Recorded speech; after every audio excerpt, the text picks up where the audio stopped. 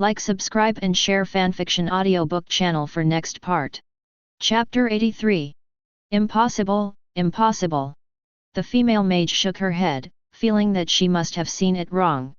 The elves have only one tree of life, and this is something that the whole world knows. How could there be another tree of life here? It must be a coincidence, they just look similar. Just as the female mage was persuading herself, an elf with pointed ears slowly walked over. Elf? It is also a new type of elf that has never been seen before.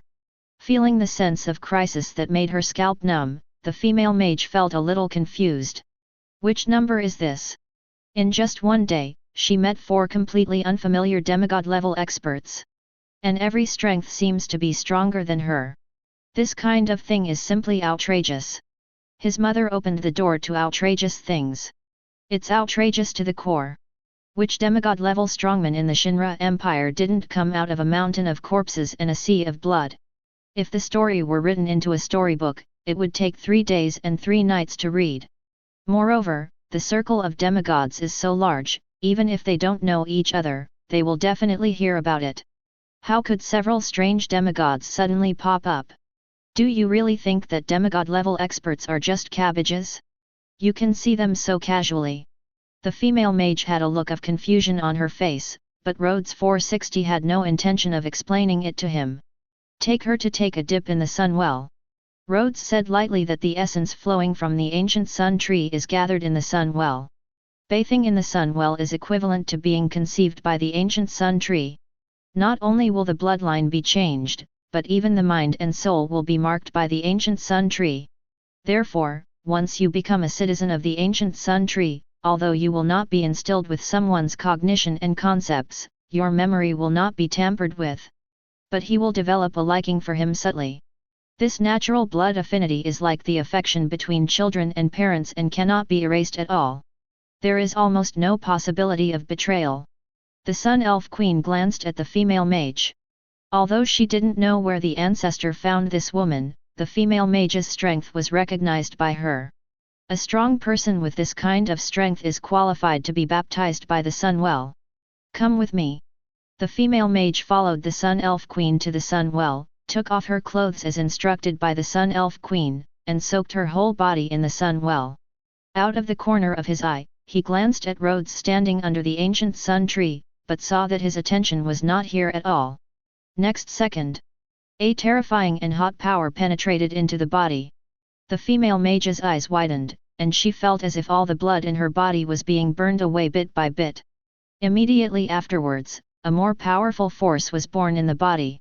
This process is quite painful and torturous, like being transformed from the inside out. In this process of rebirth, the only thing the female mage can feel is the rapidly growing vitality. And, the magic power is getting hotter and hotter. She felt like she was like a sun now, constantly emitting light and heat. Taeyang, you are lucky. Rhodes glanced at the female mage. The biggest difference between legends, sanctuaries, and demigods is that legends master the rules, sanctuaries touch the rules, and demigods have the power to master the rules. The rules this female mage masters are the very common fire rules. Now baptized by the sun well, he has inherited the power of the sun. The original rules sublimated from the flame into the sun, and the potential and combat power increased by an unknown number of times. After she fully adapts to her own power, she can at least fight with some weaker incarnations of gods.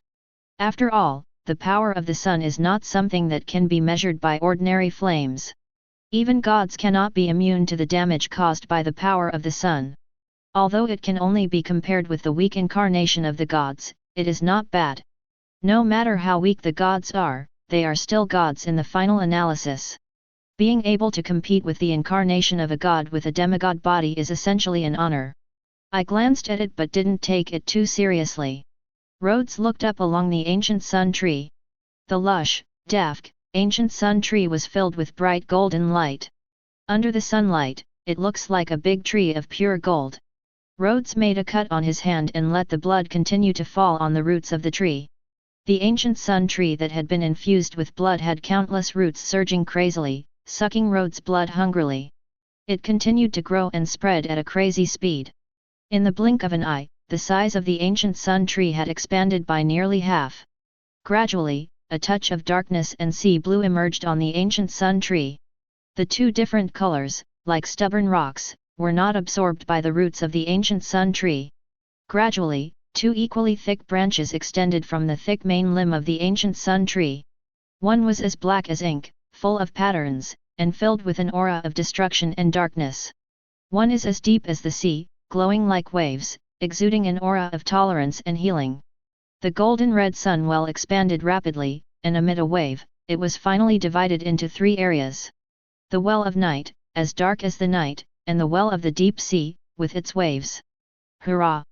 As Rhodes' blood was being devoured, ripples appeared in the well of dark night and the well of deep sea, and the two huge fetal membranes expanded rapidly as if they were inflated. Even the sun elves in the sun well who were still gestating were speeding up their gestation. Puff! With a soft sound, the extremely swollen fetal membranes in the well of darkness burst instantly. A night elf with slightly dark purple skin walked out slowly, twisting his enchanting figure. He is wearing exposed leather armor, sharp ears, eyes glowing with dark light, and his figure is unusually plump and charming. The power of the demon spread along his feet, and Rhodes could even feel the aggressive dark will. Although not as good as the first elf queen created by the ancient sun tree. However, as the world's first night elf, this night elf's strength is also quite terrifying. The combat power at the peak of the Holy Realm could reach the realm of demigods at any time. Puff! Not long after the first night elf was born, the embryo conceived in the deep sea well not far away suddenly exploded. A deep sea elf wearing a veil, only a few pieces of clothing, sky blue curly hair, and surrounded by water vapor came slowly on the waves. Brisk footsteps, beautiful figure, delicate face, gentle temperament, and sweet healing smile. Just like the gentle big sister next door, it makes people think about her. It is also the peak combat power of the Holy Realm, but the power of the deep sea elves is inherited from the grace of the ocean, and it is obviously more inclined to defense and healing types. The output capability is much inferior to that of the night elves. Father! The night elf twisted his waist and half knelt in front of Rhodes. Every movement exuded endless charm. In comparison, the deep sea elves seem a lot. He bowed slightly and his voice was gentle. Chapter 84. Don't call me father, call me ancestor. Although it is very satisfying to be called father by two cute and beautiful girls, can satisfy some people's psychological quirks. However, a gentleman like him would never be so perverted. You are the first night elf to be conceived. From now on, your name will be Sylvia, the queen of the night elf clan. Rhodes looked at the enchanting night elf. Night elves are elves bred based on the power of the devil. Masters the power of darkness and destruction, and has a relatively dark personality. Just like the drow elves, alien elves with a lustful and dissolute nature. The nature and appearance of night elves are the type that you can tell at a glance that they are not serious elves. However, the night elves are not as uninhibited and unruly as the drow. At most, they are a bit wilder in character. You are the first deep sea elf in the world, your name is Margaret, the queen of the deep sea elf clan. Rhodes' eyes swept over the two elves. The strength of the two elves is not much different, but their expertise is different. The night elves are proficient in killing, while the deep sea elves are powerful in healing. Moreover, you can inherit his magic power and precepts. If it is a deep sea elf, and happens to inherit the power of the immortal body, its healing ability will reach a quite terrifying level. Night elves, deep sea elves, plus the original sun elves. The number of elves bred by the ancient sun tree has reached 3. The most powerful one is naturally the first elf queen Gloria to be conceived. The biggest difference between Gloria and other elves is that she is the first craft brewed by the sun tongue tree. Able to withstand all the power of the ancient sun tree. Theoretically, she can inherit any of Rhodes' abilities from the sun well. It can be regarded as treatment at the level of a daughter-in-law. Gloria walked into the pool and adapted to the new power.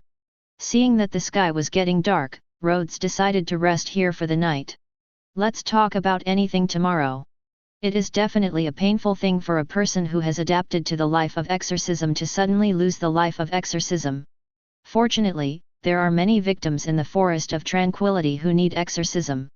I mentally condemned those hateful demons. Rhodes starts picking the twin goddesses of light and darkness in the world of chess pieces. The rescued Rapunzel and the female mage named Cecilia. A pure and ignorant princess.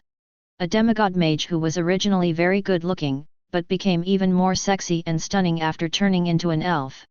In addition to this, there is the trio of Cinderella's stepmother, Mrs. Termini, Princess Aurora of the Kingdom of France, and Euphemia, the warrior's mother. Finally there are 3 high elves. The elves are a race born from his blood, and in a sense they are his descendants. But in fact there seems to be no real relationship. After all, he just donated some blood. It's not like you're donating your own children and grandchildren. From a scientific point of view, he should only be regarded as a good Samaritan who donated blood. The relationship between him and these elves is like that between a vampire and the servants transformed by the vampire. After all, you can't cut off blood and give birth to a child out of thin air, right? Those who really didn't know better thought he was a scumbag. Who is he? A tree? Thoughts flashed through my mind. Rhodes finally convinced himself. Children only take multiple choice questions, and adults generally take all questions. Although the exorcism task was arduous, it was completely bearable given his strength. It is necessary to convey the concept of helping others to other worlds. As for whether it will be rejected, Rhodes thought for a while, and there should be no one who can refuse his kindness. Sign in. Ding. Sign in successfully. Reward obtained, 10 Commandments, reverence to God. The precepts of worshipping gods, the agents of gods. Anyone who turns his back on the holder of the precepts will be regarded as disrespectful to the gods and will be forced to obey the holder of the precepts. Anyone who turns his back will be forced to obey orders. This ability is somewhat unsolvable. After all, anyone who turns their back to him will be affected by the commandments. It is not easy to achieve this prerequisite. Fly directly behind the enemy at his speed, and then make the opponent commit suicide. This takes down a powerful enemy in less than a minute. However, this commandment has a big bug. That is, does this commandment have any effect on gods? Anyone who turns his back will be regarded as disrespectful to the gods, but if the other person is a powerful god himself, is this commandment still effective? Rhodes experimented and finally came up with a result. Even if it is as powerful as the Elf Queen, a powerful demigod who can rival the gods, it will also be affected by the precepts of worshipping gods. All within the scope of being dominated. Can anyone be controlled by gods? Rhodes nodded. Although the effect of this commandment is not as powerful as unlimited magic power, it is still a very good ability. At some point, it might have an unexpected effect. Of course, if you can control even the gods, it would be truly heaven-defying. Yulia and the others should be anxious soon. It looked like it was almost noon. After another exorcism in the morning, Rhodes finally remembered the business. He originally entered the world of chess pieces with Rabbit. Before leaving, he asked Yulia and others to find a place to wait for him in the kingdom of Itel. Calculating the time, it will be almost a week. There should be only a few days until Snow White publicly chooses her husband. However, the time is quite enough. Rhodes spread his wings of light and flew towards the kingdom of Itel at a very fast speed. While passing through the forest, I spotted a mine out of the corner of my eye. There is a group of short dwarves mining ore. The dwarves are a relatively cherished monster race in this world. They and the Goblin clan are known as the 2 major magic craftsman clans. It's just that the expertise is a little different. Although the goblins are cunning, they are also clever and clever. I like to make all kinds of magic props and mix machinery and magic very much. For example, the magic vehicles that are emerging in the countries of the eastern region are almost all created by the Goblin clan.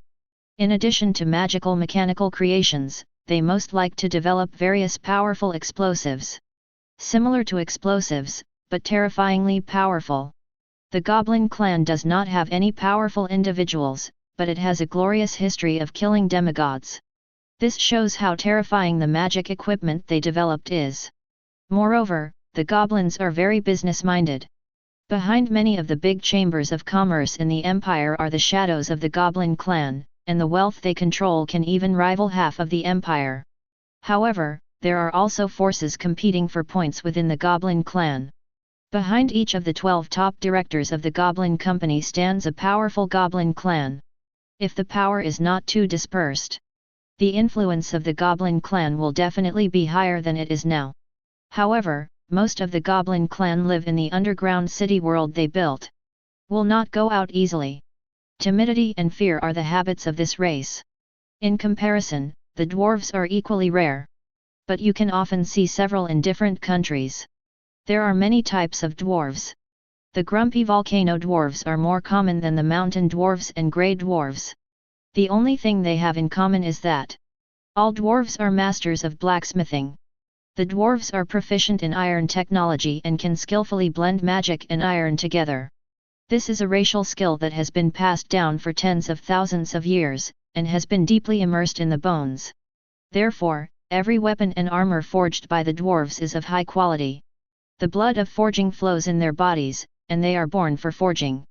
Even if it's a legendary sanctuary, or even a demigod-level expert, they will entrust the dwarf king of the dwarf clan to forge equipment for themselves. For dwarves, the factor that determines a person's status is not strength.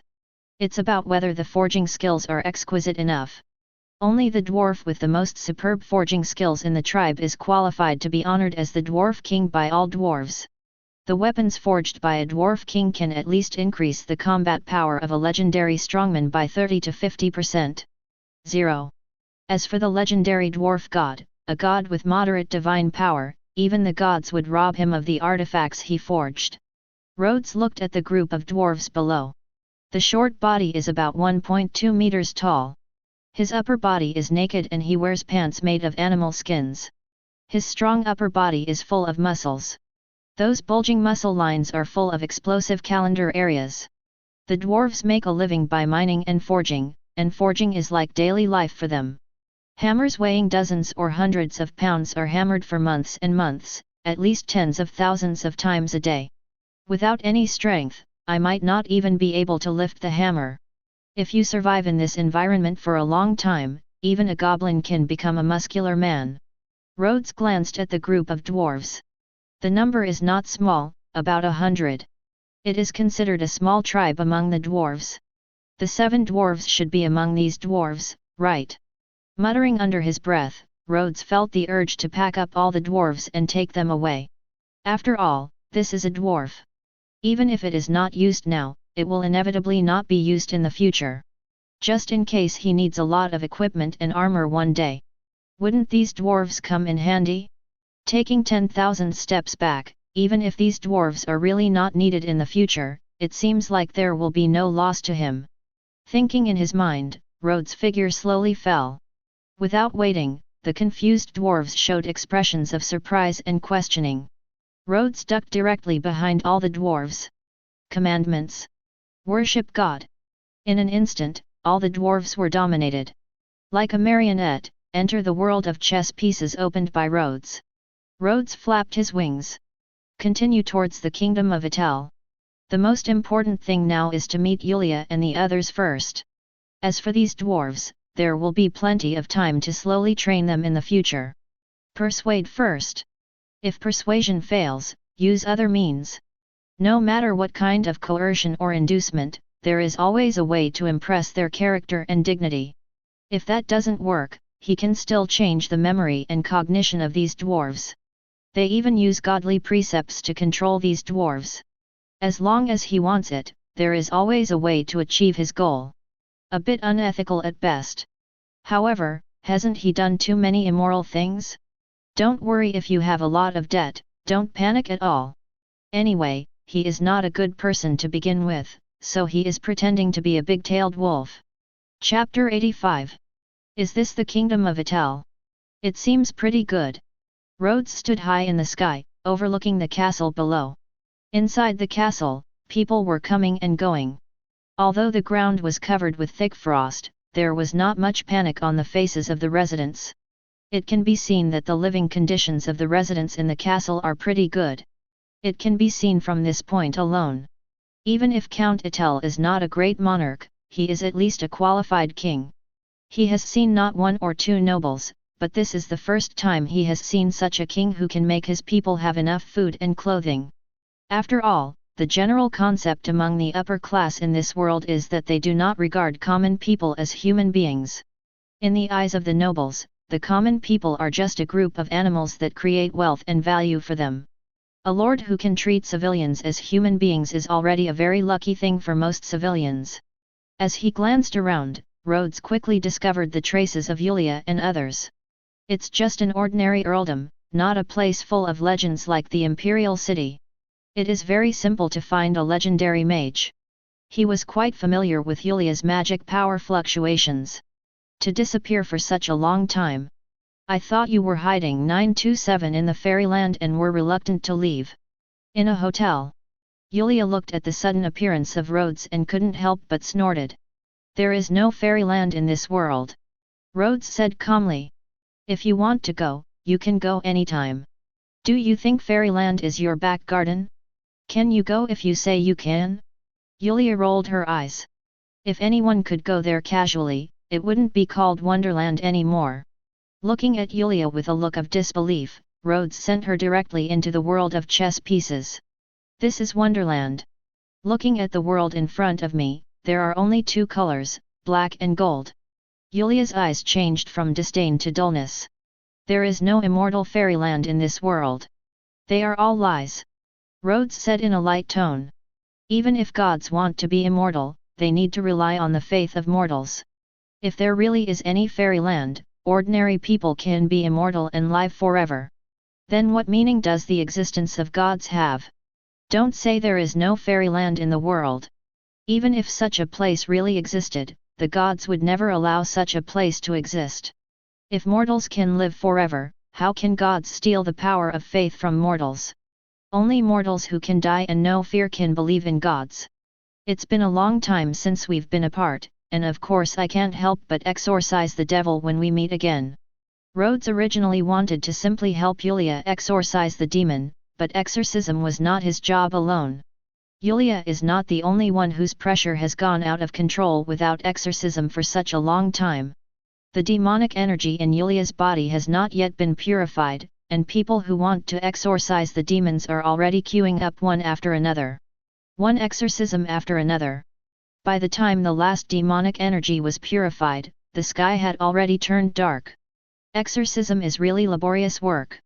Fortunately, he has an immortal body, coupled with his proficiency tempered by the sun spear, so he can purify these evil spirits so easily. If it were anyone else, he would have been swallowed up by the demonic energy long ago.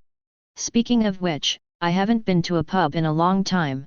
Rhodes left the hotel and walked towards the pub. Entering the pub, there is a familiar atmosphere. The civilians who had finished their busy work were chatting enthusiastically about gossip. Relieve fatigue after a busy day. Have you heard that His Royal Highness the King listened to the Queen's advice and planned to increase the difficulty of this test? What kind of evil idea is that evil woman planning again? It's clear that I don't want Her Royal Highness to find a suitable husband. Several drunkards who were drinking said, grinning. I don't know what kind of ecstasy this woman gave the king. Our wise and mighty king will actually obey this woman's words. I just hope that Her Royal Highness can find a perfect husband and stay away from this vicious queen. Does the queen have such a bad reputation? Rhodes looked a little strange. Why do I hear people say how vicious the queen is everywhere? After listening to the gossip for a while, I didn't hear anything useful. Except for some people complaining that this year's winter came a little early and was colder than previous years, they didn't save much food for the winter. The most discussed things are all about the Queen's various scandals and evil deeds. Rhodes left quietly and returned to the hotel. Early next morning. Sign in. Ding. Sign in successfully. Reward, God's grace, tornado. Tornado's grace, the grace bestowed by the Supreme God on the four archangels Suriel, possessing absolute defensive power. Call. The slight wind is surrounding me, as if there is an invisible tornado wrapping around my body. Rhodes raised his finger and stabbed himself with a demon spear. Puff! The moment the spear was about to pierce his body, he was isolated by an invisible force. A violent tornado appeared on Rhodes' body, directly shattering the dark spear. The grace of the tornado has the most powerful defensive power among the 4 graces, and can crush all attacks that come close. In terms of defense, even the power of Sun's grace cannot compare with it. Speaking of which, Count Etel's test should be in these 2 days. Tap tap tap. There was a dull sound of footsteps. Rhodes looked outside the hotel and saw a group of fully armed knights leaving towards the castle gate. His Majesty the King has decreed that if you want to win Snow White, you must complete 4 extremely difficult tests.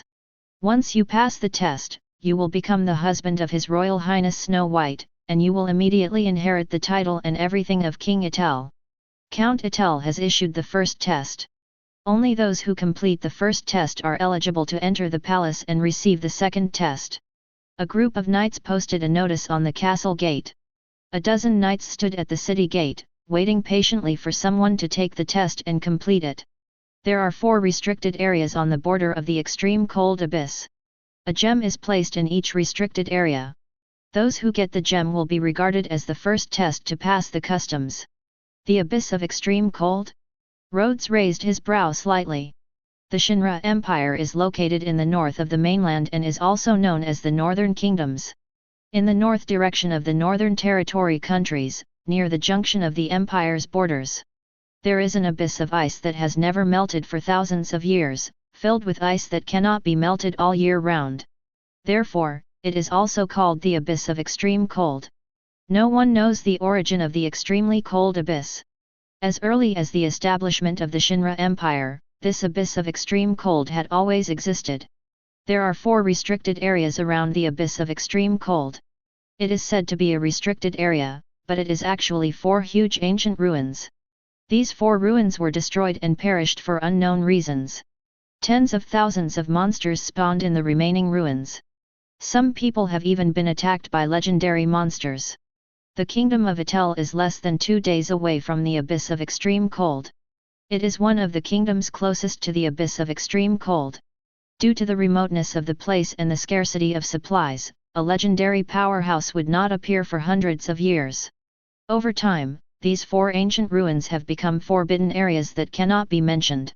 What's the use of a kingdom's lord asking for gems in a restricted area? Rhodes tilted his head. With his strength, he could even take the princess away by force. However, after all, she is the daughter that others have worked hard to raise. If you want to marry someone else's daughter, you have to follow the rules. Of course, if the conditions are too harsh, don't blame him for flipping the table. At least for now, Count Etel's conditions are not excessive. Is it too much to give a kingdom and a daughter as a dowry in exchange for just a few gems? The nearest restricted area can be reached in a few minutes. Rhodes looked north. It seems that the white haze can be vaguely seen, as well as the immortal cold abyss hidden under the haze. Call. The dark wings spread out to both sides. Rhodes jumped up, and like black lightning, he flew across the sky in the direction of the extremely cold abyss. Is this the restricted area? Looking down from a high altitude, the entire Arctic abyss looks like an iceberg formed by the condensation of ice crystals.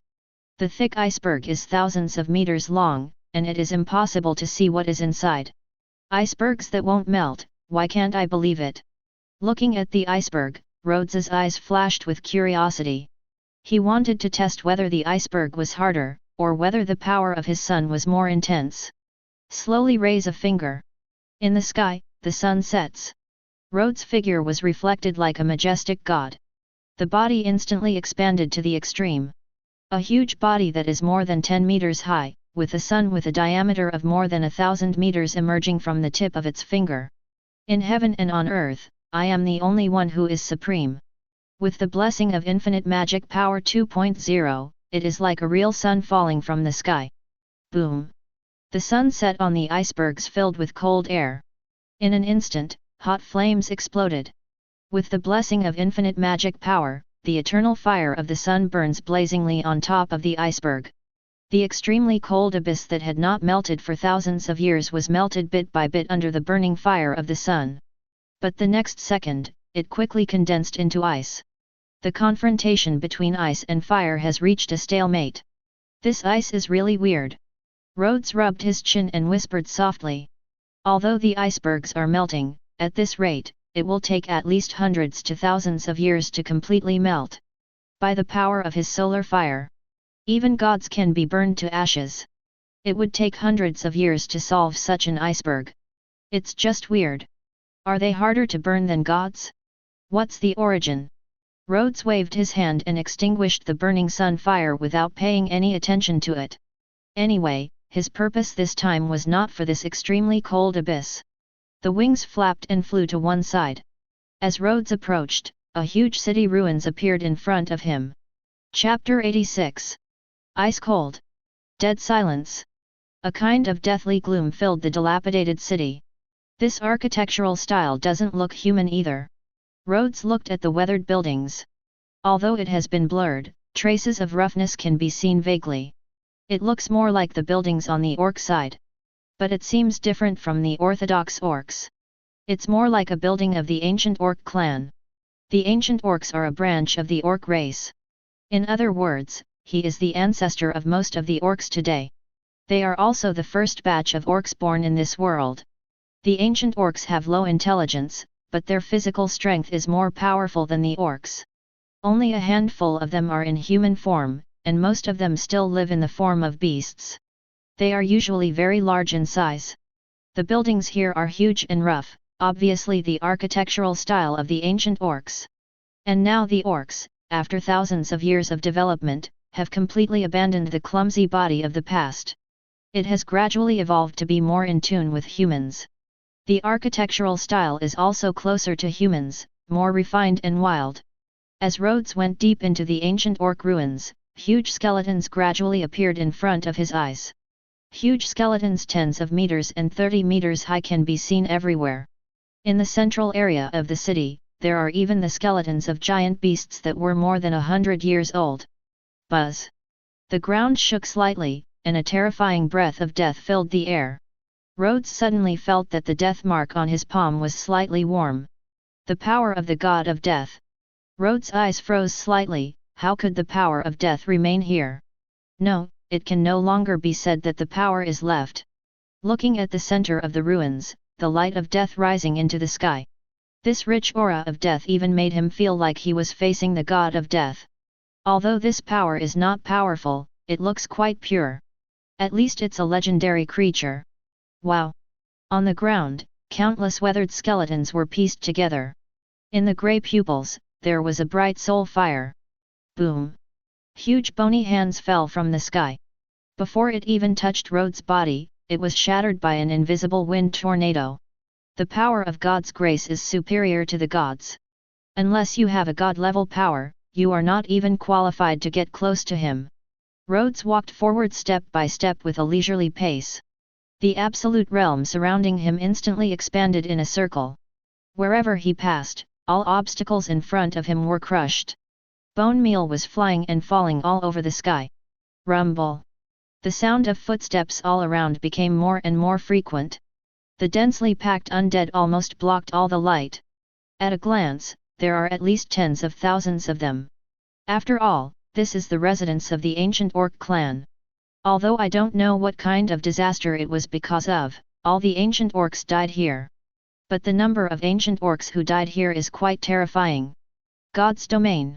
Storm. Rhodes stretched out his hand and held it in vain, and the invisible realm spread instantly, pulling all the undead into the storm realm. A violent storm. Thunder roars. The entire God's domain was filled with fierce storms, and all the undead were instantly torn apart by the storm. Ashes to ashes, dust to dust. The dead should lie in coffins. Rhodes glanced over. After releasing the God's domain, he continued walking towards the center of the ruins. Gradually, all the surrounding buildings disappeared. A rough and magnificent palace appeared in front of you. The entire palace is made of neat marble blocks, and around the palace are weathered orc guards half kneeling. Even at the last moment when disaster strikes, he still performs his duties. The one who protects the palace. Feeling the stranger's approach, the ancient orc guard half knelt in front of the palace had a green light of soul in his eyes. One by one stood up slowly, staring directly at the human who broke into the restricted area. Even though they have been dead for many years, these ancient orcs wearing armor and holding sharp weapons still maintain strong fighting power. Rhodes' figure flashed and instantly appeared behind all the ancient orc guards. The moment he turned around. Godly commandments. Kneel down. The understated voice echoed like a bell. All the ancient orc guards who had just stood up knelt on the ground involuntarily. Suicide. Rhodes didn't even look at these ancient orcs controlled by the commandments. He just said 2 words lightly. The moment he turned around and walked into the palace, there was a sound of broken bones coming from behind. Stepping into the palace, the light in front of my eyes suddenly dimmed. At the end of the huge corridor, there is a towering throne made of huge rocks. The huge figure sat on the throne, with his hands resting on a rough sword. The body, the head of a lion, the dark golden hair all over the body, and the dark robe exuded a dead luster. There is a black gem inlaid between the eyebrows. A steady stream of death breath pours out from the black gem, constantly washing the body of the lion orc, maintaining enough vitality. The magic power that caused all the ancient orcs to riot in the entire ruins spread from this black gem. What death left behind? Rhodes raised a brow. What I felt outside just now is not very clear. With such a close contact, he was sure that this gem came from the power of the god of death. But why would the god of death leave his power here? Thoughts flashed through my mind. The lion orc sitting on the throne, dragging the sword 060, slowly walked over. Call. The terrifying wind tore apart everything around it. With the blessing of the power of death, the power of this sword even reached the level of holy realm. Boom! The sword blade fell on the invisible tornado and was instantly shattered into pieces. Rhodes slowly extended a hand. Magic grab. The black gem embedded in the orc's head appeared directly in Rhodes' hand. Without the power of the death gem, the lion orc's body dispersed like wind and sand in a gust of wind. All of his power comes from the death stone. Now that the gem has been taken away by him, naturally nothing can be left of a corpse that has been dead for tens of thousands of years. Is it that simple? Rhodes looked at the death gem in his hand and raised his eyebrows. The gap in strength was there, and he couldn't let go even if he wanted to. After getting a gem, it stands to reason that you can return to the palace and conduct the second trial. In order not to run in vain, Rhodes ran to the other 3 penalty areas and destroyed all 3 penalty areas. Collect all 4 gems. Then he flapped his wings and flew towards the kingdom of Itel. When he came to the city gate, he took off the notice. When Rhodes took out the gem, he was invited to the palace by a few palace knights who were full of awe, like stars holding the moon. Chapter 87. Gem of Death, Gem of Life, Gem of Light, Gem of Darkness. Rhodes looked at the 4 gems in his hand and became slightly interested. Around the abyss of extreme cold, the 4 restricted areas for creatures are all related to the gods. Is there any secret here? One can even call it a coincidence. But now, 4 of them appear in succession. It can't be another coincidence. Thinking in his mind, he was gradually approaching the palace in the center of the castle. Outside the palace, hundreds of palace guards stood on both sides, forming a large lineup. Rhodes came to the palace under the leadership of 2 palace guards. In the luxurious palace, 2 figures walked down from the throne. Count Itel, who is serious yet gentle, is dressed in a white gold dress and has a golden crown on his head. His pale face had a sickly rossiness, and he needed help even when walking. One look showed that he was terminally ill. And standing next to her, the queen in a black dress has a stunning and beautiful appearance, with an amiable smile on her face. Rhodes was slightly surprised. Is this the hateful and vicious queen that others talk about? I really can't tell. At least, his first sensory impression of the queen was quite good. Graceful, luxurious, and generous. A standard palace lady, without any sinister and vicious temperament. Of course, all the high-ranking aristocrats in the upper class are senior actors blessed by movie stars. A person's eyes and appearance may be deceiving, and no one knows whether they are deliberately pretending. Adventurer, are you the one who has completed my test? Earl Atel's voice was weak, and he looked at Rhodes with a trace of scrutiny. In his opinion, such a young man didn't look like he could get gems from the restricted area. After all, there are legendary miraculous objects within the restricted area. Without legendary level strength, it is impossible to get close to where the gem is. Rhodes took out a black gem directly from his pocket. The rich aura of death instantly filled the entire palace. That's right, the death gem. Earl Atel's dim eyes suddenly lit up, his face became abnormally flushed, and his expression became excited. His eyes were filled with hope. Cough cough cough. Excited, he coughed violently. It took a few minutes to calm down. Now can you tell me the second test of marrying the princess? Rhodes looked at the half-dead Earl and frowned slightly. I was afraid that this guy would die if he got excited. He looks like he is only 40 or 50 years old. Why is a big nobleman in such bad health? Although the upper-class nobles rarely have top powerhouses such as legends and saints. However, because some people pay great attention to the maintenance of their own bodies. Why do you look so sick and dying when you are in your 40s or 50s, in the prime of your life? As for a disease? With the status of an earl, any serious illness or minor illness can be solved by asking a church clergy to give a blessing. Rhodes was heard asking. The excitement on Earl Atel's face slowly calmed down and he shook his head slightly. Finding a gem means that you have qualified to enter the second trial. However, if you want to conduct the second trial, other people need to collect the remaining 3. Count Atel's words stopped abruptly. Rhodes inadvertently dug into his pocket, and 3 gems fell out of his pocket. I'm sorry, something fell. What did the Count just say? Rhodes picked up the 3 gems on the ground, put them in his pocket like garbage, and asked with a smile. Other people? What other people? Now that he has fallen in love with Snow White, what about other people? Ask them if they are worthy? Count Etel was silent for a moment, seemingly speechless. Now that all the gems have been collected, I can tell you about the second test. However, it's getting late now, so we'll discuss the test tomorrow. Rhodes looked at the Earl, who looked a little embarrassed and couldn't help but have a bold idea flash in his mind. Could this guy not have thought about the second assessment at all? Etel. Speed up, you don't have much time. A cold voice echoed in my ears. Count Etel looked at the outside world as if he was unknown, and the entire palace was silent. Don't you want to save your wife? Earl Etel closed his eyes and his voice suddenly became cold. Shut up. I will naturally do what needs to be done. It's not your turn to give orders yet. It's good for you to know. The sound disappeared, and Count Etel sat in silence on the throne for a long time, his struggling expression gradually disappearing. After doing so much, there is no turning back. Bai Shui, my daughter. A faint sigh. Inside the palace, there is silence. Sign in. Ding. Sign in completed. Reward, God's grace, flash. Flash of grace, control the power of light, condense the light into weapons and defense, and have the speed of light at the same time. Rhodes held up a finger. Fingertips bloom with sparkling light. Whoosh! A ray of aurora shot out, instantly punching a thorough hole in the wall.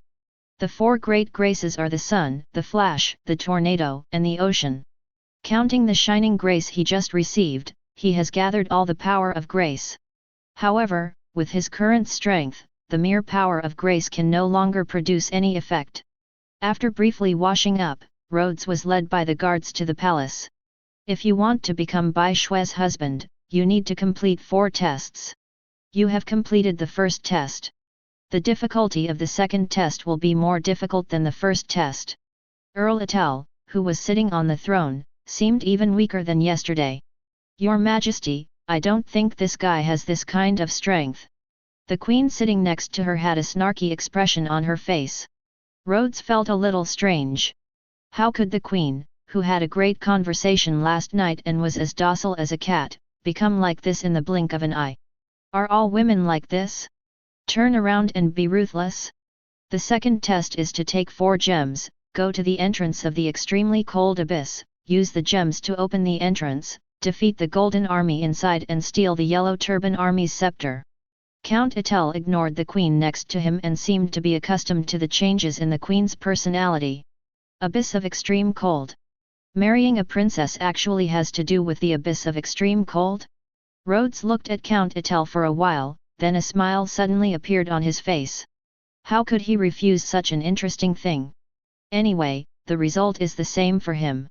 The abyss of extreme cold, thousands of miles frozen. Rhodes looked at a map in his hand and felt that the development of things was getting more and more interesting. An ordinary earl. There is actually a map leading to the depths of the extremely cold abyss in his hand. Is this something that ordinary people can get? However, compared to this, he wanted to know what the purpose of Count Etel was. The abyss of extreme cold has existed for more than 10,000 years, and can even be traced back to the early days of the Age of Spirits. The secret buried here is probably unknown to most gods. He happened to be interested too. Give me a little fun. Rhodes followed the map and walked towards the depths of the extremely cold abyss. There is a layer of shallow footprints left on the transparent ice. Vaguely, it seemed that a huge figure could be seen flashing under the water. Following the map's guidance, Rhodes came to an incomplete bridge. In front of the broken bridge, there is a gap that cannot be seen to the bottom. When you lower your head and look down, it is as dark as an abyss. Beyond the gap, there is also an abyss with no end in sight. Even if he could fly, without accurate coordinates, it would be impossible to find a way out for a while. Where is the entrance? Rhodes searched around the broken bridge for a while and soon found 4 gaps with marks. The size of the gap is just enough to accommodate a gemstone. According to the marks on the gap, place the 4 gems in sequence. There was a slight tremor, and the 4 gems bloomed with faint brilliance at the same time. A bridge of void composed of 4 colors of light, connecting to a place in the distance. Rhodes stepped onto the void bridge and kept walking along the bridge. About half an hour later, a huge portal appeared in front of us. This must be the Golden Army. Rhodes muttered softly, a strong demonic energy condensing on his body. Boom! The power of the devil condensed into a pair of big hands, and suddenly hammered towards the 2 portals. Click, click, click. On the door, a layer of frozen frost shattered, and the 2 doors slowly opened toward the inside. Zhao's revealed a passage that could accommodate 1 person walking through. Passing through the long corridor, the space in front of you suddenly becomes wider. Hoo ho ho! On the frozen wall, bunches of firelight lit up, and the dark space became brighter. How spectacular! Rhodes couldn't help but look in awe. The world of ice crystals shines under the light of fire. Ahead is a wide ice bridge, and the end of the ice bridge is connected to a huge platform. Huge sculptures exuding a golden luster were half kneeling on the platform. He is more than 10 meters tall, his whole body is covered in golden armor, and he holds a long sword, a heavy shield, a giant axe, and a bow and arrow. The armor is also engraved with dense magic lines. Each sculpture is soaked in a layer of solidified blood, as if it had experienced bloody battles in ancient times. Rhodes crossed the ice bridge and came to the platform. Rumble system. The door behind him closed silently. The ice bridge also broke in an instant and fell into the endless cold abyss. Click, click, click. The cold sound of mechanical gears rotating echoed in the enclosed space. Buzz. On the platform, the huge sculptures slowly raised their heads, their eyes flashing with scarlet light. Bang bang bang. Golden giants stood up from the ground. He stared at this tiny intruder with cold eyes. Chapter 88. This is the Golden Army. Look at these huge golden puppets in front of you. Rhodes' eyes were slightly surprised. The sound of the mechanical gears turning, the golden armor engraved with magic lines, no matter how you look at it, it seems to be the creation of the Goblin clan. Did the Goblin clan already master this advanced technology tens of thousands of years ago? This is a bit nonsense. Just as he was thinking about it, a group of golden puppets slowly surrounded him. The cold weapon was slowly raised and then suddenly dropped down. Boom! The ground shook, and the giant axe in the golden puppet's hand hit the hard ice. Rhodes' figure flashed and appeared behind the golden puppet. Commandments. Worship God. Stop. Boom! Several golden puppets waved their weapons as if they were unknown and struck at Rhodes. Click! The moment the axe blade fell, it was torn into pieces by a layer of hurricane force. It's really useless. As expected by Rhodes, these golden puppets are all creations of magic and machinery, and it is normal that they will not be affected by the commandments. Then I can only use the simplest way to solve you. A flash of light shone from his fingertips, and the ultimate brilliance instantly penetrated all the golden puppets in front of him. The next second, the torn golden puppet turned into a pool of liquid and slowly fused together. After merging the power of several golden puppets, an even larger golden puppet appeared in front of Rhodes. Strength has become stronger. Rhodes muttered quietly. The strength of ordinary golden puppets can only be said to be average. And now the golden puppet is close to the legendary level. The sun without mercy. Boom! The sun is setting. Everything in sight was burned by the extreme high temperature, and even the extremely cold ice that had existed for at least tens of thousands of years gradually showed signs of melting. However, the melting speed of these 863 extremely cold ice is very slow. If you want to completely melt the entire extreme cold abyss, it will take hundreds or even thousands of years to be possible. Rhodes held his hands in his arms and quietly looked at the golden puppets that were constantly being restored and destroyed. Every time they are destroyed, the golden puppets will merge with each other. After the second fusion, the first legendary golden puppet was born from the golden puppet. After the third fusion, all the golden puppets became legendary. Hundreds of legendary gold puppets only struggled in the sea of fire for a few seconds. It was melted into liquid again. Rhodes couldn't help but click his tongue slightly. The effect of the infinite demon plus the magic power of the sun is simply incomprehensible. The burning and never-extinguishing flame can continue as long as he wants. After 4 or 5 meltings, most of all the golden puppets have disappeared. There were only 10 golden puppets left that exuded the aura of the sanctuary. Under the burning again and again, it is constantly reborn and destroyed. After all, it is something created by the day after tomorrow. Rhodes looked at the golden puppet that was melted again, and took the initiative to extinguish the sun's fire. After all, these golden puppets are artificially created things. As long as they are made of materials, they will have an upper limit of carrying capacity. The materials used to create these golden puppets can only hold the power of the holy domain at most. If it exceeds the sanctuary level, the material will not be able to carry the power of the golden puppet, and will instead self-destruct. Of course, it is also possible that the people who built these golden puppets were not skilled enough. At most, it can only create a holy level golden puppet. Anyway, no matter what the reason is, the upper limit of the power of these golden puppets is the sanctuary level. Although their strength is not very good, the vitality of these yellow, deaf, gold puppets is really tenacious. Looking at the golden puppet getting up again, Rhodes felt a little impatient. The power of the sun merged with the power of the devil, turning into a pitch-black spear that exuded the aura of destruction. The spear pierced the body of the golden puppet, and the destructive force caused the golden puppet to completely lose its ability to move and be unable to get up again. When all the golden puppets lost their power, they turned into golden liquid and merged together. A pure golden scepter full of strange patterns slowly emerged. The dazzling light spreads around, seeming to represent a symbol of power and wealth. Rhodes grasped the golden scepter. In an instant, the golden liquid spread along the palm of his hand and spread all over his body, finally condensing into a golden armor with a cape and a golden crown. So, do I now have control over the golden army? Rhodes looked at the golden armor on his body with interest and lightly tapped his foot. Stand up! My soldiers! Whoosh! The golden liquid surged out towards the surroundings like a tide. The ground was rendered golden yellow. The next second, golden puppet giants emerged from the golden liquid. All the golden giants turned around at the same time, half knelt down in the direction of Rhodes, and slowly lowered their heads. I have obtained the golden scepter. I don't know what will come next. Rhodes looked at the dark gate behind the golden army. Now that we have come this far, there is of course no reason to leave and return.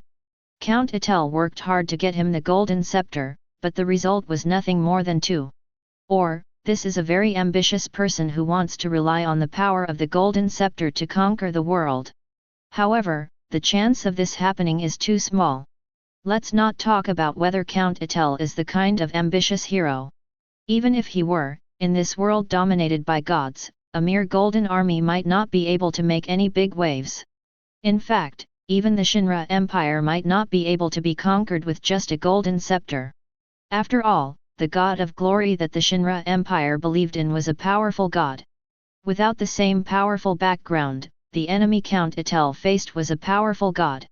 Just relying on 10 holy level golden puppets to conquer the entire Shinra Empire is no different from dreaming.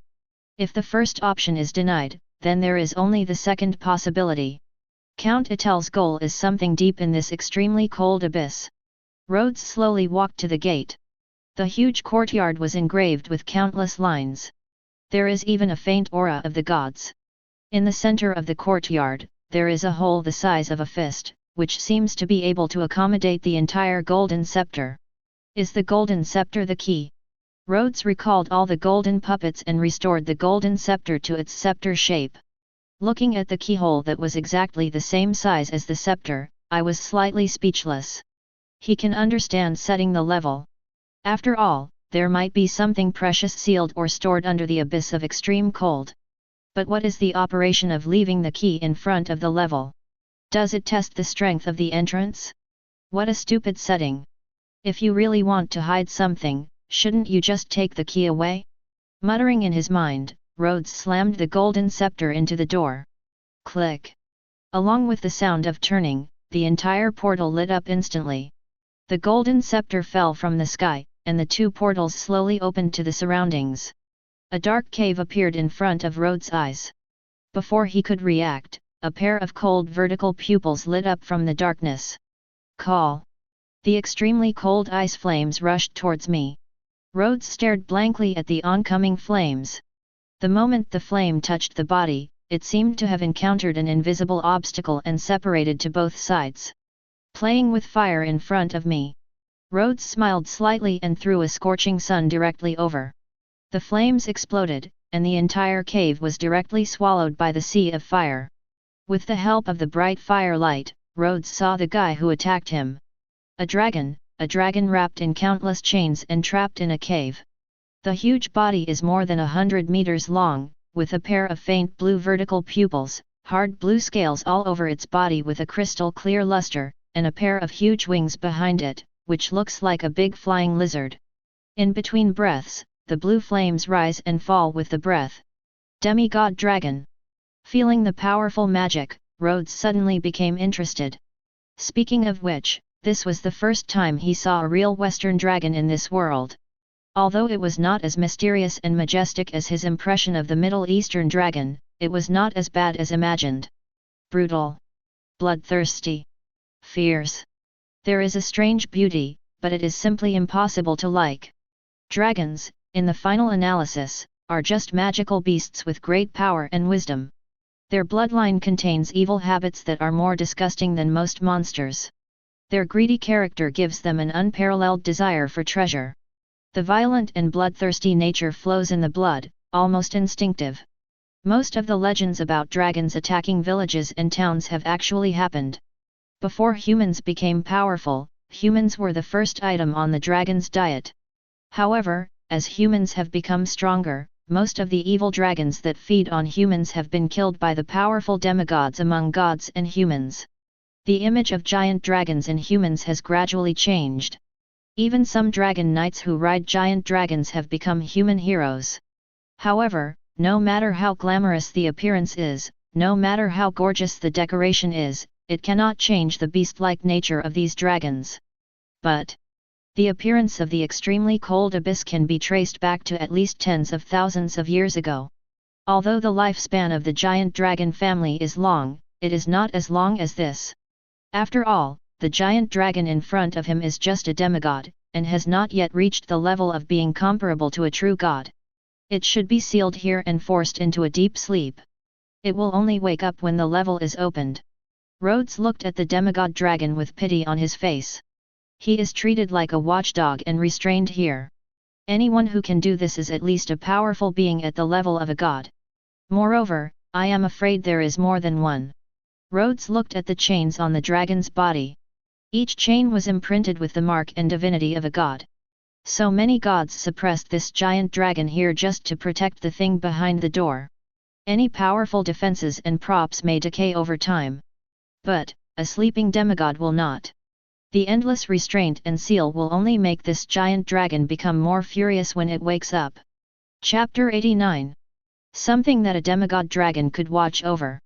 What will it be? Rhodes felt even more curious. Despicable human. I'm going to eat you. The scales as hard as ice crystals gradually showed signs of melting under the fire of the sun. A low roar came from the mouth of the giant dragon that was burned by the flames. The pain was uncanny. He had no idea that a human could hurt it. In its memory before it was sealed by the gods. Human beings are nothing but weak, and synonymous with lowliness. No matter what kind of monster it is, it will feed on humans. Perhaps the only thing worthy of praise for this race is its powerful reproduction speed. No matter how they eat, human blood has never been cut off. But now the appearance of this human has broken the inherent concept in its mind. He felt the threat of death from this human being for the first time in a long time. What a joke! The dragon's mind was filled with disbelief. Must be an illusion. How can a mere human being make it feel the breath of death? After all, even the gods would have to pay a huge price if they wanted to kill it completely. Otherwise, how could he be caught here to guard that dangerous guy? Eat me! Rhodes tilted his head and looked at the angry and roaring dragon with interest. Are you serious? Rhodes asked with a smile. The indifference in his eyes made the dragon tremble uncontrollably. It seemed like I saw a demon with its fangs spread out. He asked it with a ferocious face, have you thought about how to die? The fear emerging deep in his heart made the dragon feel unspeakable anger after a brief moment of timidity. Just human food. It actually made him show such a timid mood. Simply unforgivable. If this human is not killed, it will become a shame to the dragon clan after it goes out. Nailed on the pillar of shame for eternity. Damn guy, go to hell. Boom. Amidst the roar, the extremely cold ice flames suppressed the fire of the sun in an instant. Sprayed in the direction of Rhodes. Die. An aurora flashed, and Rhodes' figure appeared above the dragon's head. One foot landed lightly. Boom. The giant dragon was caught off guard and hit the ground directly, its jaw almost shattered. Little reptile, even the dragon god of your dragon clan would not dare to speak to me like this. Rhodes looked down at the giant ice dragon. The god that the dragon clan believes in is called the nine-faced dragon god. It is the first giant dragon in the world and the origin of all dragon clans. But limited by the belief of the dragon clan, it is just a god with medium divine power. However, the dragon clan's combat power is powerful, so the nine-faced dragon god's strength can be compared with most powerful gods. However, he has killed all truly powerful gods, let alone a weak god with medium power. Although I don't know how to open the door behind you, it should be enough if I kill you. Rhodes slowly raised the divine axe in his hand. Ever since he became stronger, his reliance on the divine weapon became weaker and weaker. So much so that he hadn't used this axe for a long time. However, there will be blood today. Baptized with the blood of the dragon, the power of the divine axe will become more powerful. Puff! Amidst the dragon's wail, Rhodes split open the dragon's body with an axe. The powerful force almost cut the giant dragon in half. This human being! How could it be so powerful? The giant dragon, which had no ability to resist, widened its eyes and shivered. He couldn't believe that he was almost killed by the opponent in the blink of an eye. In its imagination, even if this human being could defeat it, it would at least have to go through a life and death struggle before it would be narrowly defeated. Kill a demigod with one blow? What kind of power is this? Even gods cannot have such a powerful force zone. Demigod, it seems like I haven't killed anyone in a long time. Looking at the dying dragon, Rhodes whispered. His eyes seemed a little nostalgic. That is to say, he has been cultivating his moral character recently. If he had been grumpy in the past, this little lizard might not have survived even one round. Through the flash of blood, Rhodes discovered that there was a key in the dragon's heart. So, if you want to get the key, you have to kill this big lizard first. However, it doesn't seem to be that troublesome. Rhodes tilted his head and reached out to grab it. Magic grab. Whoosh. The key disappeared instantly and appeared out of thin air in Rhodes' hand. So, sometimes there's no harm in being a little more crafty. Looking at the dying dragon, Rhodes raised the axe in his hand, just about to kill the big lizard and make soup. Suddenly it occurred to me that it would be nice to use such a domineering thing as a mount. Forget it in the past, the treasure house guard is considered a high-level monster, and it is not too low-level to use it to pull a cart. But now that his family has a big business, he relies on a dog to pull a cart when he goes out, which feels a little wrong. After all, the demigods and saints around him could almost form a football team together. Is it ridiculous to ride in a dog-drawn carriage? Hey, big lizard, how about being my mount? Rhodes squatted in front of the dying dragon, holding down the dragon's head with one hand, with a bright smile on his face. Dragon Knight or something, sounds quite interesting. Be my mount and I will cure you. If you refuse, I will have no choice but to kill you. Looking at this human being so close, the giant Arctic dragon was trembling all over. That smiling face looked like a devil grinning in its eyes. It had no doubt that if it refused, the human would crush its head in the next second. I promise. Owner. The extremely unruly giant ice dragon agreed directly. The dragon clan has no such thing as propriety, justice, and shame, and they adhere to the habits of the orc clan. In the world of beasts, the experience group is the only bargaining chip. Powerful beasts naturally stand at the top of the food chain and dominate all resources in the surrounding territory. Other beasts can only survive by surrendering to this beast king.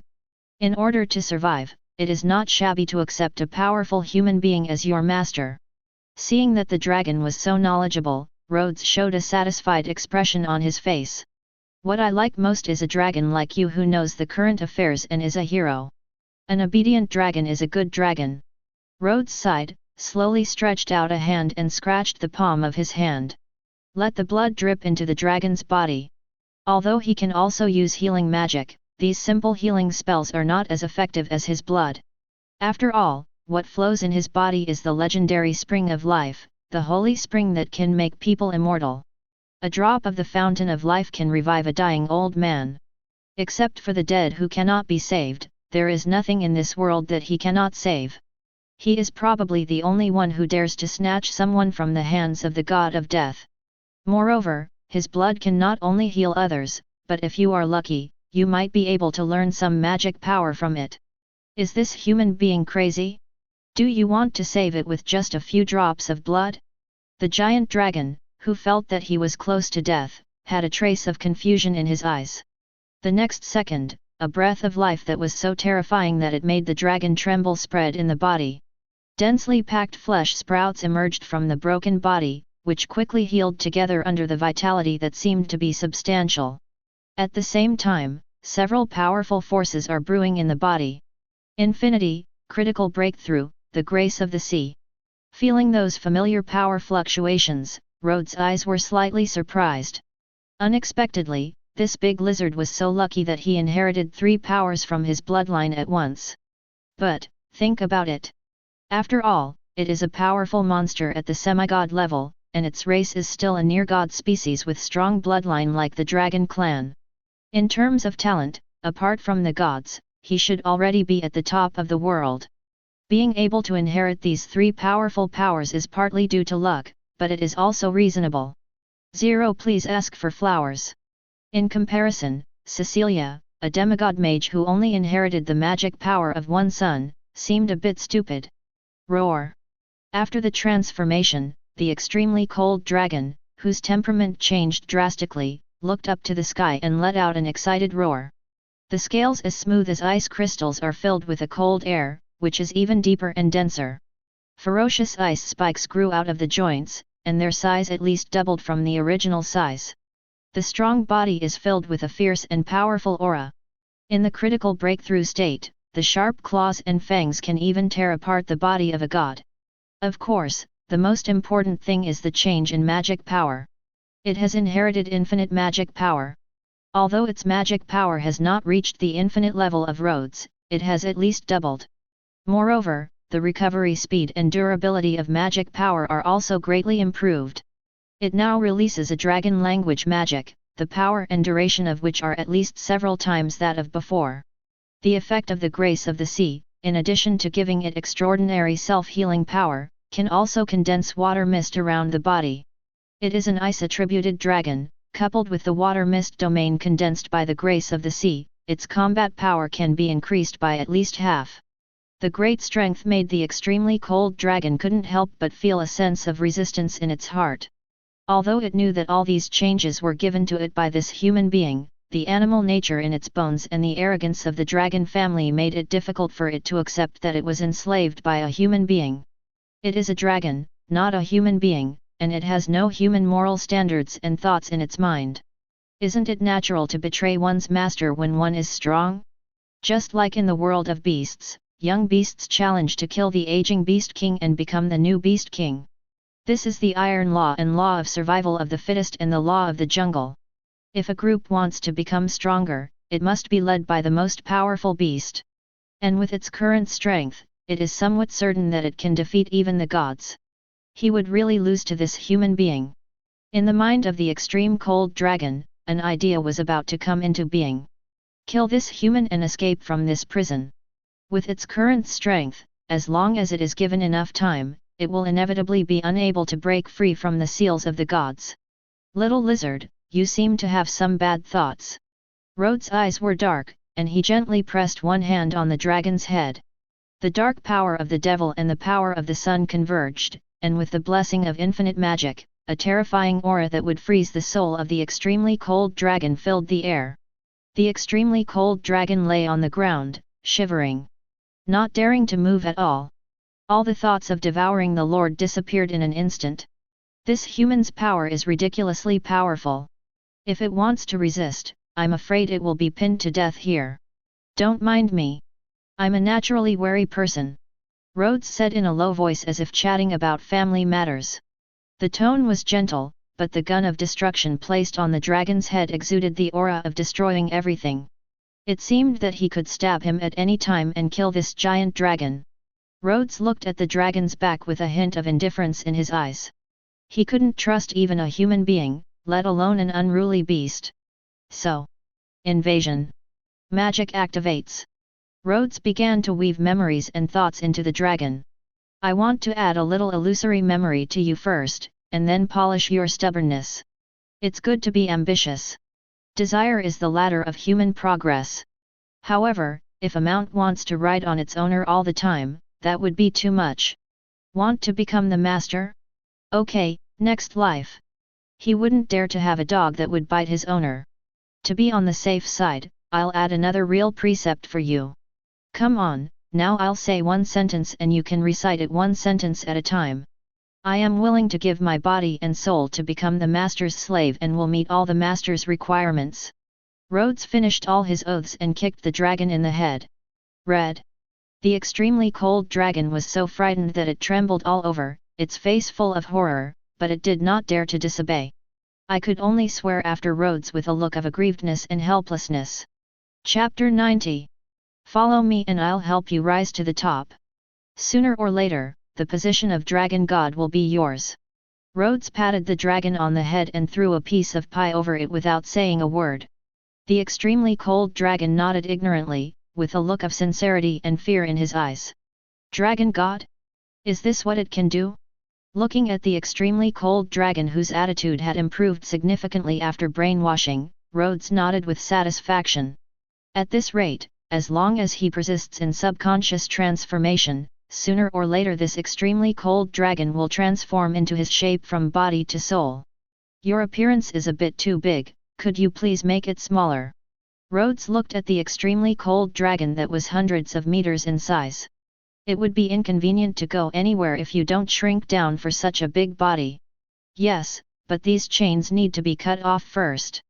The extreme cold dragon nodded, and then said a little embarrassedly. These chains are the shackles of the gods that bind it. If the chains are not cut off, he cannot become smaller at all. Simple.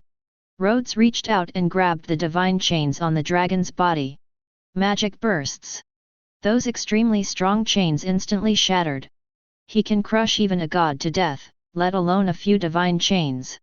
The extremely cold dragon, whose shackles were torn apart, let out an excited roar. It has been trapped in this dark place for an unknown length of time. Although it spends most of its time sleeping and sealed, its mind occasionally wakes up. I have long been disgusted with this prison. Now, we can finally get out of trouble. Get smaller. Rhodes frowned. The extremely cold dragon, whose face was full of excitement, froze slightly. Na opened his mouth 633 and his body shrank rapidly. Rhodes glanced at the shrinking Arctic dragon. His originally careless expression suddenly became frozen.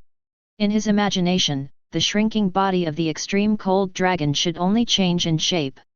But now, the development of things seems to be somewhat beyond his expectation. The huge body of the Arctic dragon slowly disappeared, replaced by a tall iceberg goddess wearing an ice blue corset, short skirt and armor, with long straight white legs, bulging front and back.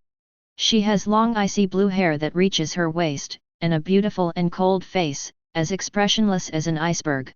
The indifference that repels people thousands of miles away can make people feel scared even from a distance. Are you telling me this is a dragon?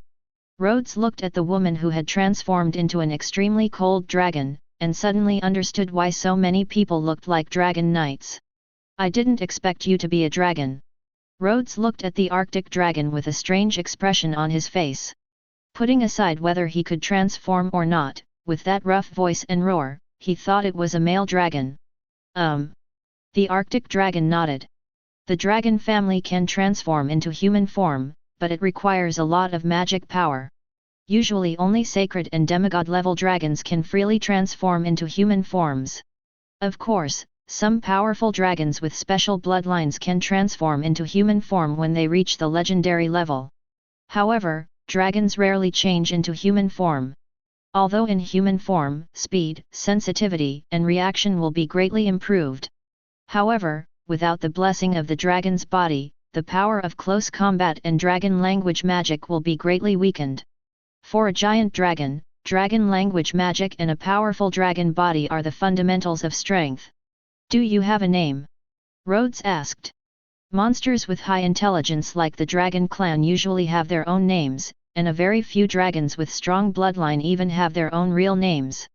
A name is just a title, but a real name is the source of power. For monsters, their true name is both the source of strength and the source of restraint. Just like a demon. High-level demons usually have their own real names and know the other person's real name, and even ordinary people can expel them. There are 3 ways to obtain your real name. Certain monsters with powerful bloodlines are born with their own true names. It is usually inherited from one's parents. The second type is that after reaching a certain level of strength, one's true name will be born naturally. Moreover, not all monsters can have their own real names. Of all the known races, only the dragon race and the demon race can do this. The third type is to be given Genluo by a more powerful superior who consumes magic power. After being given a true name, the magic power will increase explosively with the name-giver's strength, and at the same time gain some of the name-giver's abilities. It is equivalent to a permanent buff blessing. However, it is very difficult to be given a real name. Giving a true name will consume the magic power of the name-giver. The stronger the name-giver, the more magic power is consumed. Moreover, there is a limit to the number of times you can give others your true name. Unless he is a close relative by blood, no legendary and powerful man would be willing to sacrifice his own magic power to help others. Atlanti. The extremely cold dragon was silent for a moment and said slowly. Atlanti is her name, but it is not her real name. There are only a few dragons with strength as strong as hers, and few high-ranking dragons who can give her a true name. Even the 9-faced dragon god believed in by the dragon tribe cannot possibly sacrifice his divinity to give a name to a demigod dragon. After all, the cost of giving a name to a demigod dragon is greater than the loss of the divine body being blown up several times. If the divine body is exploded, it can be recondensed at most by losing some faith. However, giving a name to a demigod dragon is really a stretch.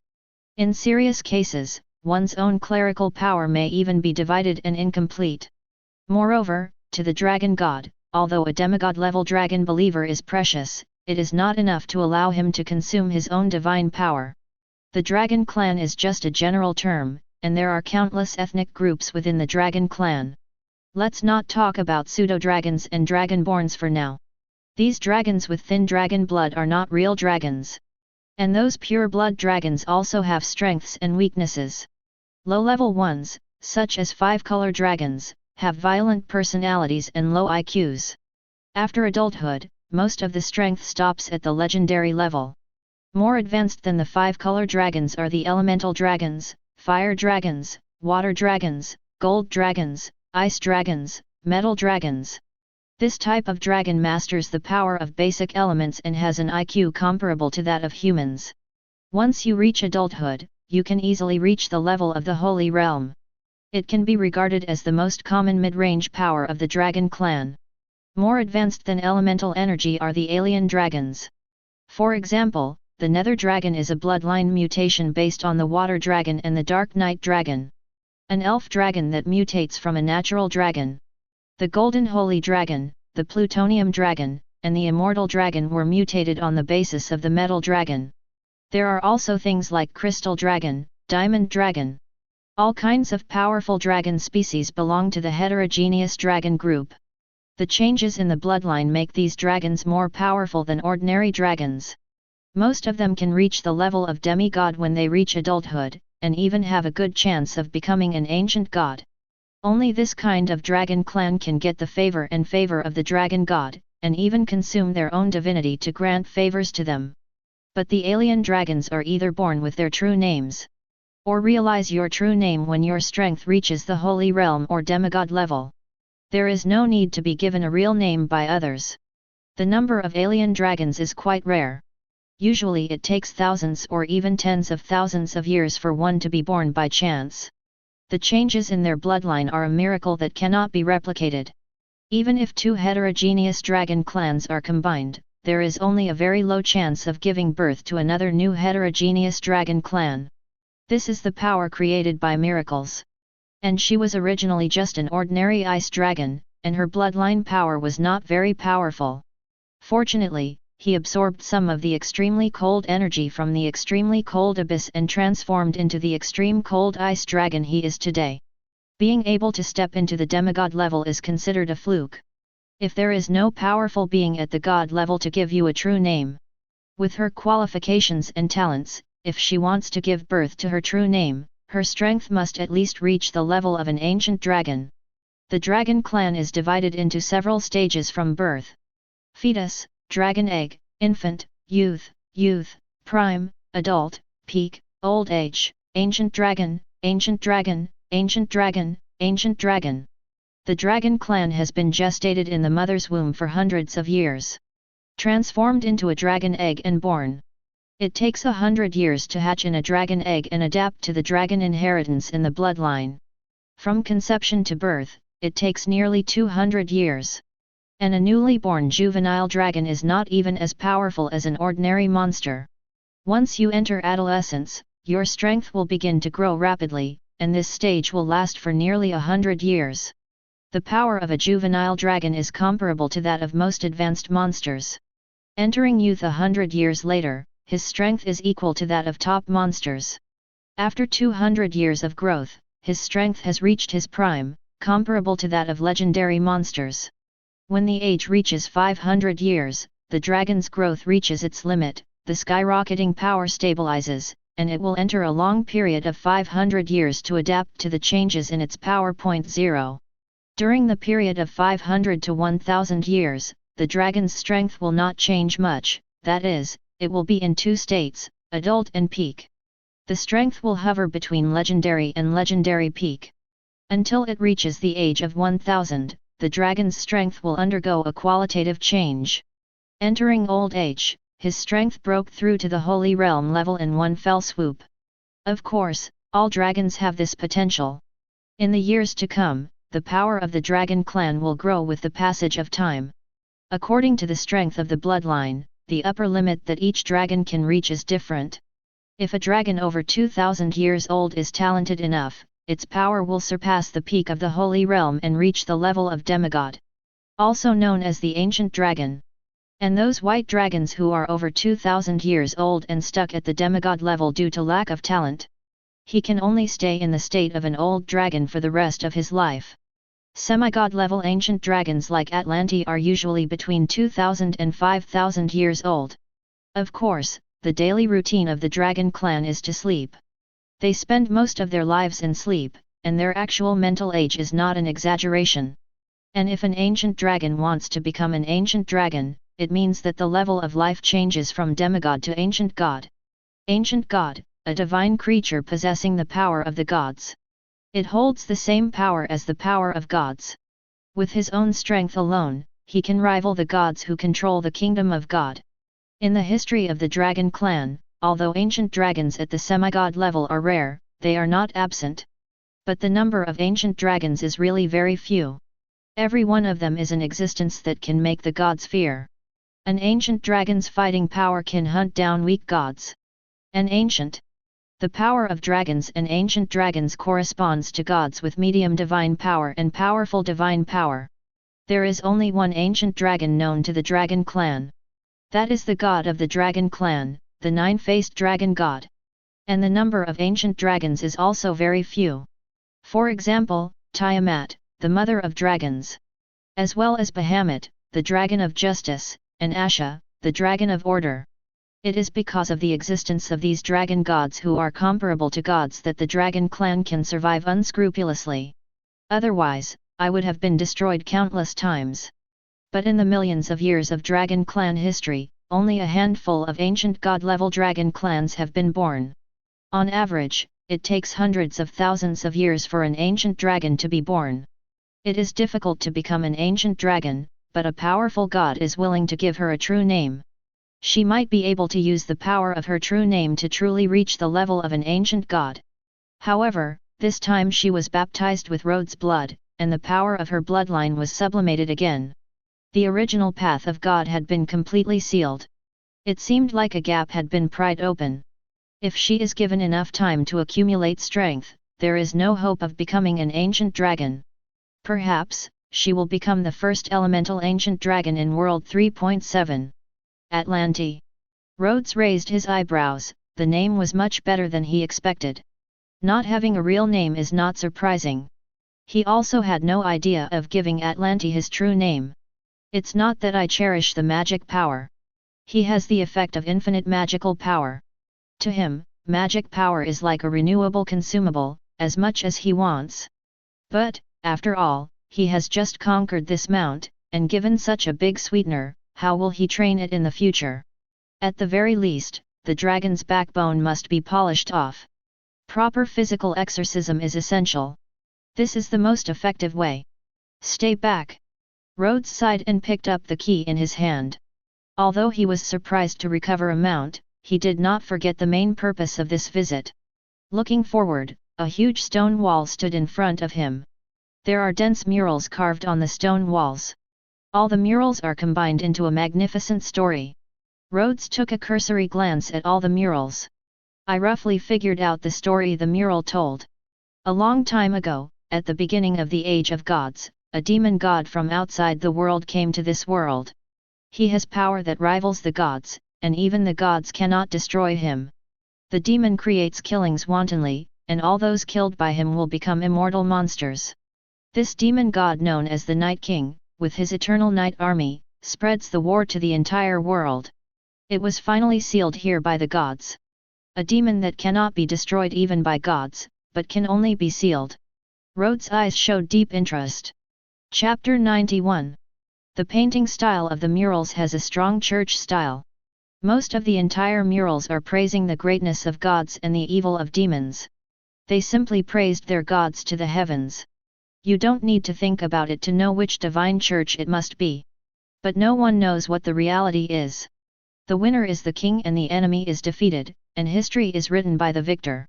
Rhodes slowly inserted the key in his hand into the button in the center of the mural. As the key was inserted, countless dense cracks appeared on the mural. The next second, the mural was damaged, and a deep cave was revealed in front of him. It was pitch black inside the cave, and no light could be seen. Rhodes threw a ball of sunfire. The entire cave was suddenly illuminated. In front of him is a long corridor. On both sides of the wide corridor, there was an army with no end in sight. The ice blue skin is as stiff as a zombie, and he is wearing armor made of ice crystals. This army contains creatures from all races. Every soldier of the Eternal Night Legion has countless traces of sword wounds on his body. Ferocious. Brutal. His blood-red eyes were filled with hatred for all living beings. This is the Eternal Night Legion, the disaster that once swept the entire world. However, history is too long, and few people still remember that period. Eternal Night Army. Looking at the endless army of the dead, Atlanti behind Rhodes showed a trace of fear in his eyes. Only those who lived in her time knew what this title represented. Immortal. Immortal. When the iron hooves of the Eternal Night Legion step through, the entire world will be swallowed by the Eternal Night. This is a curse that is passed down from generation to generation. The decline of the Orc Empire and the demise of the Elven Kingdom. Countless races have declined as a result. The rise of human beings from that era of numerous races has a lot to do with the emergence of the Eternal Night Legion. If it weren't for the Eternal Night Legion, there is simply no chance for humanity to rise today. The Eternal Night Legion, which once terrified all races, is now sealed in a layer of solid ice. Sleeping like a dead man. It's really touching. Passing through the long corridor, almost crossing the entire Arctic abyss. The countless Eternal Night Legion finally gradually became less and less in number. But the number of types is getting larger and larger. Dragons, trolls, orcs, elves, and even giants. All races that exist in the world can be found here. Although the Eternal Night Army in the depths of the extremely cold abyss is few in number, its strength is exaggeratedly powerful. Every ice sculpture frozen here exudes a powerful aura. At the very least, they all start at the legendary level. The deeper you go, the more powerful the Evernight Legion you encounter. Legend, Sanctuary, Demigod. Rhodes saw more than a dozen demigod creatures alone. As for the number of sacred and legendary creatures, it is even more terrifying. Rhodes wasn't surprised either. After all, this is the Eternal Night Legion that once swept the entire world. Compared with the millions of miscellaneous soldiers of the Evernight Legion in the first half, this is the real core of the Evernight Legion. With those bloodthirsty eyes in his eyes, Rhodes moved forward without any pressure.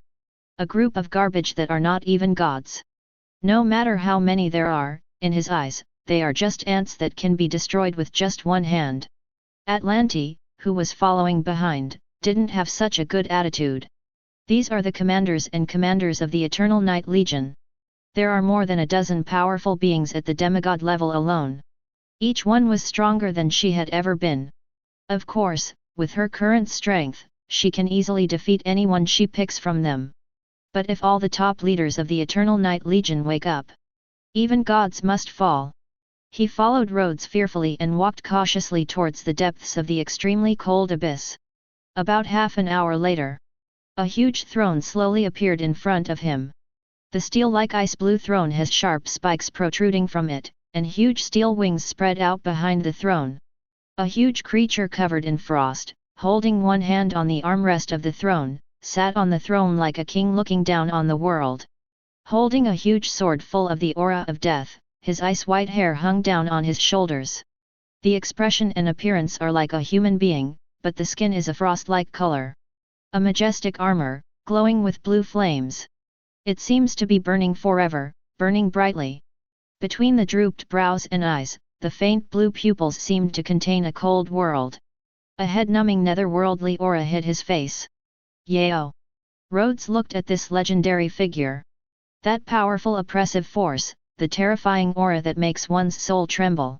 At least he was an ancient god with powerful divine power. It's interesting. Rhodes' eyes showed full of interest. A powerful ancient god can actually stay in this world. This is simply an incredible thing. You must know that the power that the main material plane world can accommodate is limited. Regardless of whether it is a god or an ancient god, once the power reaches the limit of the world's capacity, it will be expelled. The will of the world doesn't care who you are. Beings that are too powerful are like moving natural disasters. Every action they take may cause irreparable damage to the material world. The will of the world will be driven by instinct to drive out these guys who will hurt themselves. But the existence of the Night King broke this rule. He has power beyond the limits of the world, but he is not rejected by the will of the world. This is very interesting. Rhodes walked slowly to the throne. The huge throne is hundreds of meters high. The Night King sitting on the throne is almost 500 meters tall. Standing in front of the throne, he was as small as an ant. But in Atlante's eyes, he seemed to see two magnificent giants confronting each other. The terrifying aura solidified like substance, and the space seemed to twist and collapse with the collision between the auras. Although the Night King is sealed, it does not mean that he is dead. The gods sealed his body and soul, but they could not imprison his mind. The remaining strength of this decayed body is already so powerful. You are not bad at all. Barely qualified to be my opponent.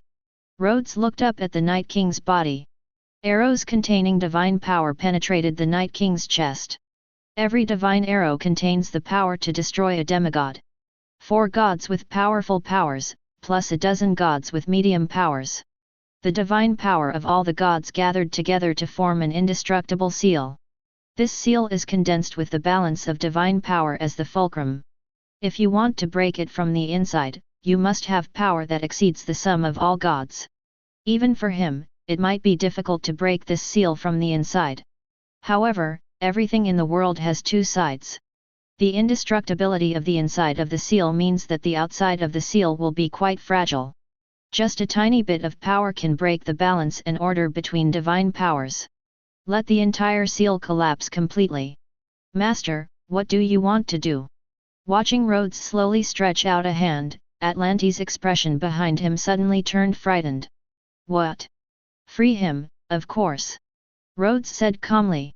An aurora gathered at the fingertips and instantly penetrated the Night King's body. After a brief silence, a terrifying power emerged from the Night King's body. More than a dozen strands of divine power exploded, turning into chains of order that wrapped around the Night King's body, trying to forcibly suppress him.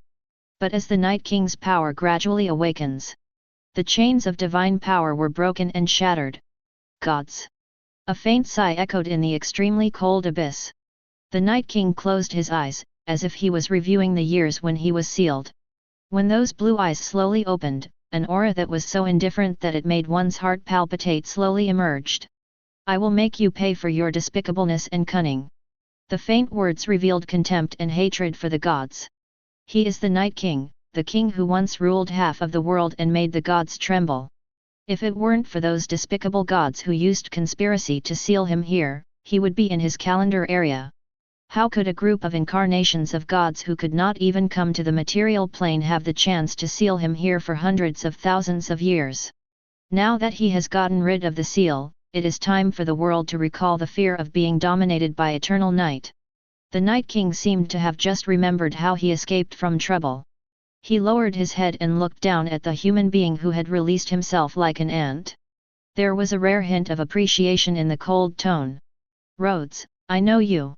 You know me. Rhodes narrowed his eyes, looking a little surprised. How did you learn about an ancient god who had been sealed for who knows how many years? Certainly. The Night King had a matter-of-fact look on his face. Do you think it's really a coincidence that you are here? Everything you do is under my control, from Itel's test to your entry here, everything is carried out according to my will. Although the gods have sealed me here, it is not difficult for a ray of will to penetrate into the outside world for such a long time. The Night King stood up slowly, his huge body almost touching the ceiling. It seems that I haven't communicated with others for a long time, and I seem a bit chatty. My will passed through the seals of the gods, wandered outside the seals, and accidentally merged into Itel's body. I lurked in his soul for decades, until Bai Shue's mother died, and Itel, who couldn't bear the blow, was heartbroken. At this time, I suddenly appeared and helped him store the queen's soul in a woman, who is now the queen. Rhodes raised a brow. The development of this matter seemed to be gradually escaping from his imagination. This guy actually has contact with the outside world? A complete soul is split into more than a dozen parts, including kindness, viciousness, insidiousness, jealousy, tenderness. The evil deeds caused by the Queen's extreme character are difficult for Etel to accept. But the only way to truly resurrect the Queen is to lift the seal on me. That's why this difficult trial and your appearance came about. Rhodes rubbed his chin. Are you so sure that someone can free you from the seal? Think about the enemies he encountered along the way. Legend, sanctuary, demigod. In a place as quiet as the Etel kingdom, it is not an easy task to find a demigod who has the ability to help him lift the seal. Even if someone could defeat the guarding demigod, they would probably be dissuaded by the mural on the door.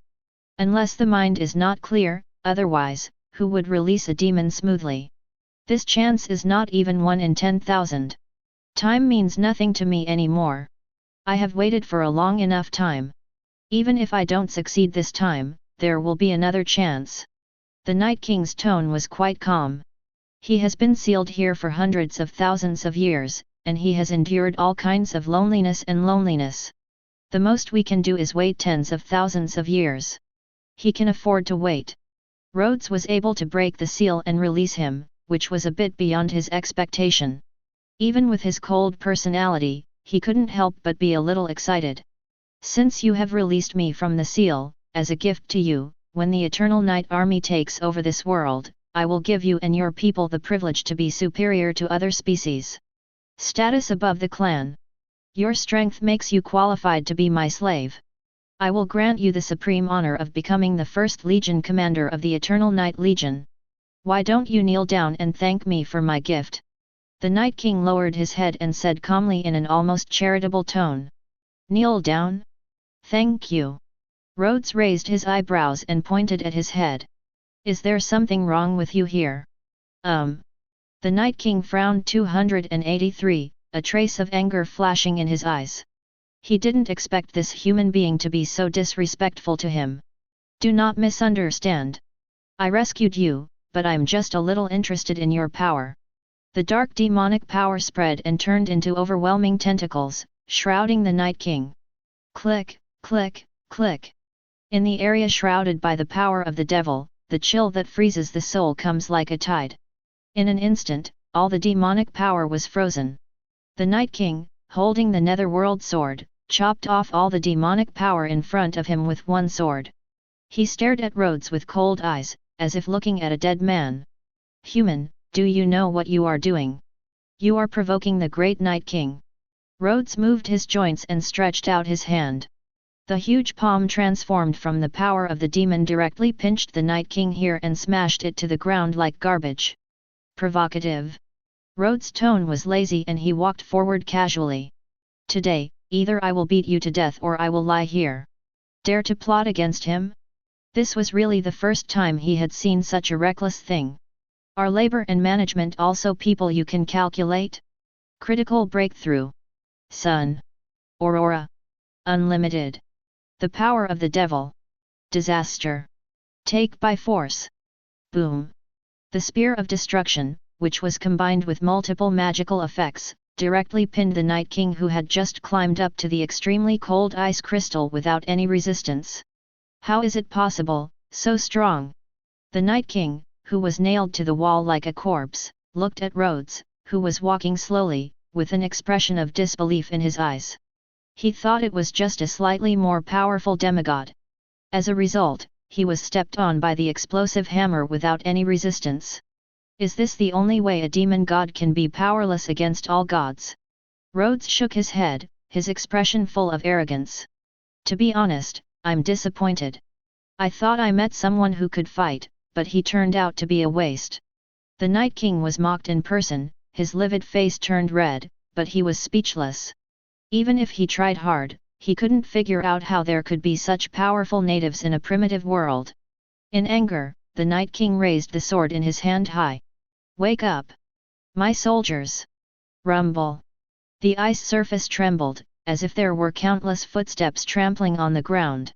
Rhodes glanced out of the corner of his eye and saw that the ice crystals covering all the Eternal Night Legion slowly melted at a speed visible to the naked eye. The Eternal Night Legion, which had been dormant for countless years, revived at this moment. Eternal night comes to this world again. Roar! A shocking roar sounded from behind. A hurricane is coming. Puff. Blood is flying. Rhodes looked calmly as he watched a frost giant covered in ice crystals attack from behind. Then he was strangled by an invisible tornado. Demigod! He muttered something in a low voice. It's hard to tell whether the look in his eyes was mocking or contemptuous. With this level of strength, you are not even qualified to touch him. Chapter 92. However, this ability is quite good. Looking at the giant that was shattered by the tornado, the broken body slowly healed. There was a flash of interest in Rhodes' eyes. Although not as good as his grace of the sea and immortality. However, this level of self-healing power is also quite terrifying.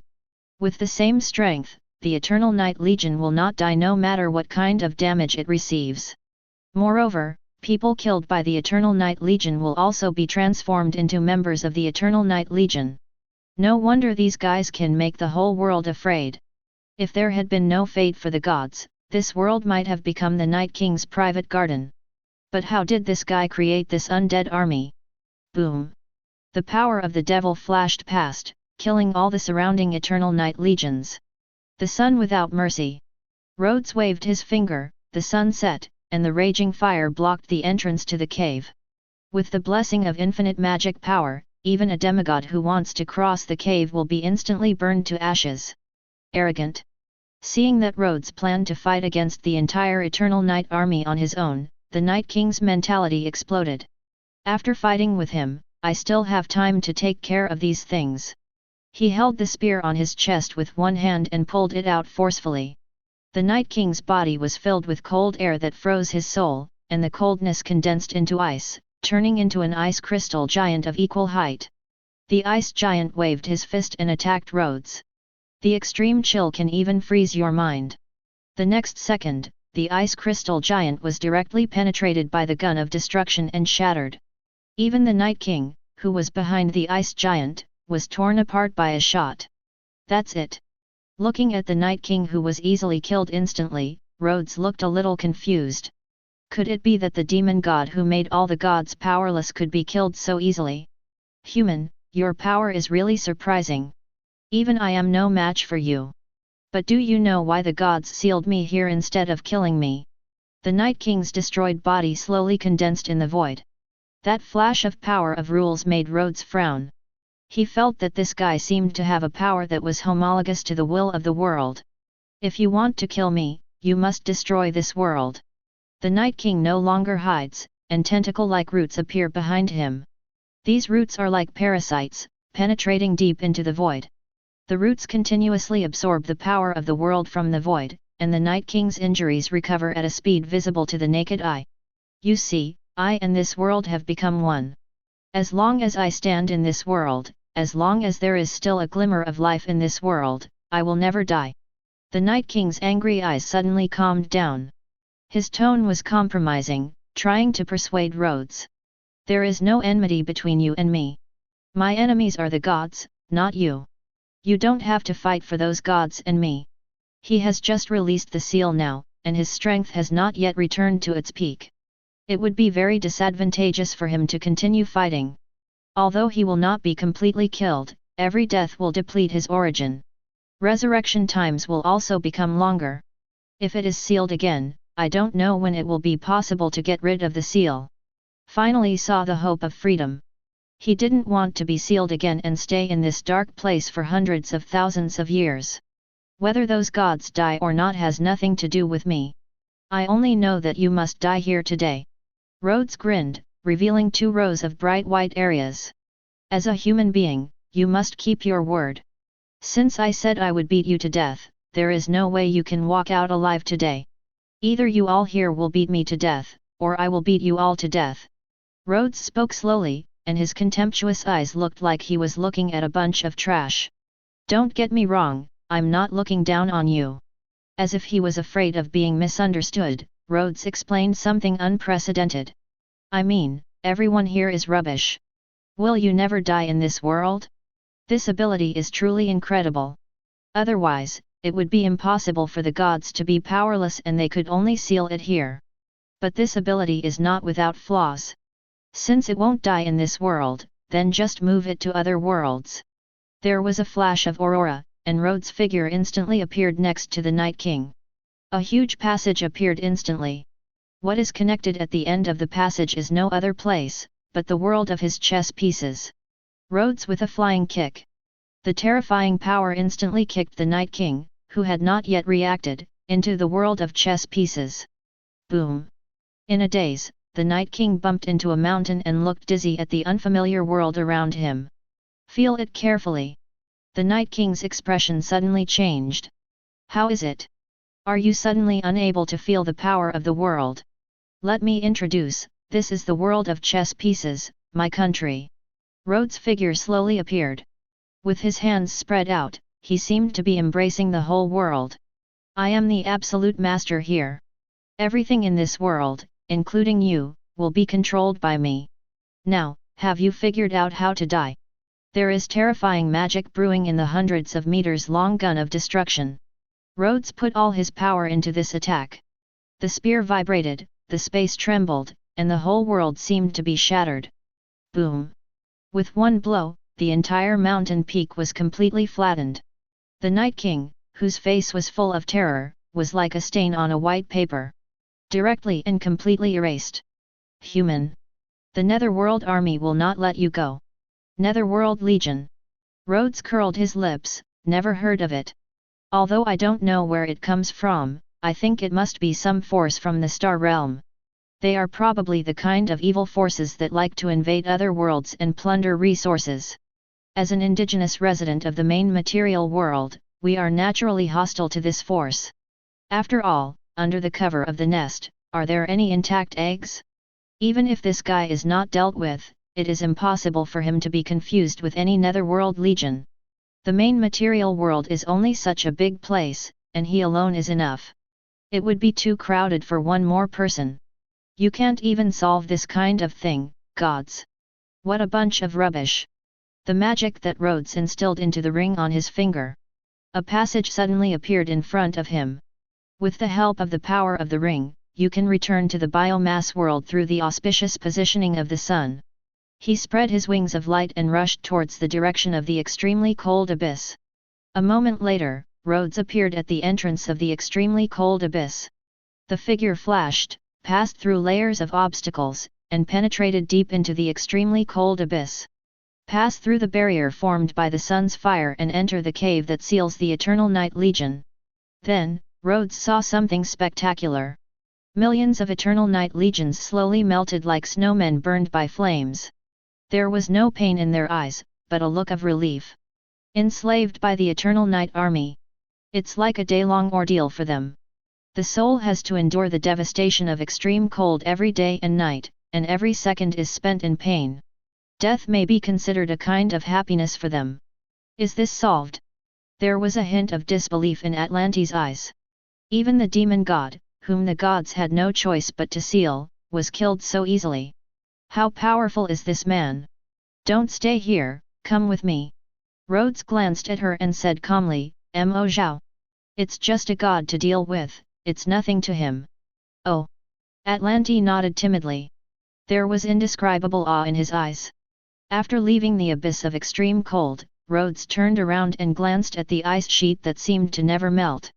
The abyss of extreme cold appeared because of the Night Lord, but it did not dissolve because of the Night Lord's death. This ice abyss that has existed for hundreds of thousands of years has already become an inseparable part of this world. After returning to the palace, Rhodes saw Count Etel, who was somewhat absent-minded. There was a hint of relief in the sad eyes.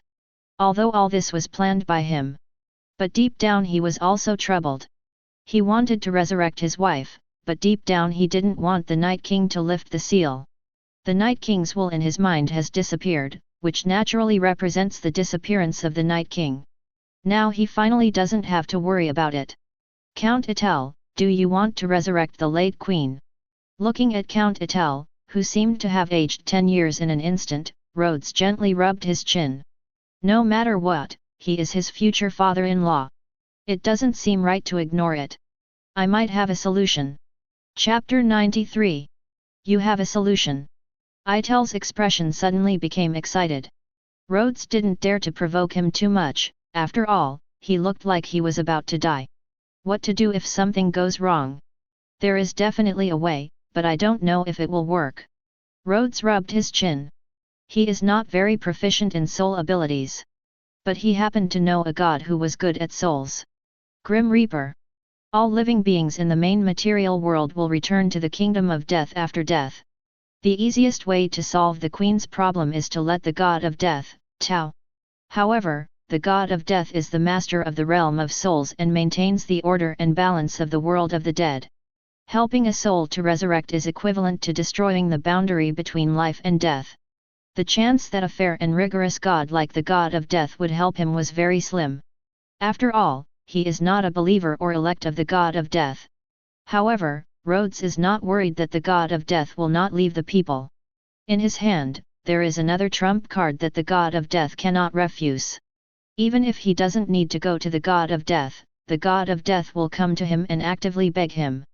Say Cao Cao, Cao Cao is here. Rhodes' eyes suddenly looked outside the palace. The bright sky was suddenly shrouded in a layer of dark clouds, and it seemed as if the prayers of believers were vaguely echoing in my ears. In the palace, space and time are frozen. A figure shrouded in mist and cloak slowly walked in. The huge scythe shone with the aura of death, as if surrounded by countless wailing ghosts. Rhodes slowly sat on Earl Atel's throne, resting his chin on his hand and raising one leg. He lowered his head and looked down at the incarnation of death who walked in with interest. God of death, what are you doing here? There was a brief silence. Looking at the figure sitting on the throne, looking down at him like a king. The god of death frowned. Although he was just an incarnation now, his will was dominated by his true body. It is extremely rude to look down at a real god with this attitude. But think of Rhodes' exaggerated record. Even the god of darkness was killed in the kingdom of God, and even the kingdom of God was blown to pieces. His power is only about the same as that of the god of darkness. If the god of darkness can be nailed to the throne, he probably won't be much better. What's more, now he has killed the Night King who made all the gods powerless. This kind of strength is indeed qualified to despise the gods. God's lair, I want the souls enslaved by the Night King to tell me your terms. Death said in a deep voice. Although there is no expression, a god uses this almost supplicating gesture to ask for items from a mortal. It's a bow in itself. But, he had no choice. Although the number of the Eternal Night Legion is only tens of millions, there are billions of innocent souls who died under the iron heel of the Eternal Night Legion. 510 these souls are like trophies, permanently enslaved by the Eternal Night Army. As long as the Night King does not die, these souls will have no peace for eternity. But now that the Night King is dead, these souls should have been relieved and free. But he disappeared from this world inexplicably. Although he didn't know the reason, it must be related to this human being. His power and strength come from the soul. If he can obtain the power of these souls, his divine kingdom and divine power will grow by leaps and bounds. This was a temptation he could not refuse. Want those souls? Rhodes had a huge smile on his face. I can give you my soul. These things are of no use to me anyway, but I want you to agree to 3 conditions. Think about it and tell me the answer. 3 conditions? Death frowned, feeling that the development of things was a bit unexpected. Although the 3 conditions are not many, the impact of these 3 conditions from a powerful god may affect the entire world. This doesn't fit his philosophy. Just as he was about to refuse, he heard Rhodes continue. These 3 conditions will neither be beyond your capabilities, nor will they be harsh conditions that you cannot accept. It doesn't seem like it's unacceptable. The god of death fell into deep thought. If it is based on these 2 premises, the 3 conditions are not impossible to agree to. After a moment of silence, Death nodded slowly. I promised. Rhodes snapped his fingers, and a dark passage slowly emerged behind him. At the end of the passage, there is a black and golden world. Kingdom of God on earth? Feeling the close connection between Rhodes and the world of chess pieces, a look of shock appeared in the eyes of Death. The power of demigods, belief in the kingdom of God, and igniting the divine fire. This human being already possesses one of the 3 major elements to become a god. It is only one step away from becoming a god. All it takes is enough faith to light up the divine fire, and you can exalt the kingdom of God and become an immortal god. Is there another powerful god in the star world? Hiding the shock in his heart, the god of death looked at Rhodes with a slight change. No matter how powerful a human being is, there will eventually be a moment of death. Ashes to ashes, dust to dust. The glory of the past will eventually be buried by history and become an insignificant piece of dust in this world. However, a powerful demigod who is about to become a god cannot be treated with common sense. Countless entangled souls emerged from the world of chess pieces. The realm of souls emerged behind the god of death, drawing in all souls. By the way, there seems to be something wrong with this queen's soul. Can you help me check it out? Death, who was in a pretty good mood, looked in the direction of the queen. Only this once. Never again. With a casual finger, a divine power full of soul breath poured into the queen's soul. Will this be an example next time? In other words, you are doing him a favor for free this time? Rhodes raised his eyebrows, feeling that this god of death seemed quite easy to talk to. Although, he paid for this with hundreds of millions of souls. After collecting all the souls, the figure of the god of death slowly disappeared. Time and space that had been stagnated by divine power resumed normal operation. Only Atlanti frowned, his eyes uncertain, as if he noticed something. The queen is well. Rhodes waved at Count Etel. Earl Etel had an excited expression on his face after hearing this. Rhodes ignored the bloody drama and walked directly to the back of the palace. Her Royal Highness the Princess has escaped. Looking at the empty room, Rhodes looked relaxed. Whoosh! Dark wings of light emerged behind him, and his figure instantly flew into the sky. Realm of God! Sun! Swish, swish, swish! A blazing sun emerged behind him, and its bright light spread unbridled to the surroundings. All places illuminated by light are included in Rhodes' perception. When the light touched the forest, it was blocked by a strange force. Found it! There was a hint of coldness in Rhodes' eyes. Snow White escaped from the palace inexplicably. And he escaped from the palace under the guard of a group of palace guards. This matter, no matter from which angle you look at it, is full of flaws. It's just such a thing that seems impossible to happen, but it really happened. No one is doing anything behind the scenes? Who believes it? Rhodes incited the light wings to slowly fall down, and saw the princess who was unconscious on the ground as if dead, and a young prince riding a white horse with an excited face. The look in Bai Shui's eyes was filled with greed and covetousness. It was like seeing some rare treasure. Is there something wrong with this guy? Rhodes raised his eyelids. Bai Shui was now unconscious on the ground with weak breath, looking like a corpse. Why does this prince still look so excited? What a beautiful corpse! I said there is only such a perfect corpse in the collection. I want to take her back and enjoy her well. The excited prince muttered and got off the horse. Boom! A ball of flames fell from the sky and burned the Prince Charming to ashes. I didn't expect such a perversion. Rhodes fell from the sky with a look of disgust on his face. I thought he was Prince Charming, but turned out to be a perverted prince with necrophilia. Picking up Snow White from the ground, Rhodes looked carefully inside and out, but found no injuries. But at Snow White's feet, I found an apple that had been bitten off in half and fell to the ground. The queen has been taken care of by him. Where did the apple come from? Still a cursed apple.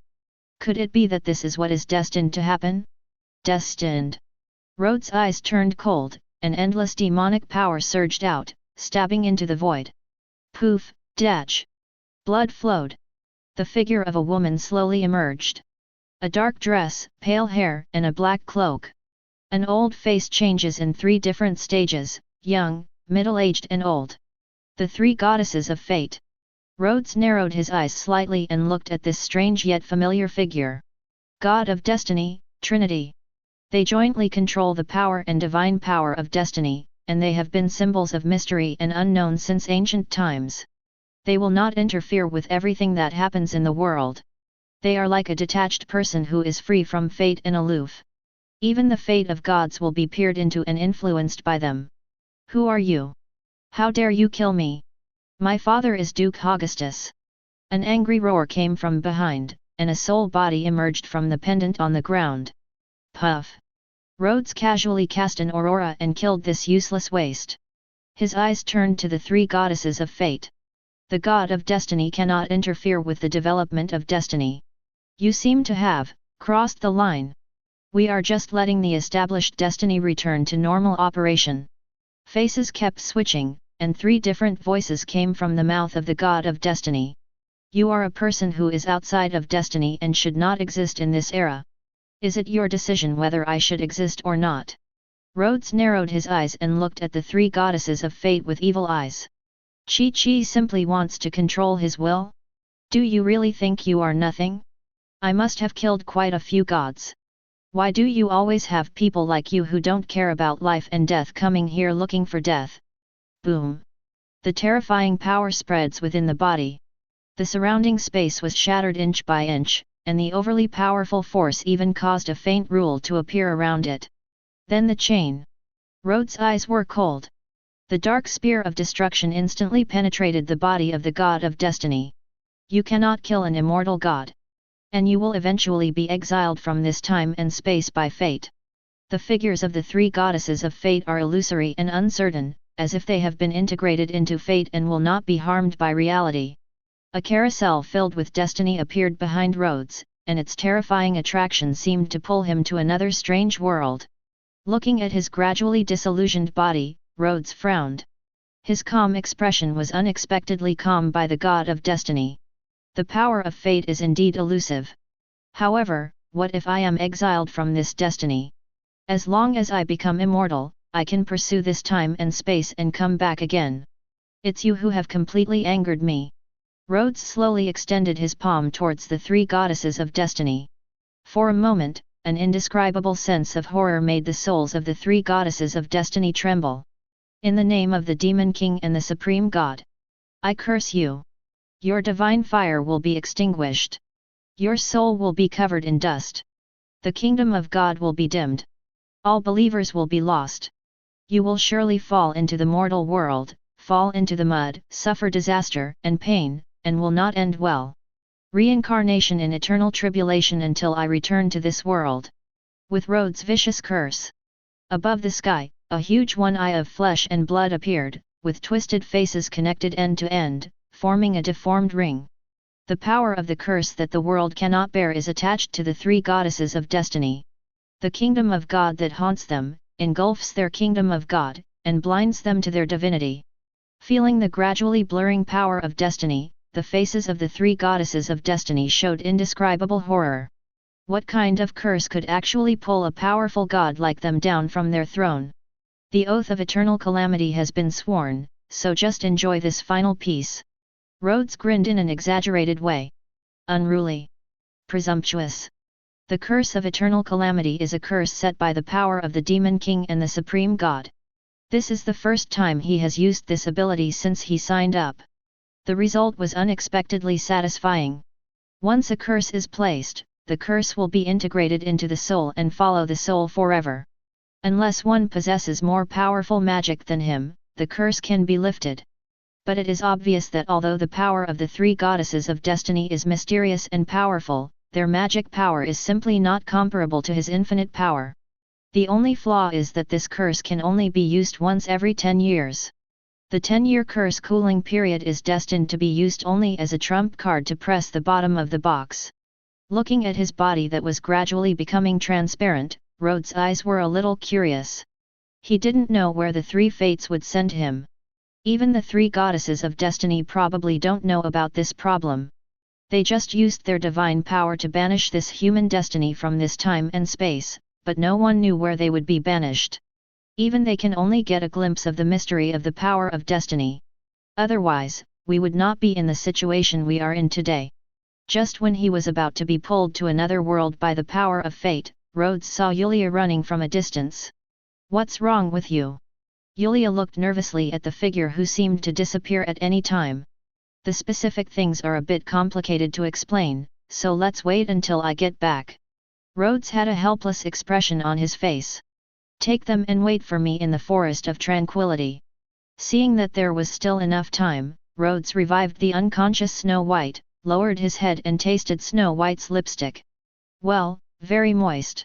There is no way to exorcise the devil for the time being, so let's collect some interest first. Seeing that this guy still looked stubborn, Yulia's face turned red with anger. Didn't you see she's still here? Do you really think of her as dead? Why don't you kiss her? Snow White woke up slowly and opened her eyes in confusion. Before he could figure out what was going on, he saw the face close at hand and felt something strange coming from the corner of his lips. His face was suddenly red and dripping with blood. You, who are you? How can you be so rude? Rhodes gently put Snow White down. The person who saved your tragic fate is also your future husband. Husband? Snow White's face showed curiosity, and she suddenly thought of something. Are you the adventurer named Rhodes? Have you completed all of Father's tests? The specific situation is a bit complicated, so I'll tell you when I get back. Looking at Snow White, who looked like a curious baby, Rhodes shrugged. Chapter 94. He walked up to Yulia, lifted the woman's chin, and gently leaned towards her. Don't worry, I'll be back soon. With a relaxed smile on his lips, Rhodes gradually disappeared. Only Yulia was left, quietly watching the place where he disappeared. Where did he go? Snow White asked curiously. Have no idea. Yulia shook her head, turned around and walked in the direction of the palace. Although these troubles all appeared because of Snow White. But blaming her now won't help. Since Rhodes said he would come back, he will come back sooner or later. Where are you going? The Forest of Silence. What is that place? You'll know when you go there. How interesting. Rhodes, dressed in simple civilian clothes, looked up at the sun in the sky. The power of the sun flowing in the blood seemed to have completely disappeared, without any movement. Him now. In addition to his magic power being 100 million points stronger than others, and his body being 100 million points stronger than others, there is almost no difference from ordinary people. As for the reason? Probably because he came hundreds of thousands of years ago. His power came from hundreds of thousands of years in the future, and now he has inexplicably arrived hundreds of thousands of years ago. From the perspective of time and cause and effect, he should be an ecology that does not exist now. He himself is a non-existent life, and the power he obtained through signing in naturally does not exist. His appearance is like a bug in the cycle of time and cause and effect. Jump repeatedly between the past and the future. Not being strangled by the rules is already the greatest tolerance for him. As for his power, naturally it still remains at the moment when he travels back. Once he returns to the future, all his powers will naturally be restored. But now, he is just an ordinary person who is much stronger than ordinary people. Fortunately, I got a lot of good things during these 2 days of signing in. Super healing, containing the super healing magic power of druid blood, it can instantly restore the seriously injured people in a city to their peak. With this magical power, you can save yourself as long as you have one breath left. Unfortunately, it is not an attack type ability. In addition, he also signed the artifact of the 7 deadly sins of gluttony. A magic ball that records thousands of spells. In addition to all kinds of evil and weird spells, there are also many kinds of magic that can destroy the world. It can be called an encyclopedia of magic. However, with his current magic power, he cannot use any particularly powerful magic. I really miss the effect of infinite magic blessing. Rhodes looked at the twinkling stars in the sky. The era he is currently in is the early stage of the Age of Gods. It would only take 10,000 years before the gods would rise, steal faith, and hold the throne high. The original overlord of the world, the ancient god, the evil god, and the old ruler. After several brutal battles among the gods, he was driven out of the star realm by the orthodox belief gods with his near-immortal life and the power given by the world. The old gods wander in chaos. The demon Night King and his eternal night army from outside the territory have just been sealed. The gods have become the real masters of this world, and the world seems to have become stable. However, the number of gods now is still quite rare. There are only a few stars in the star realm, not as numerous as the stars in the future. But in this era, the truly powerful gods are the main gods of each race. Elf gods, beast gods, dragon gods. The main gods of these races are all gods with powerful divine power. The power and divine power they possess are even superior to the god of light and the god of darkness. However, unexpectedly, it seems that the god of death has not yet been born at this time. On the contrary, there are countless wizards who blaspheme the soul. Necromancer, lich, death warlock, soul walker. Without the rule of the god of death, soul and life become playthings that can be played with. Although I hate it a little, the appearance of the god of death has indeed made the whole world more stable. Rhodes muttered under his breath. At least, in the next few 100,000 years. Extraordinary beings such as necromancers and death warlocks are almost extinct due to the pursuit of the Church of Death. There is only one Lord of the Undead and some liches still lingering. After a mortal dies, the soul will enter the kingdom of death and enjoy eternal tranquility or reincarnation. Any dead person will automatically become a follower of the god of death the moment they enter the kingdom of death. From this point of view, it is not without reason that the god of death can become a powerful god. Have you heard that the orc army attacked another village yesterday? Hey, these green-skinned bastards, why are they bullying us all day long? It's not that we humans are too weak. Those dragons and trolls all regard us as food. Several villagers walked by, their words full of indignation. Rhodes was not surprised either. In this era, mankind has not yet fully risen, and not even a decent magician has appeared. The believers of the gods are more from monsters than humans. After all, with the fragile strength of human beings, it is difficult to thrive in this cruel world. Even powerful races such as elves, orcs, and trolls suffered heavy losses under the iron heel of the Eternal Night Army. It is still not an existence that humans can provoke.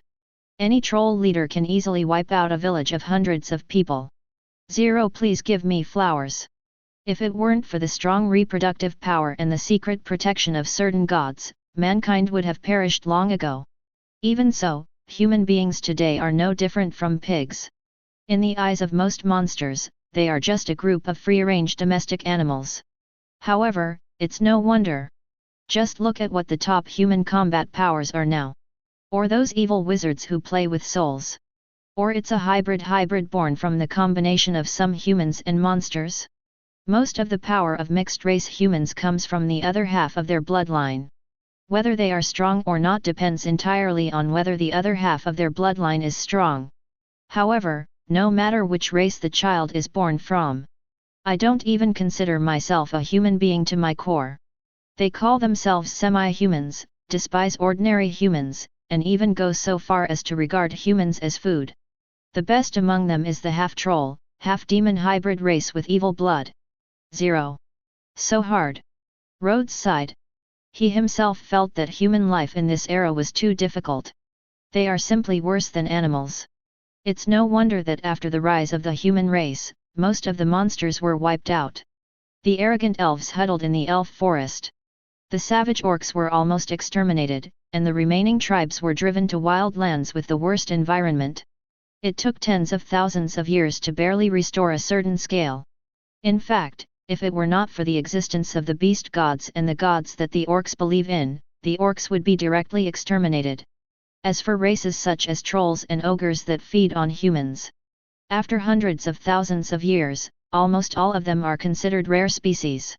However, what Rhodes is a little confused about is, judging from the current situation, how did human beings rise from desperation? Orcs, trolls, elves. Any race can easily exterminate human beings. What's more, there are even more powerful races like giants and dragons. The difficulty of humankind's rise is no less than that of the Warring States period, when it started with a bull and ended in a unified way. Even Qin Shuang was a remnant of the 6th generation, and finally unified the Spring and Autumn period and the Warring States period.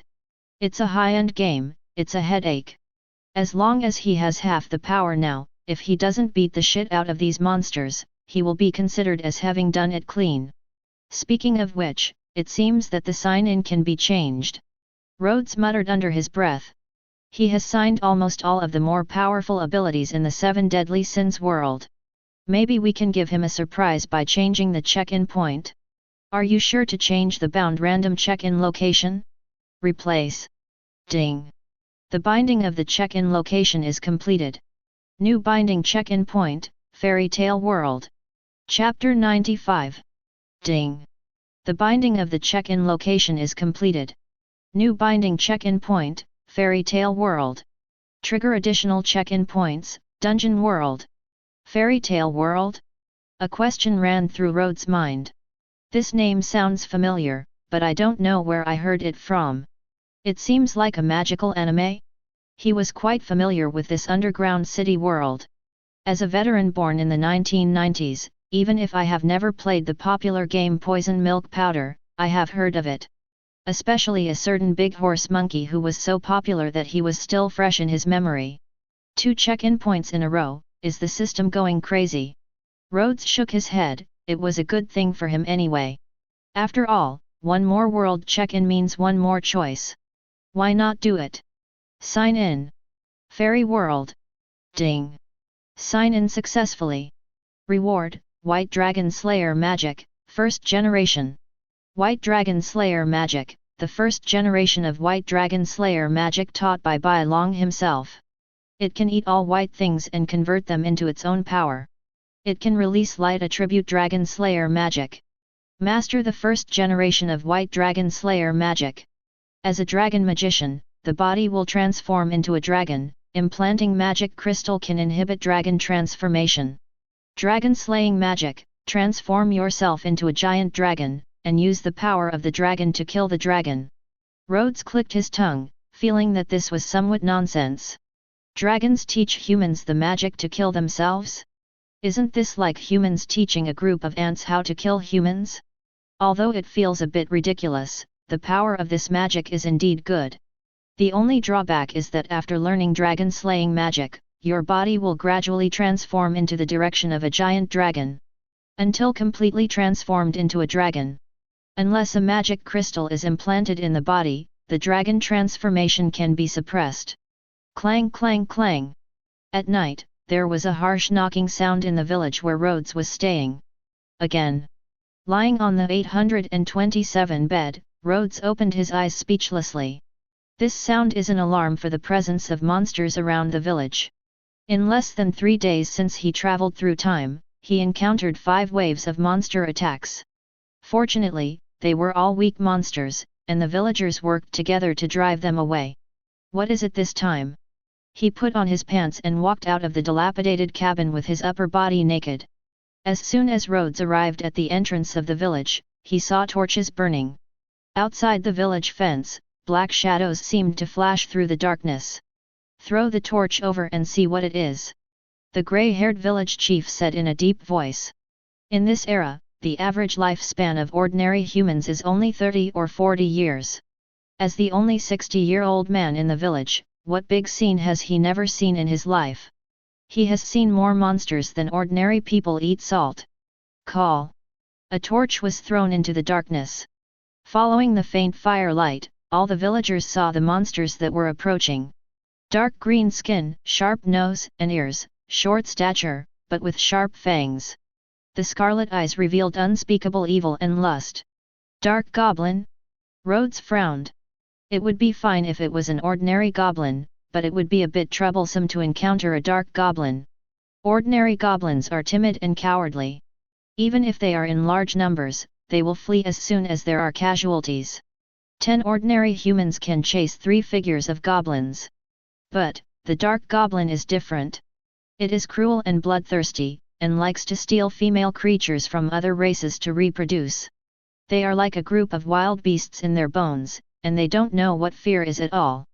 Moreover, dark goblins are very vindictive. Even if they are defeated once, they will come back sooner or later. Seeing the dark goblin, the village chief seemed to realize the seriousness of the problem. Let's not talk about Wang Ziyu and these guys. Even if they are driven away, they have to move as soon as possible. All alert! Wait until these monsters walk into the trap before attacking. The village chief raised his hand and shouted in a low voice. A large number of traps are set up outside the village every day to deal with these monsters. This is also where his confidence lies. Rhodes glanced at the group of villagers holding wooden spears and stone tools. The strength is weak and the development of civilization is almost backward. Although iron tools have appeared in this era, it is obvious that such a small village does not have the technology to forge iron tools at all. Hundreds of villagers, facing 2 or 3 times the number of dark goblins, would probably suffer heavy losses even if they could defeat them. Puff! At this moment, several dark goblins in the front row accidentally fell into the trap. The trap full of spikes killed these unlucky goblins instantly. A roar came from the depths of the dark jungle. Along with the roar, the bodies of all the goblins grew stronger as if they were filled with blood, and their blood-red eyes became even more violent. Boom boom boom! All the goblins became extremely fast. The trap area has been crossed in a few jumps, and only a few unlucky ones fell into the trap and were killed. Don't be afraid, kill! The old village chief roared lowly. Although the opponent's strength is stronger than imagined, there is no choice at this time. Fight to the death, at least there is a chance to survive. If you turn around and run away, the chaotic crowd will be a feast for the monster. This is what his decades of experience in fighting monsters told him. The roar of the white dragon. A ray of pure white dazzling light passed through the crowd. It's like a ray of hope shining through the darkness. Wherever the light passes, all living things and materials are turned into ashes in the light. After the light disappeared, a group of dark goblins were like chalk marks on a blackboard, being gently wiped away. Not a trace of its existence was left behind. The power is not bad. Rhodes stretched out his thumb and wiped the corner of his mouth. The power of dragon-slaying magic is pretty good, but I'm not used to using it. This kind of magic essentially uses the human body to imitate the body structure of the dragon, transforming the human body into the body of the dragon. Therefore, most of the magic released is simple and crude. The roar of a dragon is a standard feature of all dragon-slaying magic. It is almost like transforming the human stomach into a dragon-like stomach through magic, and then releasing the magical elements from the mouth through the transformation of the stomach. Different types of dragon-slaying magic just change attributes, and the actual effects are similar. As for the others, the dragon's iron fist, the dragon's hook, and the dragon's broken teeth. Essentially they are all the same. Therefore, people who learn dragon-slaying magic will gradually transform into dragons. It seems like there is still one unresolved issue. Ignoring the surprised and odd looks around him, Rhodes' figure flashed, magic energy gathered behind him, and he glided through the air like a giant dragon spreading its wings. Although the powerful powers such as the power of the devil are temporarily unavailable, his control over the magic power has not fallen. Of course, if he wanted to, he could call this thing the Flying White Dragon. However, considering that it is a bit embarrassing, I might as well forget it. Boom! A pale light illuminated the surrounding forest. An old goblin with dark skin, wearing a pale skull on his head, and using dye to render the body colorful. He held a human bone staff in his hand, and his body was filled with a strong aura of evil. Disciples of the Mother of Evil. Rhodes showed an expected expression. The dark goblin is a mutant goblin that was mutated by the bewitchment of the evil mother. What they believe in is the evil god, the mother of evil. The reason why the group of dark goblins suddenly went berserk just now was because they were affected by the witchcraft of this dark goblin sacrifice. Believers of old friends, then there will be no mercy. Rhodes slowly clenched his fist, and the pale magic turned into a dragon claw, which suddenly fell from the sky. Directly smashed the goblin priest into blood mist. If one of these troublemakers is let go, it will be a disaster. After taking care of all the dark goblins, Rhodes slowly returned to the village. Looking at the grateful, fearful, and repulsive eyes, Rhodes showed an expression he was used to. The more ignorant the era, the more stupid the people are. They long for powerful power, but are afraid of the power that can kill them arbitrarily. Although this power protected them, when the danger disappeared, the hero becomes a sinner. It's time to leave. Rhodes muttered under his breath. I returned to my room and simply packed my clothes. Hero! Are you leaving here? As soon as he walked out of the door, Rhodes saw the old-looking village chief looking at him with a pleading look on his face. After staying here for so long, it's time to leave. Rhodes said calmly, not having any thoughts because of the appearance of the village chief. In the past few days since he came to this village, he has been acting like an outsider, suppressing his sense of existence. Apart from not being strong enough, I just don't want this to happen. Once he reveals his strength, in this world where humans are struggling, he will definitely be treated as a savior by those weak humans. These people wanted him to stay in the village.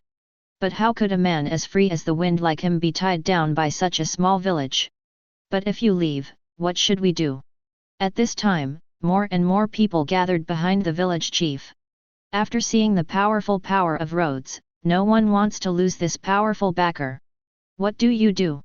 A pair of dragon wings with condensed magic appeared behind Rhodes, looking at the villagers expressionlessly. There was only coldness in his indifferent eyes. What does it have to do with me? A group of people with no relatives and no connections. Isn't it enough to protect them once? Do you still want him to be like a slave, guarding you day and night? Why? Even among the gods enshrined by faith, they have never seen many believers who would help them like their grandchildren. It's not like dying early and being reborn early. It would be nice to be able to live as a citizen of the kingdom of God after death and not suffer in the kingdom of the dead. Still want more? You want to be nailed to the wall of blasphemy. This is true for all gods, let alone him. He protected this group of people, but gained nothing, zero. Rhodes, who was just about to fly away when he thought of his faith, was slightly startled. He rubbed his chin and fell into thought. In this era, the vast majority of gods have not set their sights on the tiny race of humans. If you can take advantage of the blank period of faith to develop most of the human beings into your own believers, maybe he can unite the kingdom of God in this era and become a true god. It's not that he wants to become a god through faith. In other words, they look down upon these gods of faith at all. There is no free lunch in the world. Relying on faith to become a god will inevitably be dragged down by faith. You may not see anything now. But if a large number of believers die, the kingdom and power of the God of faith will definitely be affected. In serious cases, they may even be pulled directly from the throne of God, and the kingdom of God will be destroyed. Loss of power and power of the kingdom of God. A god who fell into the mortal world is not much more powerful than a demigod. It sounds appalling.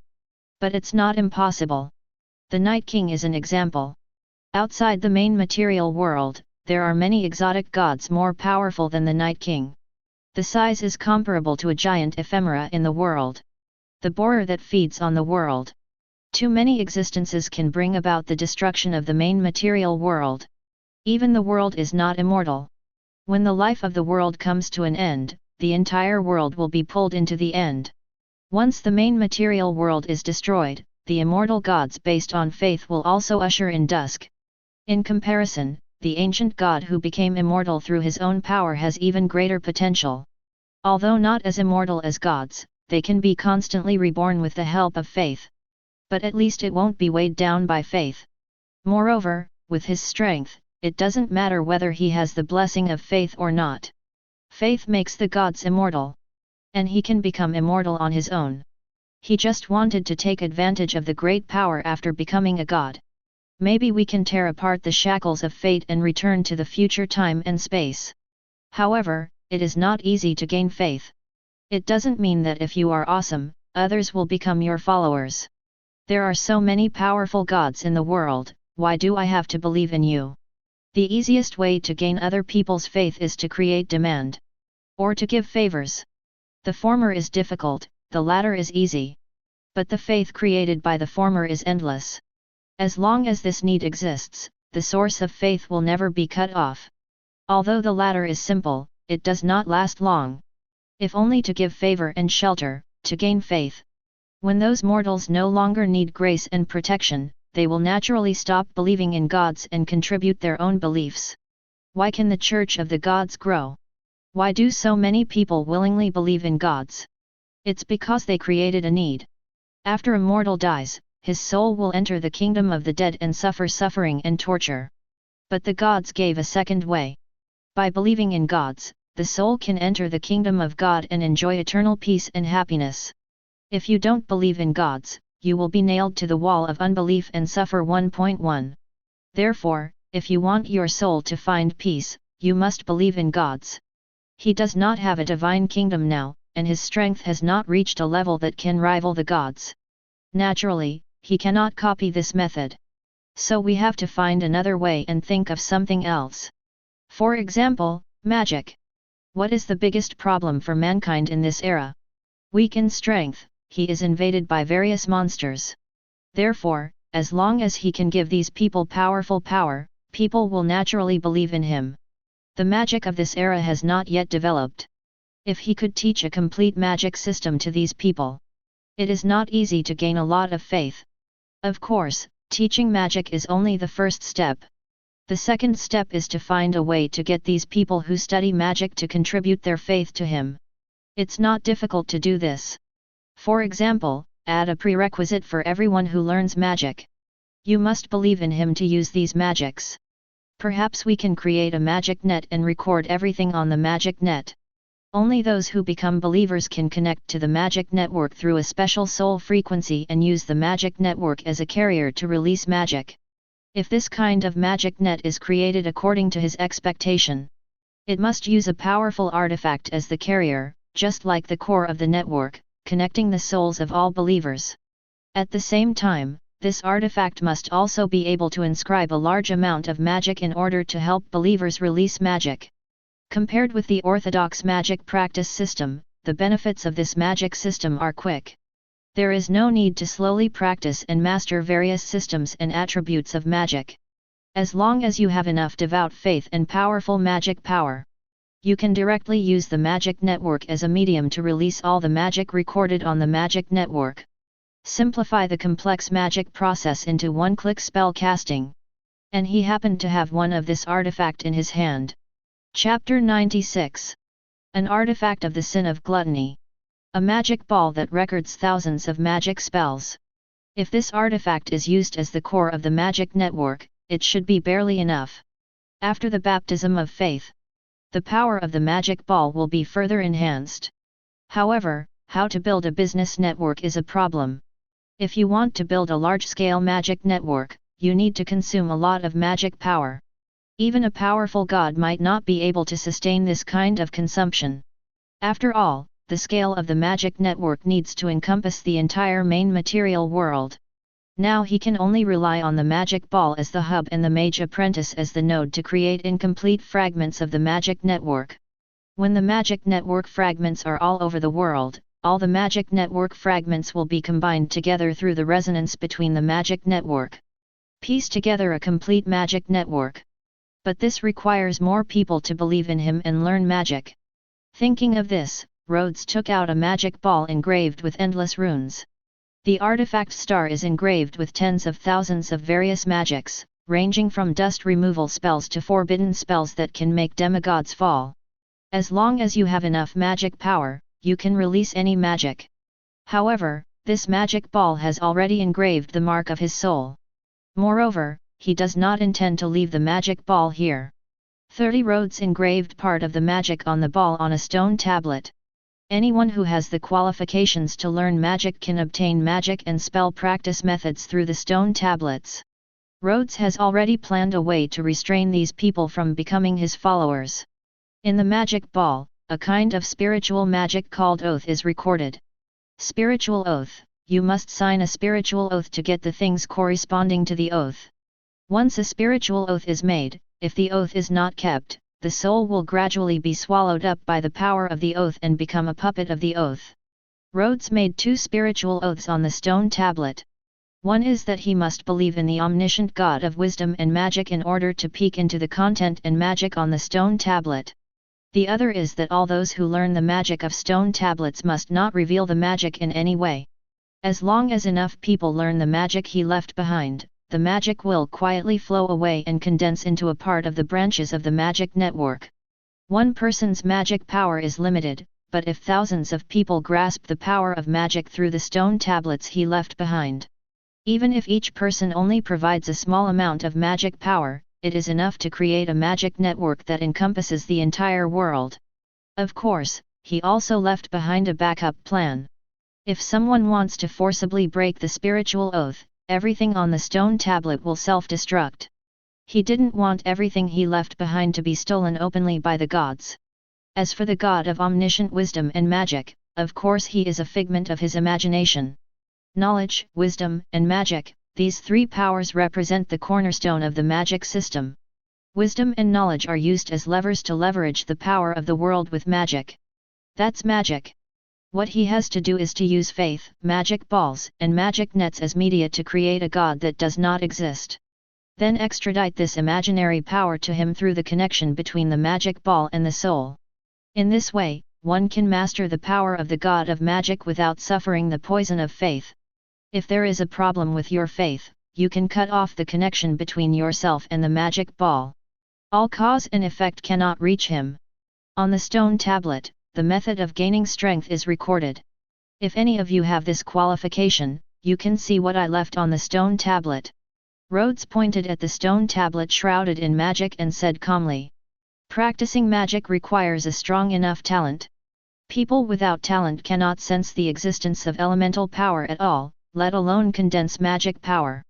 Unless his magic network pave the way for the entire world, he can use the magic network as a medium to allow those without talent to master the power of magic. However, now we can only screen out these talented people and provide him with faith. After the first phase of his magic network plan is completed, it will not be too late to expand the scope of believers." After leaving the magic tablet behind, Rhodes walked away. The food is put into their mouths.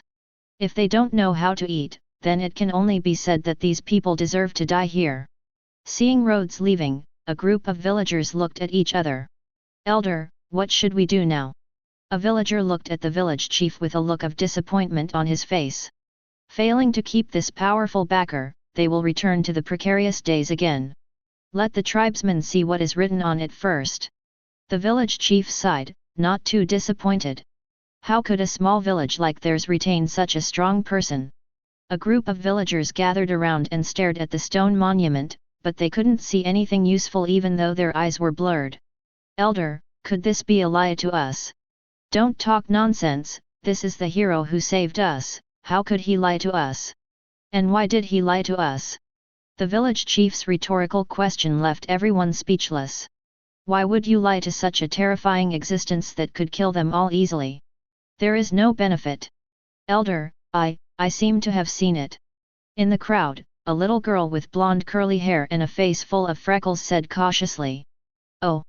The village chief's eyes lit up and he approached excitedly. "What's written on it?" "The god of omniscient wisdom and magic. Believe in him and you will gain the power of magic." The little girl whispered, her dim eyes gradually brightened as if there was light. Magic. A word she had never come across opened up a completely different future for her life. "Can others learn the power of this magic?" the village chief asked quickly. The little girl looked at these ignorant villagers, and a sense of responsibility suddenly came to her heart. She felt like she was now a shepherd tending the god's sheep. Only believers of the god of magic can master the power of magic. If your faith is not devout enough, even if I tell you, you will not be able to hear, see, or recognize it. The girl, who was not aware of the change in her mentality at all, said naturally. These people don't know the magic day at all. Although she only glimpsed an insignificant corner of it. But just the scenery in this corner made her completely addicted to it, unable to extricate herself. We must let the glory of the god of magic shine on these ignorant people. Only by developing enough believers will the god of magic grant her more knowledge and magic. Fist of the White Dragon. A pale light wrapped around the fist. It was as if a huge dragon claw fell from the sky, killing all the ogres in front of him. He had only left the village for less than half a day, and he encountered not only 100 but also 20 or 30 camps of monsters of all sizes along the way. The weaker ones are low-level monsters such as goblins and slimes. There are also many monsters like jackals and kobolds that like to mine. Although the scale is not large, the number of scattered 530 pieces is quite large. Among them, the most powerful group of monsters are a group of jungle trolls that have occupied the entire forest. Although there are only a few hundred trolls, they are powerful enough to overthrow a human country of 10,000 people. Fortunately, there are no large-scale human forces around this group of jungle trolls, otherwise they would be simply unlucky. The rise of humanity. It feels good to survive in this kind of environment and not be exterminated. What a rise! Did the gods take action and kill all other monster races? Rhodes exhaled and muttered under his breath. It's not that he looks down on humans, but given that they don't have an advantage in numbers or strength, it's not bad if they aren't easily crushed to death by other races. Troll Empire, Orc Empire, Elf Kingdom. Even after experiencing the chaos of the Eternal Night Legion, his strength was greatly reduced. Pick one at random and it can still destroy humanity hundreds of times. The reason why humans have not been exterminated is not because of their strong ability to survive. Simply because it doesn't pose much of a threat. In the eyes of those monsters, humans are not even as dangerous as those wild boars with thorns on their backs. It would be a pity to kill all of this high-quality protein source that reproduces quickly and is easy to maintain. The overall situation is like this, and there is nothing Rhodes can do to change it. The only thing he can do now is to try his best to eliminate the monsters around him and leave a relatively stable space for the humans around him to grow. And in every village he passed through, Rhodes would leave a magic stone tablet. As for whether humans can grow through the magic stone tablet during this short period of peace, it is not something he can control. Do your best and obey destiny. He is only one person, and it is unrealistic for him to save the world. Chapter 97. Sign in. Dungeon World. Ding. Sign in successfully. Reward, Shadow Dragon Slayer Magic, 1st Generation. Another dragon slaying magic. This check-in point seems to have nothing new. There is essentially no difference between Shadow's Dragon Slayer magic and White's Dragon Slayer magic.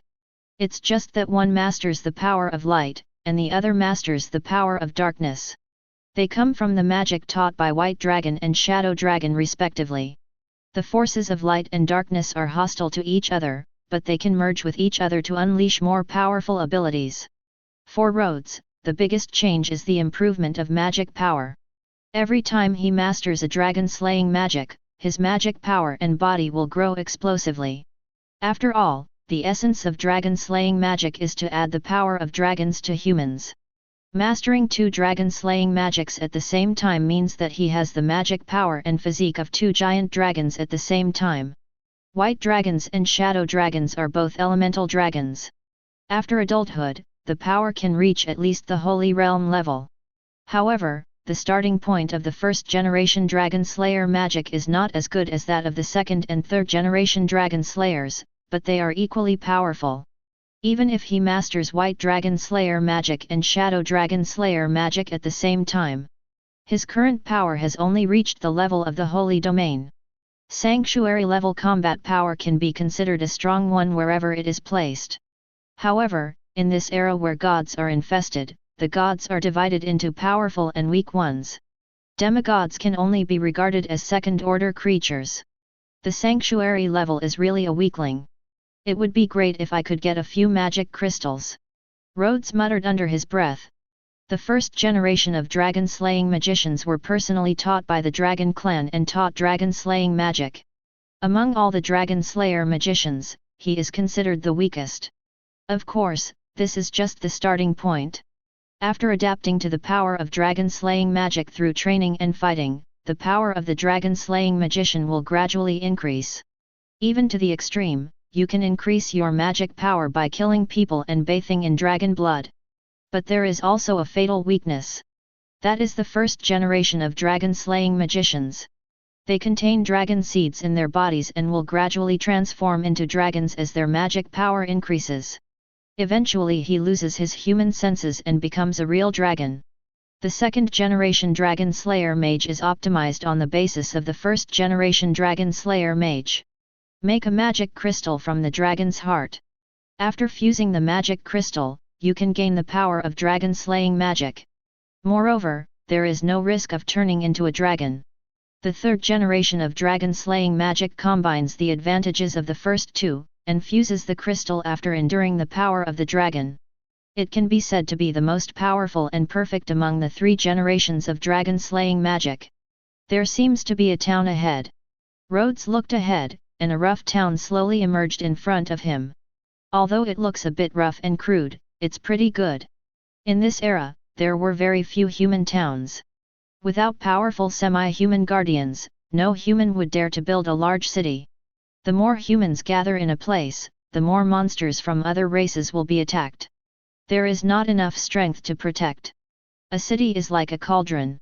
The humans living inside are the ingredients that actively get into the pot. Rhodes walked into the city. The two soldiers guarding the city gate saw that he looked like a human being and did not stop him in any way. The defense was surprisingly lax. On the muddy streets, pedestrians had pale faces, but occasionally there were a few figures in gorgeous clothes walking past proudly. Pointed horns, scales. Although it looks like a human being, it has the characteristics of a monster. The half-humans passing by looked at the ordinary humans around them with contempt, as if they were just a bunch of domestic animals. Wherever the demi-humans walked, all ordinary humans would step back far away, leaving a passage. That humble and timid look is almost instinctive, and it seems that everyone has become accustomed to it.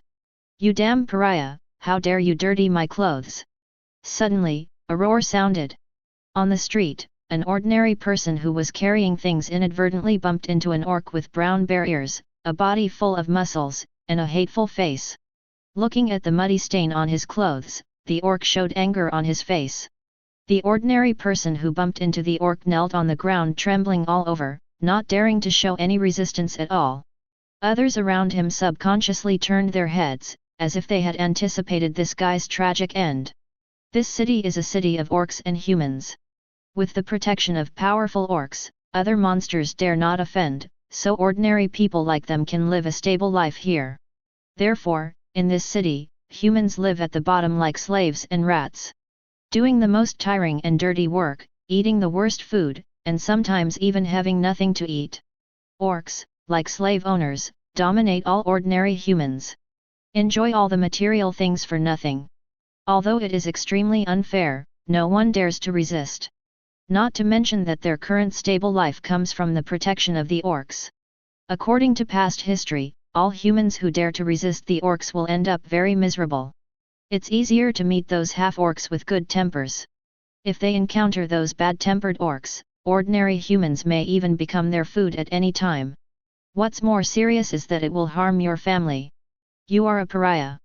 You have offended the great orc. As your punishment, I will eat you and your family. The barriered orc opened his mouth wide, his eyes turned red, and his smile gradually turned ferocious. He looked at the mother and daughter beside the man, and his eyes suddenly lit up. "You look good, come back with me and be my slave." Licking his lips, his face showed greedy eyes full of desire. What it likes most is to bite off the prey's head when it reaches its peak. Satisfy your appetite and desires at the same time. Stared at by those greedy eyes, the mother and daughter hugged each other and trembled sadly. Orcs are not allowed to kill humans wantonly in the city, but this wanton refers to killing without reason. If an orc really wants to kill someone, there are plenty of ways and reasons. And they had no strength to resist at all. Otherwise, it will only lead to a more cruel end. As for you, just become my food. The half-orc laughed wildly, opened his bloody mouth and bit directly at the man who did not dare to resist. Boom! White Dragon's Claw attack. A pale light flashed. The half-orc's upper body disappeared out of thin air, leaving only two legs standing in place. I met such a BD when I first came in. I'm not very lucky today. Rhodes put one hand in his pocket. The expression on his face was as casual as crushing an ant. You actually killed him. The surrounding passers-by had incredible expressions on their faces. He's a half-orc. If we kill the orcs, we will all be in trouble. Looking at this group of panicked ordinary people, Rhodes looked coldly. Orcs. He is also the descendant of the dragon. The orcs squatted on their heads and defecated, but they didn't dare to resist. Instead, they scolded him here. These guys are beyond redemption. If it were hundreds of thousands of years later, what kind of orcs would dare to be so arrogant in human society? Even the royal family of the orcs must bow their heads and act like dogs in the human capital. Boom! Pale dragon claws fell from the sky, instantly destroying all the surrounding houses. The terrifying destructive power immediately calmed everyone down. Looking at the nearly flattened street, everyone looked at Rhodes with fear in their eyes. I killed him, is there a problem? Rhodes looked at the crowd around him with a kind face, his slightly narrowed eyes showing indifference. He is not some holy bch, anyone can come and criticize him. He has always been tolerated by others, but when has he ever spoiled others? Just don't know what to say. If he is unhappy, others will only be more miserable than him. Sir, you'd better leave quickly. If you are discovered by those orcs, you will definitely be killed. At this time, the man who was almost eaten came to his senses and said slightly anxiously, "Die. I really want to see how I died." Rhodes said calmly. He simply ignored this group of people and walked towards a tavern ahead. As Rhodes walked into the tavern, the passers-by looked at each other and dispersed. Jingle bell. Pushing open the half door of the tavern, a small room came into view. In the room, a group of orcs with special beast-like looks were sitting around several round tables, laughing and talking. Except for the two waiters, there was no one in the entire tavern. They were all orcs. In front of the bar, the boss who was busy heard the doorbell and said subconsciously, "Guest, please." Halfway through, he saw a human being coming in, an orc with a pair of wolf ears, an impatient expression on his face. "Humans and rat people are not welcome here, get out of here." Rhodes didn't seem to hear anything and walked in on his own and sat in front of the bar. "If you have any good wine, give me a glass." "Good wine? Can a human like you afford it?" Boss Wolf squinted his eyes slightly and looked at Rhodes with a strange look. "Although the leader doesn't allow you slaves to be killed wantonly, if you can't afford the wine, don't blame me for keeping your arms and legs for dinner." Boss Wolf looked at Rhodes with a ferocious expression, and 2 lines of mucus dripped from the corners of his mouth as he spoke. "Ha ha ha, old wolf, don't scare people. This is the first time I've seen such a bold and interesting human being. Give him a glass of wine and it's my treat." A feminine-looking male half-orc with a tongue sticking out and scales on his skin slowly walked over. He sat next to Rhodes very cordially and asked with kind eyes, "What do you call this human brother? Will you come to my house to sit?" Looking at those slightly fiery eyes, Rhodes was silent for a moment and said in a low voice, "Give you 3 seconds, get out." "Ha ha ha, you damn snake, what's the point of looking after others? Even humans hate you." There was a tiger-headed half-orc next to him, with a mocking expression on his face. The half-snake man's face turned pale for a while, but he didn't dare to get angry. This guy's father was a leader of the tiger tribe, and his father was just an ordinary snake man.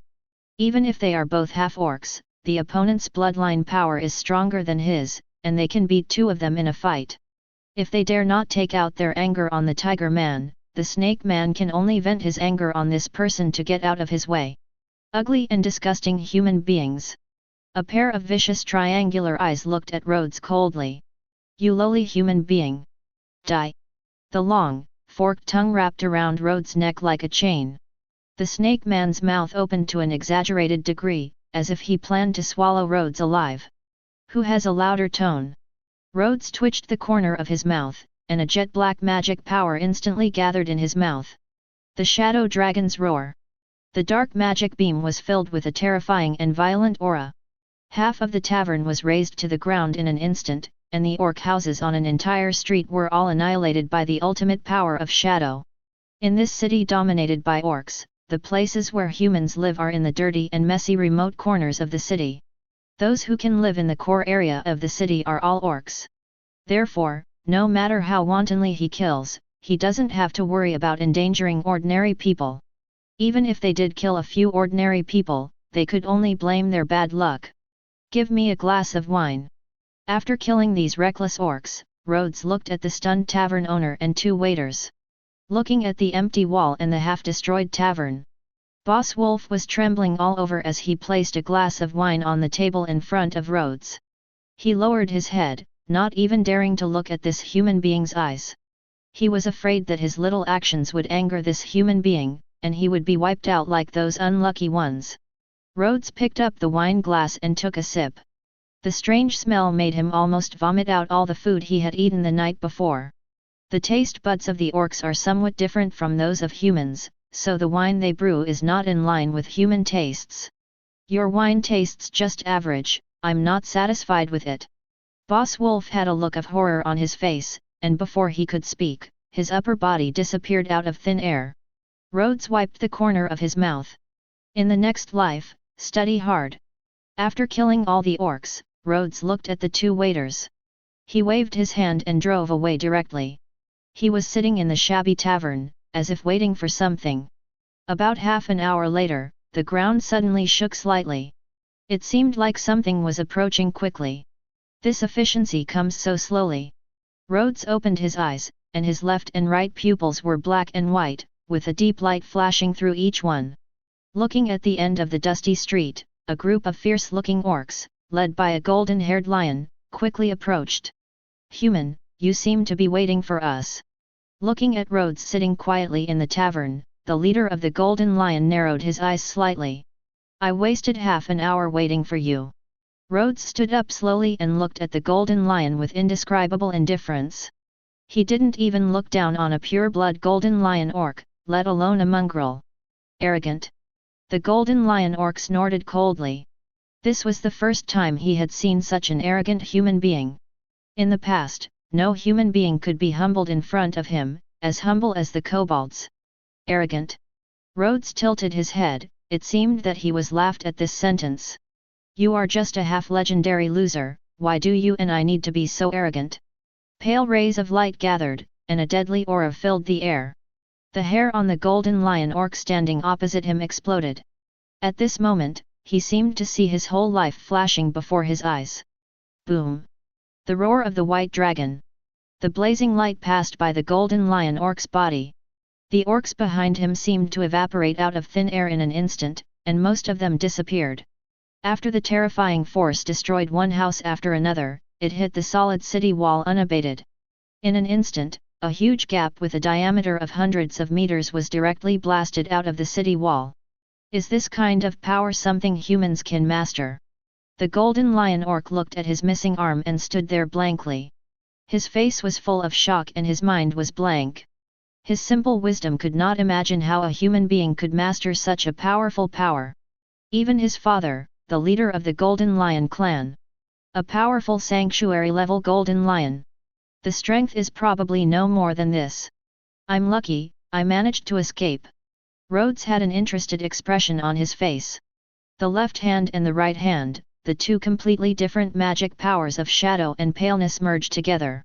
The fusion of White Dragon Slayer magic and Shadow Dragon Slayer magic turned into an even more terrifying ball of white shadow light. "Can you dodge this blow?" Rhodes with a condescending blow. The intertwined magic power of black and white turned into a dragon of light and shadow, and his eyes suddenly fell into the visual contrast between extreme day and extreme night. Holy Shadow Dragon Teeth Flashing Roar. Chapter 98. The Golden Lion orc's eyes widened. I couldn't see anything in front of me, I could only feel the powerful magic approaching quickly. Boom! The light and shadow fell, and everything in front of me became calm. Only the pit that sunk deep into the ground was left, and the power of light and shadow that had not subsided. The power of this blow is almost as powerful as a demigod. Rhodes muttered under his breath. The power of light and the power of shadow are two extremely conflicting forces. However, after fusion, it can erupt into transcendent power. What should we do next? Rhodes looked at the beauties looking cautiously in the distance.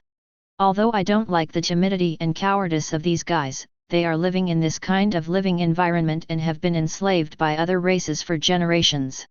This kind of cowardice and humbleness does not seem to be surprising.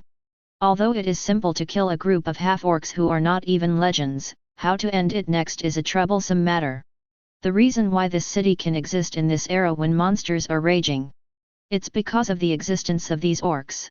Although half-orcs are not real orcs, they at least have the relationship and background of the orc family behind them. To be able to give birth to an almost legendary offspring, the father of the Golden Lion half-orc is at least a sacred Golden Lion. The Golden Lion, the future royal family of the orcs. Of course, in this era, the orc empire has not yet declined, and there are many orcs more powerful than the Golden Lion. Therefore, the Golden Lion clan can only be regarded as a royal family among the orcs, and cannot be called a tomb. Now the true royal family of the Orc clan is the Behemoth clan with the blood of the beast god. Despite this, the status of the Golden Lion clan in the Orc clan is not low. Killing a descendant of the Golden Lion of the Holy Land, this question is not big or small. After all, he is just a mixed blood heir, not a pure-blooded Golden Lion. In the eyes of the real orcs, this kind of mixed blood heir's status is not even as good as that of a pure-blooded orc Nakang. But it doesn't rule out that the orcs with their calves would go to war for a half-blood half-orc. If he leaves, when the orc army attacks, all the humans in this city will be finished. It is impossible for him to stay here. After all, his magic network plan has just begun, if he stays here to guard this group of humans. Who helped him set up the magic network? Just rely on those magic apprentices who have just learned magic and can't even fireball? It would be nice to be able to roast a rabbit. Why is the status of a mage so high? Learning magic requires talent. It takes time to get started, time to master, and even more time to achieve something. Every bit of progress requires doubled time and energy. If an ordinary person wants to become a legendary mage, even if he has incredible talents and qualifications, it will also take more than 10 years or even decades. If you don't have enough talent and qualifications, you will never be able to step into the ranks of legends in this life. And his magic network plan came about because of this. Dad. For a traditional mage, the process of releasing magic is equivalent to a worker who masters advanced technology but does not have the corresponding tools. If you want to release a magic, you must rub a tool with your hands, and then you can go to work. The magic network mage is different. His magic network directly equips all workers with the most advanced tools. As long as the workers are skilled enough, they can go directly to work. If his magic network is successfully constructed, all mages can save the process of learning knowledge and magic, and can directly release magic as long as the magic power is sufficient. It can save at least 80% of a mage's growth time. It originally took 10 years to become a legendary mage. With the assistance of the magic network, you can gain power comparable to that of a legendary mage in up to 2 years. However, this kind of instant mage also has a flaw, that is, he can only cast spells within the scope of the magic net. Moreover, the ability to innovate will be lost. Without truly mastering magic and innovating and transforming the essence and truth of magic, the growth of the magic system will fall into a stagnant state. It is very likely that what it is like now will be what it will be like after hundreds of thousands of troops. Because all mages have already had an inherent impression of magic. As long as the magic power is concentrated, spells can be released through the magic network. Who would bother to study and create new magic in a thankless way? However, under the current situation, there is no time for these humans to slowly figure out the mysteries of magic. Let's solve the current predicament first so that humans can have enough strength to protect themselves in the face of monsters. It's not too late to slowly study the mysteries of magic later. The magic system of the future may not be suitable for the current situation. His method is the current optimal solution. Let's create a magic barrier. An idea flashed in Rhodes's mind, and he thought of a good idea. Through magic and resonance with the world's will, create a barrier that faithfully allows humans to pass through. Any non-human alien creature will be attacked and rejected by the barrier. With his current strength, it is not difficult to set up a barrier to block legendary and sacred monsters. After all, a large-scale magic like a barrier takes a lot of time and consumes a lot of materials, and it can only be used in fixed places. With such harsh conditions, the power would naturally be exaggerated to the point of being ridiculous. As long as you don't suffer excessive attacks, in theory, as long as the magic power of the barrier is regularly replenished, the barrier can even be passed down forever. There are many enchantment spells recorded on the artifact star, and the most powerful one even has the power to destroy gods. However, if you want to set up this kind of barrier, you must at least have the power of the peak of a demigod. There are also a lot of precious resources. A small city can only hold tens of thousands of people to death, so there is no need for such exaggerated barrier magic. Rhodes muttered under his breath. Just a whole magic barrier that makes the monsters in the Holy Realm unbreakable is enough. How could a bigger town still provoke a demigod-level existence? With such a powerful existence, he might have no choice but to retreat. If he didn't have the foresight to offend a demigod, he didn't want to be taken advantage of. However, building a city-wide magic barrier is no small project. The resources and materials required are massive. Just when Rhodes was wondering where to get these materials and supplies, he suddenly thought that he could go to the lair of the Golden Lion Orc to look for it.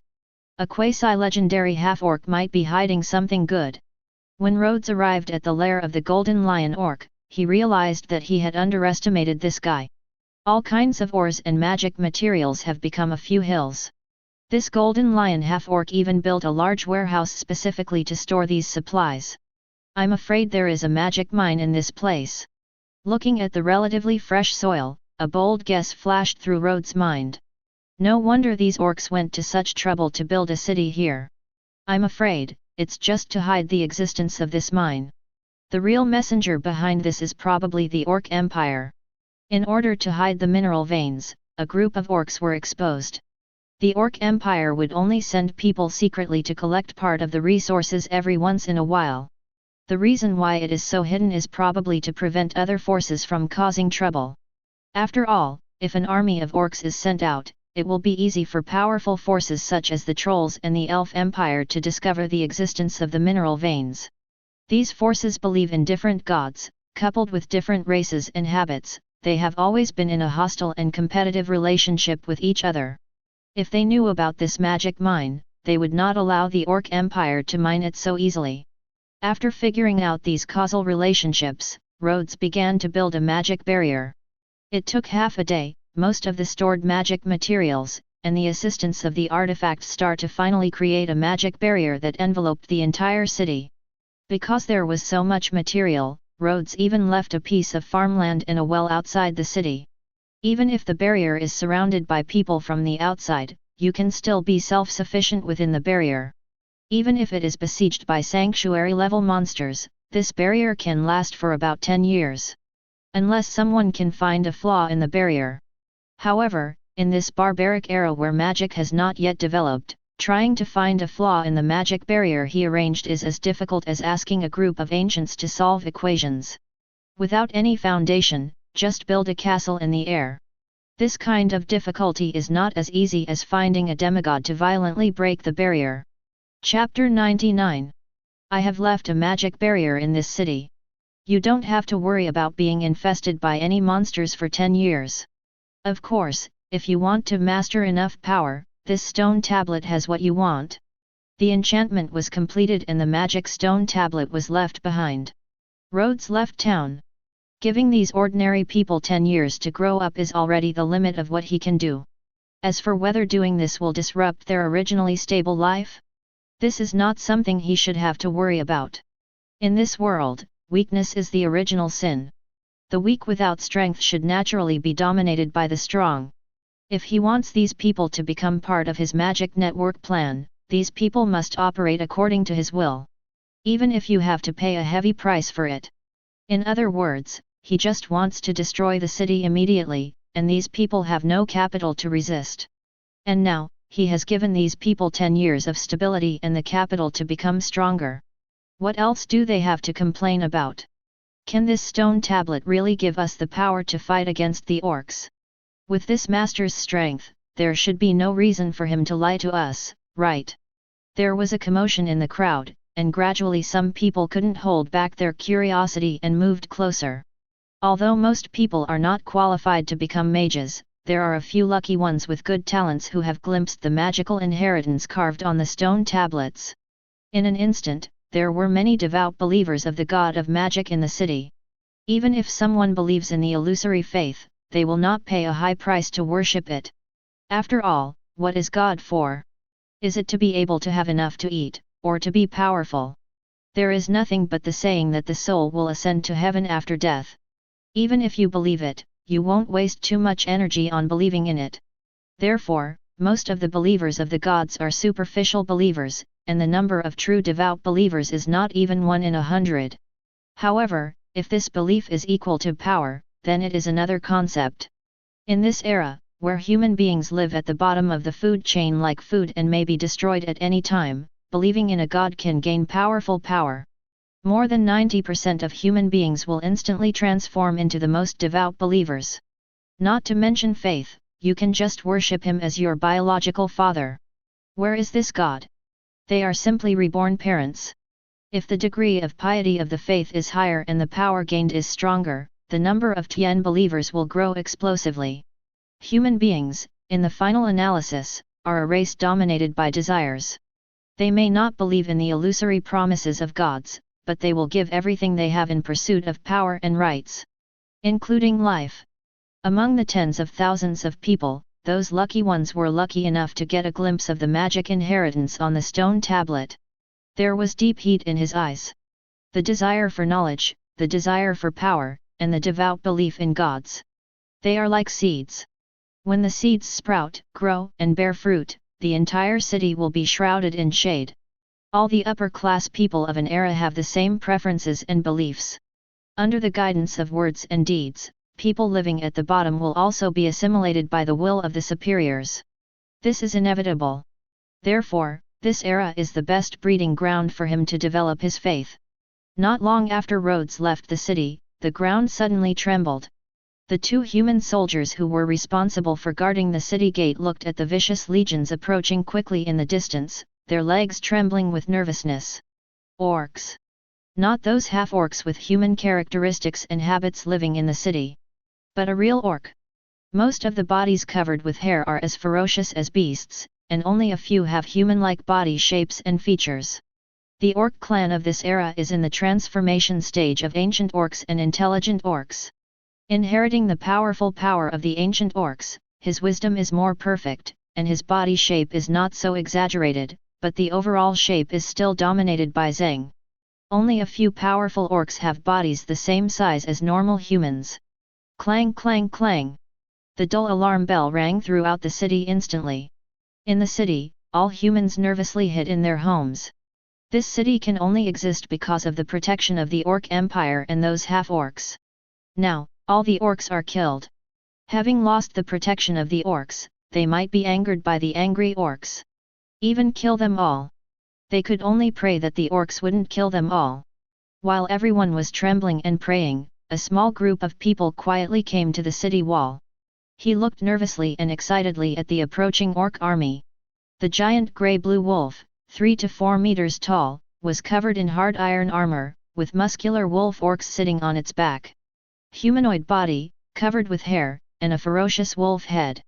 Only the animal skin covered the vital parts of the body, and he held a sharp scimitar and a heavy hammer in his hand. These giant wolves are monsters raised by the werewolf tribe from childhood. They are extremely fast, have strong endurance, and have sharp fangs. Both running and attacking are quite outstanding. Because of his upbringing since childhood, he has a strong connection with the werewolf tribe on his back. When fighting, it is equivalent to facing two enemies who cooperate with each other at the same time. It's the wolf cavalry, the elite cavalry of the Orc Empire, an elite legion that both the Troll Empire and the Elf Empire are afraid of. Someone whispered. In today's world, the three races of orcs, trolls, and elves are the most powerful. Behind every race is a powerful god. Among them, the Orc Empire is the most powerful, and the Wolf Cavalry is the iconic legion of the Orc Empire. The cruelty, cunning, and forbearance of wolves are fully demonstrated in the Wolf Cavalry Legion. In war, they are a group of terrifying killers. In today's Orc Empire, there are dozens of Wolf Cavalry groups, the most powerful of which is the Wolf Cavalry commanded by the Wolf King himself. Although this one is just an ordinary Wolf Cavalry, its strength cannot be underestimated. Thousands of Wolf Cavalry, plus a golden lion leading the team, are enough to raise an entire city to the ground. The magic stone mine has finally arrived. I wonder how prepared my half-blood brother is. A man with golden hair stood upright, with a look of disgust on his humanized lion face. A BD born to humans would have been eaten long ago like his despicable mother if it hadn't been for the blood of their golden lions flowing in his body. I really don't know why my father would allow such a disgrace to the Golden Lion clan to live. The clan is about to go to war with the Troll clan. This batch of magic ore is crucial, and there must be no problems no matter what. Everyone, Cheer up! If you encounter any elves or trolls, kill them all. The Golden Lion Orc has a cruel voice. The power that belongs to the legendary level is unleashed unscrupulously. Just when the Wolf Cavalry Legion was about to enter the city, a golden light suddenly appeared from the sky. Like an inverted golden bowl, it enveloped the entire city. What is this? My good-for-nothing brother really does all sorts of tricks. Looking at the golden barrier in front of him, the Golden Lion Orc showed a trace of disdain on his face. With the Wolf Cavalry under his command, he continued to move forward. Just as his body touched the magic barrier, a golden thunder suddenly fell. This. Looking at the Wolf Cavalry regiment that disappeared in an instant outside the city, all the humans on the city wall opened their mouths in shock. Is this the power of magic? If they too can master this power, who are the orcs? A seed called ambition takes root and sprouts in my heart. Mud trails, dense jungle. After walking for a long time, I didn't see any trace of humans. What the hell have I gotten myself into? Rhodes looked at the endless forest and frowned. This ghost place doesn't look like a place where humans live. It seems a bit troublesome to take a detour. Rhodes murmured quietly and slowly walked into the forest. Dark forest, dappled sunlight. The shadows between the trees are like an abyss with no end in sight. Not long after walking into the forest, I encountered an attack from the darkness. Whoosh! A strong wind came. A cat demon curled up among the treetops, with cruel eyes and claws, rushed behind Rhodes. Clang! The claws, which were sharper than the blade, were instantly shattered the moment they touched the skin. Rhodes tilted his head, a deep layer of magic surged on his skin, revealing dense patches of dragon scales. He now has two kinds of dragon-killing magic in his body, and his skin is as hard as a high-ranking dragon. Have you always been so brave? Or do you mean that you can't feel the difference in strength between you and me? Boom! Pale magic surged, and the forest was cleared into a blank area. This terrifying power did not scare away those cat monsters. Instead, more and more cat demons came around. Tap tap tap! Dull footsteps sounded, and a group of minotaurs carrying huge totems on their shoulders came from behind the cat demon. Boom! The heavy totem pole fell to the ground, and the whole ground trembled slightly. A familiar scent filled the forest. The mother of evil. Rhodes looked at those scarlet eyes and raised his eyelids slightly. This shitstirrer really has his shadow everywhere. As we all know, the races corrupted by the mother of evil are all brainless. Just like these dark creatures in front of him, their wisdom has been swallowed up by desire, and they cannot notice the strength gap between the two sides at all. However, no matter how brainless a creature is, there will still be fear and instinctive fear. Just like mice and cats.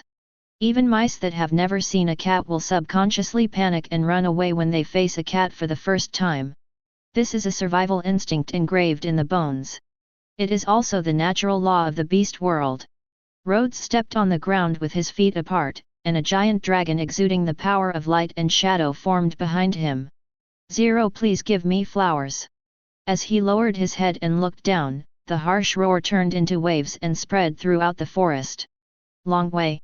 The invisible power spreads, like a predator at the top of the food chain, exuding the aura of its own hunting. All the monsters in front of them were shaking uncontrollably, and their scarlet eyes were flashing with struggle. He seemed to want to escape, but was stopped by a strong will.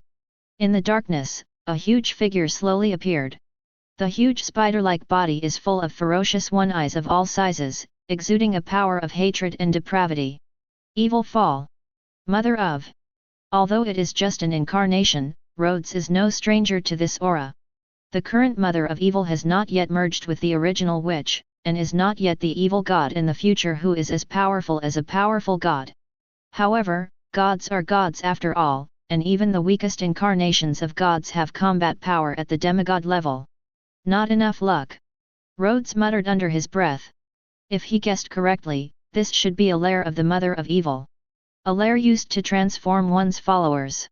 The mother of evil is an evil god, and most of her followers are species with evil natures such as demons. The nature of this kind of monster is chaotic and evil. Even for the gods they believe in, they fear more than they believe. Therefore, although the number of believers is huge, the faith they can provide is quite rare. In order to expand the source of faith, converting creatures of other races into its own believers has become the greatest source of faith for the mother of evil. However, his luck seems to be not good. Before the transformation of these fallen creatures was completed, he took the initiative to send them to his door. 00. He was also targeted by this guy. Holy Shadow Dragon Tooth Flash. Without any hesitation, a blow condensing the power of light and darkness hit the mother of evil directly in the face. Now is not the time to talk about morality in the sanctuary against demigods. Puff.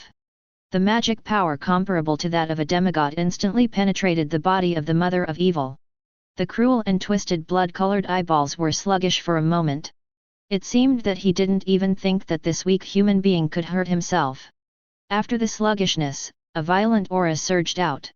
The figure of the mother of evil instantly appeared in front of Rhodes, and her sharp front legs swung down. The twisted power instantly penetrated the entire space. This guy's attack seems a bit slow. Rhodes easily dodged the attack from the mother of the fallen. Looking at the furious and incompetent mother of the fallen, he suddenly realized that although this guy had the power of a demigod, his attack methods were too crude. 0. The real power cannot be exerted at all. Like a wild beast without any sense. Can this kind of thing also become a god? Rhodes' right hand gathered a ball of blazing light, like the sharpest and hardest point of the dragon, and instantly pierced the fat body of the mother of evil. The mother of evil let out a wail of agony. Compared to the dark attribute of shadow power, this pale light magic seems to be more able to restrain this guy. The effect produced is not even inferior to the combined attack of the power of light and shadow. He was injured again and again, but it did not harm the human being in front of him at all. A hint of retreat flashed in the eyes of the mother of evil. Although this human being cannot kill him, it means nothing to him if he continues to consume it like this. If he accidentally loses this incarnation, it will be a big loss for him.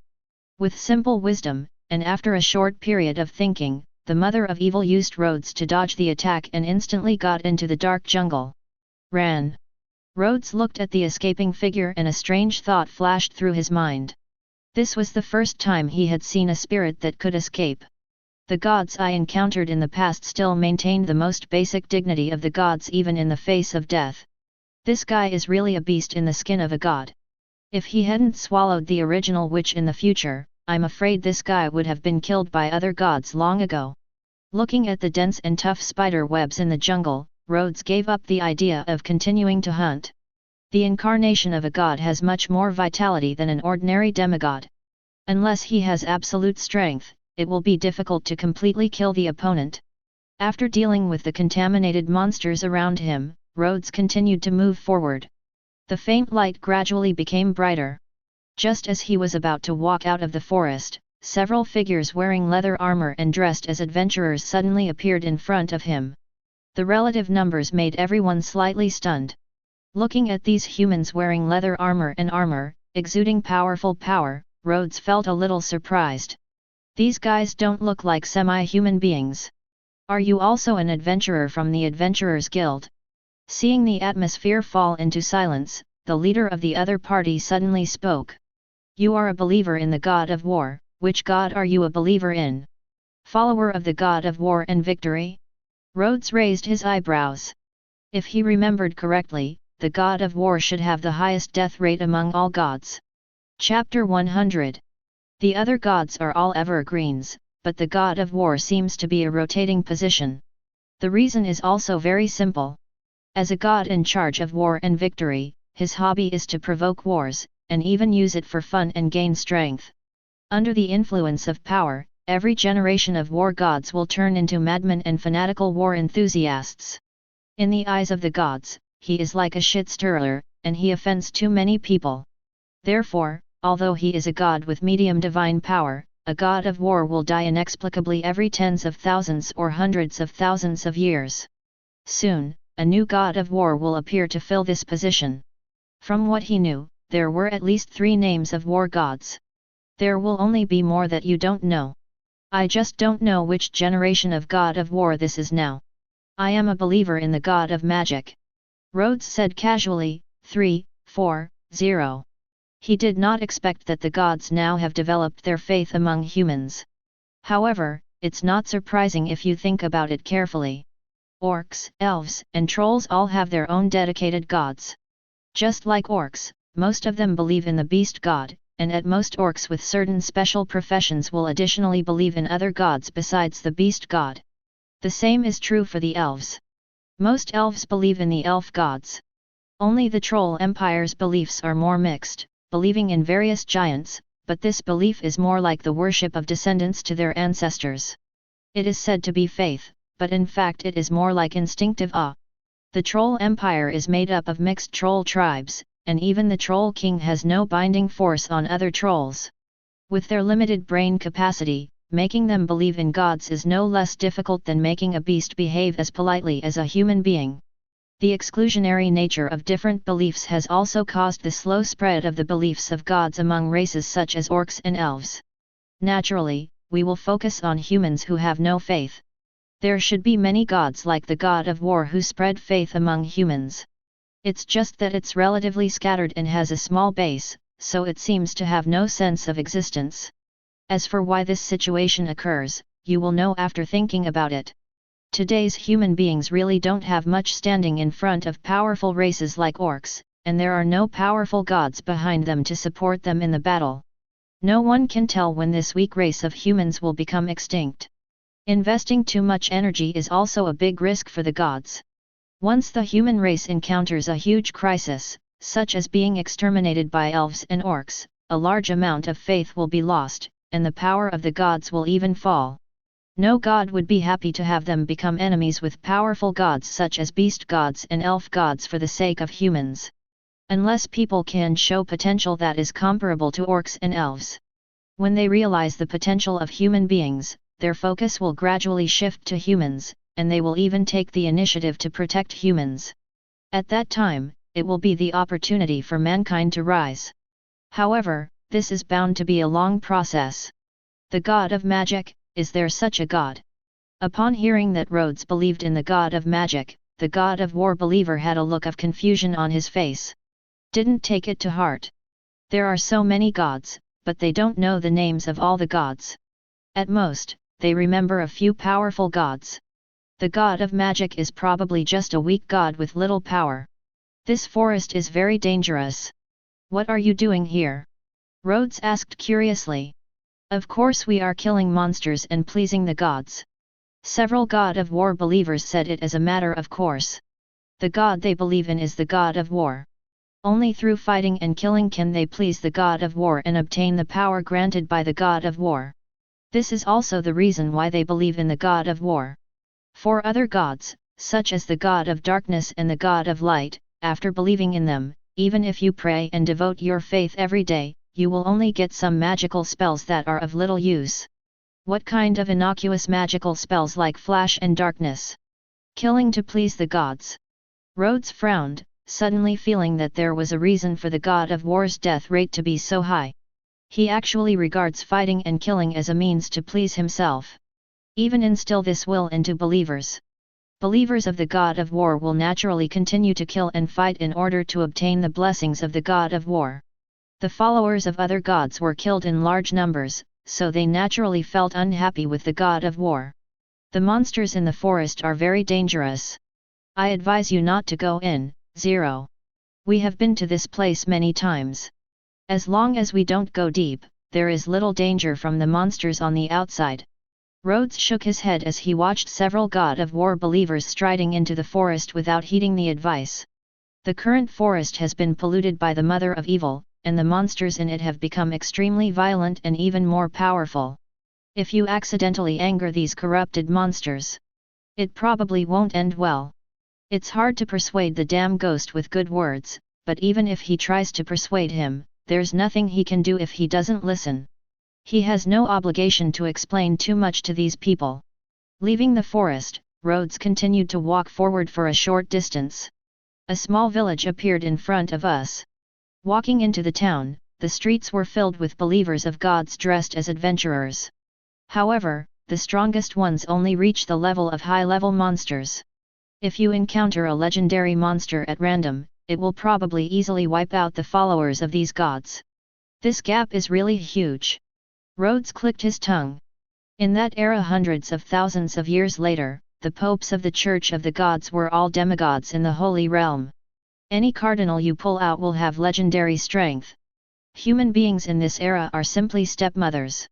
In the center of the village, there is an adventurers' union, and there are also scattered unions composed of believers of various gods around it.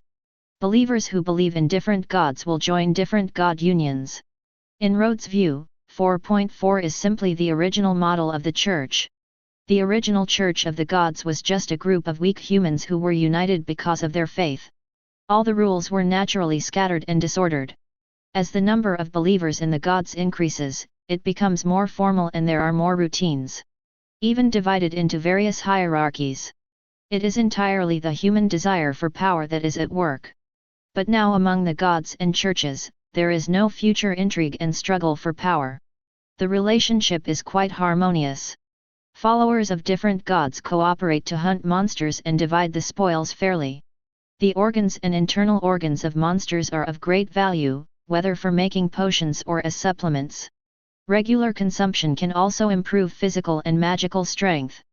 This is also the reason why so many believers of gods gather here. Chapter 101. The God of Darkness, the God of Light, the God of War. We have all kinds of gods, and I am not missing the God of Magic. Rhodes rubbed his chin, feeling that the problem was a bit difficult to solve. It is not unusually difficult to convert a group of God believers. In this era, the God of Death has not yet appeared. Those who violate the God's beliefs will not be nailed to the wall of blasphemy, but they will also be disgusted by the gods. Want to convert followers of other gods. Unless he can show something attractive enough. Such as powerful force. Just as I was thinking about it, the sky suddenly turned dark. Why is it so dark? What are the people of the Dark Church doing? No, it seems to be the sky. The noisy discussion suddenly stopped, and everyone raised their heads and looked at the sky. A huge figure over 100 meters in size spread its wings and slowly landed. The scales exude a metallic luster, the ferocious and frightening head, and the terrifying pressure permeates the breath. Hashtag. It's still a metal dragon. The aura of the Holy Realm filled the air, and the entire village fell into panic. The next second, strongly corrosive dragon breath fell from the sky. Houses one after another were turned into ruins under the dragon's breath. Fight this damn monster! Among the angry crowd, magical dragons flew into the sky one after another. But how could a group of God believers who were not even legends harm a sacred dragon? The power of divine magic was shaken away by the violent dragon power before it even touched the dragon. Seeing this group of ants who don't know the heights of the world, they dare to take action against it. The metal dragon in the sky becomes furious at 30 hours. The dragon language magic was released, and sharp thorns appeared on the ground, although there were not many injured. But the entire town had been completely destroyed.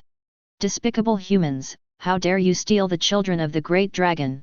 If you don't hand over my children, I will kill you all. The dragon roared lowly. If you weren't worried about the safety of your children, you could wipe out the entire town in an instant with its power. In front of a sacred dragon, even a legend is just a slightly larger ant.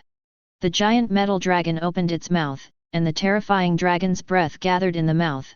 Seeing this powerful force, it is about to spray into the crowd. A pale beam of light suddenly appeared. Hit the dragon right in the jaw. Boom! Violent dragon breath erupted in his mouth. The giant metal dragon that suffered his own blow had blood flying all over its body and screamed in pain. Similar. Feeling the aura that came from the same source, the metal dragon's eyes were a little dazed. It doesn't know why there is another dragon clan in such a remote place. But it is even less clear why the other party wants to stop its attack. Although there are factions within the giant dragon clan. Every dragon has its own king. But the relationship between them is quite stable, and they rarely fight each other outside of Dragon Island. The dragon suddenly attacking him this time was simply a bit inexplicable. Same kind is not considered the same. I prefer you to call me the Dragon Slayer Magician. Rhodes was naked to the waist, inciting the light and shadow dragon wings to slowly fly into the air, level with the dragon. I don't know why you are crazy here, but since you are killing innocent people on human territory, I can only send you back to the embrace of the dragon god. Rhodes said calmly. How dare you steal the dragon's power? Feel the human aura on the other person, as well as the power from the dragon clan. The metal dragon's eyes gradually turned red. The dragon clan's arrogance makes it simply unbearable, and the Japanese humans are willing to control the power zone of their dragon clan. Boom! Like rust, the dragon's breath, full of decay, swallowed up half of the sky in an instant. The roar of the light and shadow dragon.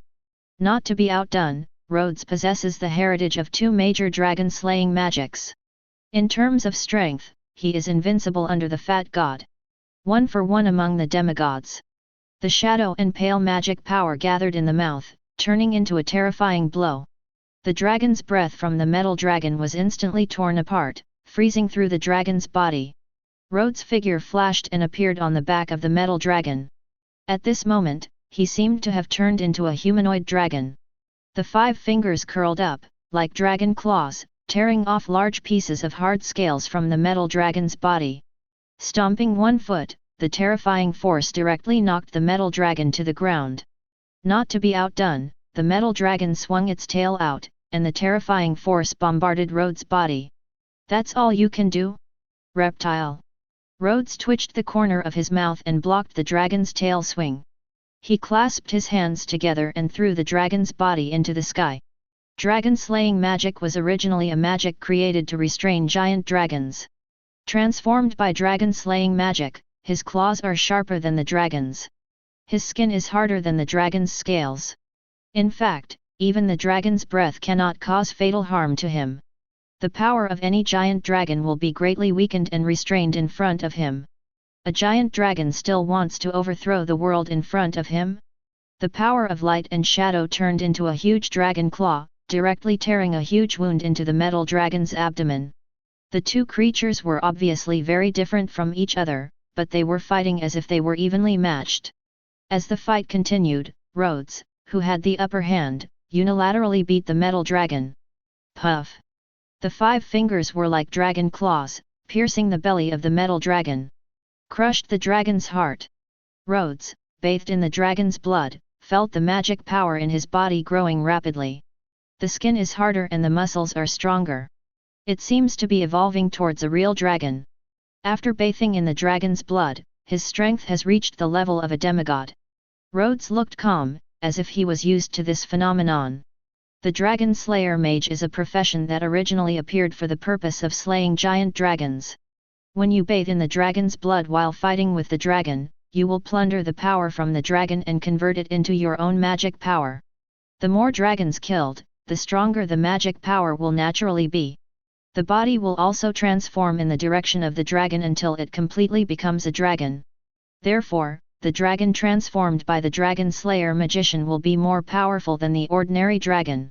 Unless you have the corresponding magic crystal, you can restrain the side effects of dragon transformation. Rhodes wasn't worried about turning into a dragon. As long as he signs in every day, he will get the magic crystal sooner or later. It is impossible to transform into a dragon. Even if he does become a dragon, sooner or later he will find a way to change back. The body of the giant dragon slowly fell from the sky. Looking at the shocked and awed eyes, Rhodes suddenly felt that the dragon appeared at the right time. In front of everyone, he killed a powerful dragon. Isn't this the best publicity?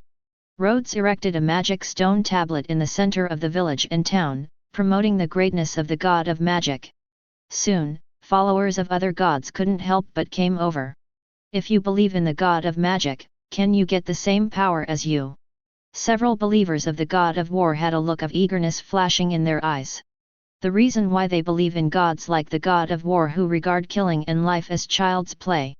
In the final analysis, it is just to gain strength. Otherwise, no normal person would believe in such a madman-like god. If you believe in the god of magic, you can gain stronger power. They don't mind changing their belief in gods at all. After all, who can't believe it? As long as your talent and faith are pious enough, sooner or later you will be able to gain power as powerful as mine. However, only those with the talent to become a mage can see the magic inheritance left on the stone tablet. Do you need talent to become a mage? A group of worried-looking believers of the gods approached the stone monument carefully. Some are happy, some are sad. Looking at a group of frustrated believers, Rhodes could only helplessly shake his head. No matter what era, mage is destined to be a rare profession. Even if the magic network is completed, it does not mean that everyone is qualified to become a mage. It just reduces the need to become a mage. However, people without talent still cannot become mage. But this reminded him of something. His eyes have always been only on mages, but he has ignored the fact that most people 860 have no talent to become mages at all.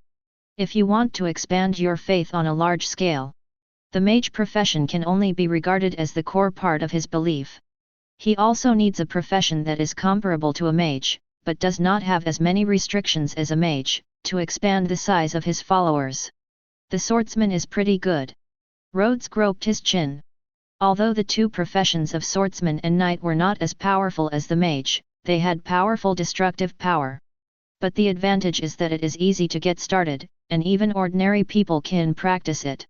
However, the fairy tale world is partly inherited from France.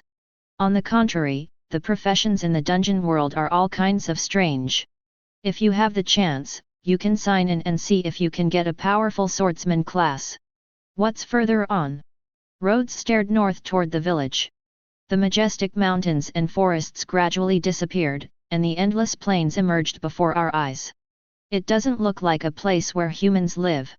If we go further, not far away is the limit area of the Orc Empire. The environment there is quite complicated. In addition to the orcs, there are also powerful races such as trolls and dwarves. You'd better not go there. A believer of the God of Glory whispered. Although Rhodes killed a powerful dragon. But the Orc Empire is the most powerful force among the three empires. The gods they believe in are powerful beast gods, and each royal family is guarded by powerful orcs at the sanctuary level or even the demigod level. The ruler of the Orc Empire possesses terrifying power that rivals the gods. Compared with these behemoths, a giant dragon is nothing. We've gone astray. Rhodes scratched his head. He originally wanted to go to a crowded place, but inexplicably ended up at the border of the Orc Empire. Should we keep going forward or go back the way we came? After thinking about it carefully, I decided to continue. Think of it as a way to experience the customs of the orcs. Know yourself and the enemy, and you can fight 100 battles without danger. There is no harm in learning more about the habits of the orcs. Chapter 102. Sign in. Ding. Sign in successfully. Reward: Fire God Destroying Magic. God Slaying Magic of Fire. The God Slaying Magic created based on Dragon Slaying Magic has the power to restrain Dragon Slaying Magic, can devour and ignore all flames in the world, and has the power to kill gods. God Destroying Magic. This magic sounds a bit awesome. Rhodes looked surprised. A fire that can devour and ignore everything in the world. Isn't this equivalent to carrying a passive talent of fire immunity with you? Dragon Slayer magic can enhance your own magic power by killing giant dragons. On the other hand, can God-destroying magic gain power zones by devouring gods? I wonder how powerful it is. Rhodes waved casually. A huge magic circle appeared at his feet. The dark and deep flames seemed to come from the underworld fire in the abyss. That destructive power seemed to be hotter than Chang Chang's flames. No wonder it can kill gods. If you have time, find an incarnation of a demigod and try it out. If you can swallow the power of the gods, that would be interesting. In the future era, there will be nothing but gods as numerous as stars. It would be so interesting to become stronger by swallowing gods. Give him enough time, and he can even kill the gods in the sky until they collapse. After leaving the village, we walked dozens of kilometers along the way. Villages and towns, large and small, gradually appeared in front of us. When Rhodes stepped into the town, different figures appeared in front of his eyes. Dwarves, trolls, orcs, elves. Almost all imaginable magical creatures can be seen here. This area is the junction between the three empires. With the expansion of the Orc Empire, Troll and Elven empires, many weak races inhabited this area. Among them, the slightly stronger ones, such as the dwarves, also have powerful gods and demigods sitting in charge. The weaker ones are low-level monsters like goblins, which are also guarded by gods. Countless races gather in this area. Even the three major empires will basically not interfere here. Once this balanced situation is broken, even the three empires will not be able to withstand the anger of so many gods. After all, if the race is exterminated, the personality of the gods will also be affected, and they may even be pulled down from the throne. If the three major empires take action against these races, even if it is to protect their own status as gods, it will definitely arouse public outrage. No matter how powerful the powerful gods are, they cannot withstand the siege of thousands of gods. Humanity. The moment Rhodes stepped into the town, a pair of strange eyes came over him. After all, it is quite novel to see a human being alone in this place. Rhodes' eyes swept across the street. There are not a few human figures, but most of their feet are shackled and locked. Slave. The older the era, the more widespread the slavery system. After all, in this backward era, manpower is the only productive force. Especially in this day and age. No matter what kind of race they are, they all like to capture humans, a race that is ingenious and docile, and become slaves. Hardy and not threatening. Even the Elven Empire, which is relatively neutral in camp, will capture humans and take care of their homes and gardens for themselves. Nominally called a servant, in fact there is no difference from a slave. As for the orcs and trolls, there are not so many taboos. To them, human slaves are even worse than pigs. They do the hardest and most tiring work. If they are in a bad mood, they will be killed directly. A free human being is really rare. A wild boar orc with a pig's nose walked over with a snort, staring at Rhodes with greedy eyes. This kind of fine slave can be sold at a very good price among the orcs. Without any thought. The moment it saw Rhodes, it had already labeled this human being a slave. Get him! The pig-headed orc wearing a pure gold ring on his hand gently snapped his fingers. A huge shadow loomed over them. The two minotaur orcs walked slowly towards Rhodes with heavy steps. Do you like snapping your fingers? Snapped. Rhodes lightly snapped his fingers, and the black god-destroying fire burned the two minotaurs to ashes instantly. Damn it! How could this human being be so powerful? The pig-headed orc with a frightened face turned around and was about to run away. The next second, he felt as if his hands and legs were out of control. Plop! The pig-headed orc, which lost its arms and legs, fell to the ground. You seem to like treating people as slaves. He looked at the pig-headed orc with his hands and feet cut off, squirming like maggots on the ground. Rhodes had a huge smile on his face. I am a high-ranking noble of the pig-headed clan and the biological brother of the pig-headed leader. You damn human being, aren't you afraid of the revenge of the orc empire? The pig-headed orc with a frightened face threatened loudly. Pig-headed man? I think you are a pig-headed man. Boom! Rhodes punched him down. He smashed that ugly pig face into a bloody mess. He shook his hand with disgust on his face. Killing you would make my hands dirty. Looking at the stunned eyes around him, Rhodes tilted his head, and the corners of his mouth suddenly opened to an exaggerated degree. Roar! The deafening roar of the dragon, mixed with the terrifying power of the dragon, instantly swept through the entire town. In an instant, all the monsters in the town fell into fear. My mind goes blank. The roar of the white dragon. A white magic circle appeared at his feet. Boom! The pale dragon flames instantly engulfed the houses on the street. Rhodes wiped the corner of his mouth, and a huge dragon shadow appeared behind him. The dragon claws formed by the condensed light and shadow suddenly fell down, and the entire street instantly turned into ruins. Since it's not a human town, let's just be a little more unscrupulous. These monsters treat humans as slaves, so there is no need for him to restrain himself. A piece of wanton destruction. All living monsters in the entire town fled. Only the humans with heavy shackles were left, huddled in the corner and shivering. You are free. Rhodes opened all the shackles and spoke to a group of terrified and confused humans. If you don't want to be captured and used as a slave again, bring food and go in that direction." Rhodes pointed in the direction he came from. He had almost wiped out the monsters there.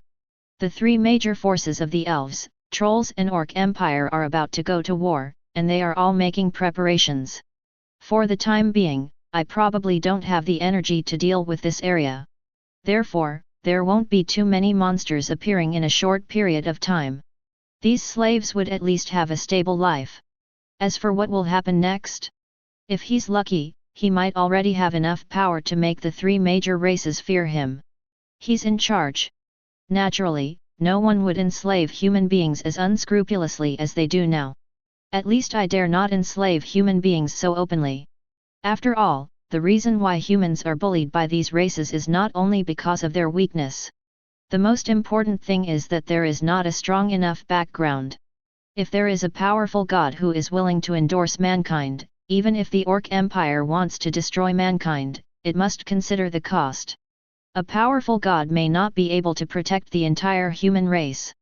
But if you want to cause killing, it's enough to make a powerful race cripple its muscles and bones. Moreover, the three empires are hostile to each other, and they are not without enemies. As long as they show enough value, someone will naturally win over the human race. Combining vertical and horizontal lines is the wisdom left by our ancestors. Of course, if his strength remains unchanged by then. When the war between the three races of orcs, elves, and trolls comes to an end, they will naturally be free to deal with humans. At the rate of human development, it is simply unrealistic to get enough development time. Even if humanity is entering a period of explosive growth, all kinds of geniuses will continue to spring up like mushrooms after a rain. How long does it take to grow? It started in 10 years, or even took hundreds of years. It is simply unrealistic to strive for such a long period of stability for mankind. Even the orcs whose minds are full of recklessness. Nor will they just watch the rise of mankind. Once a large number of strong people appear among humans, the orcs will definitely turn their spearhead and destroy humans first. Even if the three major races cooperate to destroy mankind, it is not impossible. Therefore, the key to breaking the situation now lies with him. As long as his power can match the powerful gods, as long as he has the power to destroy a race, all difficulties will be solved. Become a god, and a god whose strength is comparable to powerful divine power. For others, this is simply impossible. But for him, it's just a matter of time. Hero, I still don't know what your name is. Seeing that Rhodes was about to leave, a group of rescued slaves couldn't help but ask. I am just a passing believer of the god of magic. If you want to thank me, just thank the god of magic. Silently showing off, Rhodes turned and left. In an instant, he felt a powerful surge of faith. Thousands of slaves were saved from fire and water. The will and belief generated by gratitude and joy at that moment can even create a top monster. Although faith is good, it is unfortunately not my pursuit. Rhodes directly cut off this power of faith and integrated it into the star ball. Although the power of faith currently has no flaws. But he knows a truth, the more delicious the meal, Qian Li's, the more the price needs to be paid. Therefore, he would never touch such a thing as faith. A large amount of faith poured into the magic ball, and a weak wave of will was slowly born. This is the spirituality contained in the artifact, which is transforming into a complete living being. The god of magic is just a deity of his own making. But faith is the biggest miracle in the world. Faith can achieve the gods and create life at the same time. With the blessing of faith, this false god of magic is transforming towards reality.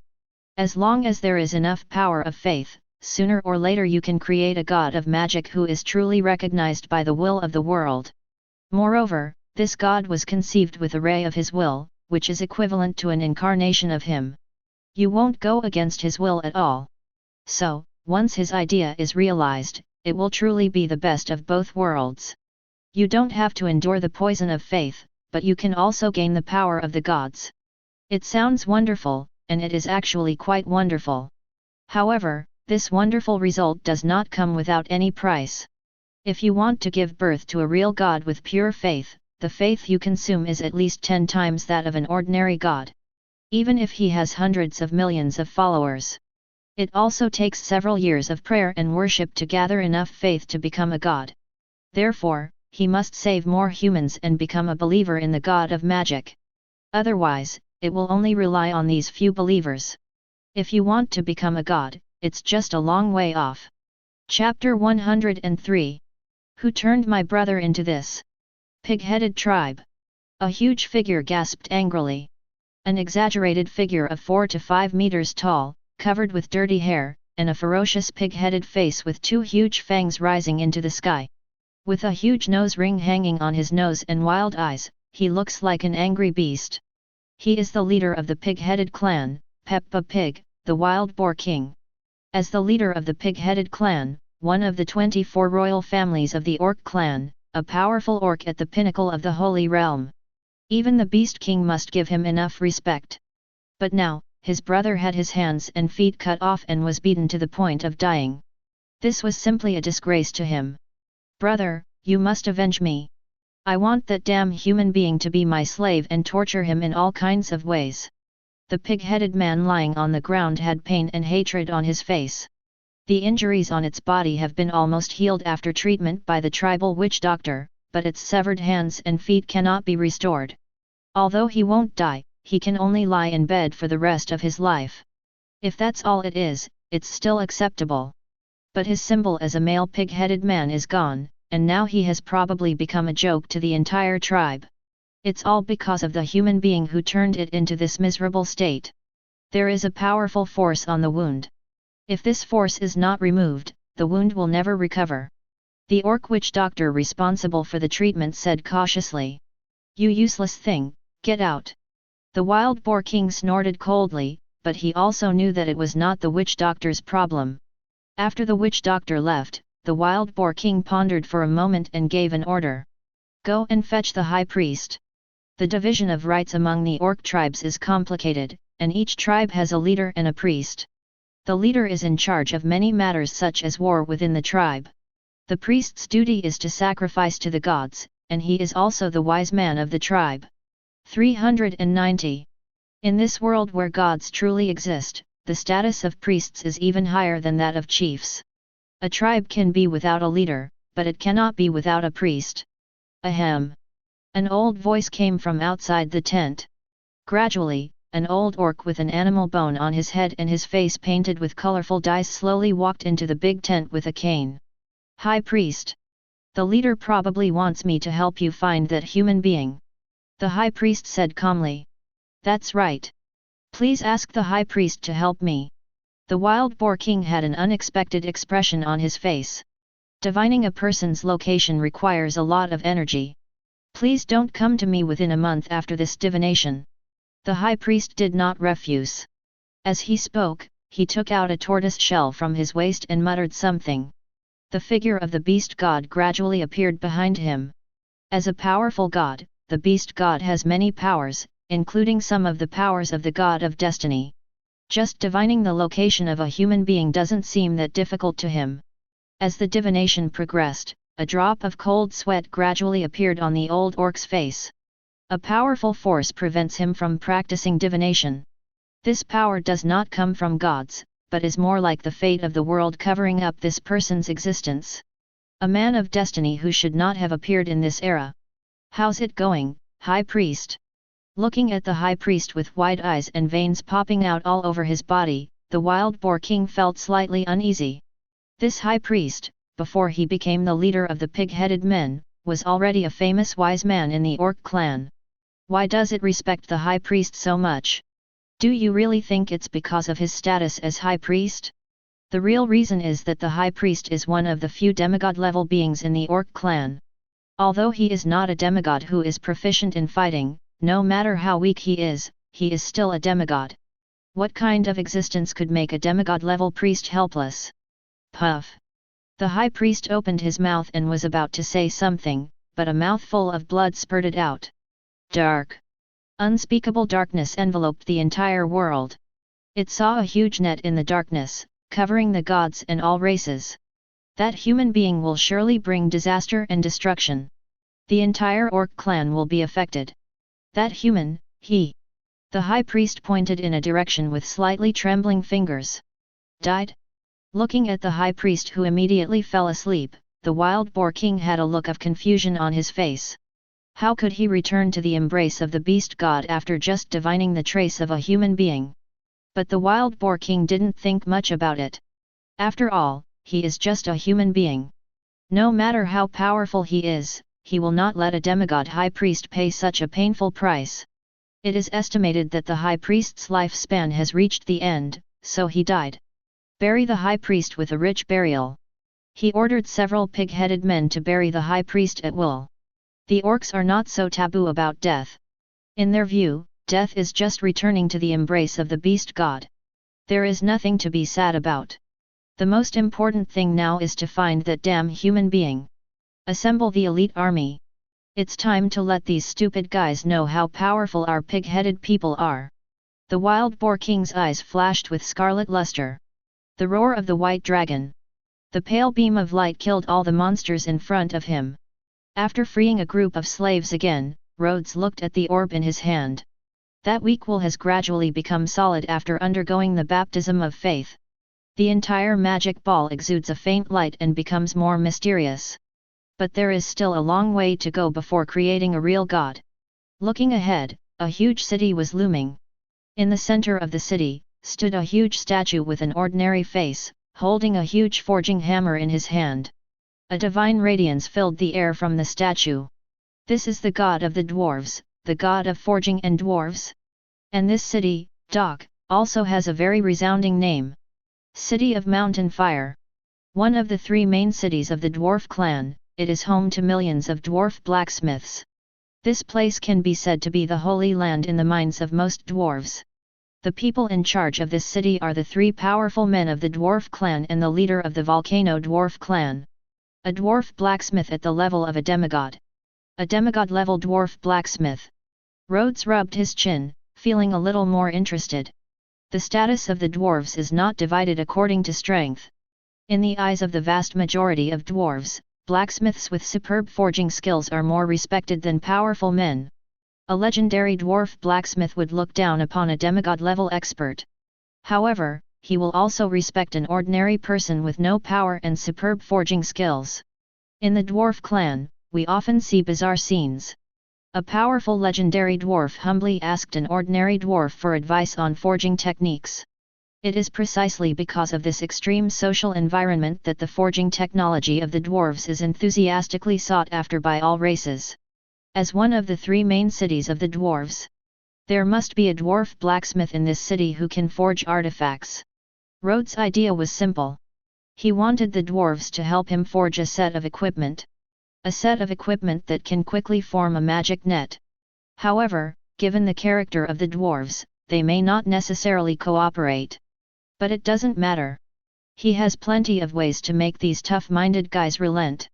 The entrance to the city of Mountain Fire is a huge magic barrier. Even the entire city of Mountain Fire is a magic castle forged by the dwarves. The entire magic castle is composed of billions of magic city bricks. All the city bricks are combined together and connected into a single individual. Every attack the castle endures will be dispersed to every city brick. The terrifying defense power cannot be penetrated even by demigods.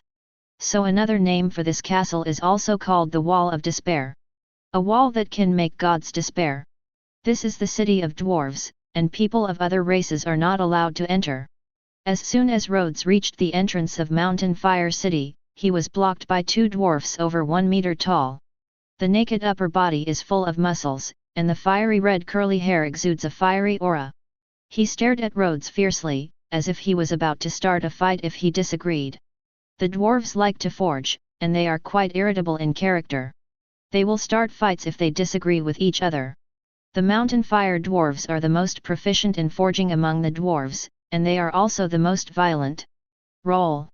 Rhodes raised his eyelids, and the terrifying dragon power swept out. Boom! The two dwarves fell to their knees directly under the huge pressure, and then fainted with their eyes turning white. This power is comparable to that of a domineering king.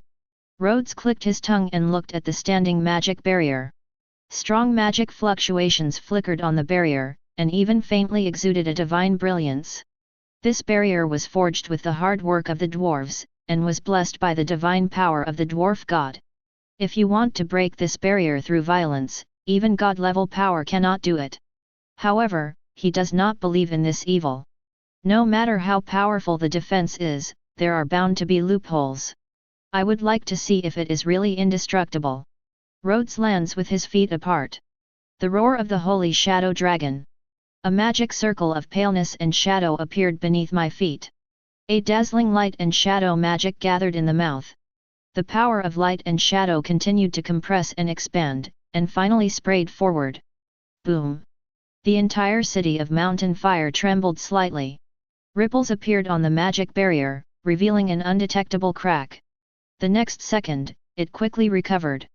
Dragon-slaying magic is useless. Rhodes raised his eyebrows. The power of his full blow was comparable to that of a demigod. The result was only a hair-thin crack. Even if the gods come, it is estimated that it will be difficult to break this barrier. Chapter 104. When this barrier was built, it was integrated with the entire magic castle. Destroying a barrier alone is easy. But the destroyed barrier will be repaired in an instant. If you want to completely destroy the barrier, you must destroy this mountain fire city in an instant. This difficulty is not much easier than killing a god. Dragon-killing magic doesn't work, so try god-killing magic. Rhodes muttered under his breath. God-destroying magic is more advanced than dragon-destroying magic, and even dragon-destroying magic will be swallowed up by god-destroying magic. Theoretically, this is enough to rival the power of gods. If even god-destroying magic can't tear this barrier apart, then you can only try the forbidden techniques recorded in the star ball. The roar of the fire god. A complex magic circle appeared under his feet, and the dark flames gathered into a huge fireball. Instantly blast towards the barrier ahead. The dark flames seemed to come from the abyss, exuding a terrifying aura of destruction. In an instant, the magic barrier was melted by black flames, creating a huge gap. Magic surges. The destroyed magic barrier was quickly restored, but under the corrosion of the god-destroying fire, instead of being restored, the gap gradually became larger. The continuous flow of magic power is like firewood.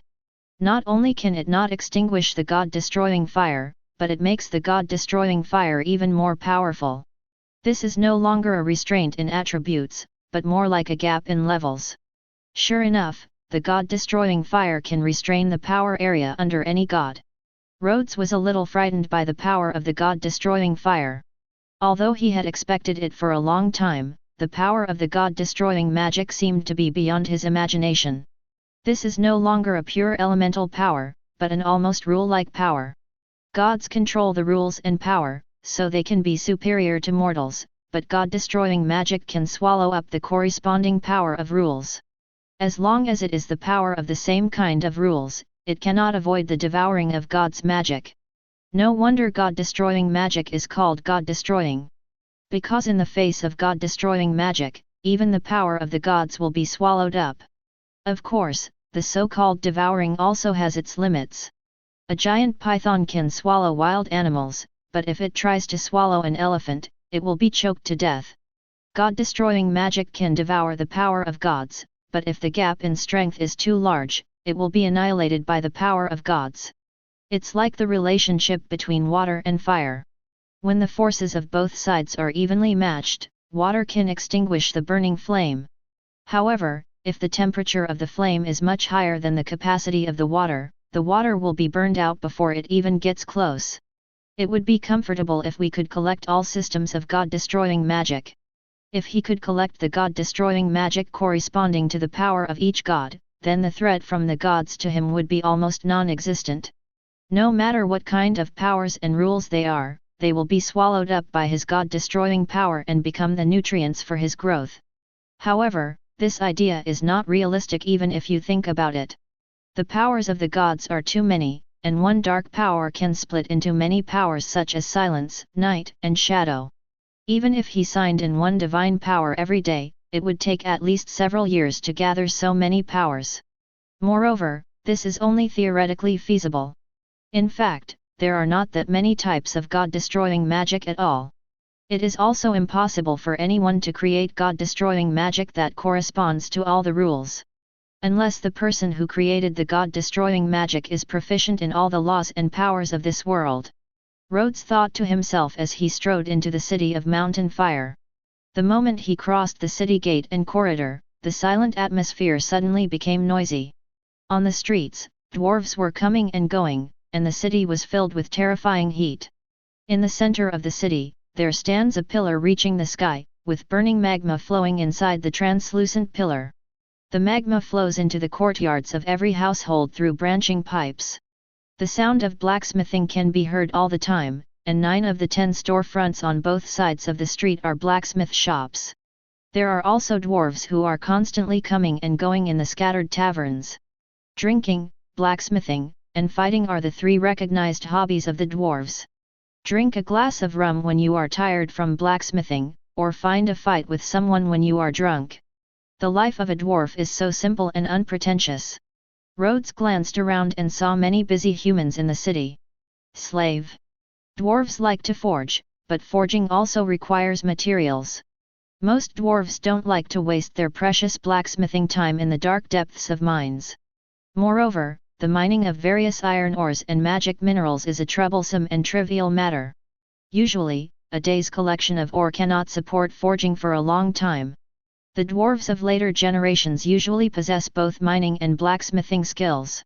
But in this era, the dwarves have a better choice, which is to find some human slaves to help dig ore. Human slaves are hard-working and dig more patiently than dwarves. Just create a few pieces of magic equipment and you can exchange them for a bunch of human slaves. Any fool knows how to choose. Although the dwarves have a violent personality, they are essentially a neutral and kind-hearted camp. They won't treat humans as food like orcs do. Of course, those who should be enslaved will still be enslaved. At most, they won't kill randomly, and they will still beat those who deserve to be beaten, even though they have enough to eat. There are more than 1 million dwarves in the entire Mountain Fire City, and the number of human slaves is more than 10 times that of dwarves. With the fragile physique of humans, it would take an average of 10 people to mine the ore for a day, just enough for 1 dwarf to forge it.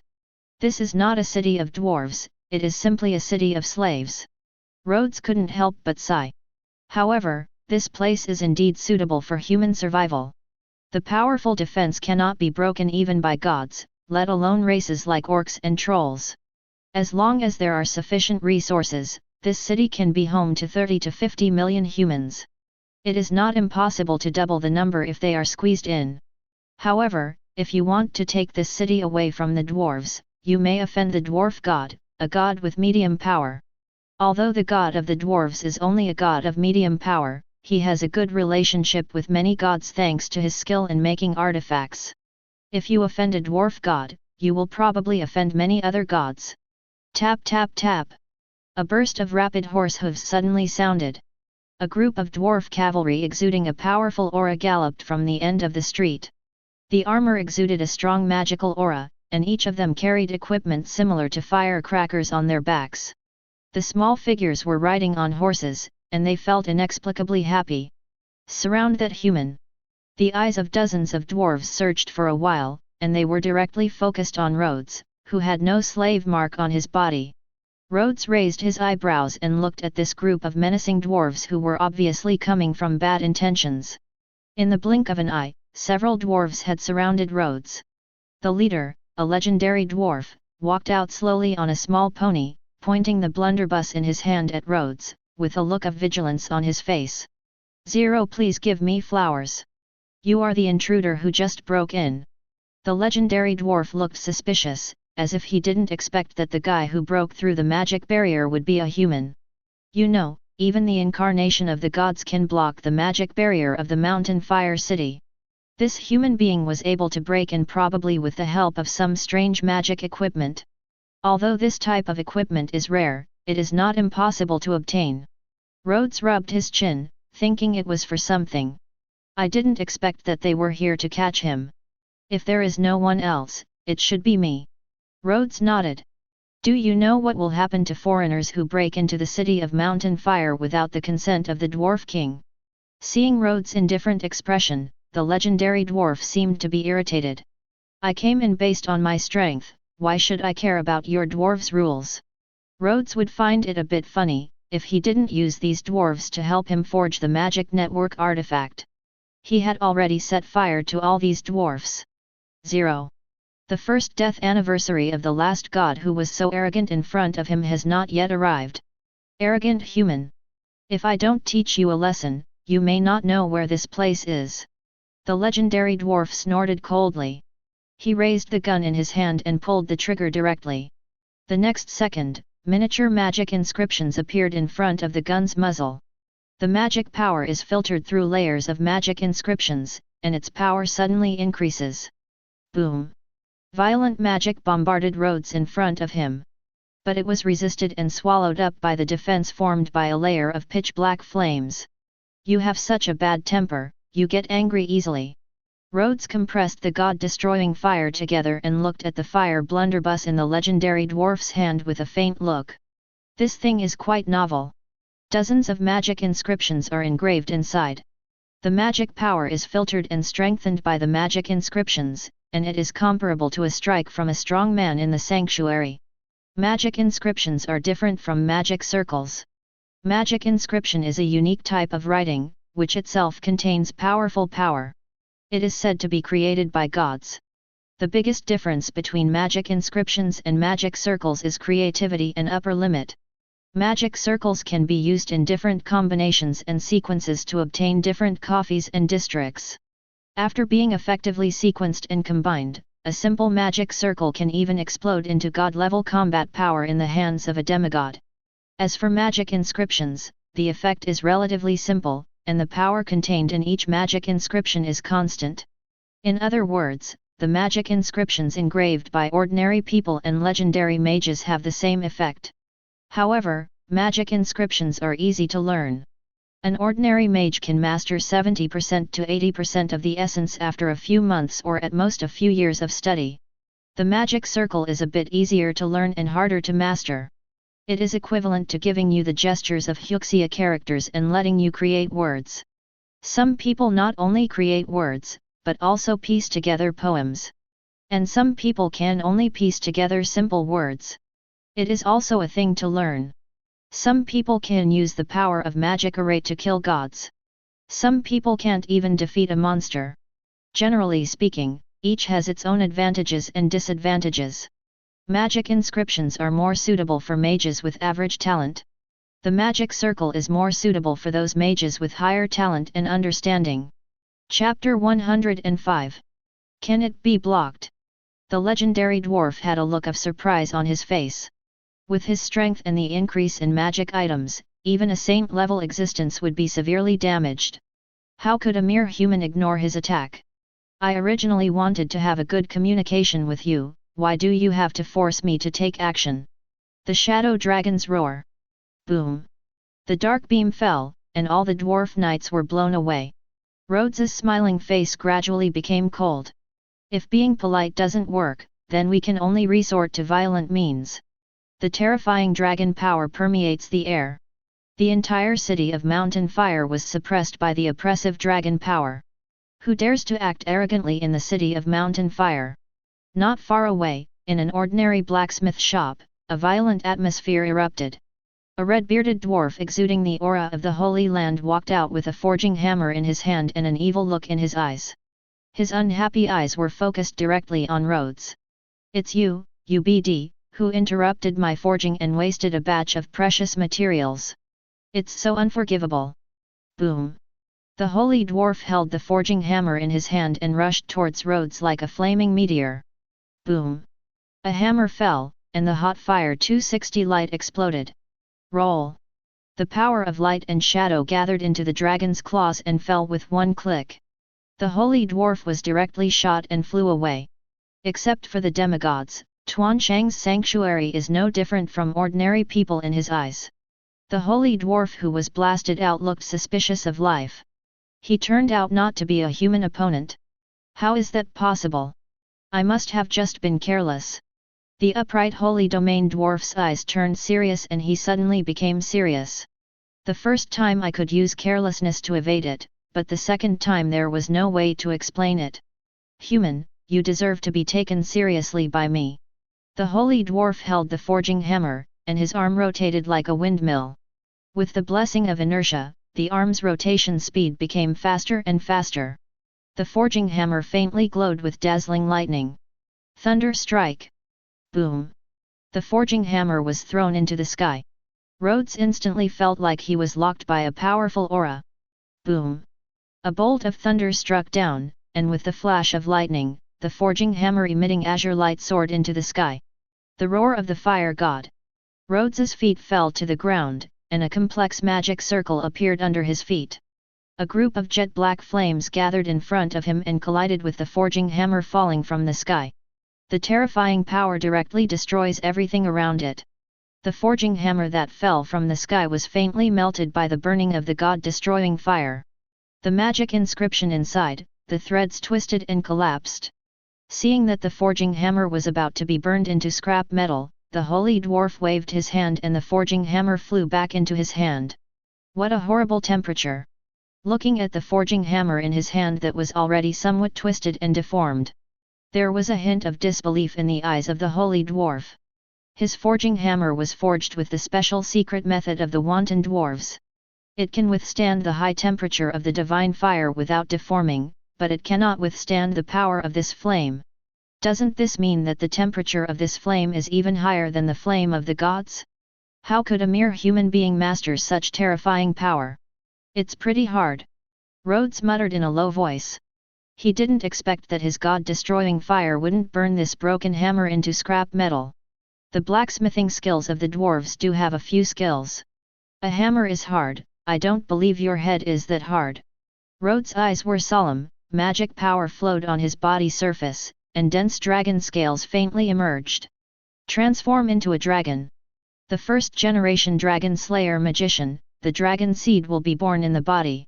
As the magic power becomes stronger, the dragon seed gradually grows out of control, and eventually the dragon slayer magician will turn into a real dragon. After turning into a dragon, you will lose all human senses, and even your reason will gradually lose control. B. You will also gain far more power than before. He masters two kinds of dragon-slaying magic at the same time, and is not inhibited by the dragon-slaying magic crystal. Therefore, his dragon transformation speed will be faster than that of ordinary dragon slayer magicians. True dragon transformation will make you lose your mind, and this process is irreversible. But in the half-dragon state, he can maintain enough sanity and at the same time burst out more powerful magic power. Of course, half-dragon transformation is also quite dangerous, just like dancing on a tightrope. Once the balance of magic power is broken, the black dragon transformation will transform into dragon transformation. Even if he wanted to reverse it, he couldn't.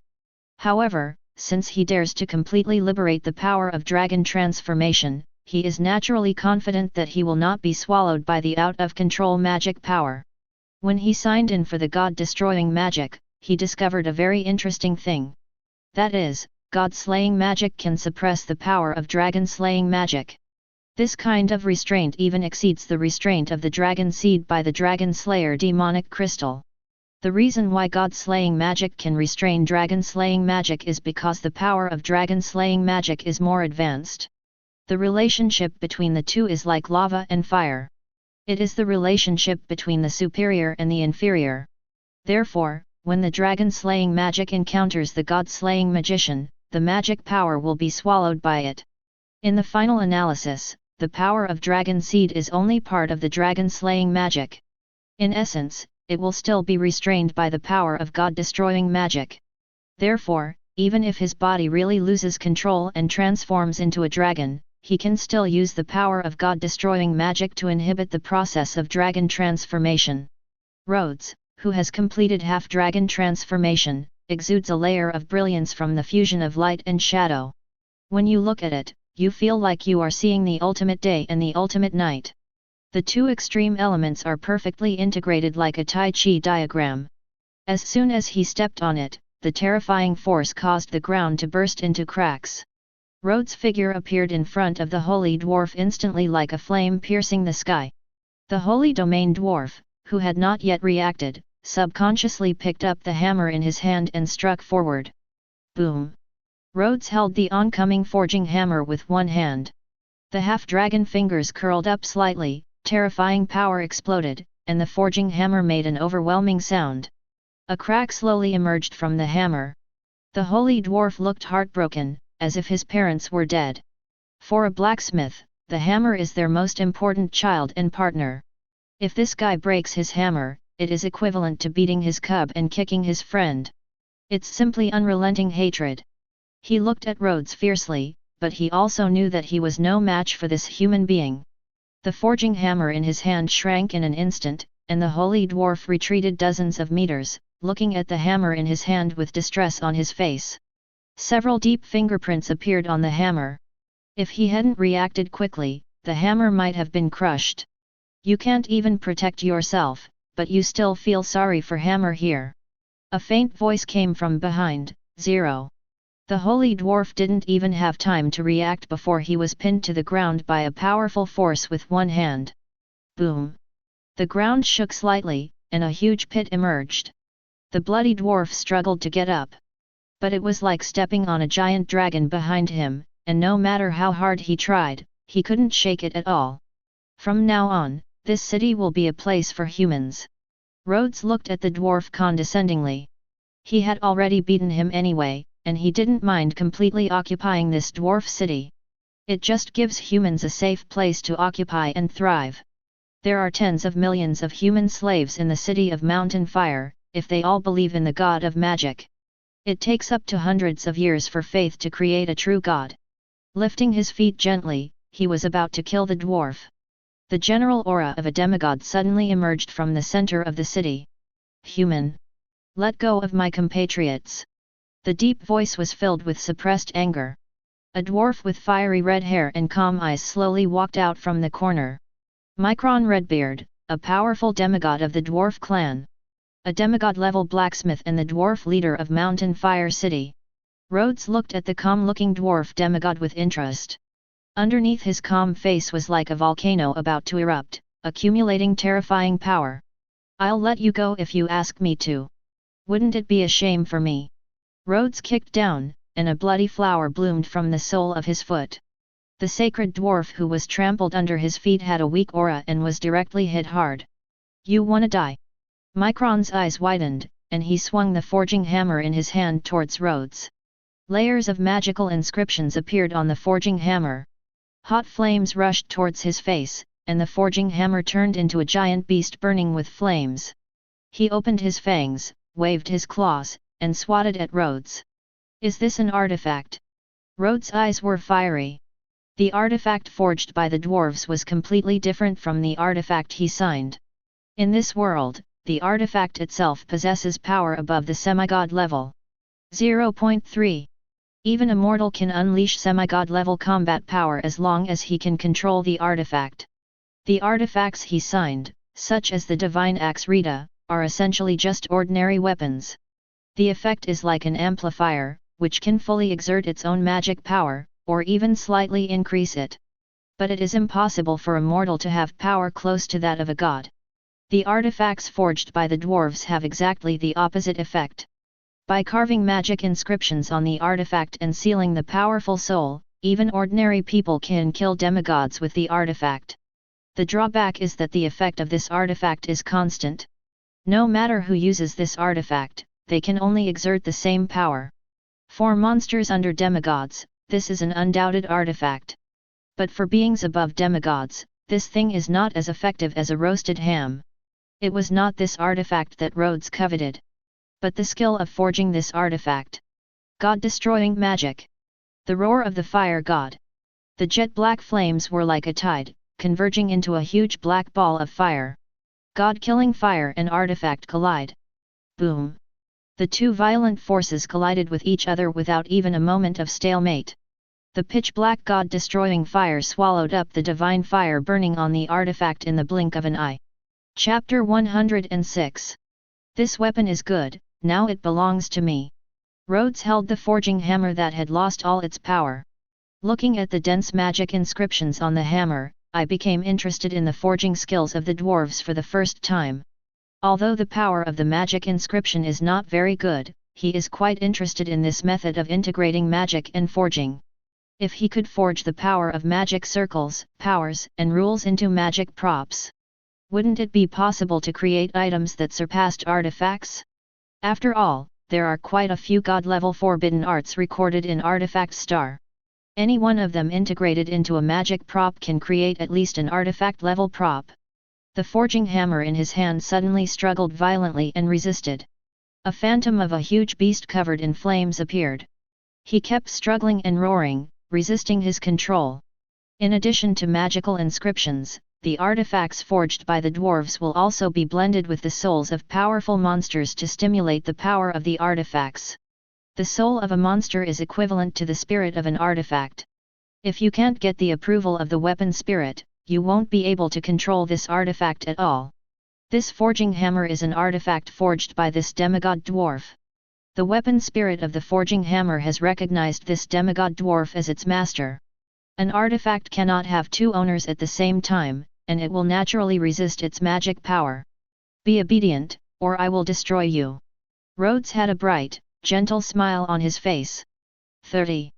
Holding the forging hammer tightly with one hand. In the palm of his hand, a blazing black flame gradually emerged. The divine weapon forging hammer, wrapped in the god-destroying fire, let out a shrill wail. The entire face of the artifact spirit inside the artifact became distorted. The god-destroying fire can restrain all fire-based powers. The attribute of this artifact is fire. Even the weapon soul is a fire-attributed soul. He is naturally restrained by the fire-destroying magic. If he wanted to destroy this artifact, it was really just a matter of thought. The artifact that was struggling endlessly suddenly became quiet after the god-destroying fire appeared. The weapon spirit inside the artifact trembled all over, and its simple wisdom could also feel the threat of the god-destroying fire to itself. If you continue to resist, it will absolutely be destroyed. The dwarf demigod's face sank when he witnessed all this. This level of power is definitely not an ordinary demigod. Although he is also a demigod, most of the strong men of the dwarf tribe are immersed in forging.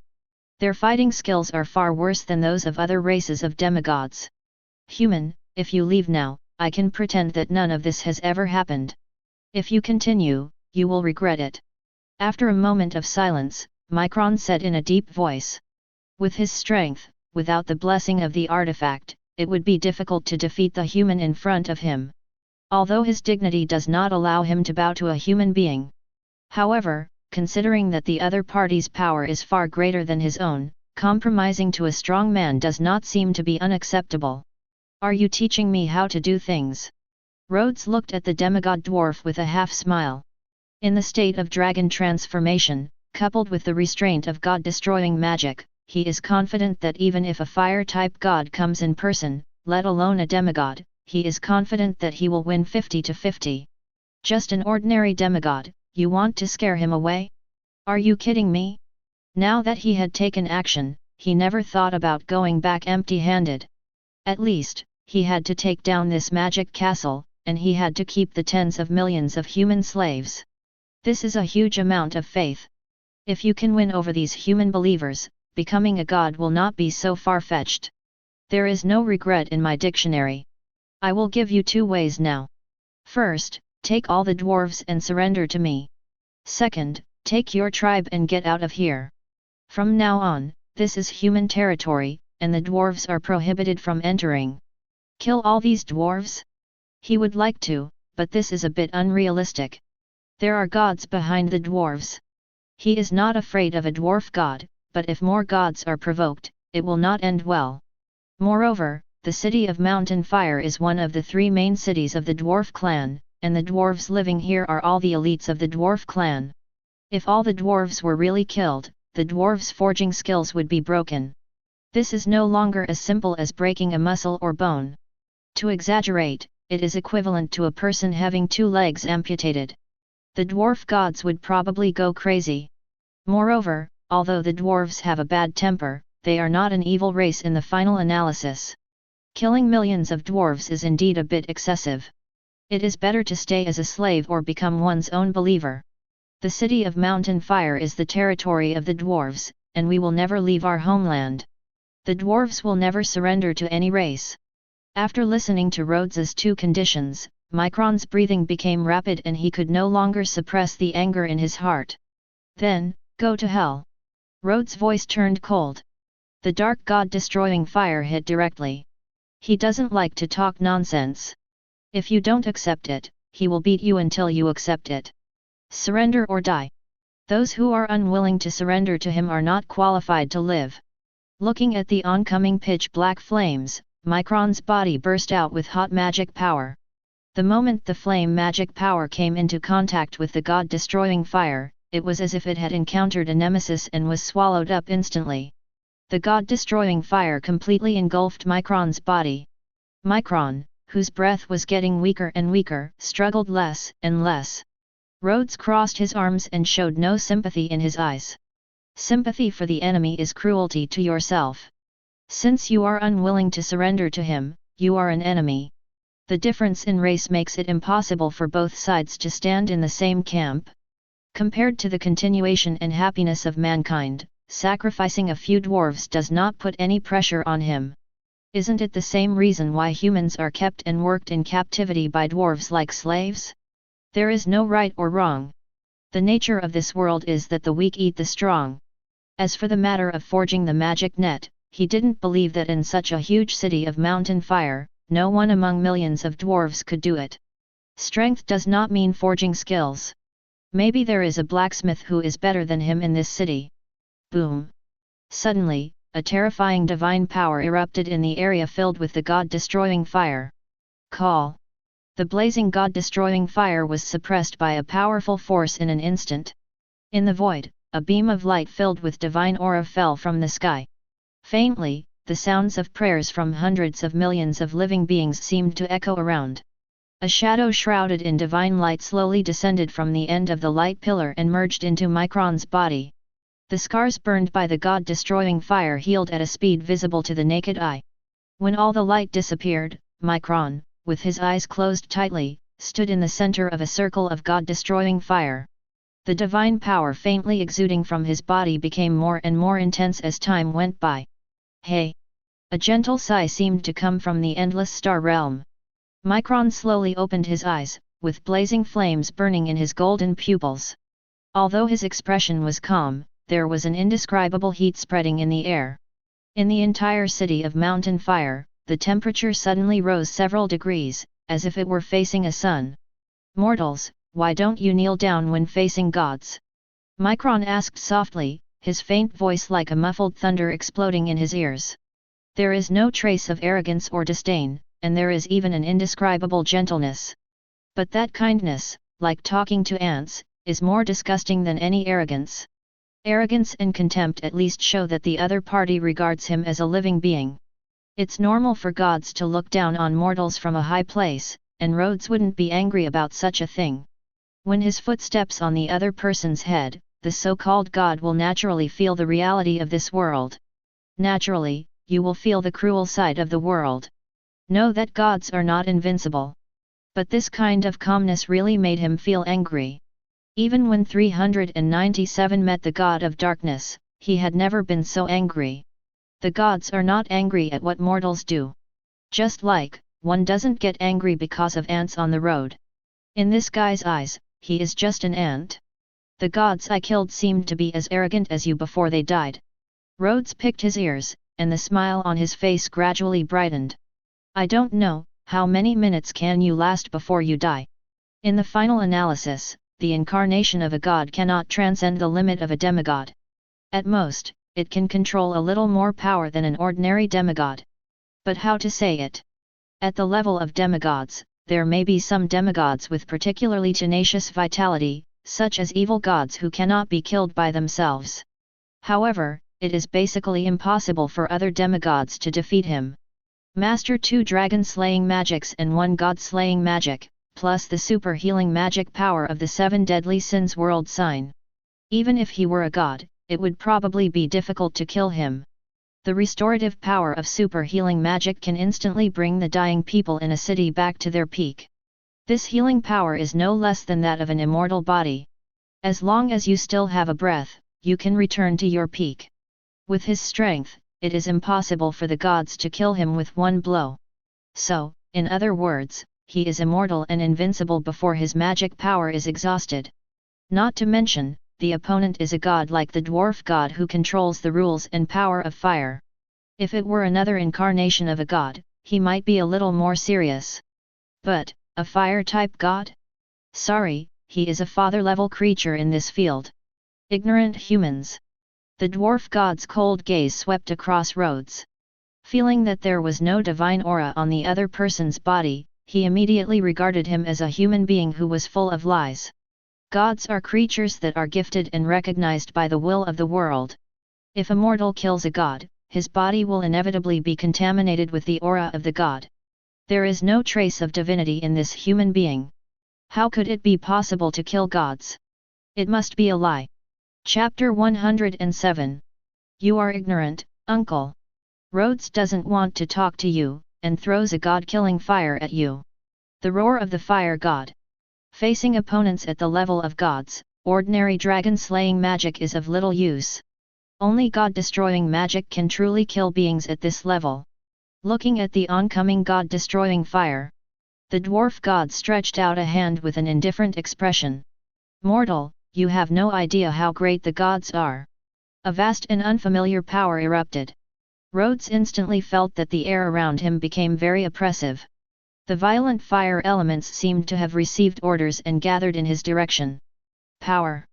A power above rules and laws. It is the source of the power of the gods, and it is also the power exclusive to the gods. The reason why gods can be so high is because they have the power of power. Facing the power of the dwarf god, Rhodes just lit up a dark flame with a calm expression. The moment the power of power touched the body, it was as if it had encountered a nemesis and was directly swallowed up.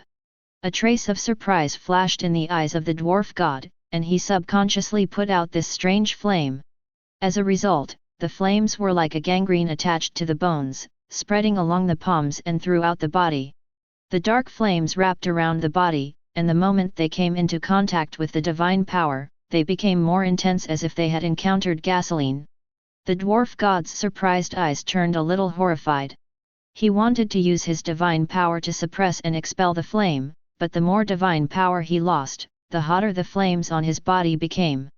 There was no hint of being extinguished. This flame. It was actually more powerful than his divine fire. No, in other words, this flame seems to be specially created to restrain divine power. God, that's it. Rhodes' smile gradually became wilder, and he punched the incarnation of the dwarf god away. The dwarf god who was trapped in the ruins was stepped on by a big foot before he could stand up. Rhodes stretched out his half-dragon palm and raised the dwarf god with one hand. The gods are so weak that I can't even have any interest in them. However, you are still a god after all, so I will forcefully kill you. You damn human being, you will become the undying enemy of all dwarves, and your race will be exploited and enslaved by the dwarves. The dwarf god was covered in blood, with furious eyes. But the wretched look looked more like a lost dog to Rhodes and had no deterrent effect at all. As for the opponent's threat, Rhodes didn't take it seriously at all. No matter how bad the situation of mankind is, can it still be worse than it is now? We have already fallen into the abyss, no matter how bad it is, it won't be any worse.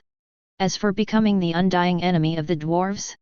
Does it seem that the relationship between them is very friendly now?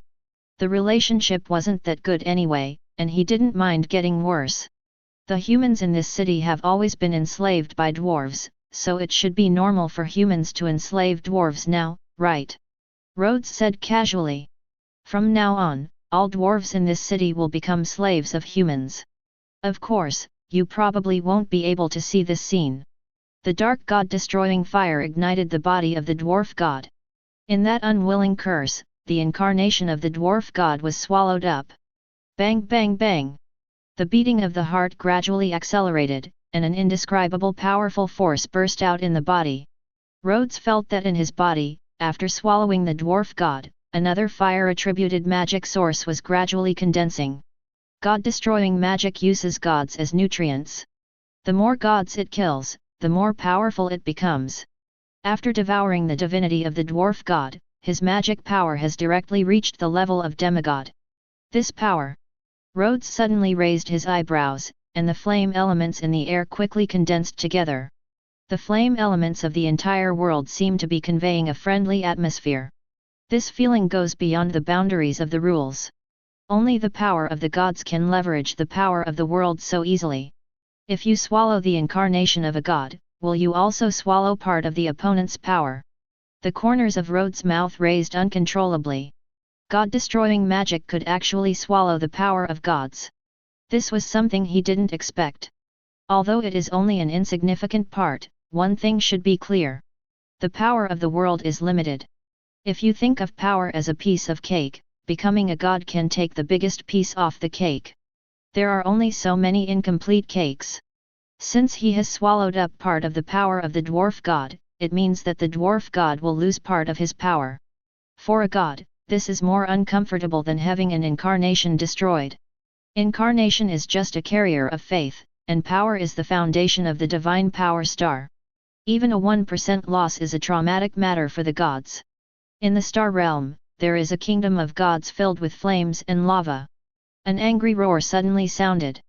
This damn human being, thief dares to steal the authority of you. Feeling the sudden disappearance of power, the entire face of the dwarf god was filled with an incredible expression. This is the divine authority given to him by the will of the world, and it is not a foreign thing. Was he inexplicably snatched away by a human? In all the years he has been a god, he has never encountered such an outrageous thing. This kind of power should not exist in this world. The dwarf god lowered his eyes, with fear in his fiery eyes. The power that can swallow the gods is absolutely not allowed to exist in this world dominated by the gods. However, based on his power alone, even if he descends into an incarnation, it may be difficult to kill this human being and regain his power. Therefore, we can only ask for help. God killer, you will be spurned by the gods. The dwarf, suppressed by the magic chain, glared at the tall figure. Spurned by the gods. Rhodes seemed a little amused when he heard the scoldings of these dwarves. The gods of these dwarves have been killed by him, why can they say such things so brazenly? Who gave them this confidence? You don't have to worry about whether you will be spurned by the gods. If you want to live, you must obey my orders. Rhodes sat on a throne made of flames, looking down at the densely packed dwarves in front of him like a king of flames. Bah! In your dreams, the dwarves will never become the slaves of others. You, the god killer, will not end well. In the crowd, a legendary dwarf blacksmith cursed loudly. Go ahead and scold me, I like heroes like you who would rather die than surrender. Rhodes crossed his hands and propped his chin up, looking at the scolding dwarf blacksmith with a faint smile on his face. Just point. Puff. In the crowd, a group of dwarves were crushed into a bloody mist. It doesn't matter if you don't cooperate. Every time you refuse, I will randomly kill a group of dwarves until all the dwarves are killed, and then it will be your turn. Anyway, these wastes are of no use to me, so I just treat them as saving food. Looking at that cold face, all the dwarves felt a chill in their hearts. The most powerful dwarves who resisted the clamor fell silent at the same time. They are not afraid of death, and the return of death is nothing more than returning to the embrace of the gods. But if so many compatriots were killed because of them, that's another story. What exactly do you want us to do? After a moment of silence, Rai slowly walked out of the crowd. He is the leader of these dwarves, and he is also the most skilled blacksmith in the city of Mountain Fire. Even the demigod blacksmith is just one of his disciples. If he hadn't been too old, the title of Dwarf King would never have fallen to other dwarves. I want you to help me forge an artifact. Rhodes said calmly. This artifact is very special. I don't know if you dwarves can forge it with your skills.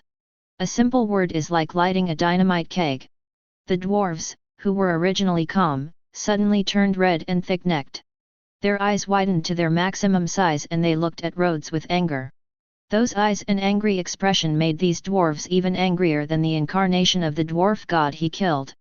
This is probably the equivalent of saying no to a man. Nothing makes a dwarf more angry than questioning a blacksmith's inability to forge something. The answer is no. For a dwarf, there are 3 things in this world that are absolutely untouchable. First, you must never touch the dwarf's forging hammer. Even the closest friends and family members will never be able to match a dwarf's forging hammer. Second, you cannot offend the dwarf's gods in front of them. Third, it cannot be said that a dwarf cannot forge anything. Compared with the first two, the third item is the most important. If I hadn't known that I couldn't beat you, just based on your words, I would have pried your brain open and roasted it on the stove. The old dwarf suppressed the anger in his tone. Rhodes didn't explain much when he saw this, he just sketched a few strokes in the air. Faint traces of flames formed a complex magic circle in the air. The moment the magic array was formed, the fluctuations of the surrounding elements suddenly became violent. This is... A group of dwarves opened their eyes wide, with expressions of disbelief on their faces. Is this a magic inscription? No, it's not a magic inscription. The old dwarf's eyes flashed with enthusiasm, as if he had opened a new continent. Staring at the magic circle in Rhodes' hand with a pious look that was almost like a pilgrim. He swore that even when facing the dwarf god, he had never felt like this before. It's simply unheard of that the combination of magic circuits can create such magical power. Although this kind of power seems not as powerful as the magic inscription, it has the potential to be more powerful than the magic inscription. If we can find the best sorting method and forge an artifact, it will be a piece of cake. Chapter 108. What is the most important thing for a blacksmith? Strength? Faith? Neither. For a blacksmith, the most important thing is the blacksmithing skills that you have never been exposed to before. Why do the dwarves believe in the dwarf god? It's not because the god of dwarves is the god of the dwarves.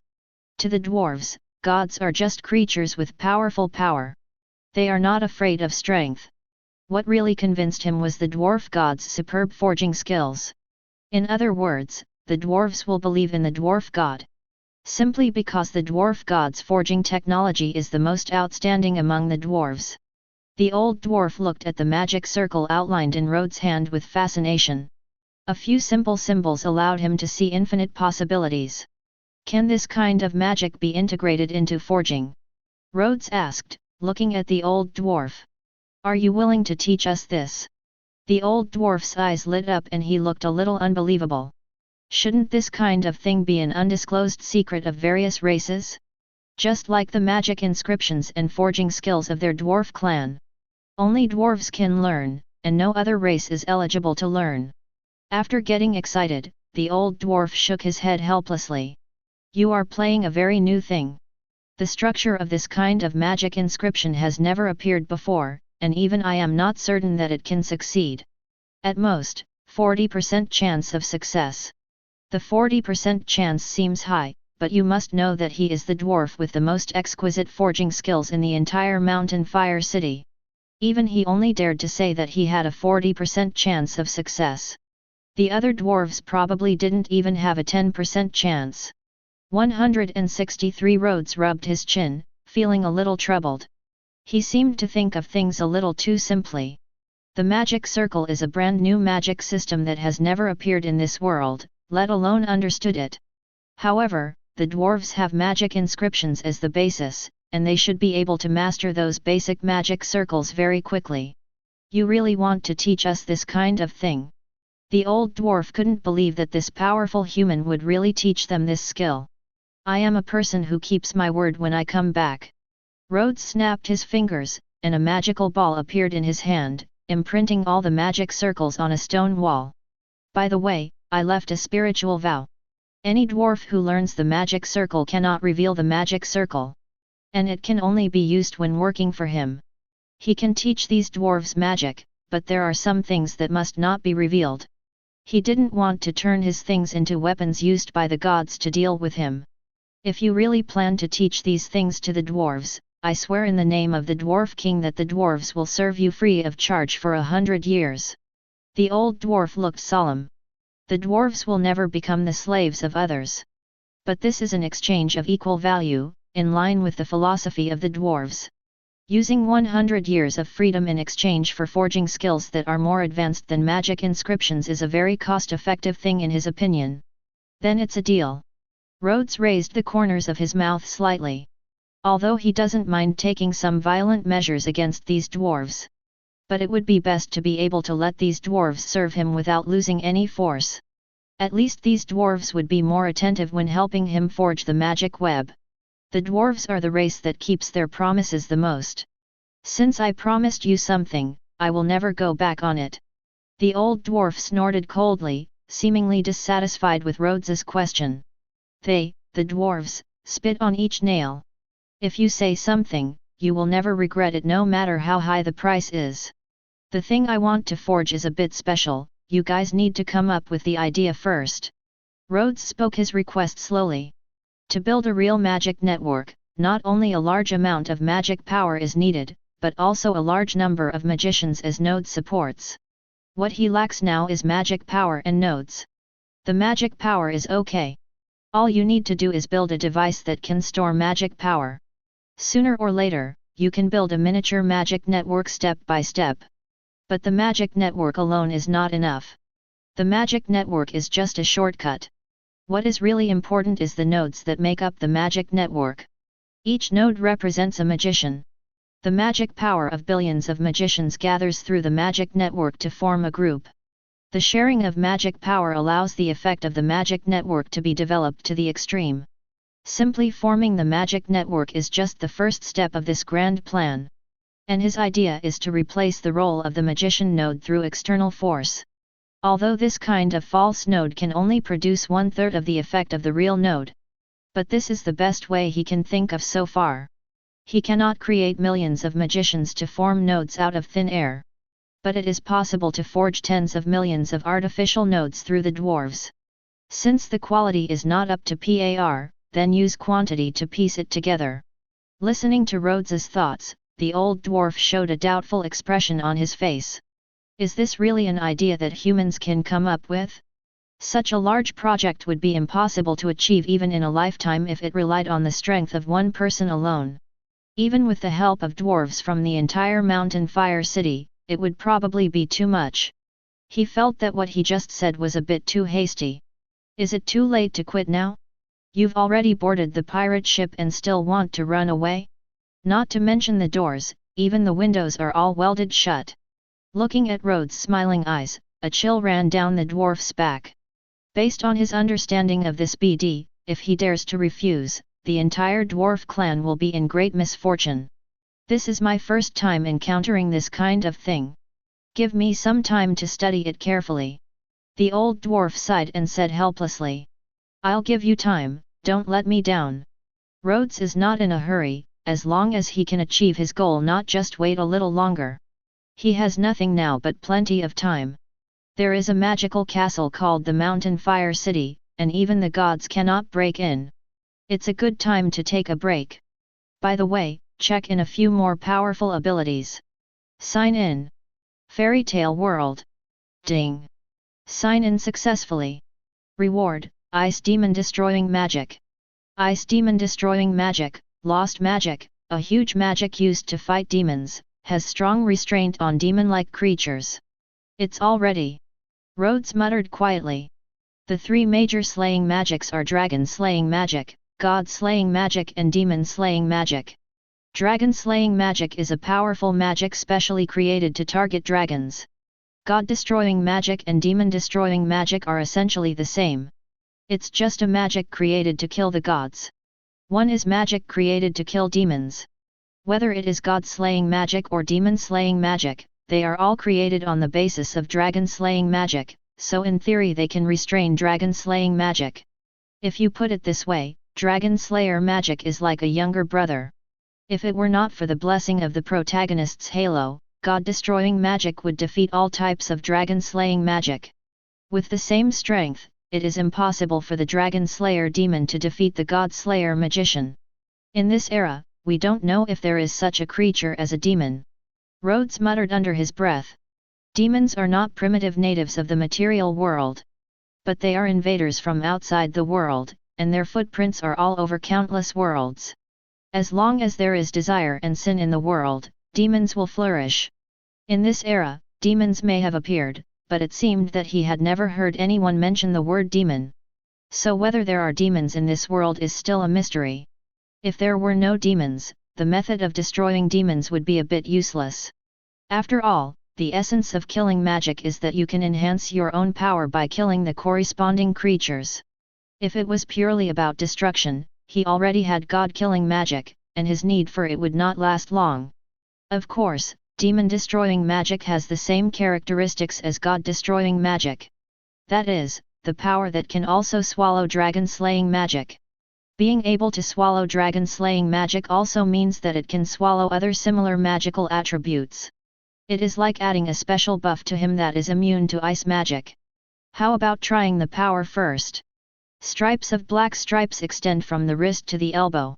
The biggest difference between demon-destroying magic and God-destroying magic is that magic lines will appear on the body. The passion of the ice demon. Rhodes opened his mouth and spat out a cloud of condensed ice mist. The extremely cold frost mixed with powerful impact surged forward. Everything is frozen solid. To be honest, the power is pretty good. With the blessing of magic power, it has almost reached the destructive power of a demigod. If the enemy is a demon, even if the evil god comes, it will be in vain. But that's about it. The next time will be uneventful. Sign in and get various rewards every day. But there are more than 10 kinds of dragon-slaying magic, and there are also a lot of god-destroying magic and demon-destroying magic. He even signed in a few dragon-slaying magic crystals, which filled up the shortcomings in his dragon-slaying magic. But the imagined revenge from the dwarf god did not appear. A god, after suffering such a big loss, could still swallow his anger. There are only 2 reasons for this. Or the difference in strength is too big, and the other party doesn't dare to retaliate against him. But between him and the dwarf god, it is obvious that they have not yet reached a crushing strength. Even if it weren't for the fact that the dwarf god couldn't come in his true form, he might not be able to kill the opponent. The opponent may be afraid of his god-destroying magic, but they will never stop because of fear. So it can only be the second reason. This guy is secretly brewing some conspiracy. You can't beat yourself, so you want to defeat others. Rhodes looked sarcastic. They are no match for him now. As time goes by, they will only be pushed further away by him. After all, his strength is growing every day. If only he had been given 1 year to sign in. All-powerful gods are probably rubbish in front of him. Chapter 109. There have been so many check-ins in the fairy tale world. It's time for a change of taste. Rhodes looked at the refreshed check-in count and thought silently. There are 2 check-in points that he is bound to this time. In addition to the fairy tale world, there is also the dungeon world. All signings in the fairy tale world are magical abilities. For most ordinary people, the threshold for becoming a demon is too high. Only a few geniuses have the qualifications to become magicians. And since he wants to collect faith, he definitely can't focus only on magicians. Therefore, his next focus should be on signing into the dungeon world. The dungeon world has many professions. It would be perfect if you could sign up for a swordsman-type profession. Dungeon world. Ding. Sign in successfully. Reward, Ghost Swordsman Professional Heritage. Whether to activate the special Bloodline Ghost Hand. Ghost Swordsman, a swordsman with the power of ghosts and gods, the ultimate swordsman. Rhodes' eyes flashed. Ghost swordsmen are no ordinary profession. They master the power of ghost hands and can even control ghosts and gods to fight. Although he has the flaw that his will is eroded by ghosts and gods and he becomes crazy. But it cannot conceal the power of this profession. Rhodes thought silently in his heart. The next second, a terrifying and violent will poured into his brain. The crazy whispers and malice like evil gods even surpassed those evil gods he had seen before. This power comes and goes just as quickly. It only stayed in my mind for a moment before rushing towards Rhodes' right hand. Power. Powerful. Furious. Bloodthirsty. For a moment, Rhodes felt as if his arm didn't belong to him. A scarlet and evil will resided on his right arm, as if it wanted to dominate his body and will. Those crazy thoughts are chaotic and disorderly. Rhodes looked at his right hand, which was twice as thick as his left hand. It was scarlet in color, with veins popping out, exuding an evil and powerful aura. This is like the arm of an evil spirit and has nothing to do with humans. There is a circle of black shackles wrapped around the arm, which is a seal used to restrain the power of the ghost hand. Once the seal is lifted, the power of ghost hand will fully bloom. Rhodes still doesn't know how strong the ghosts sealed in the ghost hands are, but at least they have god-level combat power. However, he is the master of the ghost hand. Even if the seal of the ghost hand is lifted, it is impossible for him to be counterattacked based on his strength. Ghost Slayer. Rhodes waved his hand casually, and the power of ghosts and gods in his ghost hand poured into his palm, turning into a scarlet slash and slashing forward. The terrifying power instantly destroyed the house in pieces. The humans and dwarves around him all looked unsurprised. After all, Rhodes tests his new powers every day, destroying more than half of the houses every time he tests his powers. Fortunately, the entire city of Mountain Fire is constructed with magic. As long as the city is not destroyed, all the destroyed houses will gradually recover. How is the construction of the magic network going? Testing his strength, Rhodes looked very satisfied. Although he has just inherited the power of Ghost Hand, he has not fully developed it. However, even the sealed Ghost Hand can still explode with lethality comparable to that of a demigod. If he could fully master the power of Ghost Hands and obtain the inheritance of a higher profession, the gods would be nothing more than a group of pigs and dogs killed at will in front of him. But compared to this matter, the most important thing now is the magic network. Rhodes came to the dwarves' forge. I happened to see the busy dwarves discussing something in front of a drawing. What you want is too complicated, and with the technology we have now, it's difficult to completely reproduce it. We can only try to build a basic node now, and then combine all the nodes in different ways to create an ideal Monet. But no one can guarantee the success rate. The old dwarf looked tired. In these days, he had not had a good rest for several days in order to conceive the drawings of the magic network. Although his face looked tired, his bright eyes were shining with radiance. A powerful artifact spanning centuries was about to be born in his hands. This excitement was enough to drive all the dwarves crazy. The success rate doesn't matter, even if you fail, there will be a next time. Rhodes waved his hand, looking indifferent. He is not afraid of failure, but he is afraid that there is nothing these dwarves can do. It's not just the loss of forging an artifact. There is nothing in Mountain Fire City, but there are a lot of materials. There are all kinds of magic materials, not to mention one magic net, even 2 or 3 magic nets are more than enough. This is the savings left by the dwarf family for hundreds of thousands of years, and it can completely withstand failure. Even if the materials are not enough, he can still go to other places to grab them. Trolls, orcs, elves, he still doesn't believe that after robbing these guys' inventories, they still can't forge a magic network? Then let's get started. The old dwarf, who had already had a draft in mind, immediately gained confidence after receiving Rhodes' support. With an order, all the dwarves in the entire forging workshop immediately became busy. Hot flames flowed from the magma pillars, flowing along the special pipes to the forging platform in front of each dwarf. According to the old dwarf's drawings, if you want to create a magic network, you need to use a large number of artificial nodes to form an artificial magic network. These nodes have the effect of storing magic power, and exclusive magic array patterns need to be engraved on the nodes so that the magic nodes can have the desired effect. The entire magic network has been carefully calculated and conceived to form a complete whole. If there is an error or omission in any node, the entire magic network will be affected. Therefore, the requirements for accuracy are simply stringent. This is why the old dwarf has no confidence. He has considerable confidence in his skills, but to construct a magic network, even a small one, requires hundreds of thousands of millions of nodes, but it takes him day and night to forge it alone. It will also take hundreds of years to create this magic network. Rhodes didn't give him that much time. Therefore, he could only hurry up and get other senior blacksmiths from the dwarf clan to participate. Thousands of carefully selected dwarf blacksmiths can forge a magic network with a success rate of only 1 in 10. Looking at a group of busy dwarves, Rhodes was in a good mood and left the workshop and walked out of the city. I haven't been out for so long, it's time to go out and have a look. Although the city of Mountain Fire is a magic fortress, it is essentially an independent magic prop. All sources of power come from the rare earth-centered gems in the city. The core gem is connected to the power of the earth's veins, and coupled with the magic inscriptions carved on the city wall, the combination of the two increases the power. But now, the magical heart of Mountain Fire City has been controlled by him. In other words, he is the master of this city. Without his consent, no one can enter or exit the city. With the defensive power of the Mountain Fire City, even the gods cannot break through it in a short time. No need to worry at all.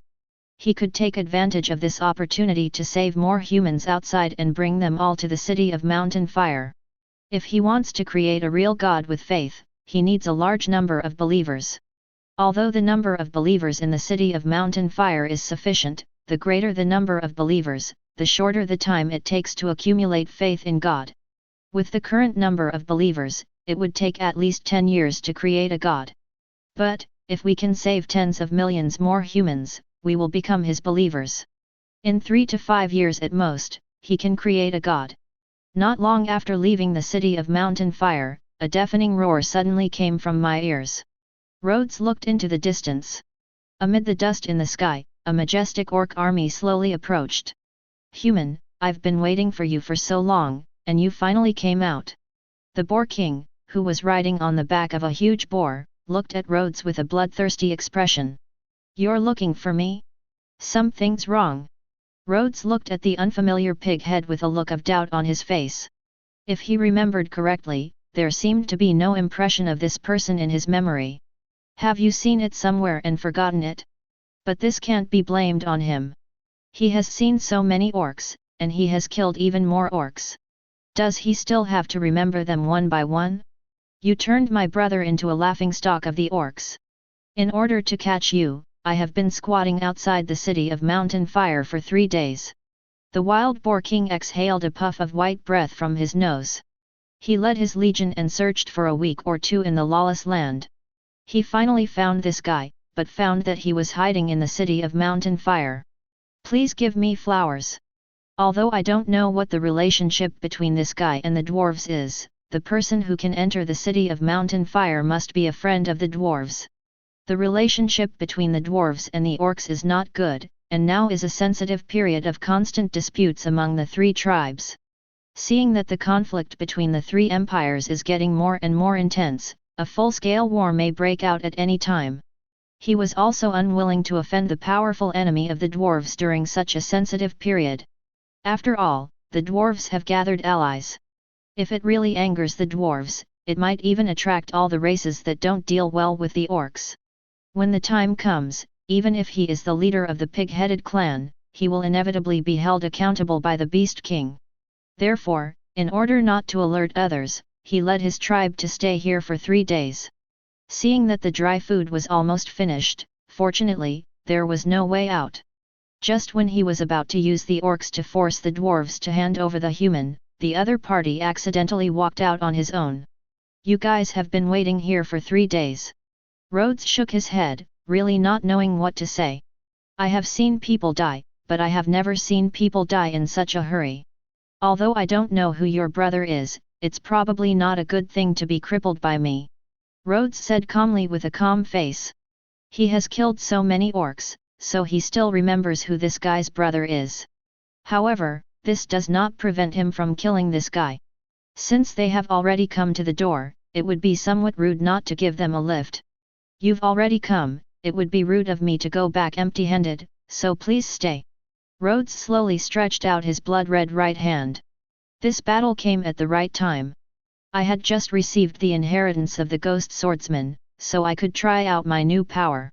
Therefore, in this battle, not going to use magic. Arrogant humans. The Wild Boar King snorted coldly, his eyes cold. He didn't expect that this human being, already surrounded by his legions, would dare to speak so brazenly. "What do you, a mere human being, really think you are? Catch him, crush his bones, and remember not to kill him.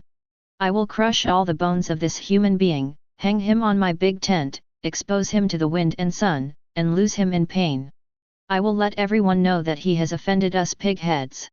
What is the fate of the human race?" With a wave of the Wild Boar King's hand, the pig-headed cavalry behind him immediately rushed towards Rhodes.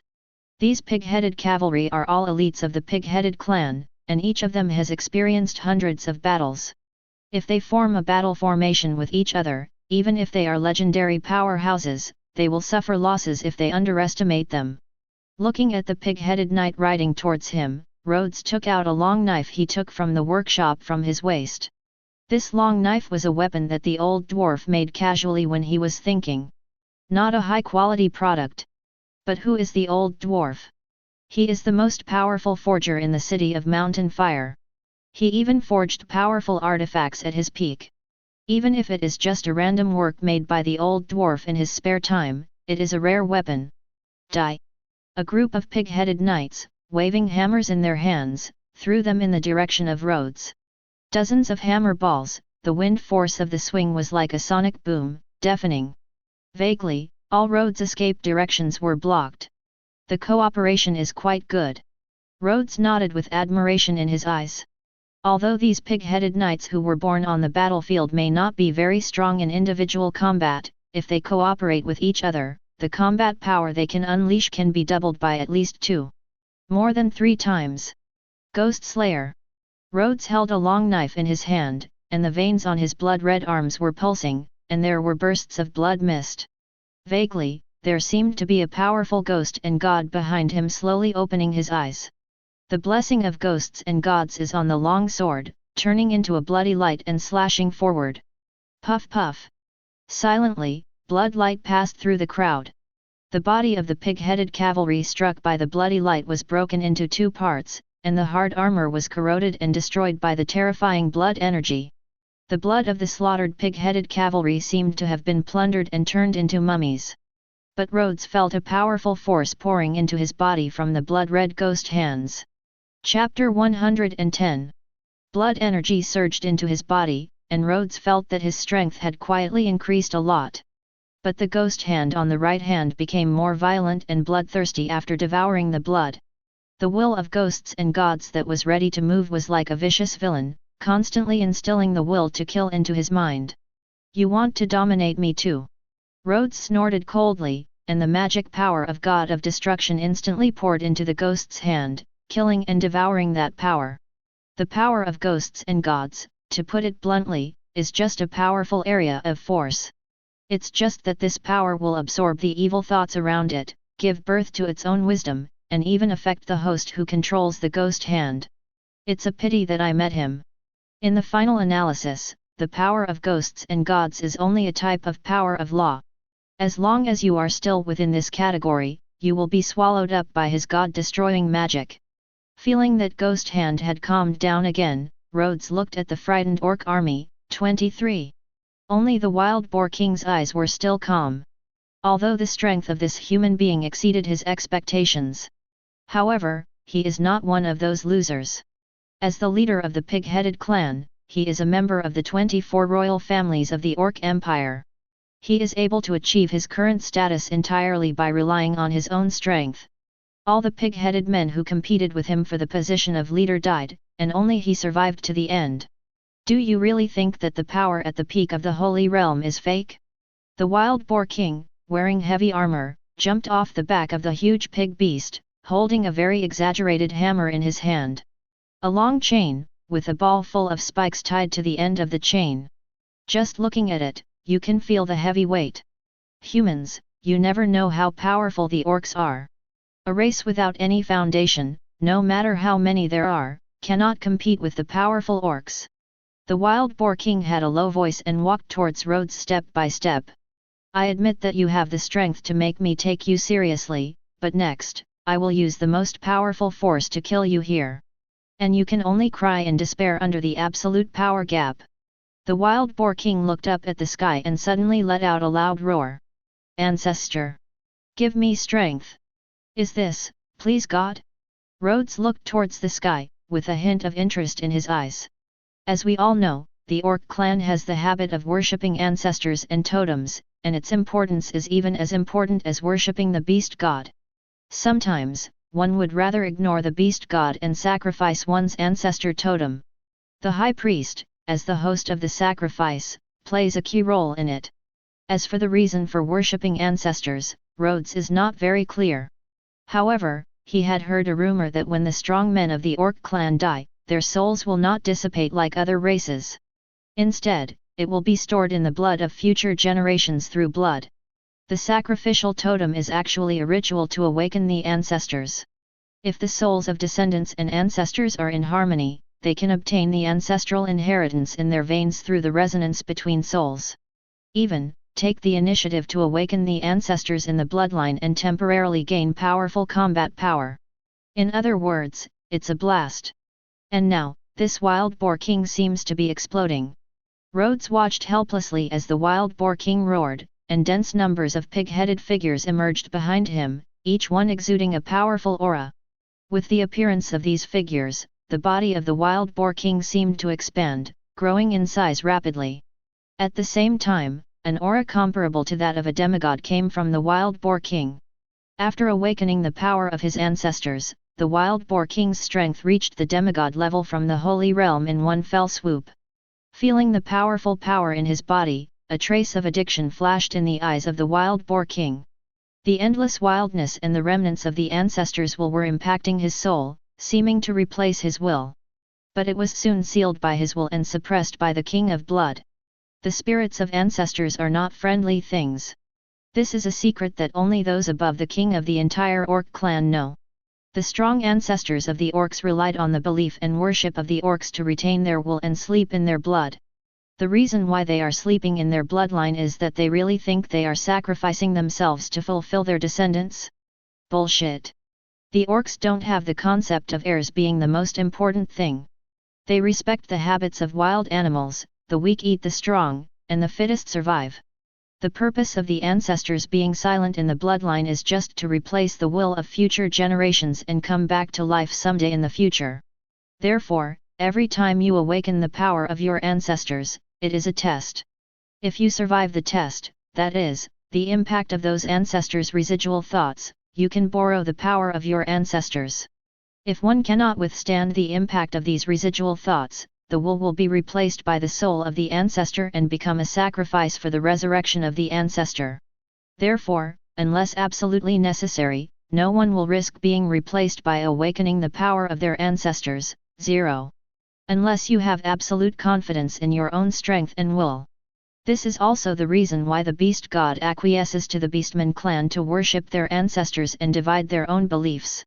These ancestral spirits are the fire of the Orc clan, the cornerstone that can ensure that the Lu clan will never decline. Even if the Orc clan declines, as long as these ancestral spirits still exist, there will be a chance to rise sooner or later. The price is just a little bit of faith.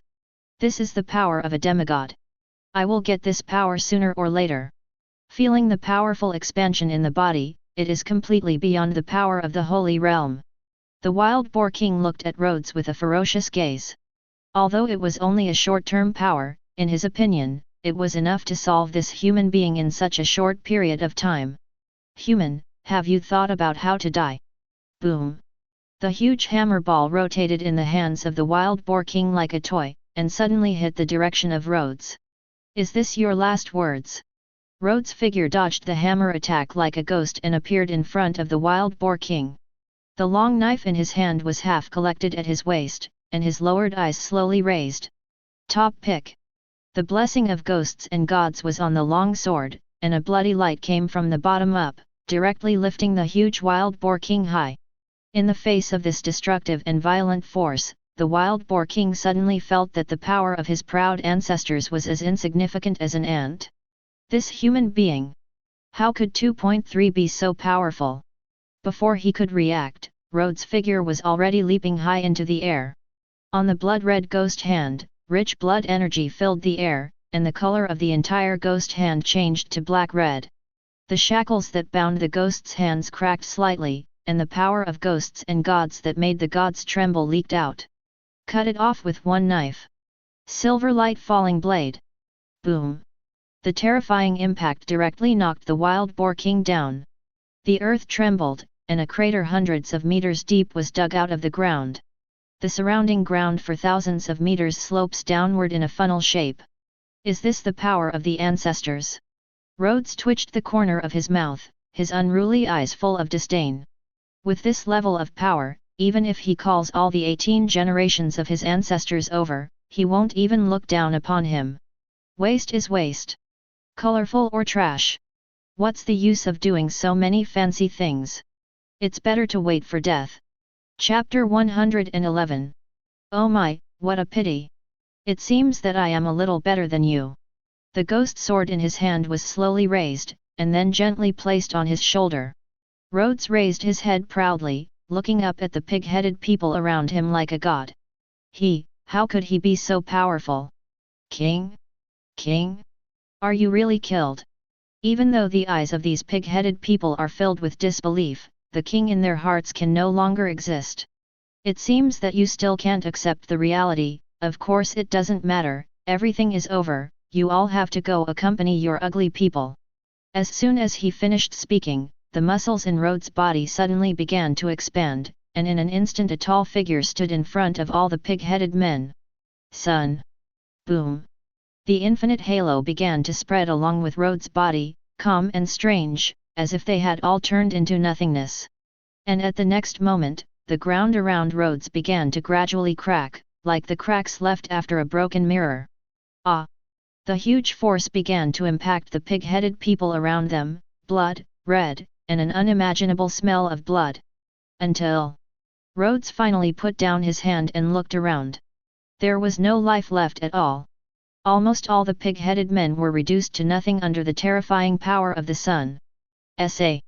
Look, this is the arrogance of the powerful sun god, and I am the arrogance of the 7 deadly sins. Ha ha ha. The arrogant laughter echoed throughout the pig-headed territory, just like the hands of death that kept echoing in the sky. It wasn't until Rhodes stopped that the surroundings slowly calmed down. It's over. You can still feel lonely. Ta-ta. Ta-ta. The footsteps moved quietly towards the distance without any hesitation, and Chuanda's body slowly began to dim. It was not yet noon, but Rhodes found that the power of the sun had already reached its initial level. This situation did not happen overnight, at least not at the beginning, so Rhodes felt that it might be because he was deeply integrating with the power of the sun. It seems that at the beginning, the power of the sun was not my own power. But after using it again and again, I can feel it getting stronger and stronger. Looking at the souls that continuously enter the bottle of gods, one can feel that the power of the gods is gradually increasing, especially the soul of the pig-headed man-king, which has even reached a strength higher than that of demigods but lower than that of gods. Keep going. I hope the dwarf city can give me something interesting. Returning to the dwarf city again, the scene inside had undergone earth-shaking changes in Rhodes' eyes. At first glance, you can see many slaves being released, of course only some human slaves, maybe out of respect for Rhodes, of course, in his opinion, it may be more out of fear. No matter what it is, as long as the goal is achieved, that's not what I should do to be kind. Because of the addition of humans, the dwarf city gave Rhodes a strange sense of tranquility. Yes, human civilization and etiquette gave them a kind of prosperity. Mr. Rhodes, Tao is back. Rhodes looked at the dwarf king in front of him and smiled. This was a rare smile for them who were enemies just now. Of course, this did not mean that Rhodes would treat them as friends. Well, it's a pity to let them see the power of gods. They only have a chance to take a look. The dwarf king's eyes changed instantly.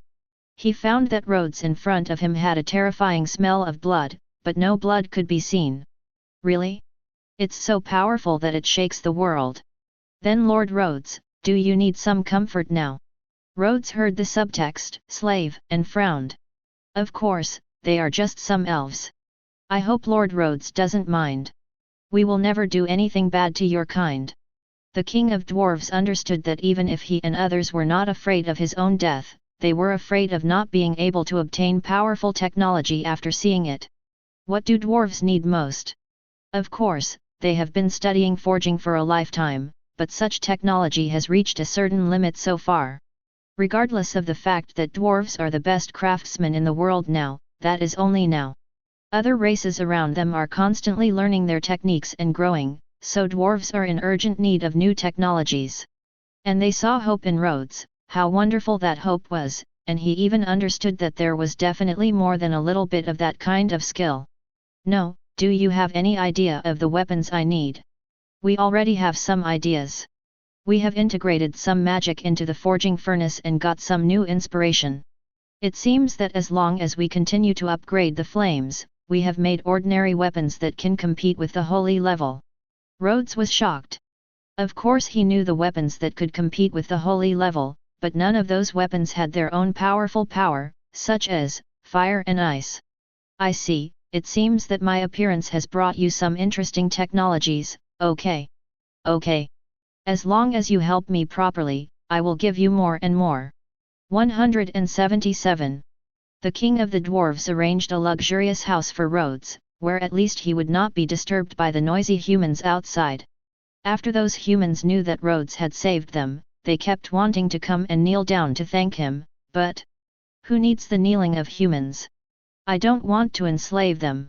Yes, you don't want to enslave them, but only you know such things. They don't know, they just don't want to go back to their previous life. At this moment, a strange sound came from the room. Rhodes' eyes began to become a little sharp, his body began to emit a faint light, and then flames began to rise. Oh! Oh! Don't be like this! I'm sorry that I came uninvited. I'll be right out. Rhodes dispersed the light, but the flames on his body were still there. Looking at the figure coming out of the void, there was murderous intent in his eyes. Give me a convincing reason. Otherwise, I may accidentally turn you into a speck of dust in this world. The violent flames began to spread around the figure intentionally or unintentionally, as if they were wrapped around his body. Sorry, I just want to come and see the humans who rule the Dwarf King. I really don't mean any harm. Chapter 112. Rhodes sometimes feels that he can transform some magic, as if it is not only the use of magic for his own attacks, but also the use of magic. For example, now, looking at the man in front of him who had been imprisoned by him, Tiandao's face began to darken. I don't care at all what you want to do, but if you continue to talk to me about off-topic topics like this, then I can guarantee that your body will turn into a puddle of ashes on the ground. Rhodes' voice was heavy and calm, without any emotion at all. He even felt that he could maintain his composure when facing any enemy. Gulu. He swallowed a mouthful of saliva, but soon he felt that his saliva began to evaporate in the hot surrounding environment. But he soon discovered that this situation not only happened in his saliva, but also in his body. It seems a little hot. The man wanted to yell, but found that he couldn't seem to shake the consciousness of the man in front of him. That, really? Okay. I was sent here, and they want me to know who you are.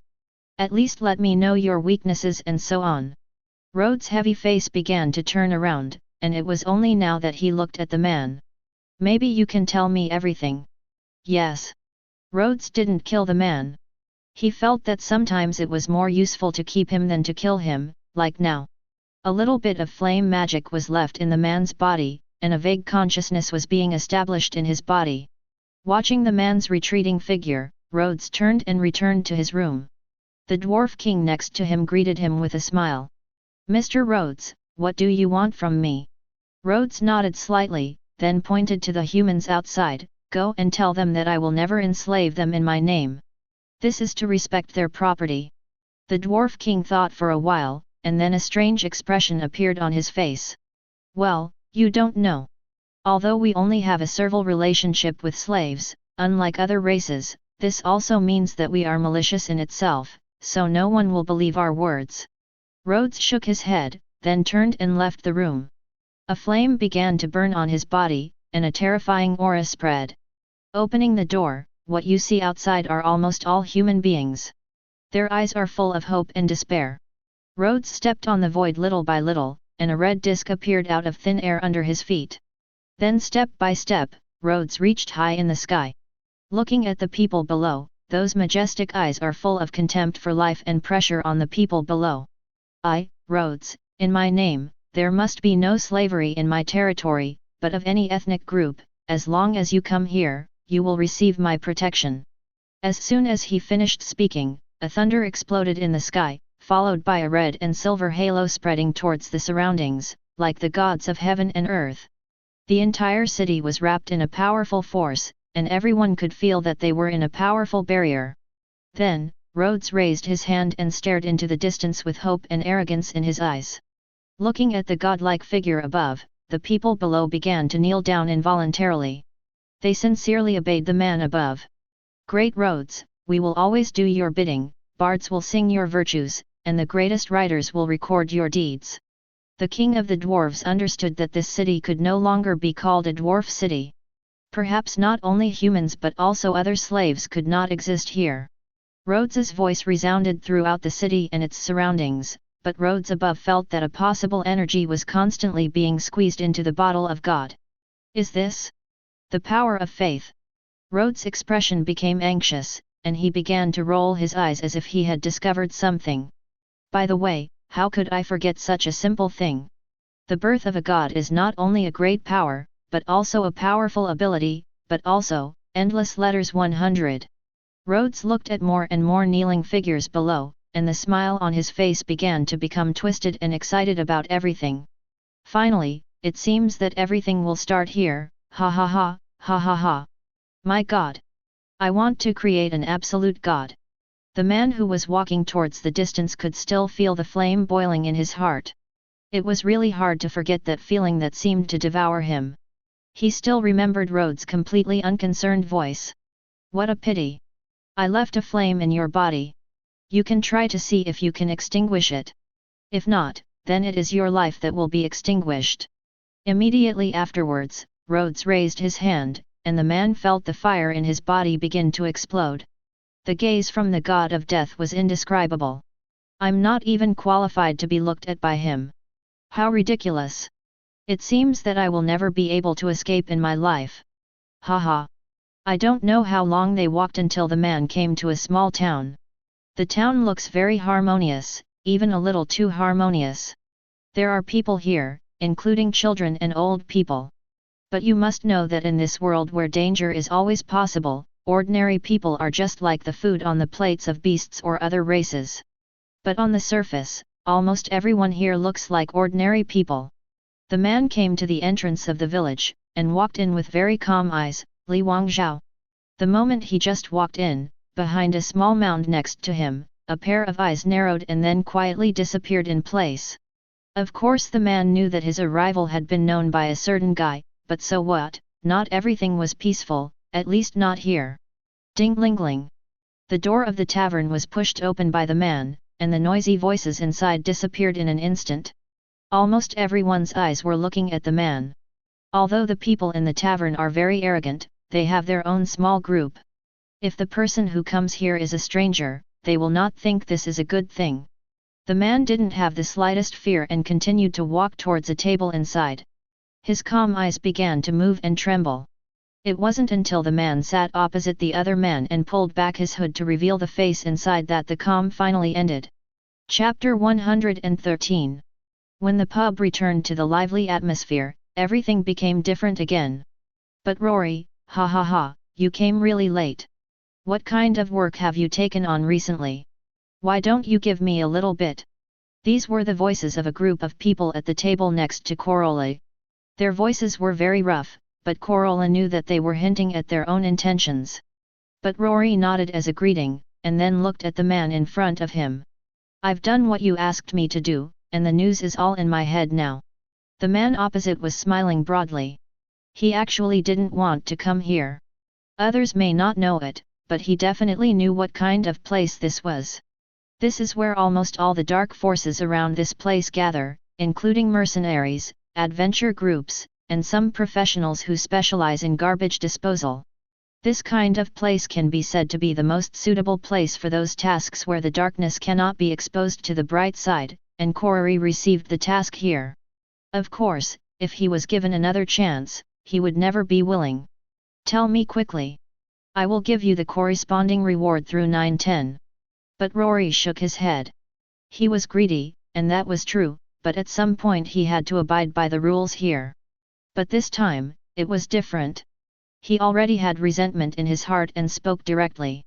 No, the risk of the task you gave me this time is too great, and you didn't tell me when you gave me the task. That was a demigod. Rhodes does have the aura of a demigod, but his actual strength is at the level of a god. The man opposite him frowned. He felt that this annoying guy might start to say some bad things. Let us make an agreement first, this number must not be less. I saw Corolla stretching out a hand, with 5 fingers clearly indicating. Are you crazy, 5,000? Why don't you want 10,000? We just asked you to explore him, but you actually want so much. The man opposite slapped the table angrily. It could be seen that he was indeed very angry, and he was even so angry that he dared to slap the table here. The people around put down their cups and stopped talking, turning their heads to look here. The man woke up in an instant. This was not his territory, and there were no guards to protect him here. Give it to him. I hope your information can match your price. Just when the man was at a loss, a man's voice sounded from the back room, and it could be heard that he was very calm. After getting 5,000 gold coins, Kiloli laughed and said, "Don't worry. I must have a reason for asking for so many gold coins. At least he is worthy of the value I paid."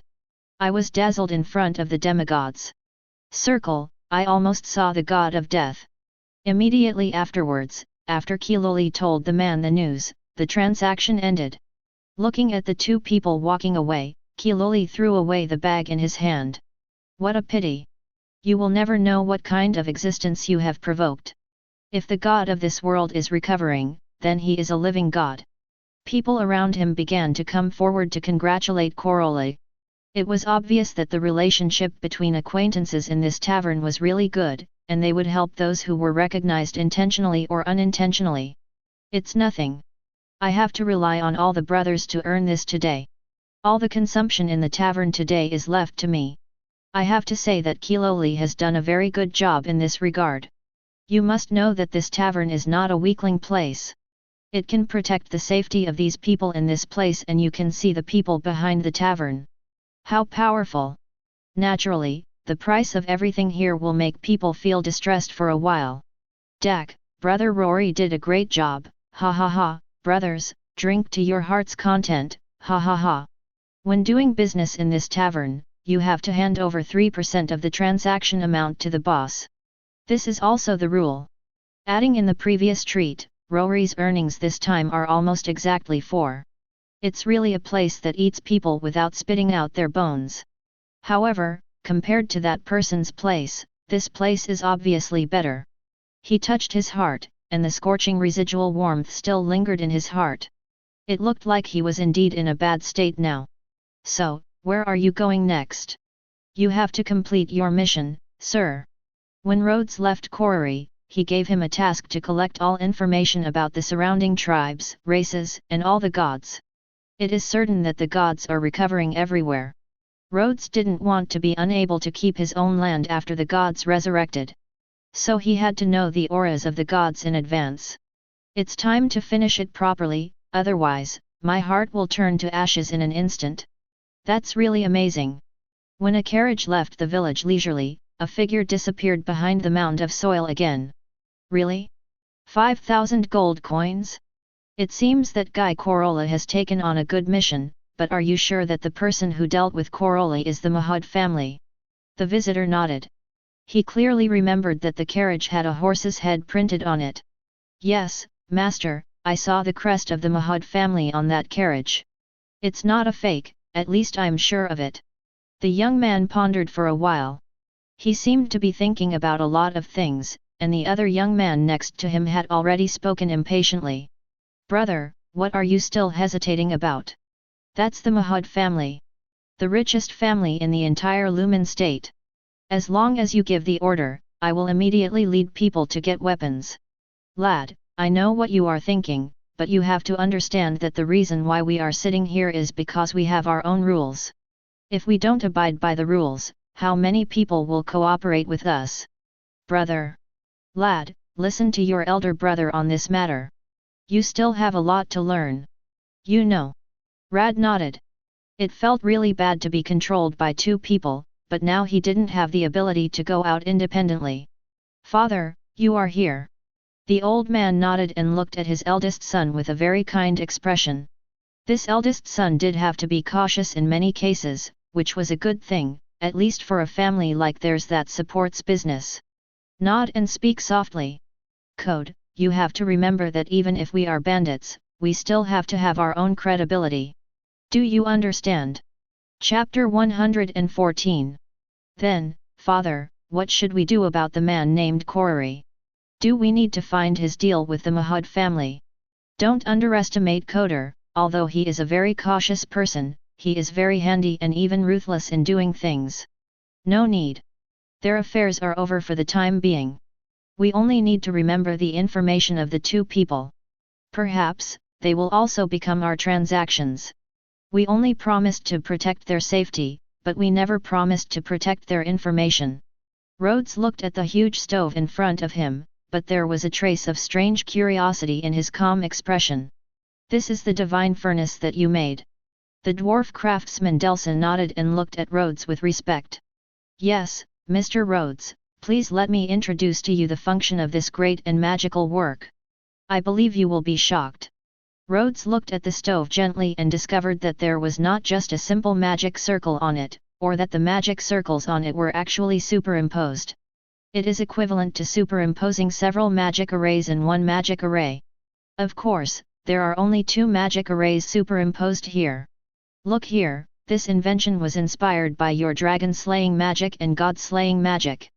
These two magics are based on their origins. Even the textures displayed by the magic circle are very similar, but they are so powerful. A terrifying point, and I guess this is because God Slayer magic is theoretically based on Dragon Slayer magic. Rhodes nodded slightly. He didn't expect this. He just signed in and got it. Looks like I need to find some time to study my magic. So, I added hard magic to the original sharp magic. This is an original power and represents resilience. Although he experienced a lot of ups and downs, he did succeed. Rhodes nodded. This is indeed a very important step and can definitely be considered a good thing. Immediately afterwards, Rhodes saw Delza gently put a piece of steel into the furnace, and the flames inside burned like the power of magma. The terrifying power was like a steady stream of water from the sky. Immediately afterwards, the flames began to change from orange to blue, and then purple. When the flames began to turn back to orange, the magic circle above began to light up. The spiritual crystal behind began to exude the power it should have, burning the piece of steel with scorching heat. With the blessing of fire and magic, the steel began to gradually change, and finally melted into a pool of liquid, and everything ended like the final result. When he poured out the molten steel from the furnace, there was a faint trace of magic on it. Immediately afterwards, you can see the molten steel being poured into the grinding tool, then cooling, and continuing to be calcined and beaten. Dang, dang, dang. In the craftsman's room, the sound of hammering metal sounded one after another, and the piece of burned red steel began to change under the skilled hammering of the two craftsmen. Time passed little by little until at night, a brand new steel sword appeared in Rhodes' hand. Oh! Great Mr. Rhodes, please take a look at how beautiful this sharp sword is. You must know that he actually has no magic, but he can cut through magic. Of course, this is still a guess. Rhodes nodded and looked at the grass in the distance, his eyes twinkling slightly. Buzz! A ray of light flickered slowly, flames exploded from Rhodes' hand, and the small flame magic of the sun exploded. Immediately afterwards, the other hand waved the steel sword, and a silver-white sword light swiped fiercely. At this moment, the red magic circle began to be affected by the magic around the sword body, and then twisted. Boom! Then it disappeared without a trace as if there were ripples on the water. When I turned to look at the steel sword, I found that the light on it had dimmed a lot. Although it is still a bit weak now, it can be seen that this is only the preliminary stage. I believe that with the technology of your dwarves, you can definitely make weapons that kill gods. This is what Rhodes wants most. The dwarf king was a little confused when he heard Rhodes' words, and then a trace of madness suddenly flashed in his eyes. He never thought that Rhodes' purpose would be like this. If Rhodes showed them new technology at the beginning, they would not be able to imagine a god-killing weapon. But now? We will follow your footsteps forever. Zero, please give me flowers. At this moment, the faith flowed tirelessly into the bottle of God like water. And the most important thing now is that these powers of faith show no signs of disappearing. In other words, this power is likely to be eternal. Crazy believers? Sure enough, as long as you give these technical nerds what they want, they will turn into madmen. I don't really want to know. What if the forging genius recovers and finds out that his believers have rebelled? What will it be? Such an expression. Immediately afterwards, Rhodes returned the sword in his hand to Dulza. When the sword returned to his hand, he truly felt this terrifying resilience. Implement mass production as soon as possible and let everyone know that the dwarf city has obtained new technology. This technology will be the most critical force to change the entire world. Also, we need Euro. Yes, sir. Rhodes returned to his room, watched the time go by, and then began to think. I already have a lot of attack methods, which are feared even in this world, but I lack some means of defense. Just like the flame barrier that Rhodes released in the city before, it was not a pure defensive force, but a means of attacking outsiders with the help of flames. In the final analysis, this kind of magic is a variant of dragon-slaying magic, or a variant of fire magic.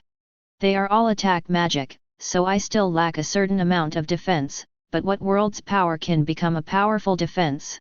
A powerful god doesn't just need powerful attacks, maybe he also needs terrifying meat. So, system, help me sign into the world of Naruto. Ding. Are you sure to sign into Naruto world? Yes. Ding. Sign in successfully, congratulations on getting. When the Mahud family's carriage left the forest and entered the rock kill, it was basically out of the territory of the village. However, at this time, the men inside did not dare to relax at all, and even became more nervous. Chapter 115. In fact, this place was originally connected to the woods behind it.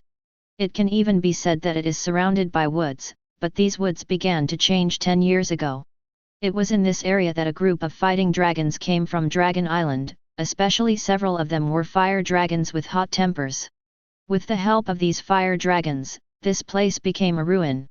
It can even be said that everything here turned into stones in the ruins. Fighting between fire dragons is a terrifying thing in the mortal world. Dragons have the highest minimum and maximum limits in the mainland. Even if they are just newborn little dragons, they are almost at an epic level. When they grow to their prime, they even have the power to shake demigods. The fire dragons fighting here at that time already had legendary power. Such power could be said to be the magic power that destroyed everything in the forest at the time of 000. There was no problem at all. The ground was burned by fire, and the whole world seemed to be wrapped in a sea of fire. If it weren't for a powerful old tree in the forest, all the trees would have disappeared. But this also left quite a few legends in the rock Jiao Kill. For example, several fire dragons at that time left several dragon eggs behind during the battle. And those eggs have hatched, and some people have even heard the dragons cry nearby, and those sounds spread from the grotto far, far away. Master, what should we do now? That guy named Korori really dares to ask for it. He actually wants 5,000 gold coins directly. The man inside shook his head. He opened the note in his hand and looked at the information on it. Don't say we can't take action at that place. Even if we do, it's absolutely impossible to leave intact. Moreover, his news is not no value, even. Demigod. The man's eyes became brighter and deeper, but this information would almost allow him to make a judgment in the future. Although there are still many powerful forces among demigods, those forces are still recovering. Who knows how long it will take, 5 years or 10 years. Therefore, demigods still have the highest combat power in the entire continent. And this demigod can subdue the dwarf king, so he is also a demigod. I don't know if it is a good thing to have such power in the forest. It seems that I have to make some judgments as soon as possible. But has that guy Rory left? Coder nodded, and it was obvious that he had indeed been paying attention to that guy recently, or that he had a good impression of such a guy who had gained wealth and still maintained a normal mind. Yes, it's just a little strange. The guy posted an information mission at the counter, and it was for 10 years. He even used the 4,000 gold coins he just got as payment. Oh? It looks like some things are really interesting. What information mission did he release? Cord's face moved as he was flipping through the book. It was obvious that he might have discovered something interesting and was smiling happily. All the news about all the gods in the God's Death continent, as long as it is valid, you can get the corresponding gold coins. Cord slowly put down the book. He is inquiring about God. Rhodes looked at the kunao in front of him and immediately felt helpless. Has his luck run out? He got this little thing so quickly. But when I looked carefully, I discovered that there was a small charm engraved on it, which seemed to be Flying Thunder God? Oh my god, it's the magical escape skill in the world of Naruto. Ahem. No, but if you look carefully, unlike the Flying Thunder God in Naruto, the spell on this one is more like a kind of magic, space magic. I don't know how far this thing is, or the effective distance, so I have to find time to try it. Of course, now is not the time. Although I didn't sign into Absolute Defense Susanoo. But okay. This should be almost enough. At least disappearing from danger instantly is also a good trump card. Dong dong. At this moment, there was a knock on the door opened, and a human outside slowly spoke. Sir, we are ready to go to other countries. Could you please?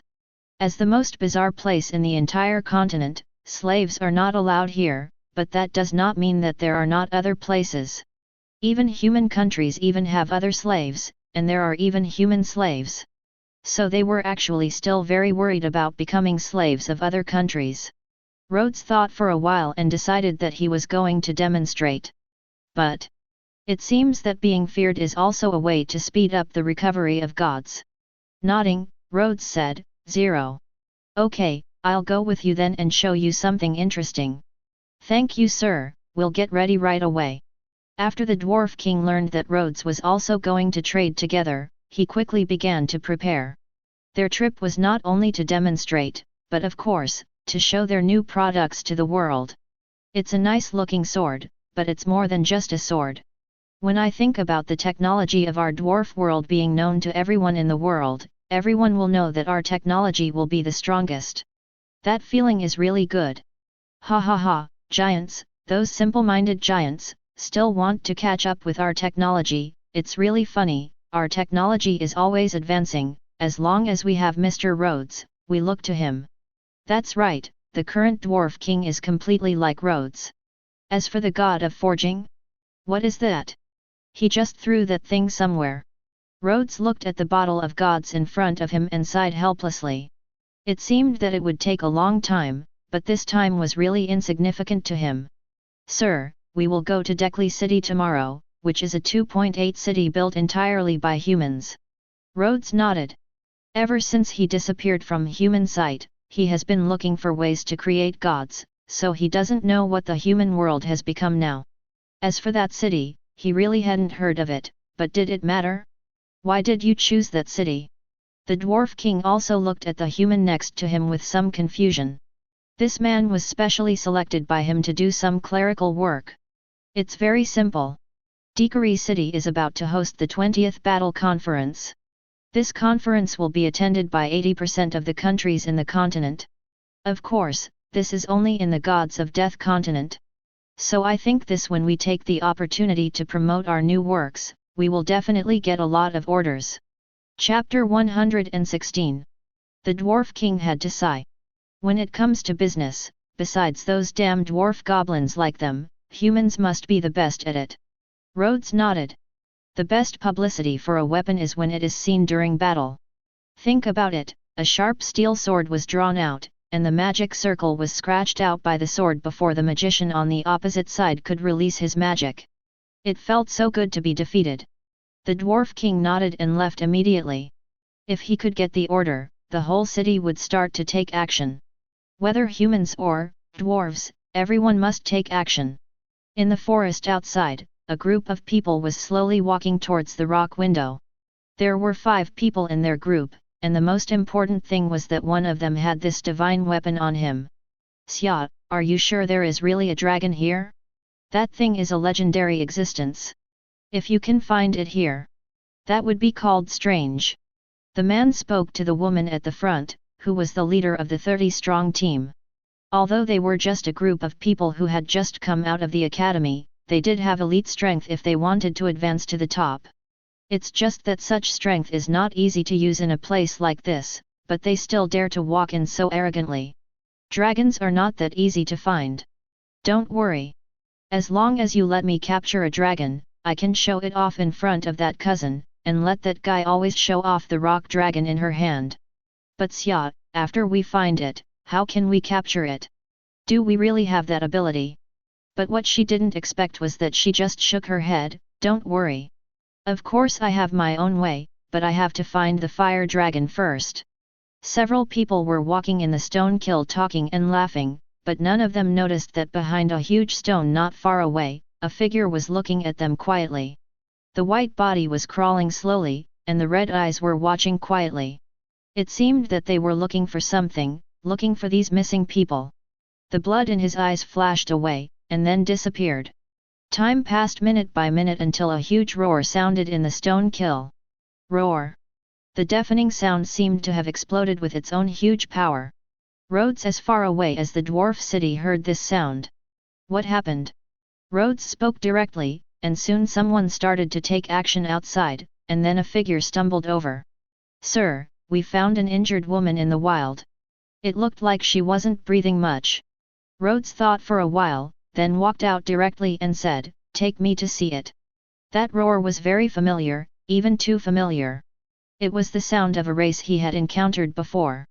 Although it was a little different. When he came outside, there were already people standing outside. Everyone was standing in a circle. It could be seen that they were all looking at the girl inside. Yes, a girl. To him, she was basically a girl at this age. What's up with her? The dwarf king lowered his head and answered quickly when he knew it was Rhodes' voice. There is a piece of flesh missing from her belly. It seems to have been killed by something. Her face is very ugly and her breathing is messy. It looks like she is barely breathing. Rhodes looked at the woman. The woman had a good figure and looked very young, but the two couples in front were already quite big. I have to say, this is a very beautiful girl. So what happened? Is it clear? The dwarf king shook his head. When I went there, I saw that the people from the tavern had already arrived. In order not to conflict with us, they left. So, not really sure what happened. Rhodes nodded, not knowing what to say. It seemed that only by saving the girl in front of him could he know something, such as, that roar. Go and call people over. Remember, send all the guards out. No matter what you detect, come and tell me. That roar just now, if I guessed it correctly, was from the dragon. Rhodes is not afraid of dragons. Maybe the dragon god might be a bit of a threat to him, but if it's just an epic, there's basically nothing to fear.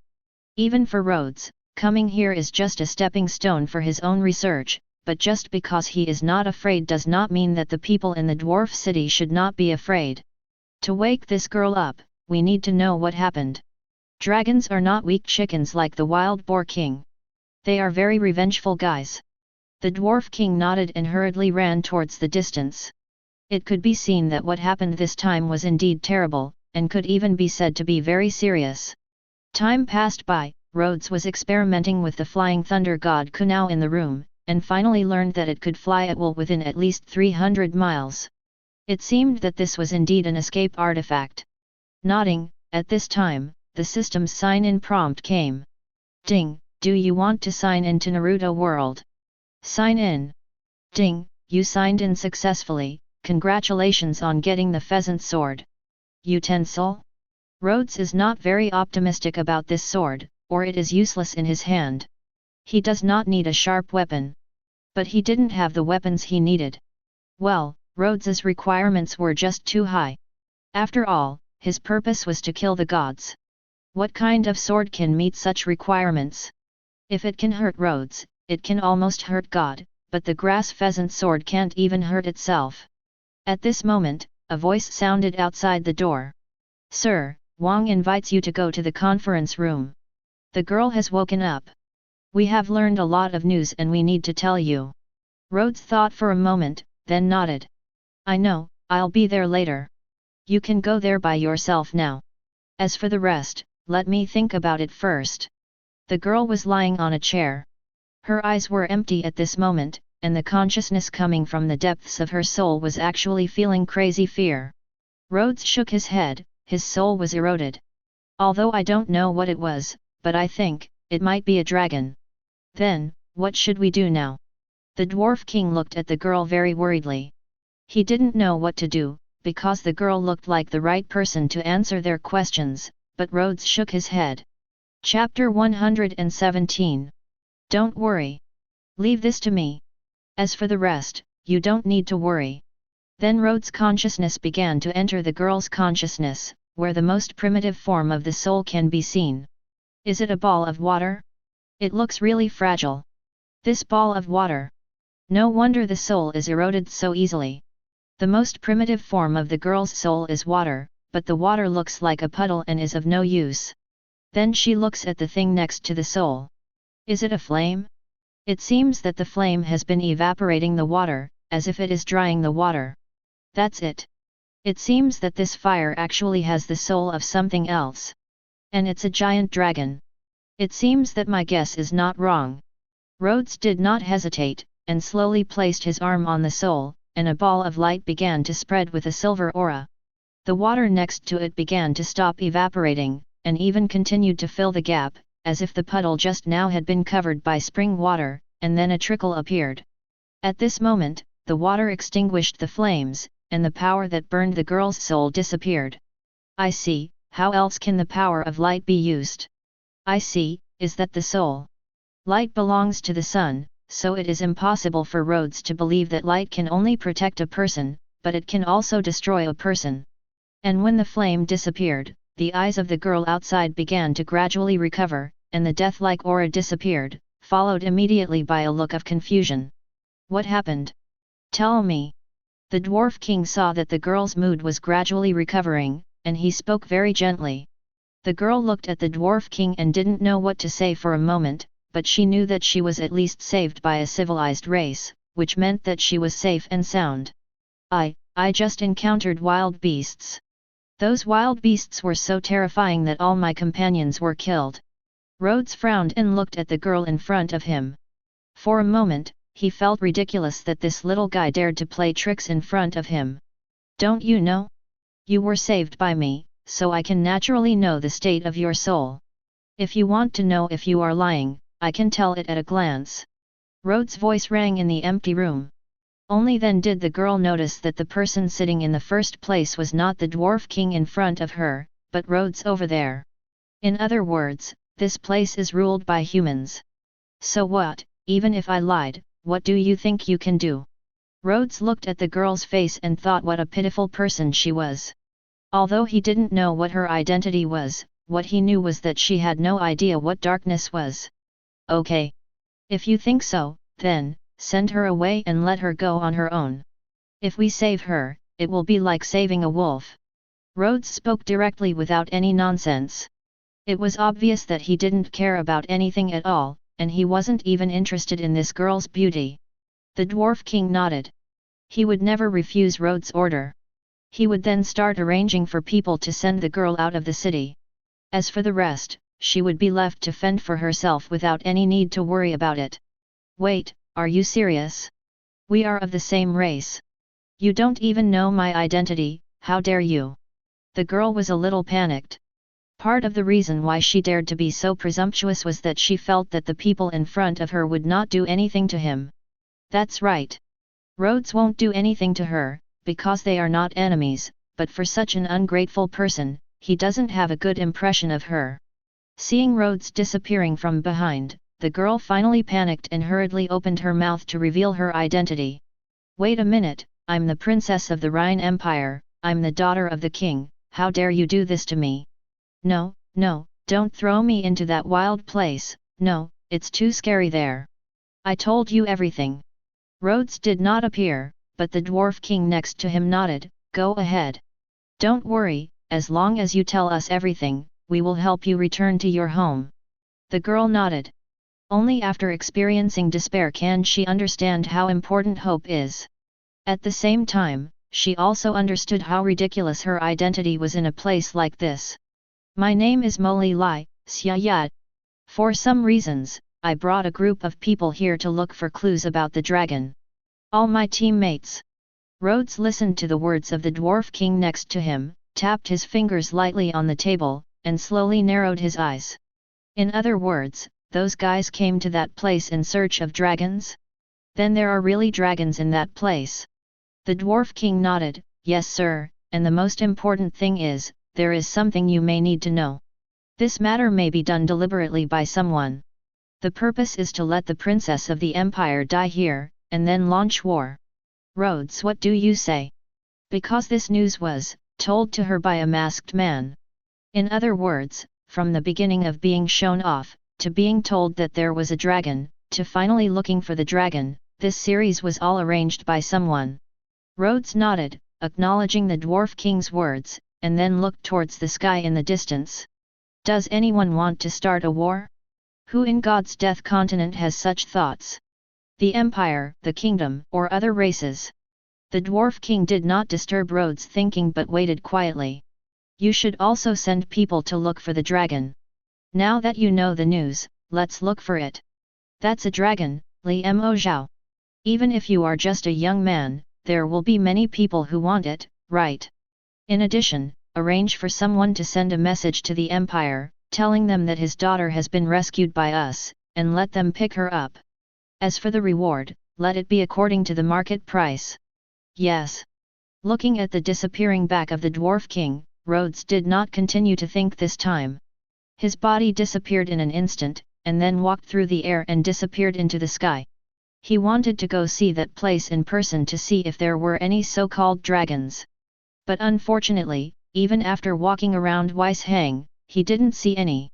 A somewhat disappointed Rhodes returned to the city again, and at this time, a figure had already run over. Sir, we are thinking about things. I want you to see if it can be done. Bullshit. Rhodes nodded, tell me about it. I want to set up a magic academy. Chapter 118. What is a dragon? It is said that it is a huge lizard, but its scales are very huge, and black or other colored scales sometimes bloom. One or several pairs of huge wings, the wings can continuously extend in the air, just like a pair of huge hands. In the dwarf city, the weather is very good today, because their savior has brought them new life, and he will give the city the first order. According to Rhodes' will, we will eliminate the name of the dwarf city, and it will get a new name. Let us reveal it. A new line of names has appeared on the huge city gate, disappearing from the previous dwarf city, and now it is Rhodes Federation Allies. The dwarf king thought it was a very interesting name, at least when he first heard it. Federation, which meant union, meant that Rhodes meant to unite the entire race. An alliance means forming an alliance. This is a pioneering feat, at least in the future, to create a feat that all races and countries can unite with. As a federal ally, we will become the first people in this ally. At this point, please remember that we do not enslave anyone, and we do not actively harm other races or people. However, if there are any intruders, they will be killed no matter how far away they are. Punish.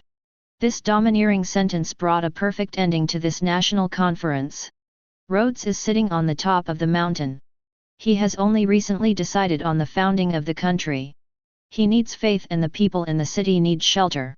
His heart gradually calmed down, and then, perhaps I will actually create the god at some point, but how long will it take?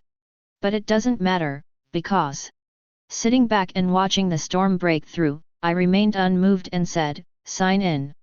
Ding, the relationship sign in was successful and you gained the fire attribute Chakram Mastery. Since the world cannot interact, the chakra will be converted into magic mastery. I still remember the Uchiha family in the Naruto world, that is a family that uses fire to the extreme.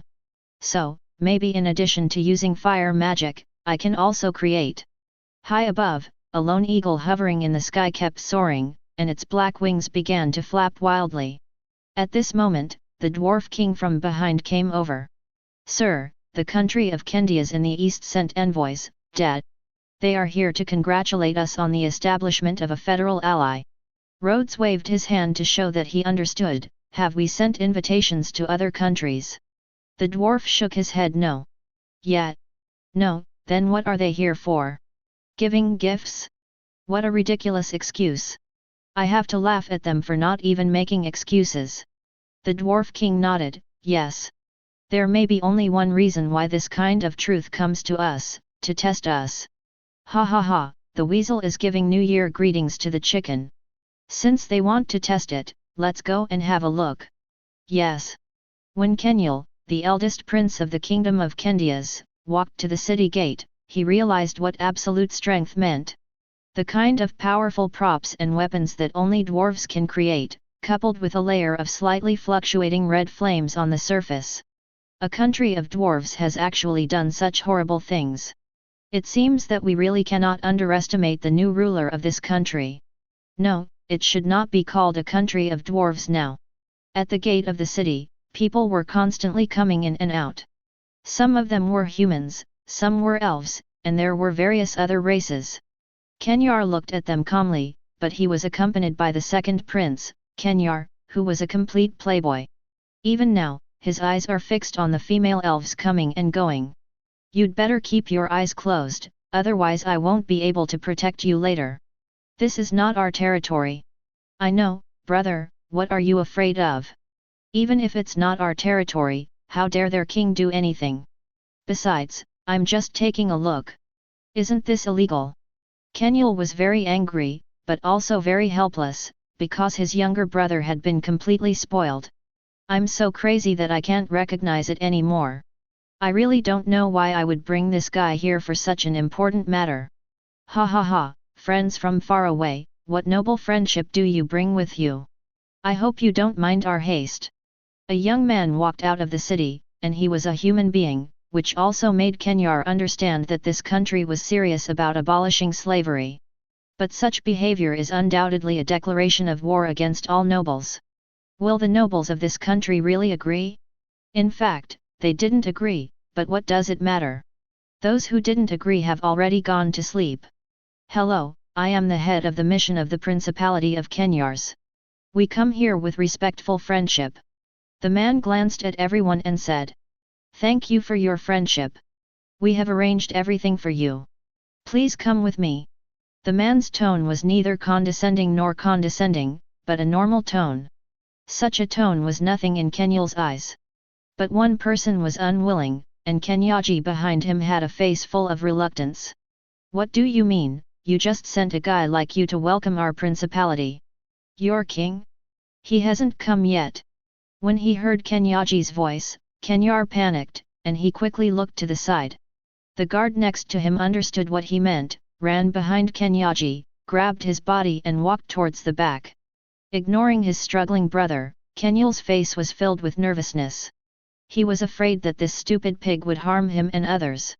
He wouldn't care at all if he died, but that didn't mean that people from the federal allies wouldn't be angry with him. At all. Please rest assured that his words are of no use here. We are here with sincerity. As the carriage drove into the city little by little, everything inside appeared in front of Kenyal. It was different from the country in his impression.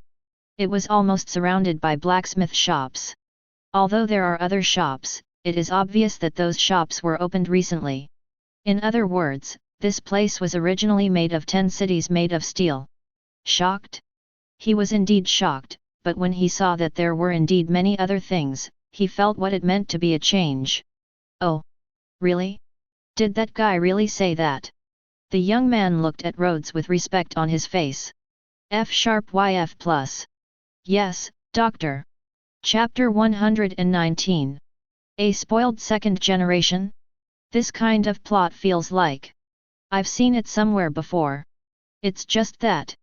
Rhodes' thoughts were expanding little by little, but he didn't notice the young man next to him with an expression on his face. Looking at himself nervously. Sir? What should we do now? Rhodes thought for a moment, then shook his head. Ignore him, tell them that there are only 2 consequences for slaves coming to us, either they will be admitted into our country and become ordinary citizens, or they will not be allowed to be brought in directly. Yes. Do we need to arrange some activities or something? Rhodes shook his head. We are the host and they are the guests.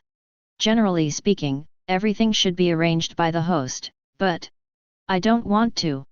Tell the Dwarf King and wait for them to come up with ideas. Yes.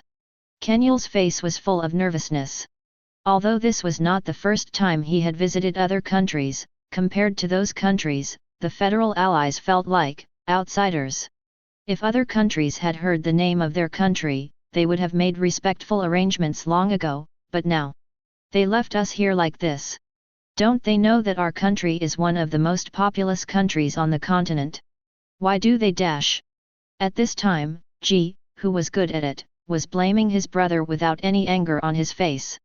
Brother, we should go back quickly and tell my father to send troops to attack. I can't stay here any longer. Kenyul's expression suddenly changed, and he shouted with a slap. Pa! The crisp sound of the slap on the face stunned Kenyaji for a moment. Idiot, do you know what a war is? Should it be launched here? Do you know how many people will be listening to you when you say this now? Do you know if we can go out next? Kenyul seemed to be scolding the younger brother in front of him, but he said several times in a row, you know? He knows that there must be people outside who are paying attention to him, so it doesn't matter whether he knows it or not, as long as he brings his words to the people behind him. Have I said that? I hope that person won't disappoint me. I have to say that the poor brother was treated as a victim by his elder brother. What Kenyul didn't expect was that no one came to him even at night, so he finally panicked. You must know that he is waiting for the mission to come. If he doesn't find out the matter clearly, he will suffer. Just at this time, there was a growling sound in his stomach. It seemed that he was hungry. When he opened the door, the eldest prince refused and let everyone follow him and walked alone on the street. Just when he was about to find something to eat, a casual remark from the person next to him seemed to ignite his thoughts. Have you heard? Kendia's envoy is here, and they will communicate with us. It seems they want to exchange some experiences, right? Bullshit, they are obviously fighting us in the name of a friendly show, just to see our strength. Kenyul, who overheard the sound, suddenly felt enlightened. Yes, they were not looking for him, so why couldn't they look for them? So when he told this method to the rest of the mission, it was unanimously approved by everyone. They don't need to know how strong the strongest one is, they only need to know how strong the guards here are. Anyway, in their eyes, the demigods are all about the same and they can't beat them. So what if we know what the combat effectiveness of the Federal Allies is like? Is there something we need to do? So, as long as we have a friendly match with them in the name of communication. Then, does it mean that we can find out their strength? Nodding, it was obvious that this was a good idea, but what they didn't know was that on the other side, Rhodes smiled as he looked at the people in front of him. So everything you said has been heard by that person, right? Yes, sir. Give them some copper coins and let them go down. When only the Dwarf King and Rhodes were left in the room, a figure slowly emerged from the dark depths in the corner next to them. Gentlemen. Rhodes nodded, is there any reason why you came to me in such a hurry? But Rory nodded slightly, yes sir, I got the news that the country of Weston is gathering troops. Judging from their position, they should be coming to us. 0 request flowers 0. Rhodes thought for a while, so, is this a declaration of war against me, the person who established a peaceful country? It's really ridiculous. Then the question is, what should we do? But Rory didn't speak, and the Dwarf King didn't dare to speak. After all, it was Rhodes' time to think, so he couldn't talk nonsense. But when Rhodes spoke, they understood what terror was. Is that so? But Rory, go and reveal a little news. Tell the Western country that the master of the Federation Allies is a clown. In fact, he has no ability. That's it, let them know that the Federal Allies can bulldoze it anytime and anywhere. What is this for? But Luoli didn't dare to guess, but more than anyone else, he knew how strong or terrifying the person in front of him was. If this is the case, then the answer is very simple. Can we catch them all in one fell swoop? Yes, I will do it immediately. In addition, after my constant inquiries, I found a god who is, no, I should say that he is about to revive. Rhodes plans to use this war as his debut show to rule all the surrounding territories. No matter what happens, he only needs to kill everyone by himself. There has also been a response to the exchange competition proposed by Kenya. This is the country's first diplomacy with other countries, so, some people still take it seriously. For example, the host of this exchange competition is a diplomat from a federal allied country, Delhi. He looked at the calm faces of the people in front of him, and felt a burst of excitement in his heart, because this was really the first time for him to show in such an important scene. Then, this time the exchange competition will be a four-choice competition. First, the two countries will select no more than elite strong players to compete in the exchange competition. The battle is divided into two parts, melee and magic, and they are fought separately. Please remember that this exchange competition is about safety first, friendship first, and victory second. We cherish peace, friendship, and kindness. After finishing this sentence, Kenyul kept looking to the side, looking for the person who looked like the master. Chapter 120. Oh! No, I should say someone who is like the master of the Federal Allies, that person is Rhodes. For such an important event, the man who rules the entire country should come out and take a look. After all, there may be further development in the future. However, what he didn't know was that Rhodes had already arrived at a lake outside, and he didn't care at all about this so-called exchange match. Anyway, no matter what the final result is, it will not have any impact on him. After all, 99% of the combat effectiveness of the entire Federal Allies relies on themselves. Below, rows of people kept walking towards the path in front, their voices were very low, and even their movements were so gentle. This is a habit they have always maintained, and they will never let their movements fall into the eyes of the enemy. They wore armor and carried spears in their hands. Some of them held shields, and finally there were magicians holding staffs in their hands. These seemed to be an army that was armed to the extreme. As they continued to approach, the words "distant country" appeared in the field of vision. Yes, this is the military expeditionary force. Looking at their menacing appearance, Rhodes smiled contemptuously and tapped his finger lightly. Everything around him seemed to be agitated, and a little drizzle began to fall slowly in the sky. Rhodes' smile changed. Then, let me give you a small gift first. You can't reach your destination so quickly now, because the stage prepared for you is not ready yet. Under Rhodes' feet, a slightly flashing aura was slowly emitting, and blue screens began to explode around him. Entering the sky, dark clouds and lightning finally began to explode continuously, and the terrifying lightning exploded crazily, like the palm of death. Boom! The troops on the ground suddenly began to explode crazily, like balls of flesh exploded by rain and lightning. Damn it, the weather is so bad today, it shouldn't be. It was obviously very good when we just set off. Rain and countless lightnings in the sky constantly blocked their progress. Rhodes looked at this scene with a smile on his face. It seems that none of this can stop you. It's so uncomfortable. It seems that I need some gadgets. As he spoke, Rhodes looked at a mountain in front of him, dragon-slaying magic, and the roar of the silver dragon. Circles of silver-white light slowly appeared in front of Rhodes, and a huge, terrifying white beam suddenly shot out. Boom! After a loud noise, the entire mountain began to collapse, then slowly tipped over, and finally huge stones blocked the road. Everything is for the next good show, and the stage must be prepared for them, but I still don't quite understand why this is happening. As soon as I founded the country, my team came to attack me. Returning to the Federal Ally, Rhodes discovered that the exchange match had reached its climax, and there were two young men standing on the ring. The man opposite had a solemn look on his face, and it could be seen that he was indeed scared now, because the person in front of him was a man with open hands and continuously shooting out bolts of lightning. Holy shit! What happened? My teammates were killed so quickly. Rhodes took a closer look and discovered that the so-called countless lightning magic was actually emitted by an iron tool hidden in the man's hand. Superimposed magic is painted on it, resulting in countless magics that can be fired instantly, which has the same effect as a forging furnace. Of course, this advantage is that it allows an ordinary person to possess the height of elite magic, but when the magic above is used up, it was just a piece of scrap metal, so Rhodes felt that everything was not as good as his own ability. Sir! When Rhodes appeared at the venue, the people around him automatically moved out of the way. They looked at Rhodes coming from the sky with respect on their faces. The dwarf king above also lowered his head with respect. Is this the master who rules the entire federal allies? Sir?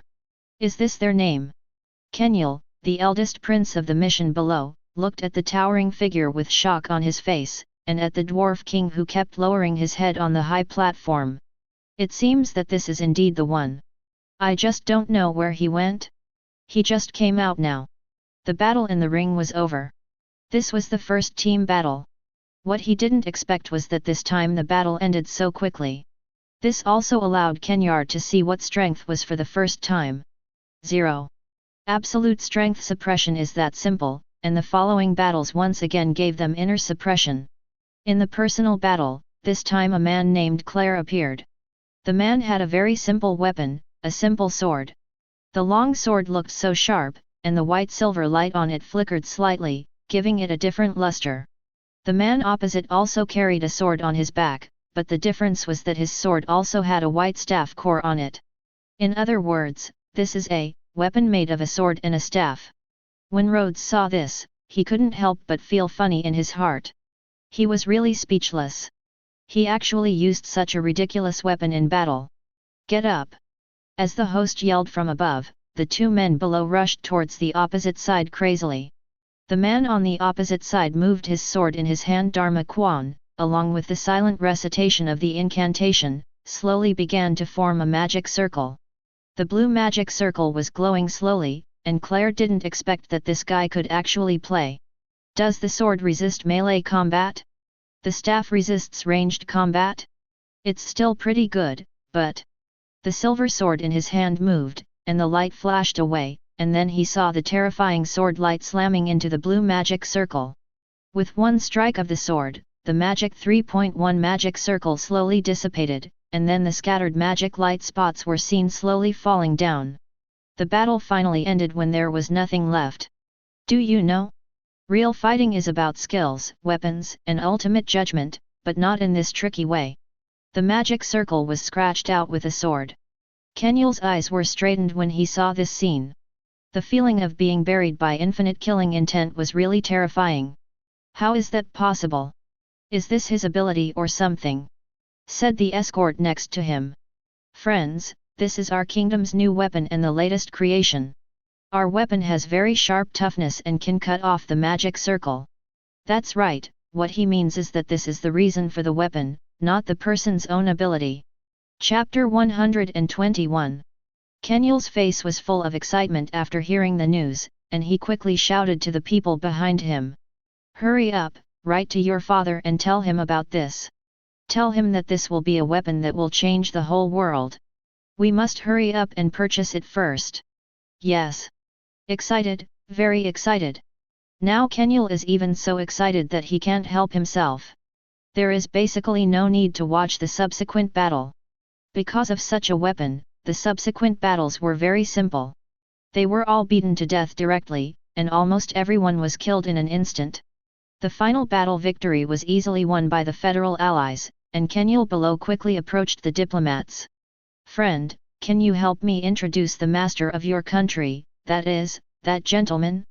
We are willing to show our sincerity to communicate with your country. Anything. The diplomatic officer's face was speechless, but he still shook his head helplessly. Sorry, I don't have the qualifications to meet Mr., and even 30 other people here don't have this opportunity. If you want to meet Mr., then I suggest you go to the Dwarf King. Immediately afterwards, he walked towards the back without any intention of paying attention to them. Now the entire federal allies have a common consciousness, that is, we are very powerful. Strong men, strong strength, and powerful weapons will be the capital for other countries to trade with us. When several people from the kingdom of Kendias left, they brought a white sword with them, which was a sword that could cut through the magic circle. As the saying goes, being famous is not as good as meeting him. Only when he holds it in his hand can he understand what true terror is. The sharp sword blade and the terrifying light of the sword, coupled with the vague magic that seemed to be rotating on it, did not see the magic circle. I see. Is this the latest weapon of the dwarves? It's really powerful. Dresden country. What? Are you saying that the soldiers of our country cannot survive such a little difficulty? Are our soldiers just useless rice buckets? Department Chief. Tell me, do you mean that our soldiers are all just useless people? Coward. The department head's face was full of nervousness, he was also scared. Looking at so many big shots, he was just a small team department head.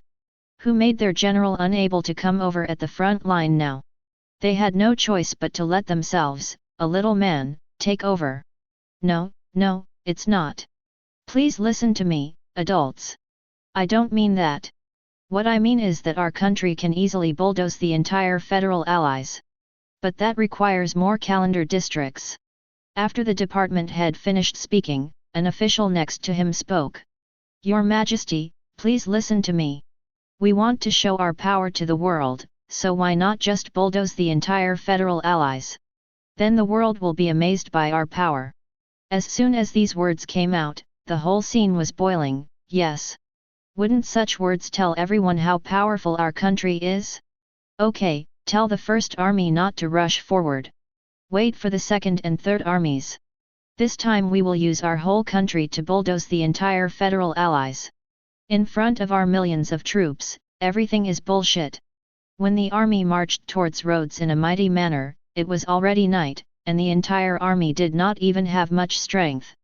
But even so, the royal family members who came to supervise the battle kept urging them to move forward. In this way, it was about a few days' journey, and even driving overnight, it only took 2 days to arrive a few hundred meters away from the federal allies. They just watched quietly, even the people on the city wall just watched quietly, no one felt scared. It's just that the city gate below has long been closed, and no one is allowed to enter or exit. Sir, this is a surrender letter from the Kingdom of Weishung. Do you need to read it? Rhodes smiled and didn't care at all. This kind of surrender letter was usually just a formality, and there was nothing else. Burn that thing. By the way, is that team the only one coming? No, there are 2 teams still behind.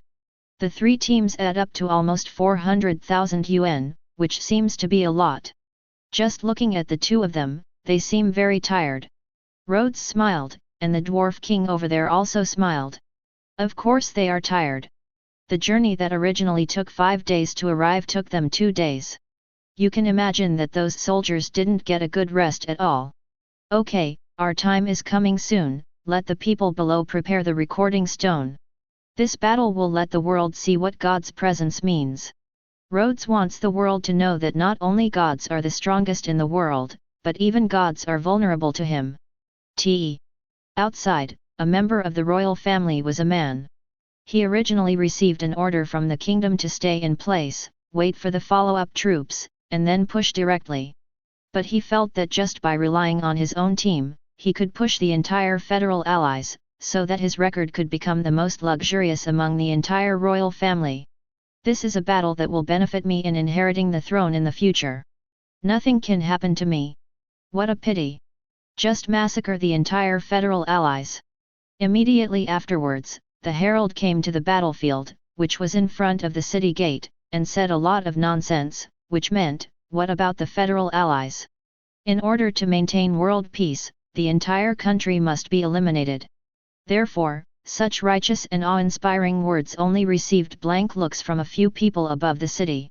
Immediately afterwards, the prince couldn't help it anymore.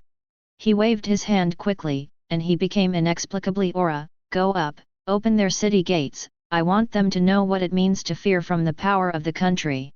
As soon as he finished speaking, he saw a catapult with flames slowly pushed out from behind, and a huge magic circle on it lit up little by little. The flames enveloped the huge stone, and with the general's order, the entire flaming stone was smashed out. Finally, he hit the city wall hard, but just when the prince looked confident, he found that there was no problem on it. No matter how hard the catapult is thrown, there is only one final result. The stone is blocked outside, and the hard wall spreads along with circles of red magic circles. We don't need our flames to burn the stones, but even our city walls can't do any damage. Do you have any use for it? Can you do it? Small dog. Chapter 122. Taunting, crazy taunting, these soldiers are on the city wall anyway. To the people below, these taunting words are like a terrifying slap, hitting them hard in the face. As the prince of the kingdom of Weston, of course he must have his own arrogance, so how could the prince be able to endure this infinite insult? Hurry up, call the great magician and ask him to smash down this broken city wall. I must stand on the throne in the city today. It's just that the prince didn't know that there were only a few great magicians in the entire kingdom, and he could mobilize them wherever he wanted. The great magician just glanced at him gently, then glanced at the wall in front of him, and then spoke. Your Highness, it's better not to act rashly. Your Majesty has already given the order. We have to wait until the troops behind us gather before we can attack the city. The prince frowned. He felt that he was being looked down upon.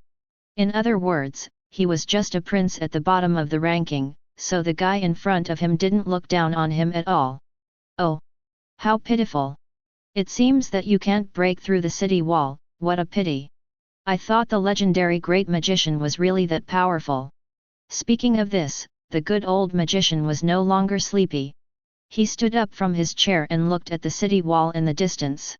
Your Highness, please don't provoke me. You know I won't be provoked, but I must touch this wall today. As soon as he finished speaking, he saw a staff slowly being taken out in front of the great magician, with a red magic circle engraved on it. A slightly glowing red pattern on the magic circle lit up slowly, the flames burning the earth are the power to wash away everything. Flowing fire. The red magic circle is like a huge funnel in the void, with the slightly lit lines on it rotating slowly. Boom!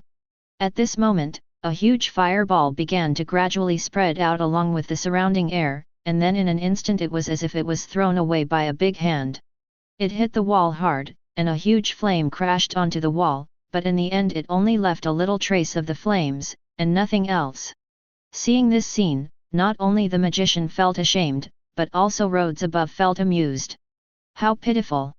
Is the magic at this time already so weak? It turns out that you fear gods and dragons because you are not strong enough. What a sharp taunt! Rhodes' words were like a huge hand hitting him in the face. The prince's face was full of indignation, and he glanced at the great magician over there bitterly. Didn't you say that you can knock down the wall casually? Why is this happening now? The great magician did not answer his words, but looked at the wall seriously, thinking in his heart. I didn't say that the wall can be knocked down for sure. Isn't that what you said there? It's so embarrassing. The great magician of the kingdom is so weak. It seems that your kingdom is also a bunch of chickens. It has to be said that sometimes the human race's taunting ability is so full that it can make the great magician who is about to give up become so angry that he is full of anger. Ha! You dare to underestimate me? Then I will show you what the power of the great magician is. Immediately afterwards, I saw the great magician starting to draw a magic circle in the void, and a red magic circle was outlined bit by bit in his hand. The red lines on it turn like a curved road. Come down with rock fire, use sky fire as darkness, sky explode. After saying that, the surrounding atmosphere began to rotate, and a flame began to spread from the magic circle toward the surroundings, and then the sky began to darken. Ha ha ha, this is the most powerful holy magic I have. Even if your walls are hard, it's of no use. In the sky, Rhodes looked and saw a huge stone with flames coming down slowly. The terrifying stone was several kilometers in size. It is enough to summarize the entire city. It can be seen that this is indeed the most powerful magic of this great magician. The entire city also fell into silence at this moment, and everyone could feel what death was coming. Rhodes looked at the boulder without panicking at all. He couldn't help but yawn, still thinking about how to kill these guys. Roast these guys with fire? Or kill them directly? How can you show your prestige? How can you make yourself known to people all over the world? Well, he is still thinking about this. Even the dwarf king next to him feels scared. But even so, the dwarf king has no intention of running away, because he now trusts Rhodes. The huge boulder in the sky suddenly rushed toward him with terrifying flames, like a planet with flames. Rhodes continued to think, and soon he figured out how to show his greatness. which was to spread his power to the whole world. Thinking of this, Rhodes stood up from his chair. The moment the boulder in the sky touched the city wall, it toppled the city wall with a devastating gesture. As for Rhodes, he just glanced at it gently, and the people around him were already excited.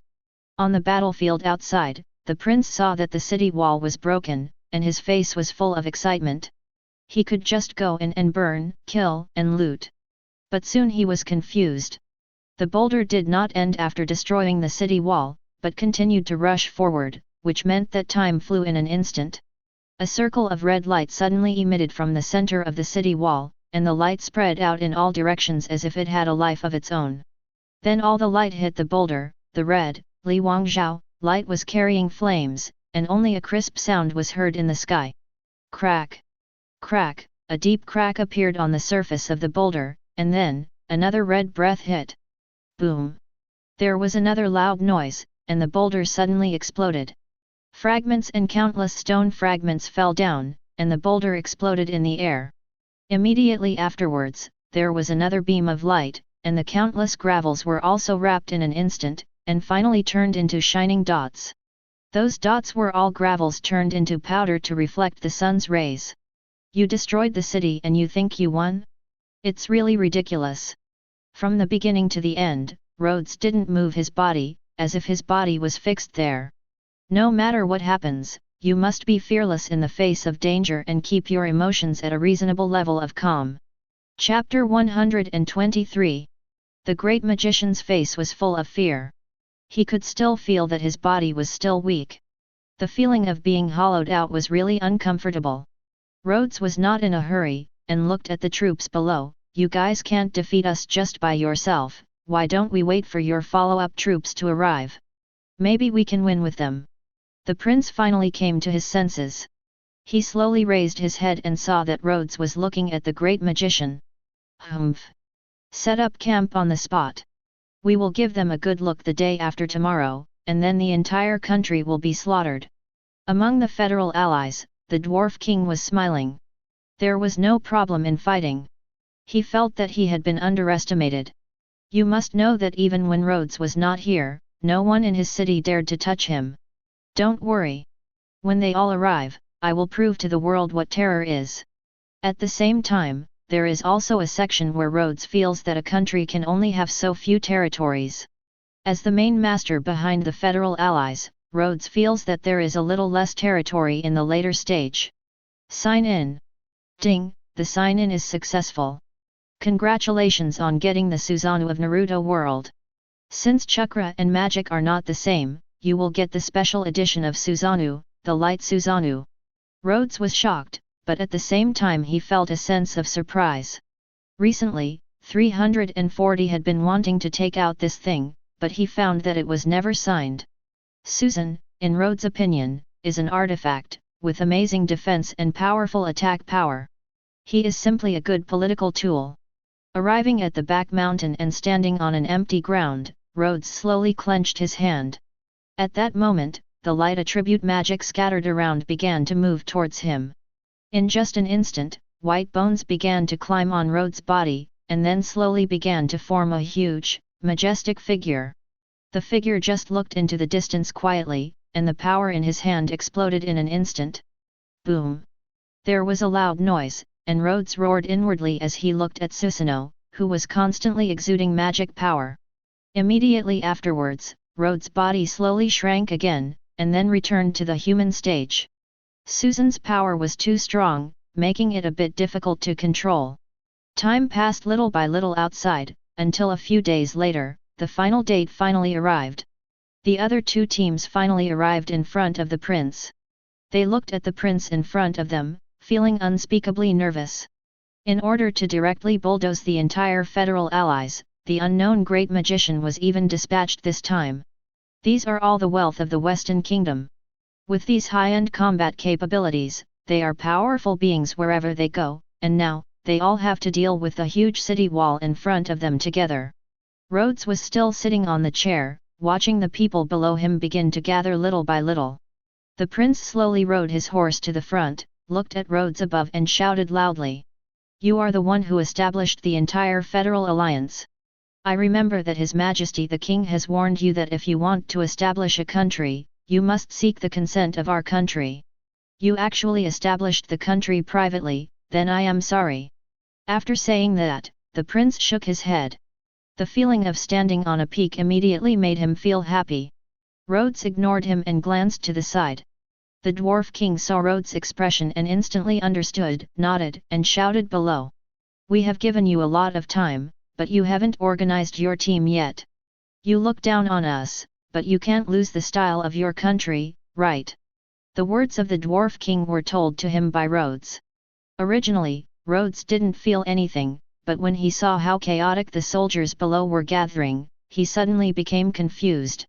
"We are still in a hurry. Are you going to fight or not? If not, then prepare to be killed by us." Although the dwarf king's tone is very tactful, if you listen carefully, you will find that there is actually a lot of contempt in his tone. Dabba. Of course he can be contemptuous, you know, he is the only demigod in the entire country. The face of the prince below turned livid. He turned to look at the soldiers behind him and found that they were indeed gathering very slowly. You could even see several people bumping into each other. "What are you idiots doing? Are you letting others see our jokes?" At this point, Rhodes understood that the outcome of this war was obvious. How can 10 people who want to destroy the morale of their own soldiers in a decisive battle be so arrogant? How could the other soldiers obey? But obviously these things are impossible to happen, because there are still several great magicians watching covetously behind. After a long time, the team on the ground was finally settled. Everyone looked at the dilapidated city wall in the distance, and then looked at the people above. Then, just when everyone was about to launch their first attack, Rhodes yawned leisurely, looked at the people in front of him, and opened his mouth slightly. "Oh! You've made me wait for so long. It seems you don't want to die. You've made me wait for so long." Although Rhodes' voice came over, he saw Rhodes walking straight outside, just as he was about to miss the mark. Under his feet, a fiery red magic circle appeared, then continued to harden, and finally completely covered Rhodes' feet. Rhodes did not hesitate and stepped forward. In everyone's shocked eyes, Rhodes seemed to be walking on the sky, but no one knew why he was walking like this. Until Rhodes walked downstairs, and then looked at the prince who was about to speak to him, he couldn't help but look down on him with contempt. "Stop talking nonsense. The battle will start sooner or later. You have no chance. The more nonsense you talk, it will only make you so ignorant." Rhodes' voice was not loud, but it made the prince across from him understand something. Rhodes was not easy to talk to, it could even be said to be very difficult to talk. "Okay, everyone, it's time to start now, you all come together. Let the world be shocked and understand what the wrath of God is." Rhodes' tone and dismissive attitude immediately made everyone go crazy. They clamored to kill Rhodes, but no one actually took action. On the city wall, the dwarf king who was tinkering with a piece of white stone looked down with excitement on his face, because now, today, is the time for Rhodes to show off his power. The white stone began to reflect Rhodes' figure, and of course the people on the distant battlefield. Chapter 124. Kill. With the order, countless soldiers around him rushed towards Rhodes crazily. The powerful momentum and terrifying power instantly formed a barrier around him. Rhodes was not in a hurry, but turned around and walked over, took out a ball of white powder from his pocket, and then sprinkled it towards all the monsters.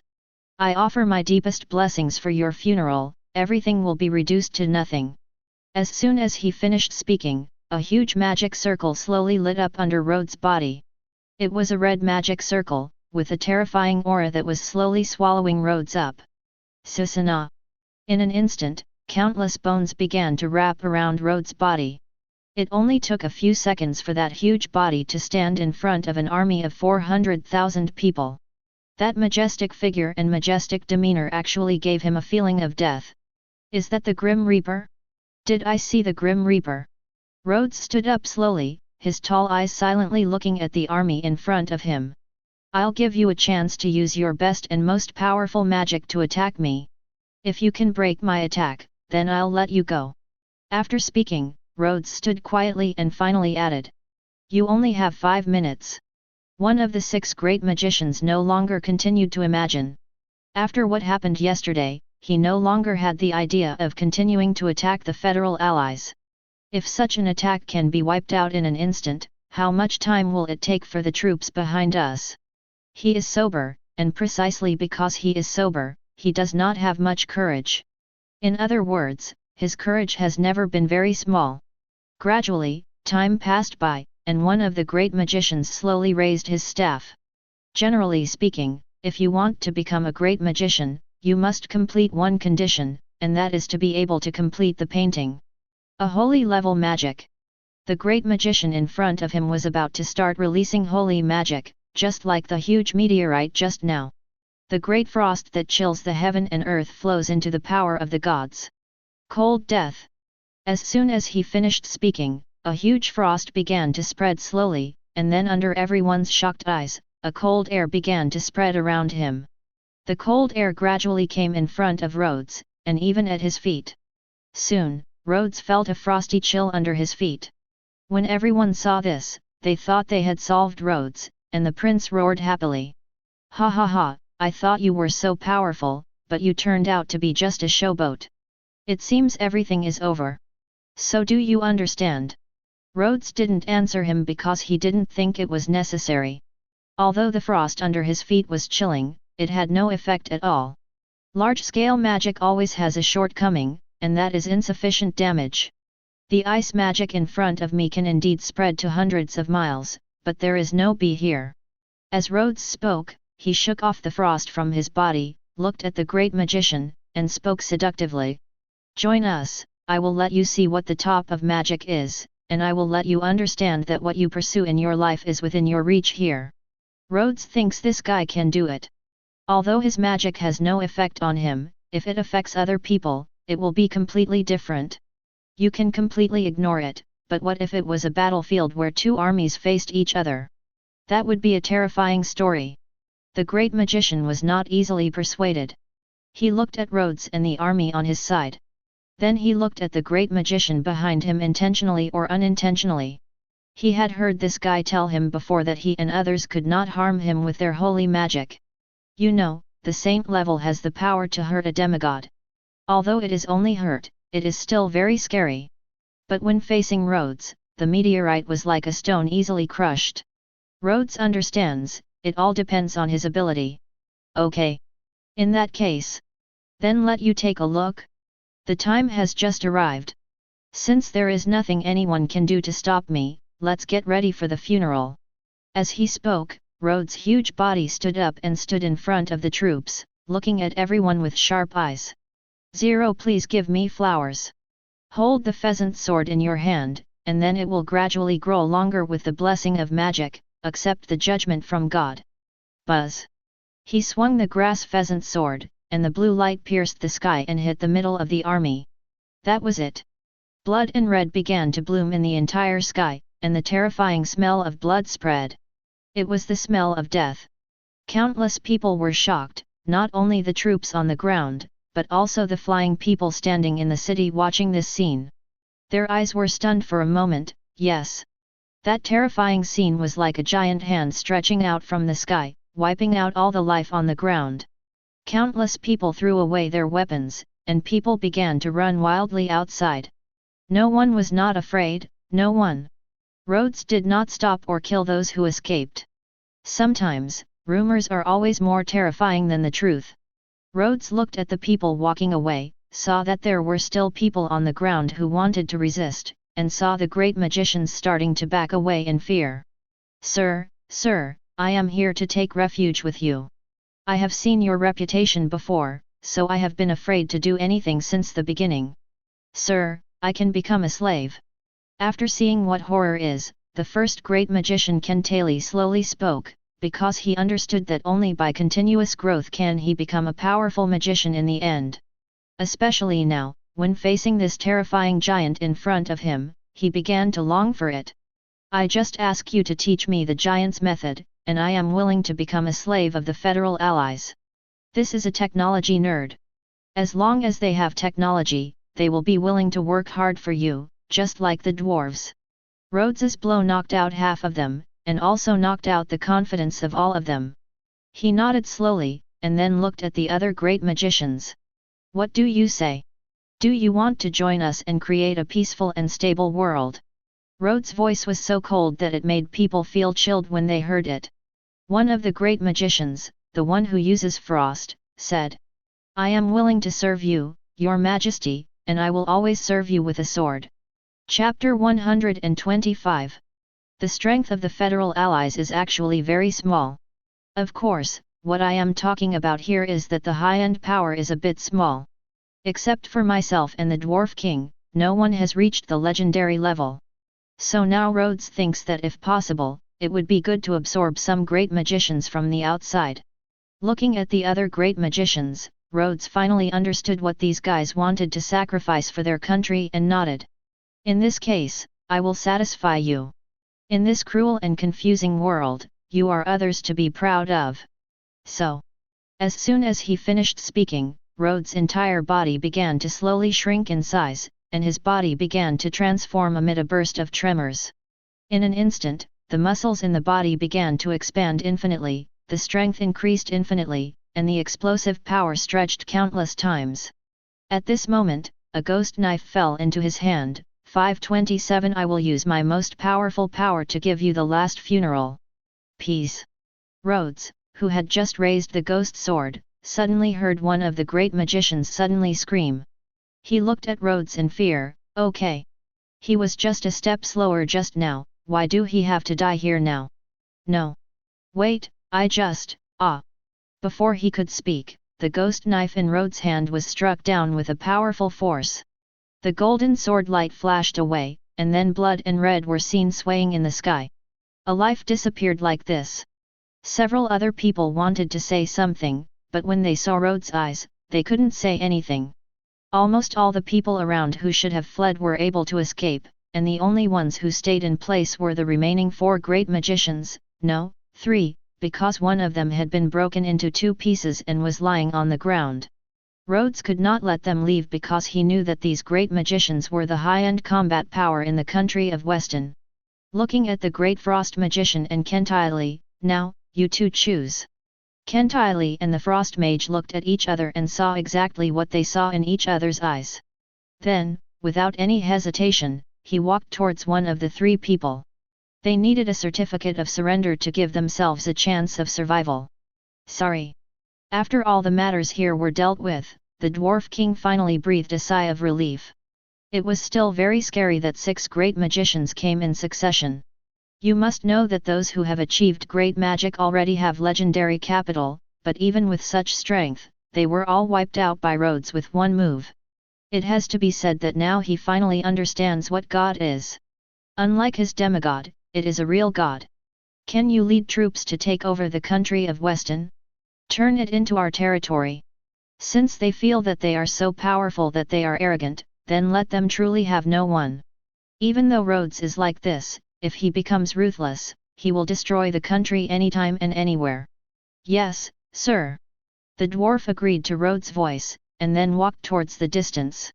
He needed to raise a team, a truly powerful team. Of course, this team does not need to be very strong, because, there's Rhodes.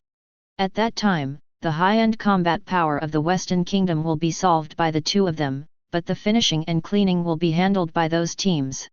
The news that the country of Drayston was destroyed was first spread to the tavern next door, and for a while the entire tavern let out a burst of exclamations.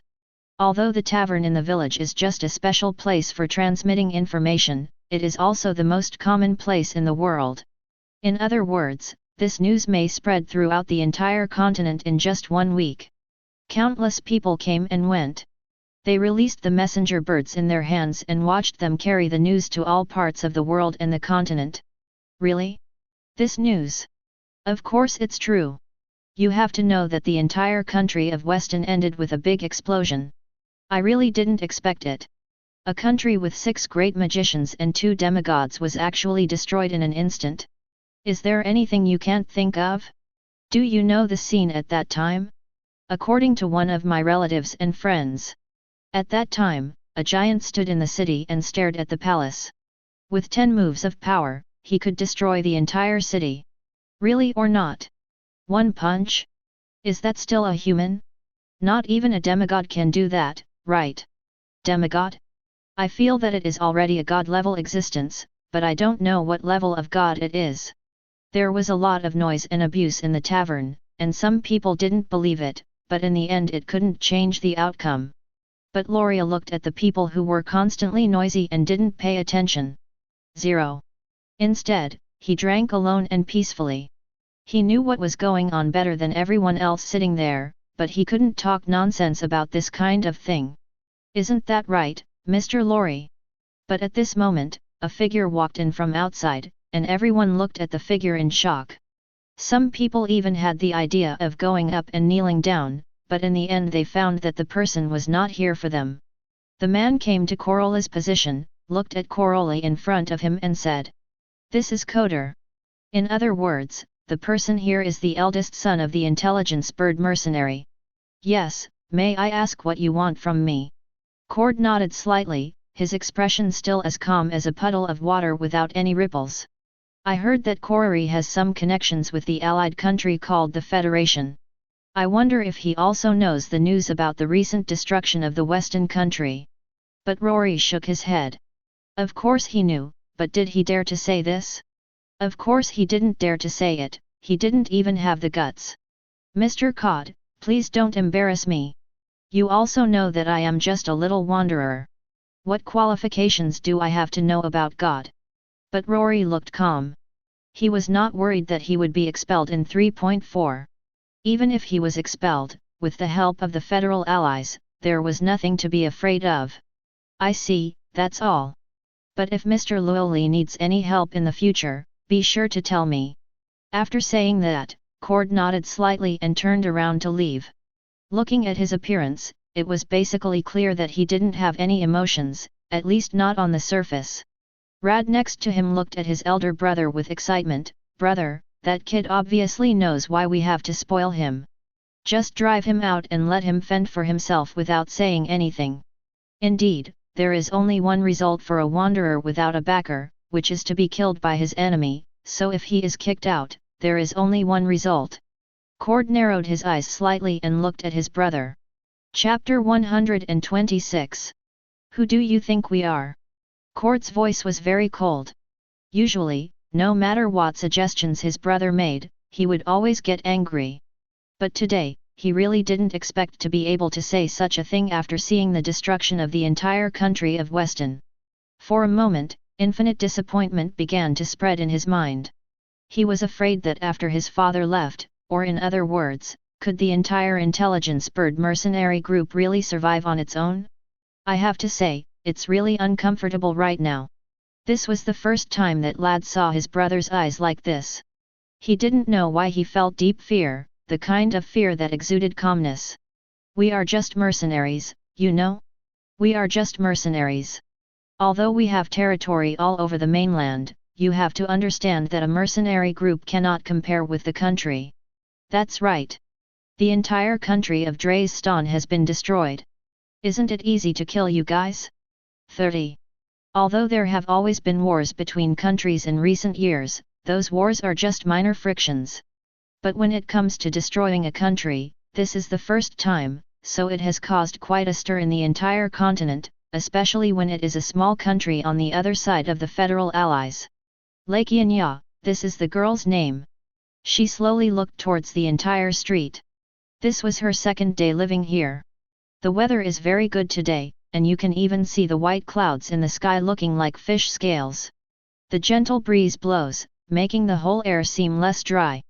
Although they are not that respectful to me, they are not overly disrespectful. They feel just like ordinary people. This was the first time she felt this kind of feeling, especially from Rhodes, but she felt something strange around her. "By the way, I heard that after this country was established, they went to attack other countries? It was really a country built by a group of barbarians." As he said that, Ya saw a jewelry store next to the street that seemed pretty good. He came to the jewelry store with a happy mood, but found that the jewelry on it seemed to be some weird bone type. "When I think of a beautiful woman wearing a bone, I really disagree with the scene." And as she continued shopping, a group of people suddenly blocked her way on the street in front. People were doing something in front. Ya was a girl who loved to join in the fun. After there was no threat of death, she found that this place seemed less interesting than the Empire. Running through the crowd, looking forward, a man was lying on the ground. The wounds on his body made him look very embarrassed. No one around him even recognized him. Who is this person? I don't know.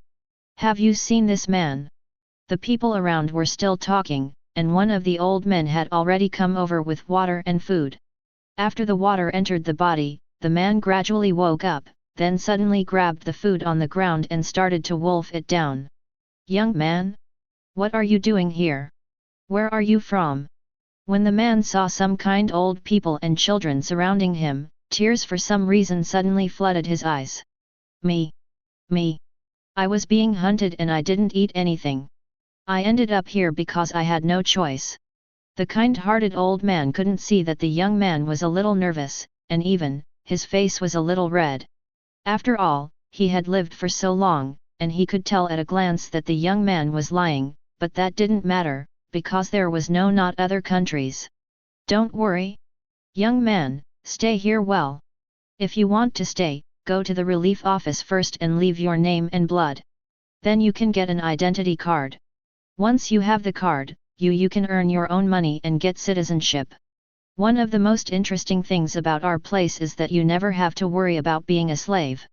When the old man said this, not only the young man, but also Xia over there were shocked. There are no slaves? Yes, she thought it was strange just now, but now she realized that it was because there was no slave around. Really? This is a country without slaves? I heard from the caravan that there is a country without slaves, that's why I came here. I really can't live in that place. God amu ah. Thank you for bringing me here. For the first time, Xia felt what true faith is, the kind of faith that is faced wholeheartedly. In my own country, this kind of belief has never appeared. It can even be said that no one who prays is sincere. Faith and prayer are just a rich man's game. Sir is back. I don't know who yelled, and the whole street was boiling in an instant. Because they saw Rhodes walking slowly from the city gate. Oh! Sir! The people around him began to spontaneously give way to the road. People were shouting on both sides of the street. It was obvious that everyone was very happy. Rhodes slowly walked to the high platform accompanied by the cheers of the people and the roaring gentlemen. Dear friends, brothers, and sisters, I hereby solemnly declare that the country of Dresden will no longer exist, and we will accept all the territory of Dresden. I sincerely recruit 267 people with lofty ideals here to serve Federation allies offer their strength. After Rhodes finished speaking, he slowly walked towards the void, and then walked towards the palace with Xia's eyes full of disbelief. Faith. Rhodes saw countless faiths enter his bottle of God along with the breath. Everything seemed to be normal. Whether it was Rhodes or everyone else, everyone looked at the people outside with excited faces. Outside, the young man who had just seen this scene had a look of disbelief on his face. He was being hunted here. Of course, the reason was very simple, because his master wanted to kill him. I want revenge. For my family. After that beast-like man RD his sister and killed his family, he had been on the run. Now he finally had a chance. But what he didn't expect was that those who were chasing him had already arrived at the city gate. When did a city be built here? It's ridiculous. They dare to build a city without the permission of our king. Hurry up, steal the secret, and call someone, today we have to teach them a lesson. As soon as he finished speaking, a man walked out of the crowd, walked straight to the city gate, looked at the soldiers guarding the city gate above, and shouted loudly. Chapter 127. Hey! The young Earl of the Flame Kingdom is here. I don't know how to ask your city lord to come and kneel down. The man's voice was loud, and the soldiers above naturally heard it, but he didn't care at all. After all, what is the boy below shouting about? Does the city lord he shouts have anything to do with our country? It doesn't matter. Seeing that no one was taking care of him, good guy, the young earl immediately became angry and raised his finger towards the city gate. Since a group of common people dare to ignore me like this, do they want to become my slaves? But before he finished speaking, he felt that the whole world seemed to be infected with a burst of ice, and the feeling of countless frosts spreading on his body was constantly coming. If you dare to talk nonsense, your mouth will turn into a piece of ice today. Then don't blame me for not giving you a chance. An old man holding a staff and a calm face walked over, and you could see a deep chill on his face. Terrifying frost was constantly exuding from all sides of the body, and the traces of frost began to spread. The moment the old man just walked out, a figure walked out of the darkness and quickly came to the front of the young man, looking at him with sharp eyes. "Haha, I want to see how you froze me." Seeing that his guards had come up, the young man continued to speak. He was not afraid of these people at all. For him, who had always lived in the Earl, and for someone like him who had never experienced pain, being arrogant was already its commonplace. But he didn't notice that the guard in front was already sweating profusely, and even his feet were shaking. "What are you trembling for? What are you afraid of?" Dateley's voice was very cold. He walked up to the young man little by little. When he passed the guard, he just tapped his staff lightly. Countless frosts had already wrapped around the guard's body, and then he saw the guard's body turn into a piece of ice, and gradually fell to the ground. "Oh! Do you think I don't have the ability to kill you?" At this time, the young man panicked, but looking at the old man in front of him, he couldn't help but beg for mercy. As a young earl, he also had his own dignity. "Tell me, you don't believe it." The staff in Diddle's hand suddenly shook towards the ground, and countless ice began to spread around it, quickly spreading to a range of 10 meters. This was only caused by the dispersion of his own magic power, and he did not use his own magic circle. "No, I didn't, I'm sorry. I didn't say anything." Soon, a stinking smell came from the young man's crotch. Watching the drops of liquid fall, Teller smiled sarcastically. "What a pity. I thought I could see such powerful power. Remember, slaves will never exist in our federal allies." The young man opened his eyes wide.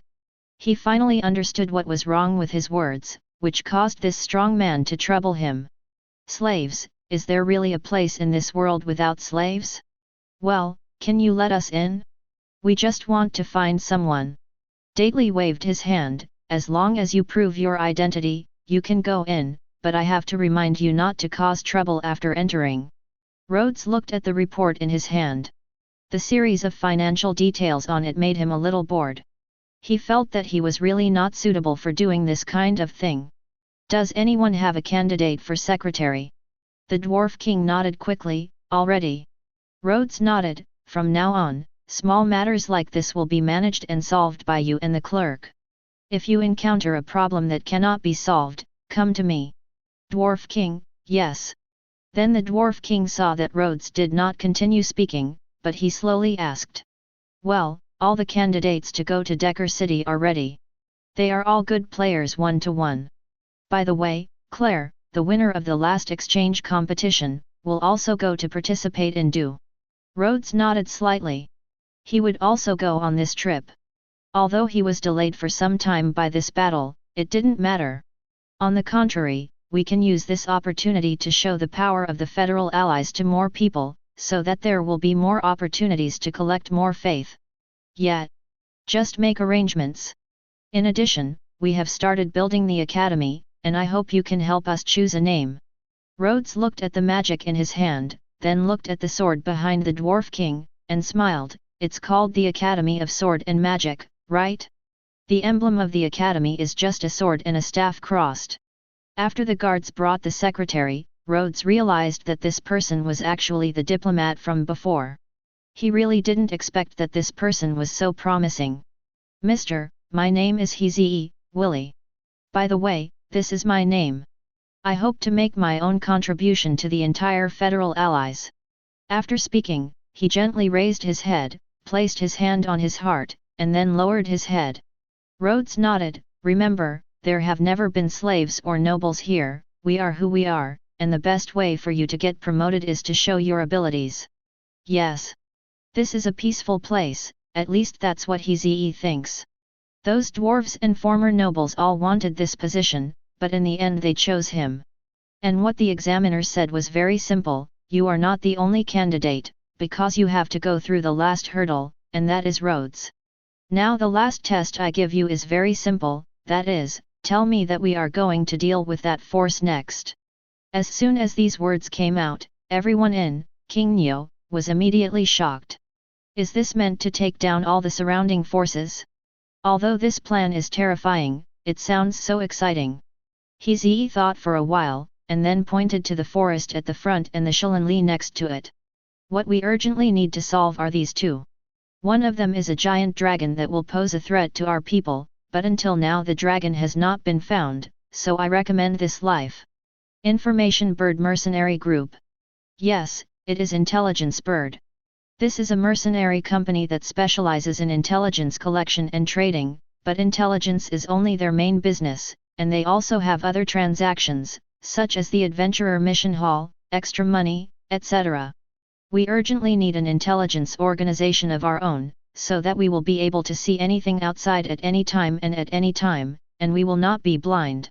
Chapter 128. Intelligence. Rhodes thought for a while and decided to leave this matter to Hizii. After all, he had more important things to do now. The legendary blacksmith who is studying blacksmithing has been in the house for a long time. Even the dwarf king feels that this guy has no breathing inside, right? But this is basically impossible. After all, this guy will still eat tomorrow's meal. The current federal allies are already galloping on their own roads, so there is little need for Rhodes to do anything for the time being.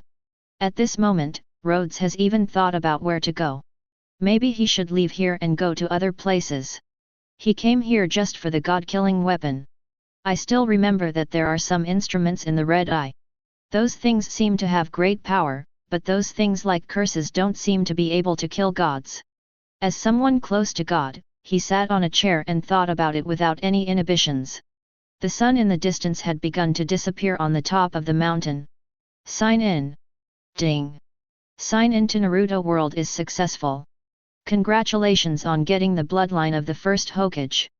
Congratulations on successfully inheriting the bloodline. You will get the wood attribute ninjutsu. Ding. Since ninjutsu cannot be compared with the 710th world in this world, the comparison is converted into magic.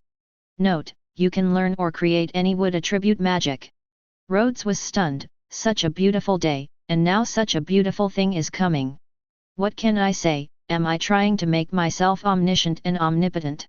What a pity. Although I want to create a god, I have no intention of becoming a god.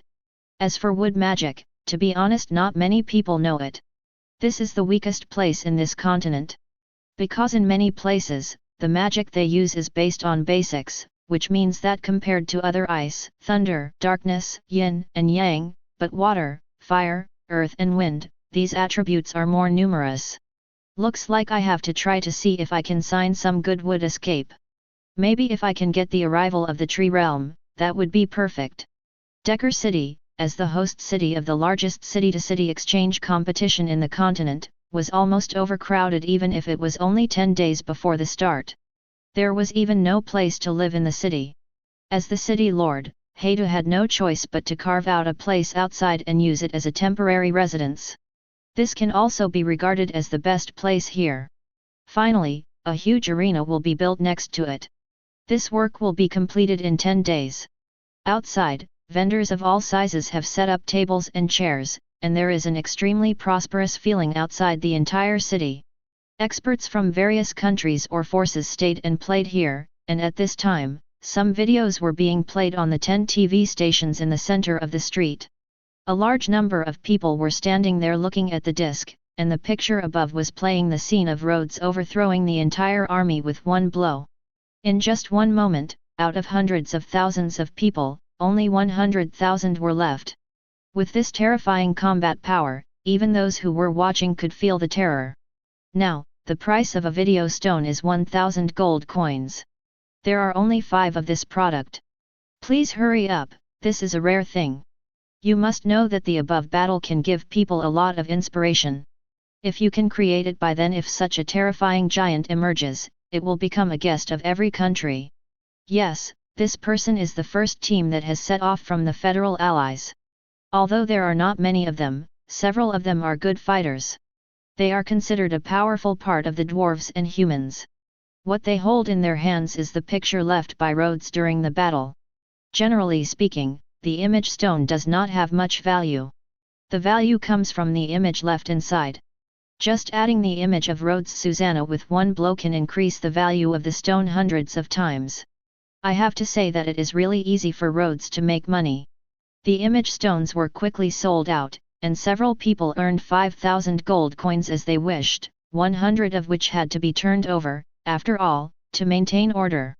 Okay, it's time for us to greet the husband and the city lord. There has been a message over there asking us to pick them up tomorrow. Yes. As the group said this, they returned to their hotel. This was a relatively remote place. After all, it was a temporary establishment, so it didn't seem to have any facilities. In order to avoid accidents, a few people lived in a special house. After entering the house, they started doing their own things. And just when one of them opened the window, the other person was suddenly startled when he looked at him. "Get out of the way!" As soon as he finished speaking, the man rushed over, pushed his teammates away from the window, and swung the exorcism sword in his hand. Buzz! The moment she swung the sword, an arrow with feathers shot over, and at that moment, the sword blade collided. Kang! After the sound of metal collision, everything returned to its original place, and the arrow finally split into two halves and flew away. In the young man's hand, the exorcism sword kept shaking, and the light on it seemed to be dimmed.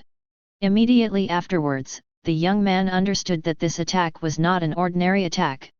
This attack is very purposeful. It was specifically aimed at us. I would like to ask why. No one answered because they didn't know the answer. After all, this kind of thing is very common in the wild, killing people and grabbing treasures. No matter, there are so many, maybe it's because the thousands of gold coins we had were exposed and they caught up with us. Immediately afterwards, the young man continued to speak. Look for that person and see if he is still there. If he is, then go and deal with it. The two nodded and looked into the distance, where a big tree was swaying.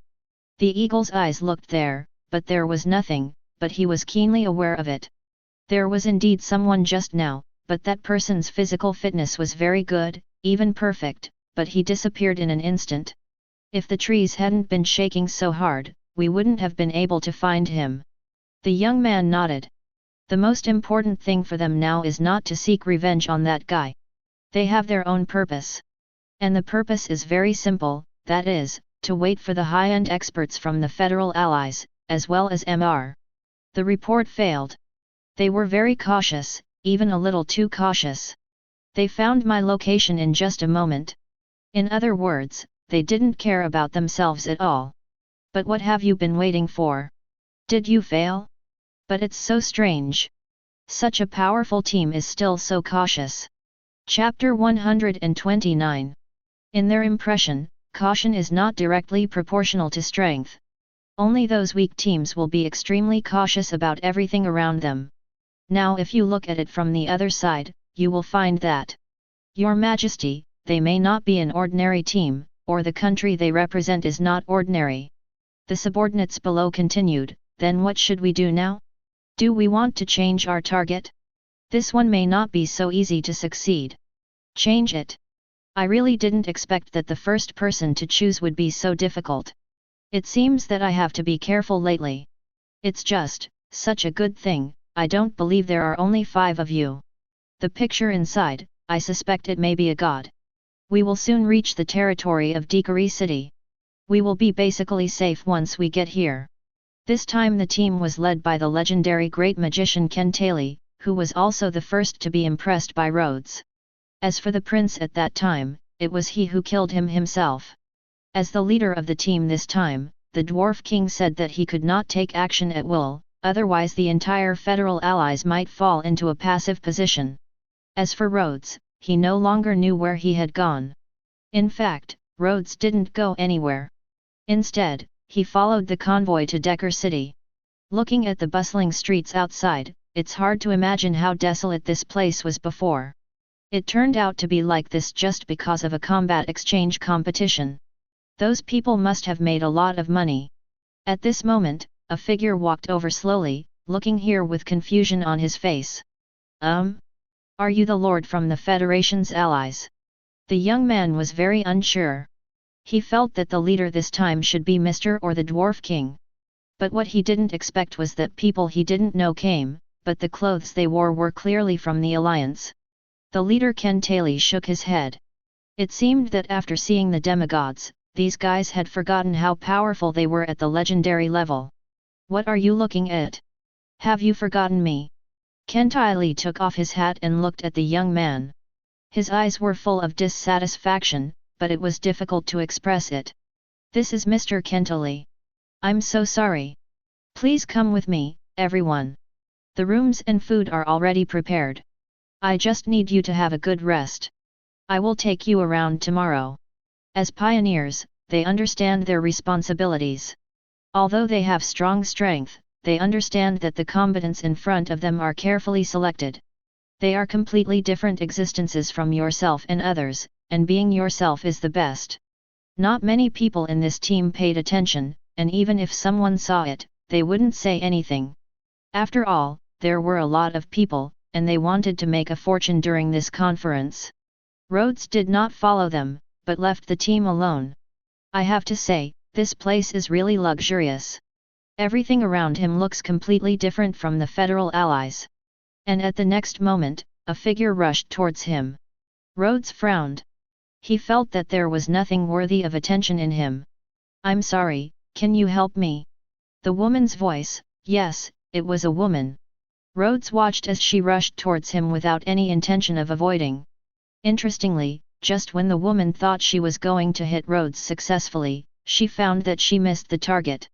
Yet, I felt that my strength was not recovered for a moment, and then I stumbled and fell to the ground. But what the woman didn't expect next was that Rhodes was already standing next to him and looking at her. Why didn't you catch me? Rhodes shook his head. You looked like you were in a hurry, so I just wanted to get out of the way. Besides, it didn't mean anything. Rhodes was famous for his arrogance, but no one here knew it. The woman was still wondering about Rhodes' reason. Several men were chasing after him. They lined up their bodies and seemed to be surrounding Rhodes. They looked very untouchable. And Rhodes didn't care at all. He just looked at the people around him and said leisurely, "By the way, what are you doing?" The next moment, his arm was grasped by a gentle hand without any resistance. Feeling the warmth from his arm, Rhodes turned his head and saw a smile on the woman's face. Sorry. Zero, please give me flowers. The bad premonition was soon fulfilled. The woman opened her mouth and shouted to the surroundings. Someone is coming. This person wants to rob someone. Come quickly. As a result, the men around him began to get closer and closer, and they couldn't wait to surround Rhodes, with a gleam in their eyes. Come with us obediently. Otherwise, it will be hard for you. You have to think about it carefully. Rhodes sighed silently, and the discomfort from his heart took over his whole body. Yes. What a vulgar routine. This is not standard at all. Okay, I'll go with you. No one could have imagined that Rhodes would agree so happily. The man in the lead was stunned, and then the woman who grabbed Rhodes' hand was also stunned. Zero. Immediately afterwards, everyone looked at each other in shock. As for Rhodes, of course he was taken away by a few people without any resistance. This kind of thing was not surprising in the eyes of the people around him. For those law enforcement officers, as long as there are not a few people, as long as they are not traitors, it doesn't matter. Yes. They only protect traitors. The road outside was getting farther and farther, and Rhodes didn't expect to follow these people out of the road, but returned to the forest along the way he came. In a large house, Rhodes was surrounded by a group of people, and then looked at the woman hugging him. Hey, you've been hugging me all the way, can you let go first? I won't run away. Rhodes was speechless towards this woman, as if he was afraid that he would run away, but looking at the way she was enjoying herself, it seemed that she wasn't afraid of running away. Under the leader's glare, the woman finally slowly let go of her hand and looked at Rhodes with eyes full of temptation. She really felt that Rhodes had a great figure, not fat but not thin, with obvious abdominal muscles. "Okay, everyone, bring me here. What do you want to do? Tell me all. Otherwise, the result will not be good." Rhodes didn't have much time to play with them and look at these people's faces. "It's very simple, kid. We just brought you here. You don't have a lot of gold on you. So, tell me the address of your team and I will send someone to deliver the letter. If you want to protect your life, then bring me the gold coins." Chapter 130. Hey! Your husband has been kidnapped by us. If you want to redeem him, just bring 1,000,000 gold coins with us. Otherwise, don't blame us for being cruel. Kentiley, who was sitting in the room reading the Rhodes manual, was full of confusion. What had he just heard? "Don't say there was something wrong with his ears?" asked the young man who turned to look behind him. "Just now, did he tell us that Rhodes was kidnapped by them? And then asked us to take the ransom to rescue him?" The young man was also a little confused. He also nodded lightly, and then looked at the person who had just delivered the message in disbelief. "Is what you just said true?" "Sir."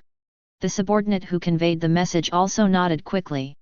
It can be seen that he is also a little confused now. "Is there anyone who dares to attack Mr. Now? That's what the person who came here said, but, it seems to me that he is not lying with his 120, and he also showed an image of my husband. He seems to be doing very well." Kentiley finally couldn't sit still anymore. He quickly put down the manual, took the photo stone, and injected it with magic power. He would never believe that his husband would be kidnapped by them, but what if? In the photo stone, Rhodes was sitting on a chair, looking at the picture quietly, with 2 knives hanging around his neck. Looking at Rhodes' mouth, which kept moving, he finally realized what was going on. "Tell me, is there a possibility? It's true that the gentleman wants us to rescue him. Of course, he also wants to test your abilities and so on.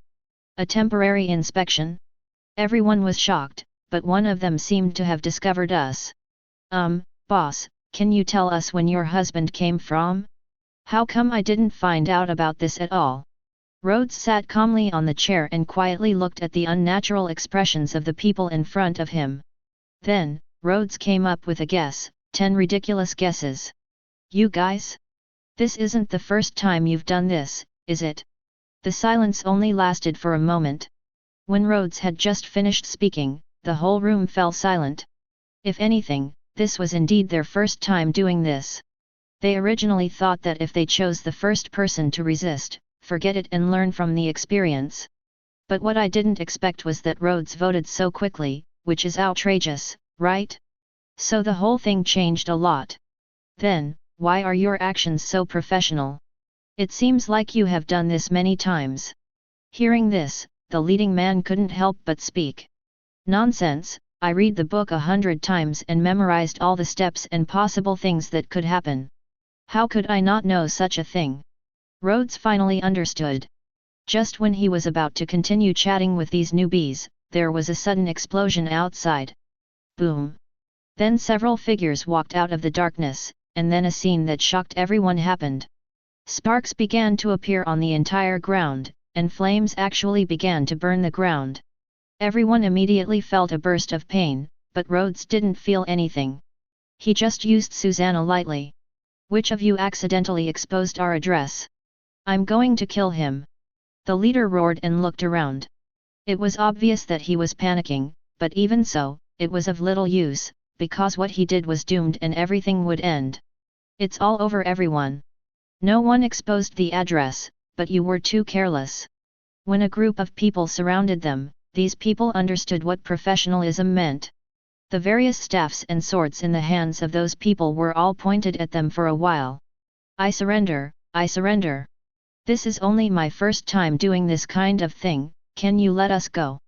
The leader hurriedly wanted to ask for mercy. As for resisting? His idea was, forget it. Facing these elites who have been fighting for many years and have regular training, is he really capable? "Sir? Our performance is not bad, right?" Kentiley came to Rhodes. Seeing that Rhodes was not injured at all, he was relieved. But then he thought, if he was injured, he would be cold. Rhodes shook his head, stood up from the chair, looked at the leader in front of him, and then looked into the distance. It's fate that we met. What's your name? When the leader saw that these people were following the young man in front of him, he quickly spoke, Zero. My name is Ma Xiao, please give me some advice. Sir, this is really just our first time, just let us go. We won't dare to do it again. Rhodes smiled, patted Ma Xiao's shoulder, and then spoke softly. Don't worry, relax. I'm not trying to do anything to you. I'm asking you something and you have to answer it well. Do you know how they found you? Ma Xiao shook his head gently. It's very simple, magic. They only need to track the magic you left on the image stone to find you. Ma Xiaosha finally understood that none of the people in front of him were good. It was absolutely normal for him to fall into their hands. Want to learn magic like them? Ma Xiao nodded, but soon realized something was wrong, and quickly shook his head. Seeing this, Rhodes could only comfort him. Don't be afraid, I'm serious. As long as you promise me one thing, I can let someone teach you magic. Of course, how about it? Rhodes' tone was actually very calm, but there was an unquestionable momentum in his words. Seeing this, Ma Xiao quickly nodded in agreement. Please give me your orders. It's very simple. I'll set up an intelligence agency here for me. I don't want you to open the intelligence agency anywhere for the time being, but I want this agency to be secretive enough. As one of my own, of course you will be paid. Everyone here, every month 2 gold coins. Of course, 3.6 is just the reward for ordinary people. As for you, it depends on your performance. After saying that, he stared straight at Ma Xiao in front of him, waiting for Ma Xiao's answer. As for what the answer was and how it was, it didn't matter at all. Okay, I agree. Rhodes smiled softly and clapped his hands slowly, as if in confirmation. Standing up, a tiny flame began to burn gradually on his hand. It was the flame of the sun. The blue flame gradually entered the heart along Ma's small head, and finally settled there. Do you know? I have planted the sun fire in your body now. If you have any evil thoughts, I can kill you instantly. Rhodes' voice was cold, but also filled with the intimidation of the sun. Chapter 131. It must be said that Rhodes's aura of fire and ice had a soul-stirring killing intent. That infinite feeling made Ma Xiao understand that if he dared to betray or do anything, he would be punished the most severely. The consequences of this punishment are of course also covered. Life is worse than death. In the future, you can contact me with this person for your funds, and he will also be your monitor. As for the future, if your intelligence organization can grow, then I will take you to see the real magical world. After Rhodes finished speaking, he walked toward the others. Behind him, a young man came out. He looked at Ma Xiao in front of him and couldn't help but sigh that people's luck is really different. Hello everyone, we will have a cooperative relationship from now on. You can call me 13. Of course, I don't have a real name. If you have any difficulties in the future, you can go to Duming Street in the city to find me. There is a Shio trading firm there. Of course, Shio Trading Company is still under establishment. It should be said that it still lacks something that can make its name famous, such as this battle. The days outside the city passed little by little, and until the 5th day on the earth, no one saw the figure of Rhodes. It seemed that until that time, Rhodes had disappeared into the world. 13 and Kentali also went looking for it before, but they still couldn't find it. Forget it, let's prepare for the mainland competition. Although it's just an exchange competition, the organizer doesn't mind showing up this time. Any injury, or rather, injury is normal. Kentali was sitting on a chair and reading the manual quietly, his ears slowly listening to the voices of 13 in front of him. He knew that he didn't need to know these, but, since he was here, he had to pay for this. The team is responsible. Nodding, in that case, then you. Just in the middle of his words, Zhitali suddenly grabbed the staff next to him and shouted loudly at the window outside. Flowing flame. A subtle magic circle appeared. It was a very small magic circle, but the next moment, it might only be a second. The arrows brought out by the flames in the magic circle were already smashed out, followed by 2 and 3. Outside, a cold white light came to the window, but in just a moment, the fire exploded and collided with the cold light. Just a few hundred meters outside the hotel, there was a man standing on a tree. He originally thought that he would be able to catch him this time, but he soon discovered that the man's reaction speed was very fast. In just 1 second of reaction time, a flame had already hit, and then it hit the cold light. Wrapped in flames, death gradually began to envelope the prey. He didn't know what it felt like. He only saw another flame coming from within the firelight.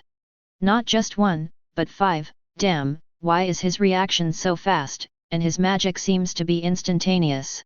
Yes, it stands to reason that a magician's magic circle usually takes a period of time to build.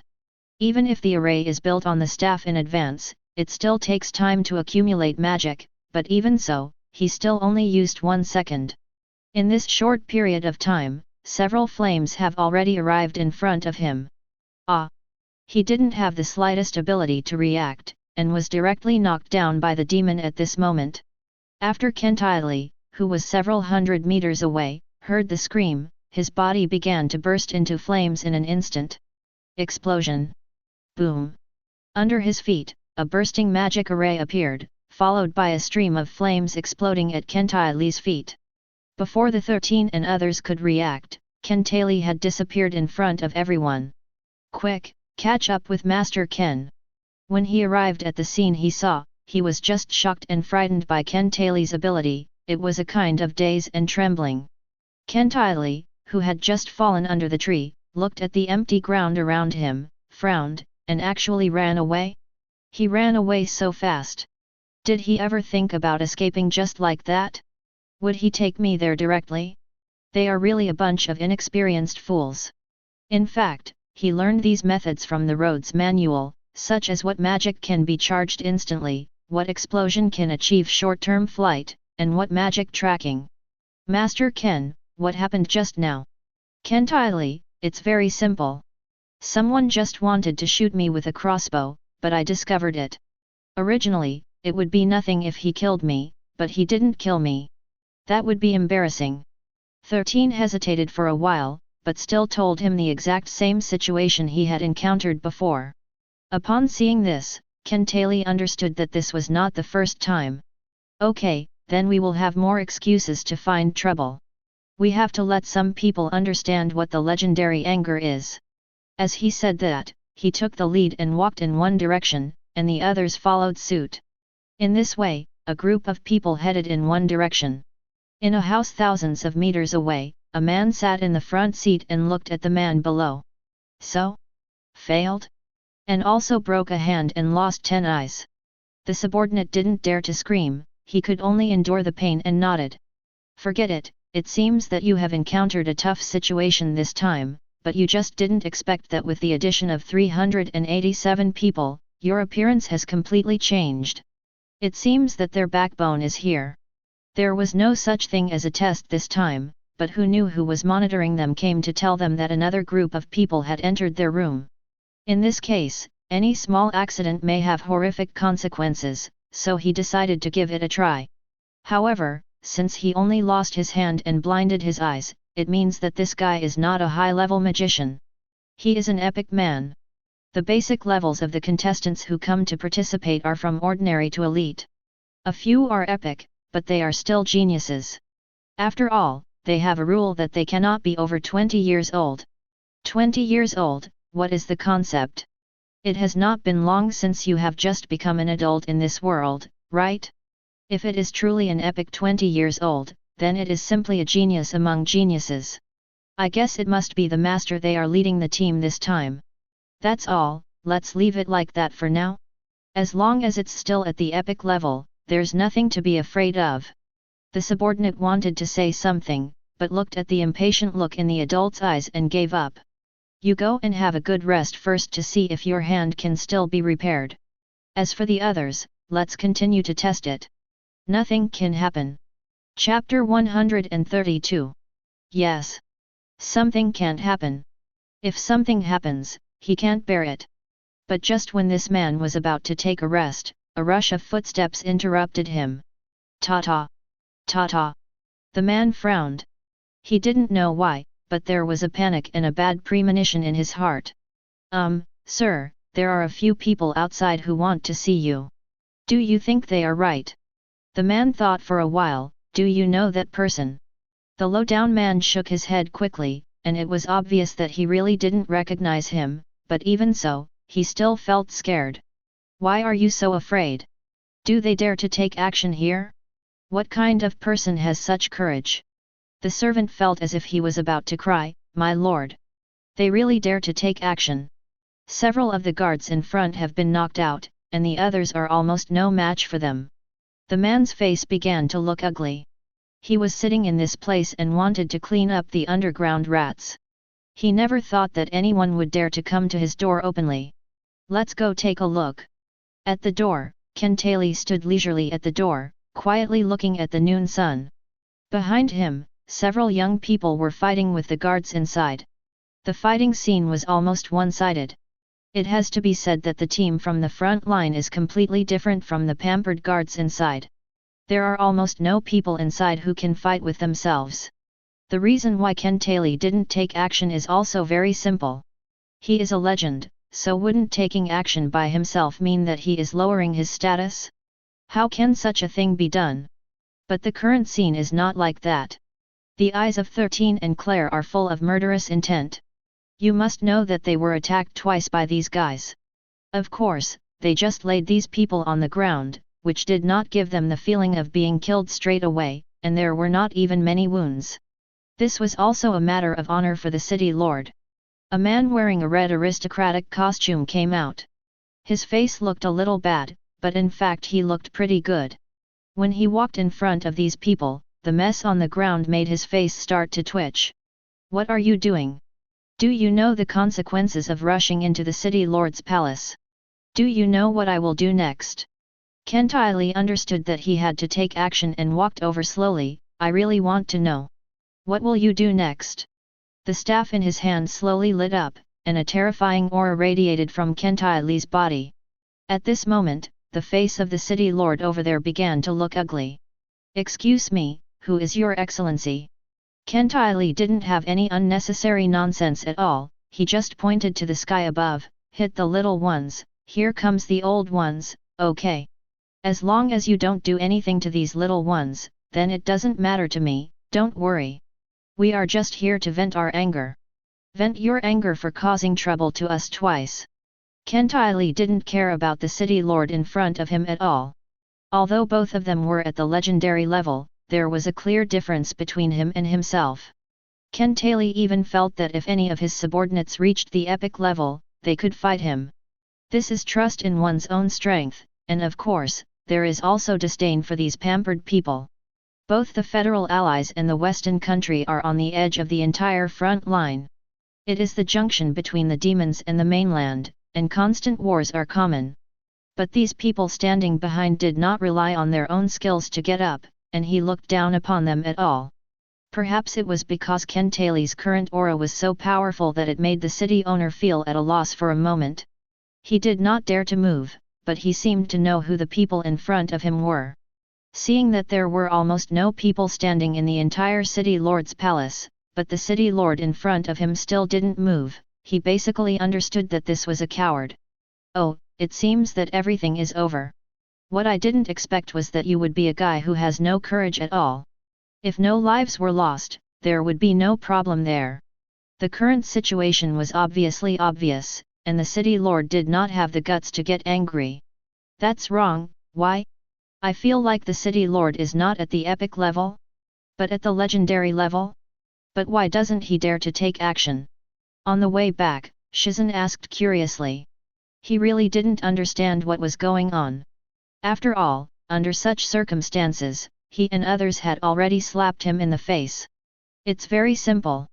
Although he has the level of a legend, he doesn't have the strength of a legend. Okay, just let it out. As for the rest, let's forget about it. After all, this is not our territory. In their own territory, they have a strong voice and the ability to kill future offenders, but not here. This is not their federal ally. City Lord Yuya took a sip of tea and looked at the large and small wounds on the guards in front of him. For a moment, he felt that he had made a mistake in not taking action. The majesty was completely lost. At that time, he only felt the terrifying aura on Kentai Li's body. He was so frightened by that aura that he did not dare to move. He did not think of anything else for a while. But now that I realized it, it was already too late. Kentai Li had left and the battle was over. That's it, you all go down and have a good rest first. I will send people to deal with your injuries. As for their group, don't mess with them. After all, even if they want to cause trouble, it is really difficult for us to stop them. The words were filled with fear of those people. Not only was the leader powerful, but even the team members below were so terrifying. Luo, Niuqian, Zhao De looked at the series of magic exchange tables in front of him, his brows sometimes wrinkled and sometimes loosened. His original intention when he came to this place was to find some magic circles that matched his own, such as wood attribute magic. But when I looked at it, I found that most of these magics were made of fire, earth, and water, while the composite magics were mostly made of ice. It's strange. The face-based ice magic in this world has developed to this point, but the wood attribute magic has no trace of development at all. The only wood attribute magic is actually the wood modification technique. Wood to tree, any single tree can be transformed on the spot, and the transformation is not limited to distortion, destruction, or growth. Oh, it's such an interesting magic. Isn't this exactly the same as the wood release 3 rooms and 1 hall technique? It's simply a must-have magic for home travel. And the most interesting thing is, it's the only one. Chapter 133. Hello, are you looking for the magic circle that I need? Rhodes glanced at the girl's voice, and then there was a group of people. Ah! There were 5 people, 2 men and 3 women. They looked like a few young people, and the clothes they wore were also the usual clothes of adventurers. Well. Yes, I am indeed looking for some magic. Do you have any clues? If I need it, I will give you some reward. The man in the lead glanced at Rhodes, and then at the teammates behind him. No, we don't mean that, and we really don't have that kind of magic. Of course, you can also post a quest in the Adventurers Guild to find it. But this is what happened to us. We accepted a mission, and the reward was an epic level strategy for each profession. Of course, you can also choose magic. Rhodes thought for a while, can any kind of magic be used? Any attribute? The woman behind nodded, that's right. The person who issued this mission is Prince Lydia, and their royal library has everything, which means there should be a lot of things. Rhodes thought for a while, then took the task order and looked at 350 carefully. Epic mission, it is recommended to have an elite team of 10 people or an epic team of 3 people. Mission description, hunt a magic raccoon. The requirement is that it must be alive. If it is not alive, there will be no reward. Reward, 1 piece of epic professional tactics or magic for each profession in any team. Rhodes began to search for information about this monster in his mind. He seemed to have seen this kind of monster in the Encyclopedia of Monsters. By the way, this is a relatively young monster, similar to a civet cat, but its color is blue. Although this kind of monster is not very strong, it is very fast and is still a good partner for some assassin-type professions. Of course, the biggest function of this kind of magical beast is, to find the magical beast, you only need to smell it and you can find it by looking for the scent. I see, it is indeed a very useful magical beast, but is this kind of magical beast really that easy to catch? Rhodes asked. The leading man over there thought for a while and then spoke. We already have news about a magic raccoon. As for how to catch it, I believe it can be controlled with the help of 2 magicians. When the time comes, we will force it to your position. You just need to control it. Rhodes nodded and officially joined the team temporarily. Of course, before joining, he still bought the wood modification technique in front of him. Let's go, we can be guests. In the Warcraft forest, it must be said that it was very quiet here. Rhodes was not in a hurry and walked slowly in the middle of the team. As the magician in the team, of course he is someone who will be hugged. It has to be said that these people should have done such tasks many times and have already had such experience. The method of protecting magicians has been ingrained in their bones. It's just ahead. On a slope, there was a dark hole, and something seemed to be breathing slowly inside. It seems that a little bit of black breath can be seen slowly flowing out from inside, and the surroundings are still as quiet and scary as ever. It's strange. These guys seem to be an experienced team. But why don't you find anything wrong? Rhodes continued to walk forward. Surrounded by him, he shook his head and his eyes slowly lit up. This was the magic he learned from Kentai. Just light up the magic slightly on your eyes, and you can see all the magic around you clearly. Quiet, as there are countless monsters in the forest, it will probably always be so quiet. If these guys are not stupid or newbies, then there is only one reason. Dabf, surrounded by several people, it was not just Rhodes, but also two women. Although I was not sure if there was something wrong with these people, I still said that. So, what are we going to do now? One of the girls spoke, and the leading man in front shook his head slowly. Nothing to do. Of course, it's up to you what to do. The leading man and the man at the back slowly walked out of the team, and the other three looked at them with strange expressions. Rhodes was also shocked. Damn, he thought he was being fooled. Turns out there were 3 more people. Originally, the team was 5 people, but there were only 2 people who lured them over. Don't worry, everyone, of course this mission is real, but we are not here for the ultimate mission. As they spoke, the 2 waved their hands to the surroundings, and many people began to emerge from the forest on both sides, holding knives and weapons in their hands. There was still black liquid on it, and Rhodes understood that these people were real killers on the tip of a knife, not gangsters like Ma Xiao. Maybe these guys just wanted to lure those 3 people over, but what a pity. How many of you? What do you mean? The man in front of him had a face full of nervousness and fear. He seemed to be scared, but he was also confused. Stab!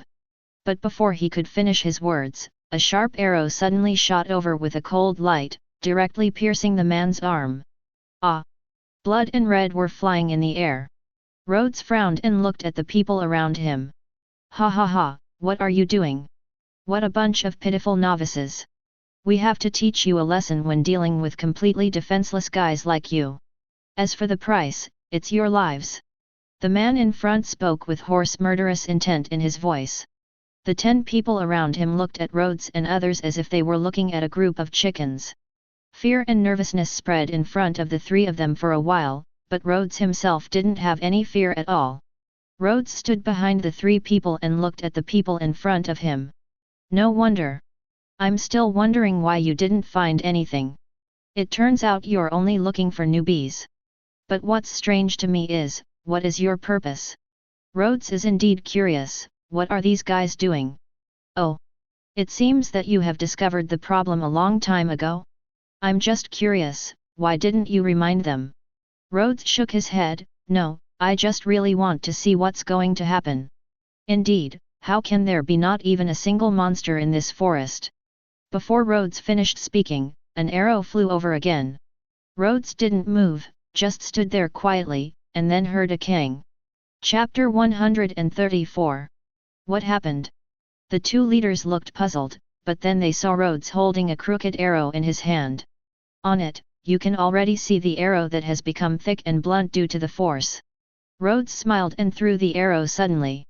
So you think you can kill me with just this thing? It's really ridiculous. A group of people around felt a sense of trepidation. They didn't know why they thought they might be in trouble this time. He shook his head and abandoned this unrealistic idea. Everyone, come on, hurry up, he is only one person, we have so many people. Can't we kill him? The advantage is with us. As soon as the man finished speaking, everyone around him rushed forward at the same time.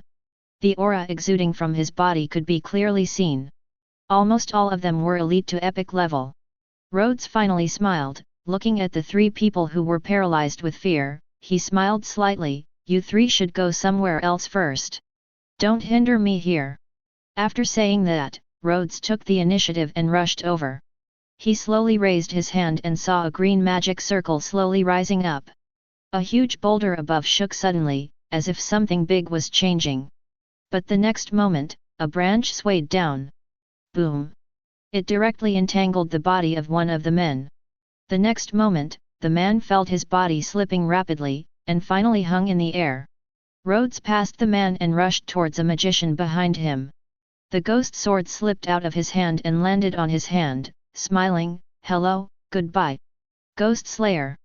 The magician didn't react at all, he only saw a flash of light in front of his eyes, and then, his head shook as he looked at his body. Immediately afterwards, there was a burst of magic in Rhodes' hand, and a branch and vine fell down. With the help of the vine, it jumped into the air, and connected with another man who was watching below and rushed over. "Ha ha ha, everyone, start laughing, weren't you all roaring happily just now? Silver light falling blade." Rhodes, who was in the air, cast an acceleration magic on his body and appeared on the man's head in an instant. Slib! With a sound, a thin red line appeared on the man's head, and then the line grew larger and larger until the body finally broke into two halves. The two leading men finally felt scared. Two of them had already died before they did anything. In this situation, what else could they use to hit? Should they hit them with their heads? Looking at each other, they realized that they were about to reach the epic level with the help of many people. They didn't want to die here, so the two of them came to an agreement. No one expected to meet a madman like Rhodes, and no one expected that a madman like Rhodes would be so powerful. But Rhodes didn't have much idea. He just looked around, thinking that it was rare in such a situation. After all, the people around him looked like a group of murderers. After landing on the ground, 5 more melee masters rushed over. Rhodes still had the same smile and turned his hand to grab the first man's shoulder. The ghost sword waved. Blood spattered and penetrated it in an instant, and just after that, another person had come next to him. "Your knife is already in that person's body. You can't react now. Die." Hearing that man's arrogant shouts, Rhodes couldn't help but smile scornfully. Is he the kind of person who is completely careless? I saw a burst of force on Rhodes' hand, and the blade slid sideways from the man in front of him. In just 1 second, it was transferred from this man's body to another man's body. This set of movements can be described as flowing smoothly without any pause. With the sharpness of the blade and Rhodes' own strength, the ghost knife can run rampant in these people's bodies. Until now, with no one standing around, Rhodes finally stopped, counted the bodies on the ground, and then looked at Yankee, who was still shouting above. "Noisy!" The vines instantly penetrated the man's body. "That's not right. The 10 people around us are indeed here, but what shouldn't be the case are the 2 people who brought us here. Where did they go? Oh! It seems that these 2 guys have escaped. Not bad. Leave while you are happy to kill. Good luck, guys. That's all. Since they have escaped." The blood on his face was dripping down bit by bit, and Rhodes just looked at the 2 people behind him who were trembling with fear. 0. "Hey! Good luck to you 2 guys. It's better to leave quickly. Let's find some familiar people to form a team in the future." Having said that, the ghost sword in Rhodes' hand slowly disappeared and he was about to leave. He didn't expect anyone to thank him. After all, he had never experienced the situation of being abandoned by the team. "I don't feel hope for people in this world. That. Thank you for saving us. Thank you." Rhodes stopped, turned his head, and slowly relaxed his frown, then revealed a not-so-good-looking smile. "Oh. Go back." When there was no one around, Rhodes picked up the task sheet on the ground, which was thrown to the ground by the 2 of them. 0. Then he looked at the cave on the ground. He was still very interested in this task. After all, he had never drawn a good thing in the past few days, so he should not expect the tree world to come for the time being. "Let me see, where are you?" There is not only one burrow for the magic raccoon. In order to escape from natural enemies or other monsters, it will build its own burrows everywhere, well, just like a rabbit. But Rhodes was not someone else. After finding other caves, Rhodes began to control the wood modification technique little by little and inserted the vines into other caves. Then he stayed at the only exit, and the smell of blood from the corpse behind slowly attracted other monsters.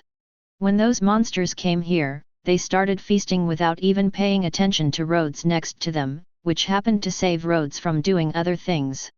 Soon, a little white-gray guy rushed out of the cave and was caught by Rhodes. There were more and more monsters around him. Rhodes was also about to leave for the Adventurer Hall. He stood in the air, looked at the continuous flow of warcraft below, and shook his head. This is the cruelty of nature. In the human world, people eat monsters, but in the world of monsters, monsters eat people. Ah! It's really balanced. It's a pity that Rhodes was wrong about something. It's not just people who eat World of Warcraft, but also people who eat. Everything is caused by the balance of nature. Chapter 135. I remember that the wood attribute magic seems to be here. After all, I haven't looked for it for a long time. To be honest, it is difficult to find it.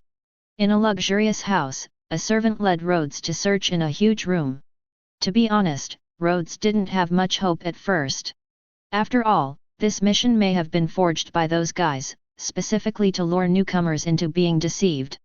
However, when Rhodes handed the mission to the front desk of the Adventurers Guild, this mission actually still existed. But, sorry. In fact, not many people can use wood attribute magic. Even in our royal family, there are only 1 or 2 magicians who specialize in restoring abilities. Rhodes can understand that from the countless attack spells that have always been there, not everyone is proficient in compound magic. 410. As for Rhodes, of course there were not many problems. He just looked at the huge cabinet in front of him quietly and felt a little confused. By the way, I really want to know how you caught this little guy. I sent out dozens of guards but couldn't catch her. The servant is looking in front of him, and behind him is the person who issued the mission, a real member of the royal family. Of course, he can be said to be a prince. Looking at his clothes, you can almost feel the symbol of luxury and wealth. Ah! It's very simple. Just block it at home and then force it out. The prince was stunned for a moment, and it seemed that this method was very good. Damn, those guys were caught everywhere before, but they were never caught. It turns out they didn't have any brains. When he thought of the scene of a group of people running through the forest, Rhodes shook his head speechlessly. Found it, sir. Please look here. When a neat row of books appeared in Rhodes' sight, even he was shocked. I have to say that wood attribute magic is really unpopular. It is actually hidden in a bookshelf in a corner. I guess all of them are unpopular here. Continuing to look at it, there is only 1 copy of King level magic, only 2 books of Holy level magic, then there is Epic level, and then all are Elite and Ordinary levels. There are no legendary emperors or gods here. Well, Rhodes felt that he was a little greedy and couldn't help but feel guilty. Because you did it alone, I specifically promise that you can obtain Holy level magic, which is the Holy level wood attribute. The prince's voice still sounds nice, Rhodes thought, and then nodded. Thank you then. There are 2 Holy level magic books, one of which is called Giant Tree. This name sounds funny, but such a name has been put into the Holy level, which means that it has its own advantages.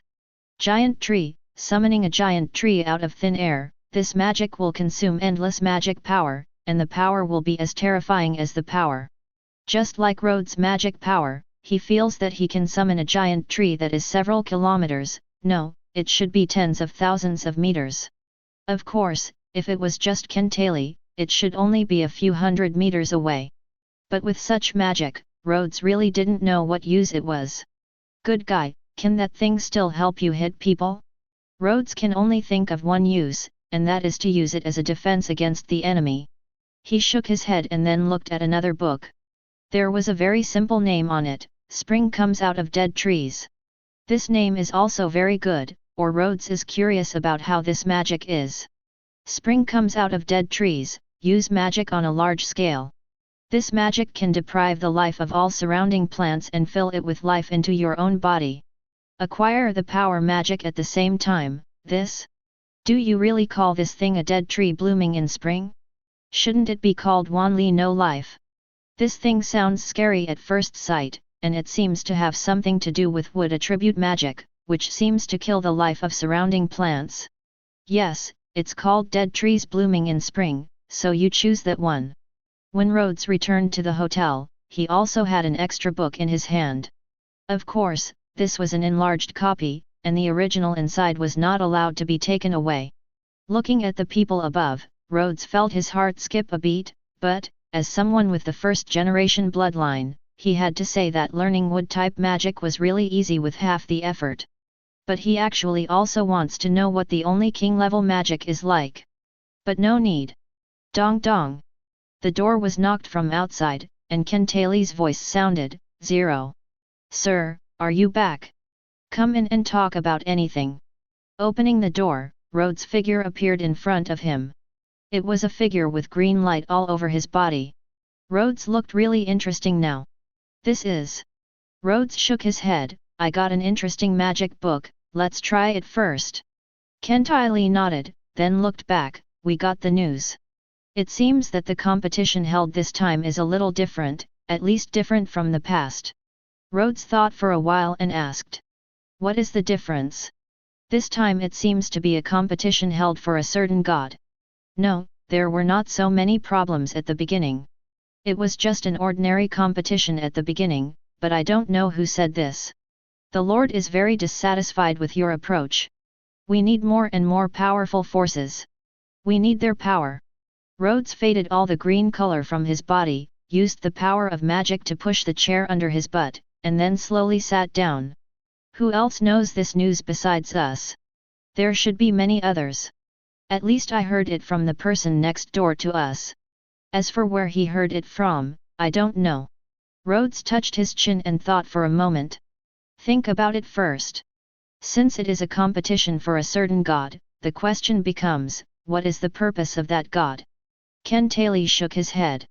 Let's not talk about which god he is for the time being.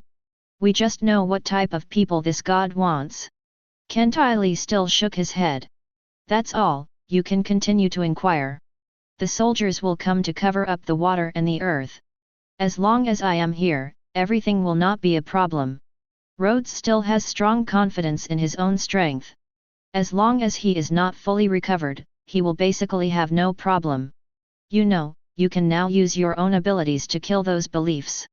Kentali felt that what he was standing in front of was a sun, its shining light shining on the whole world. He is so confident that he doesn't take anything seriously. Yes, I'll take my leave first, sir. Chapter 136. Boom. Since this competition is held by 3 empires at the same time, these 3 empires are also the most advantageous contenders in the entire competition. At least their teams are stronger than other teams. This is a kind of powerful cultural heritage. Rhodes also understood that he was bored looking at the 3 people chatting above him. Speaking of which, how long will it take to start? Don't these people really think their speeches are interesting? Because Rhodes was standing on a distant mountaintop watching the competition, no one cared what he said. On the field, hundreds of teams were already standing in the middle of the field. Their eyes were full of hope as they looked at the crowd below. Speaking of which, are these guys really strong? I saw a guy a few days ago. I'm afraid he can't even draw a magic circle. Isn't he here just to show off? The location of the 3 empires is in the middle of the entire arena, and it is also the most impressive place. At a glance, you can see everything below. Inside, a young man with a flat head looked at the 30 people around him, his face full of pride. Don't be careless. Although we are players from the Empire and are very strong, there is no guarantee that we will not be defeated by carelessness. We should watch carefully.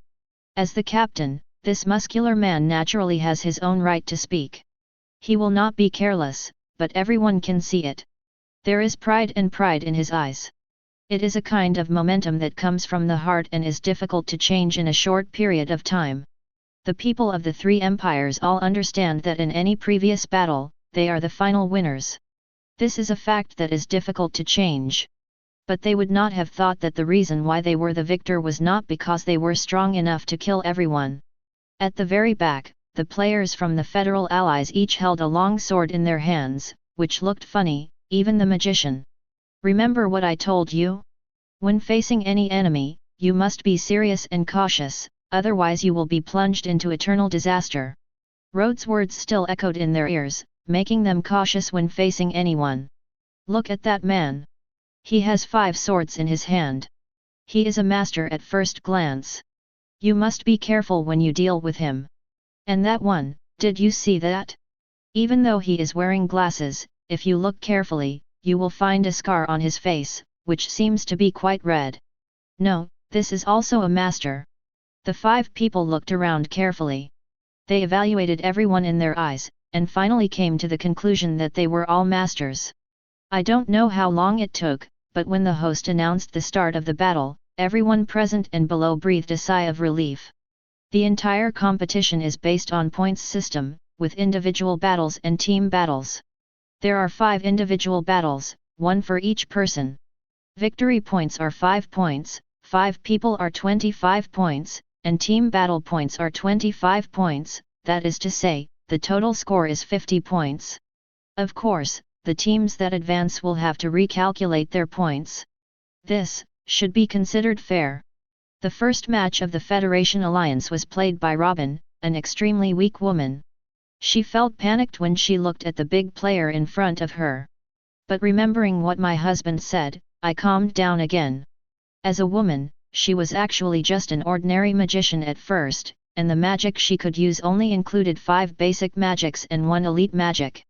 But no one knows that everyone in the team dare not underestimate Robin, because she is Ken Taylor's promising apprentice. Little girl, let's find a place to play in the mud. This kind of battle is not something you, a little girl, can get involved in, haha. The strong man suddenly rushed towards Robin, and the long stick in his hand was about to fall over his head. Soon he realized that something was not right. Why does my body feel a little unable to move? Why? However, the fact is that his body stood in place, unable to move. Elite Magic ZE. Robin's eyes lit up, and the staff in his hand slowly bloomed with a trace of magic. The grey magic was like a disc. In the audience, Ken Taylor smiled slightly. Of course his disciples must have their own exclusive power, for example. Excuse me. After speaking, Robin applied a grey shield to his body, wrapping his body tightly inside it. Then Robin drew out his sword, walked slowly in front of him, and raised the sword in front of his neck. The man's face suddenly twitched, and a feeling of fear filled his whole body. Are you so cautious? You actually have to protect yourself even at the last moment. Victor, Federation ally, Robin. Silence, only silence. The person below who was still laughing at Robin no longer spoke, and the unbearable smile on his face disappeared. How is it possible? Why did you lose so quickly? Do you think you are all a bunch of losers? Ken Taylor shook his head. There are still many more, don't be anxious. As the people from the Federal Allies slowly walked onto the ring, the battle scene changed like a battlefield. The people who fought against them at the beginning were almost all from internal countries. Their fighting consciousness was obviously not as good as that of the Federal Allies. The captain of the Federal Allies, 743, is Claire. He is the most difficult to win here, not because he is the weakest here, but on the contrary, his understanding ability is the strongest. The following is Claire from the Federation Allies and Det from the Snow Country. The exchange has begun. After the host finished speaking, he backed away. He is an experienced person, because usually as soon as he finishes speaking, the battle will start immediately, and then the battlefield will not be chosen by him. After all, everyone wants to take the upper hand, but this time is different. Det also holds a long sword in his hand, which looks very strong. I can see that all of you are powerful. Although I don't know which border you are on, you are very cautious. Claire nodded, thank you for the compliment. But now, we are temporarily considered enemies. A magic circle rose up under his feet, which had been prepared for a long time. Claire's body suddenly rushed forward, and the magic circle under his feet smashed his body away like gas. So fast. Det's face was startled, but he suddenly reacted. He raised the sword in his hand and said Kang. The first collision between the two was the knock of metal. Then he backed away, it's really fast. I don't care about martial ethics, but a strong opponent will make me more excited. Chapter 137. Claire didn't expect that her rapidly approaching blow would be blocked like this. She really didn't expect that not only was she powerful, but the guy in front of her was also equally powerful. Claire shook her head, picked up the sword in her hand, and released a simple magic circle at her feet. Accelerate. The ability to accelerate is very simple, it just speeds up a little bit, but even so. Buzz. Dit punched Claire in the face, but when he was about to hit her in the face, Claire turned around. Dit was very fast, and when Claire turned around, a fireball bloomed in his hand. Boom! The fireball hit Claire's back without any surprise. Expose your back to me. That's your fault. You're still too young. Date, who thought he had won, laughed at Claire crazily, but he didn't notice that there was no scream from Claire. Frost. Under his feet, a burst of frost turned into a cold attack. Det only felt his body tremble, and then he froze in place, although it was only for a second. But enough, Claire brought out a ball of flame in her hand. When Det pulled out the leg that was stuffed with ice, a punch with the power of the flame had already come to his face. Ah! Boom! There was another burst of fire, but this time the fire was completely different from the previous one. If it was a bursting fire just now, then this time it was surging and extinguishing at one point. Boom! This explosion brought the atmosphere of the entire battlefield to a climax, and the world seemed to quiet down in an instant. The world became strange, but it was not that strange. Just when the host was about to announce the final victory on the battlefield, Dite walked out with a heavy look on his face. Ah! Sorry, to be honest, we thought the so-called competition this time was just a trick played by children. We are so excited. We can actually meet a powerful master like you. As he said that, he was about to walk towards this side, and the excitement on his face began to slowly turn into even more madness. Claire looked carefully and found that there seemed to be a white flash on his hand. That's right, this thing just saved me. Although it can only be used once, it is almost enough this time. After this battle, I am satisfied whether I win or lose. Accelerate. There was another white light, and then a white light appeared on Det's body. Claire did not hesitate and quickly retreated. He could feel a gust of wind rushing towards his face. It was accelerating down Deter, it was a violent speed, but very quickly, a strong wind blew fiercely. Sword. That's right, it was Dite's sword. Even the sword became invisible under the light. It's too fast, there's no time to step back. Without thinking too much, Claire raised her arm, King. There was another sound of golden utensils, and then Claire returned the sword. The two swords collided and finally separated, revealing a dramatic figure that disappeared under the sun. Kill! Kill! The two figures disappeared from the same place at the same time, and then appeared in the middle of the arena, with swords and swords flashing. It was the most comprehensive scene seen in the audience. The two of them were not only very fast on their feet, but even their hand speed had reached its peak, with terrifying speed and powerful strength. Strong winds formed around them, and the stone slabs on the ground couldn't help but crack. As the force gradually strengthened, the stone slabs finally slowly opened. Oh, these two little guys are really strong. It's just that Date is still a little behind. Maybe it's because he's not particularly adapted to this fighting method, so his physical strength is almost at its limit. As a senior personnel with combat experience, Kentai Lee's vision was so vicious that he could tell at a glance that Date's condition was not very good at this moment. But even so, it put enough pressure on Claire. It's over. Det has no chance. The slight sound immediately aroused the dissatisfaction of the person next to him. He looked at the old man in front of him with a strange face. Old man, do you understand? How come it's over? Besides, even if it's over, it shouldn't be because Det lost. Kentai Lee turned his head and looked behind. It was a girl's voice. He just looked at the girl's clothes, and then looked at Det's clothes over there. Kentai Lee couldn't help but sigh, it's so good to be young. Oh! Do you have any other opinions on my point of view? The girl quickly spoke to support Dite. Of course, we Dite still have a lot of power that we haven't used yet. Besides, I think the guy named Claire is finished. Ha ha ha, okay, okay. Then let's take a closer look, shall we? At least we need to know who will win. Who? Who?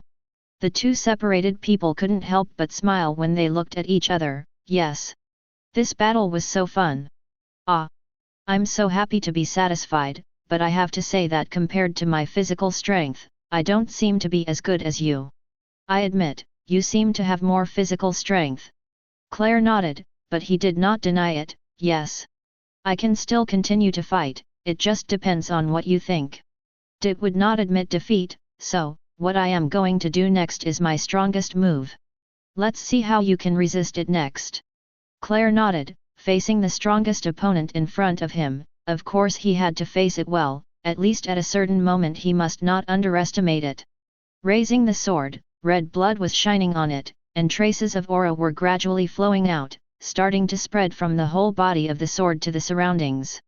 In Dit's eyes, red was gradually spreading, good money, and at this time, the sword began to gradually grow larger. Ah! Rhodes, who saw this from a distance, stood up and felt the slight smell of blood coming from the wind. It's really a border country. Even the special moves you use have the smell of blood, but doesn't this smell feel a little weird? Rhodes didn't hesitate at all and disappeared from the spot. But the battle is still going on, Det's energy storage has reached its highest level, and the sword can no longer support it. Would you like to see it? My strongest attack, explosive flames. It was as if a gap had opened in the sky, and then a fiery red swirling tornado emerged from there, exploding with a gust of wind. Boom! The whole earth felt what we called trembling. Kentai frowned. He felt something was not right. Although this kind of power was not comparable to holy level magic, it was definitely stronger than epic level magic. Chapter 138. Once upon a time, in a city of giants, there was a boy who was out of place. That boy was also a member of the giant family, but he was different. He was only the height of a normal person. His name was given to Gru. This was a very normal name at the time. They gave themselves to the power, but the power only gave them a little strength back. Of course, this is not because of qualifications, but because the price they have to pay for survival is too high. Because they do not have their own gods, they have no faith. But Gru didn't believe this. He always felt that his and others' efforts had never been rewarded, which was inappropriate. But what can they do? They can only continue like this. But Gru is different. In such an environment, he has his own opinions. What should I do?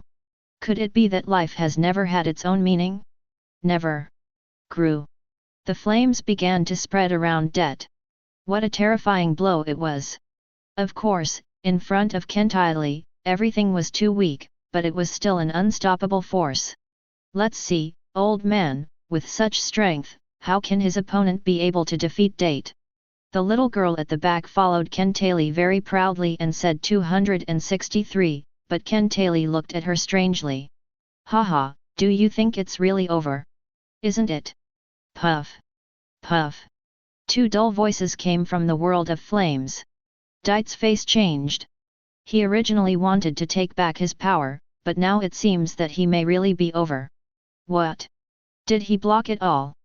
The girl exclaimed, and the next scene broke her thinking. In the flames, Claire's hand slowly raised a long sword, and under his feet, 2 iron rings fell to the ground. At this moment, there was nothing on Claire's wrist, just when everyone was curious about what blocked that powerful blow. But they only saw him slowly raising the long sword, and the long sword began to explode bit by bit, and finally slammed into it. How can the dwarf's sword of craftsmanship be so easily broken? With a sword, the light of the sword flashed, and the blade fell on Det's neck, shining with a frightening cold light. Looks like I'm still defeated. You are already very strong, can you, Dabby, tell me? What exactly did you get there just now? Det raised his hand, with a black mark on it. Of course I only used a little bit of the inherited power of the giant god Gru. This time I failed, but next time, I will succeed. Det felt that he really clicked with the guy in front of him, and he was very impressed by his personality and strength. I see, then next time, we must fight again. I just hope you don't retreat when the time comes. Absolutely not. The winner is the contestant from the Federation Allies, Claire. Kentai nodded, but it didn't embarrass our country. Little guy, what do you think? Who wins now? The girl looked at this scene in shock, then looked down angrily, and then the person disappeared. Everything seemed normal. Claire won. When Kentai wanted to continue taunting him, he turned around and saw a familiar figure standing behind him. Gentleman. He has almost gotten used to Rhodes' elusiveness. Of course, he doesn't feel at all that there is anything wrong with his behavior just now. Hey. Well, this is just an old man's hobby in his later years.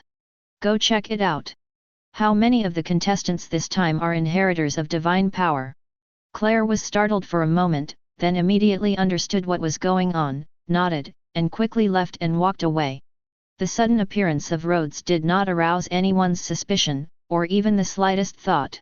When everyone returned to the hotel to rest and prepare for tomorrow's personal battle, a figure appeared quietly in the city lord's mansion. Sir, are you here? Above, a figure wrapped in darkness stood quietly. He looked strange, with a mask on his face, and his whole body seemed to be surrounded by a circle of black mist. Well, that unknown great magician you mentioned in your letter? Where is he now?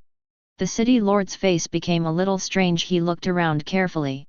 That, I don't know, because he is too cautious, so we dare not send people to track them, and we still don't know where they are. The person in front of me is the same as myself. Although he is also at the legendary level, he climbed up step by step, just like the Kentai he met last time. Waste. Sir, although I don't know where he is, I know where his men, that is, his team members are. As the city lord pointed towards the arena, the black shadow was stunned for a moment, then turned into a ball of black mist and disappeared in place. When Kentai was still thinking about how to complete Rhodes' mission, he felt a black shadow coming from all directions. He frowned. There was holy power buried in that aura, which meant that he was a master at the level of a great magician. Shaking his head, Kentai's hand began to spread a ball of heat, and then a red magic circle formed little by little under his feet. The huge magic circle began to spread towards the surroundings, and soon poured into the surrounding darkness like fire. Explode. The first collision between flame and darkness began, and the surrounding flames continued to explode in the darkness. Even if it is wrapped in darkness, you can feel a heat wave boiling around you. Kentai nodded. If he only had this strength, he would still be able to kill him. Thinking like this, he didn't expect that the figure in the darkness actually walked out on his own. Kentai, the flame of angry eyes? Why are you here? Could it be that the news that reached the Empire some time ago is true? The black shadow put away the darkness, then looked at Kentai and asked. Upon seeing this, Kentai also put down the flame and looked at the black shadow in front of him. Don't you know the rules among great magicians? Take action if you disagree? Do you want to die? Kentai didn't give this man any face at all. He didn't know whether his own strength could kill other people, but he was sure he could handle the man in front of him. Sorry, I just heard that a great magician came to us, so I took action. It seems that that person should be you. Chapter 139. Shadow never felt that he had the ability to deal with the opponent. In other words, he was very strong in investigation, but in terms of combat, he was definitely not better than Kentai. Which area he is good at is the most important thing now, so when he found out that he was Kentai, he said that he gave up the fight decisively. Yes. The country of Weston has been destroyed. Although I feel bad, but compared to the situation where I am completely immersed in my past and powerful self, it is a stupid thing. Kentai knows that there will always be many people and things in this world, and no one will always move forward for the sake of morality in his heart. Betrayal is something that often happens. Just in time, since you're here, do me a favor. Kentai did not hesitate. Although Shadow was not as powerful as him, he did hold real power in the Empire. What's the matter? You still need my help? If you haven't solved the problem, do you still need me to solve it? Shaking his head, Kentai looked at the shadow in front of him and finally spoke. It's very simple. Help me find out how many people in this competition list have the symbol of God on their bodies. How many people are the inheritors of God? Shadow thought for a while and looked at Kentali in front of him with curiosity on his face. Although he didn't know exactly what happened, but... okay. Originally, this player's information was hidden and no one could know it, but now that you have spoken, then I will help you with this. However, you also have to help me with daily tasks. Kentali nodded and agreed. Of course, he didn't care about helping, or he had always cared.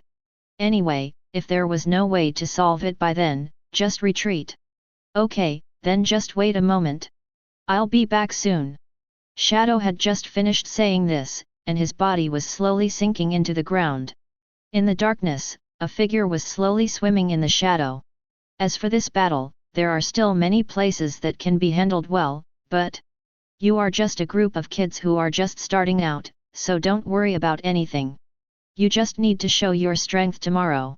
Yes, Lord Archmage. As the second battle began, the entire venue once again fell into a carnival. A black shadow stood in front of Kentali, and then handed him a piece of data in his hand. These are all the people I found who are related to God, and even people who have been close to God. Kentali nodded, checked the data, then turned around and knelt down to lift it up. Shadow was confused, this. Before he could say anything, a flame gradually began to appear in the void, then disappeared, and then a figure stood in front of Kentali. So fast? It's even much faster than my shadow moves, and I didn't even notice it. Why is this happening? Rhodes stood in front of Kentali, took the data, and then glanced at the data above, his eyes shining. Okay, you've done a good job. Next, you must always be on guard against the White Angel Kingdom. They may become the biggest variable in this competition. Rhodes disappeared. When Shadow reacted, he saw nothing. That. Kentali, why did that guy disappear so fast? And what is he? Kentali shook his head and said that it would be better not to ask so much about him. He didn't even dare to ask about him. Okay, if you need help at that time, come to the Federal Allies. Goodbye. When Kentali disappeared from sight, Shadow finally realized what he was doing. He quickly disappeared. Such an important disappearance had to be told to the monarch. The second game started, and the person standing on the stage now was Claire. He never thought that he would be the first. She shook her head helplessly. The opponent in front of her was an Empire magician. Of course, what Claire didn't expect was that this was actually an epic magician. Of course, although it is the lowest epic level, it is still epic. This kind of strength is probably similar to the strength of the one wearing glasses just now. Not only him, but also many others, such as those players who were secretly seated, were assigned a strong opponent. Rhodes looked at the people fighting in the distance and was not sure what these guys were going to do. 0 Please give me flowers, 0. Shouldn't the seated players be left until the end? In this case, both the viewing and the final passion can be accepted by the audience. It's a pity that they underestimated our player. He not only has powerful swordsmanship, but also has the power to target magic. What a pity. You are so powerful, but you still have to be defeated by us in the end. The woman looked at Claire in front of her in shock. In her impression, this guy was also very strong, but in the end he faced her. You are very strong, but that's just your swordsmanship. If you lose your swordsmanship, you won't be able to touch me. The battle between Claire from the Federation Allies and Mondria from the Rhine Empire begins. 0. The woman was very fast. She raised her staff and first cast a magic on herself, a magic called You. In her opinion, a mage certainly has the fighting style of a mage. The most important thing is to ensure your own survival first. However, what she didn't expect was that Claire on the other side didn't care so much and rushed straight towards him. The speed was so fast that it only took a few seconds. Looking at Claire appearing in front of her, the girl stood there confidently. The magic circle on her body is slightly activated, and the breath rotating on it is like a huge shield. It's over, Claire. The magic circle in his hand was about to be released again, but at this moment, the long sword in Claire's hand waved, and a cold light emerged. In everyone's puzzled eyes, a shocking scene happened, and they saw the long sword slowly cutting through the terrifying magic circle. Just like being chopped into a sponge, the sharp cuts slowly emerged, and the shield magic on the body began to slowly open up, and finally dispersed. Claire grabbed the girl's neck with one hand, and then put the sword against the girl's neck. Seeing the final result, Claire breathed a sigh of relief. This was a bet that the girl didn't know that her sword could cut through the magic circle. Now it seems that she was right. Victor, Federation ally Claire, the battle is over. The scene fell into a deathly silence. Chapter 140. Why? What happened to you just now? Why was my magic cut off in an instant? Claire really didn't want to talk to this girl, but seeing her keep following behind her, this kind of thing felt like. Alas! After the competition is over, we will tell you everything. What is the final result of this matter? He really wanted to get rid of this girl. Looking at her, he almost wanted to get rid of Claire. Claire, join our empire. Our empire is one of the most powerful empires on the entire continent.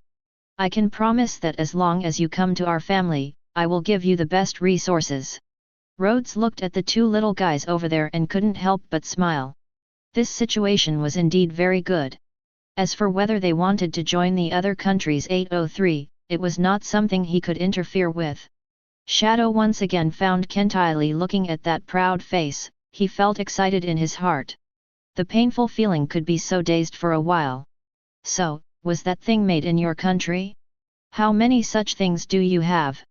Kentylee shook his head. He didn't know how many more there were, but what he knew was that almost all blacksmith shops across the country were making such long swords. Seeing the white light glowing on the long sword, I felt confused and excited for a while. Our monarch wants to cooperate with your country and hopes that your country will make this kind of sword specially for us. Although he knew that the Ministry of Foreign Affairs was asking him to tell Kentylee about this, he knew that Kentylee would definitely not agree, but he still said it. Kentylee shook his head, as if looking at a fool. You want to monopolize this kind of weapon that will change the outcome of the entire continent's battlefield. Aren't you afraid of dying? In fact, Kentylee could understand their thoughts, but how could such a thing be decided by one family? Even the federal allies dare not do this, otherwise the consequences will be so serious that these people cannot solve it. Of course I know it's impossible, but the diplomats still asked me to do it. They just wanted to give it a try, so can you help us get the first batch of this sword? Kentylee glanced at it, and then his smile remained unchanged. So, is this what you asked for? No problem, I will help you. As for the result, it is not up to me. Shadow felt that he had been tricked twice, and he felt speechless, but he couldn't vent this feeling. Okay, forget it. Trading transactions have always been about demanding high prices and paying back the money, so naturally he will not give up for this batch of long swords. But, I would like to know what price you will give us. Kentylee shook his head. This is not something I want to discuss with you. Don't worry. Considering our friendship for so many years, I will definitely help you negotiate the price. Rhodes looked at the people from the White Angel Kingdom standing on the stage, and he actually had a white wing pattern on his hand. This is also an inheritor of God, which means that their original intention is not to eliminate other inheritors, but may have other purposes. Rhodes's smile remained unchanged as he watched the battle below, only to see that the people of the White Angel Kingdom actually persisted under the oppression of the opposite empire. Looking at it this way, that guy should be hiding his strength. He won thrillingly every time, but in the end he was ignored by everyone. Rhodes, it seems that this guy still hasn't noticed. It's okay that his narrow victory was only once or twice, but this time it was completely several times, so even a fool can understand something. Rhodes slowly stood up from his seat, and then a flame magic circle lit up under his feet, followed by Rhodes standing up from the ground. Slowly began to walk towards the sky, and then gradually began to reach high in the sky. The three Empire Masters sitting on the judges' table below slowly stood up, and they also saw Rhodes standing high in the sky. Who is he? He dares to stand on top of us so boldly. Does this mean he doesn't want to live anymore? The first person to fly up was an old man. He came to Rhodes and looked at him with a wary expression. Rhodes waved his hand. Don't worry. I don't have any bad intentions, it's just that your competition should be over. Although I don't know what your country means, but it's better to end it. Now that Rhodes has discovered the problem, he must nip the danger in the cradle. Just like Rhodes now, looking at everyone below, he showed a strange smile. 0. 2 other great magicians also came to the sky.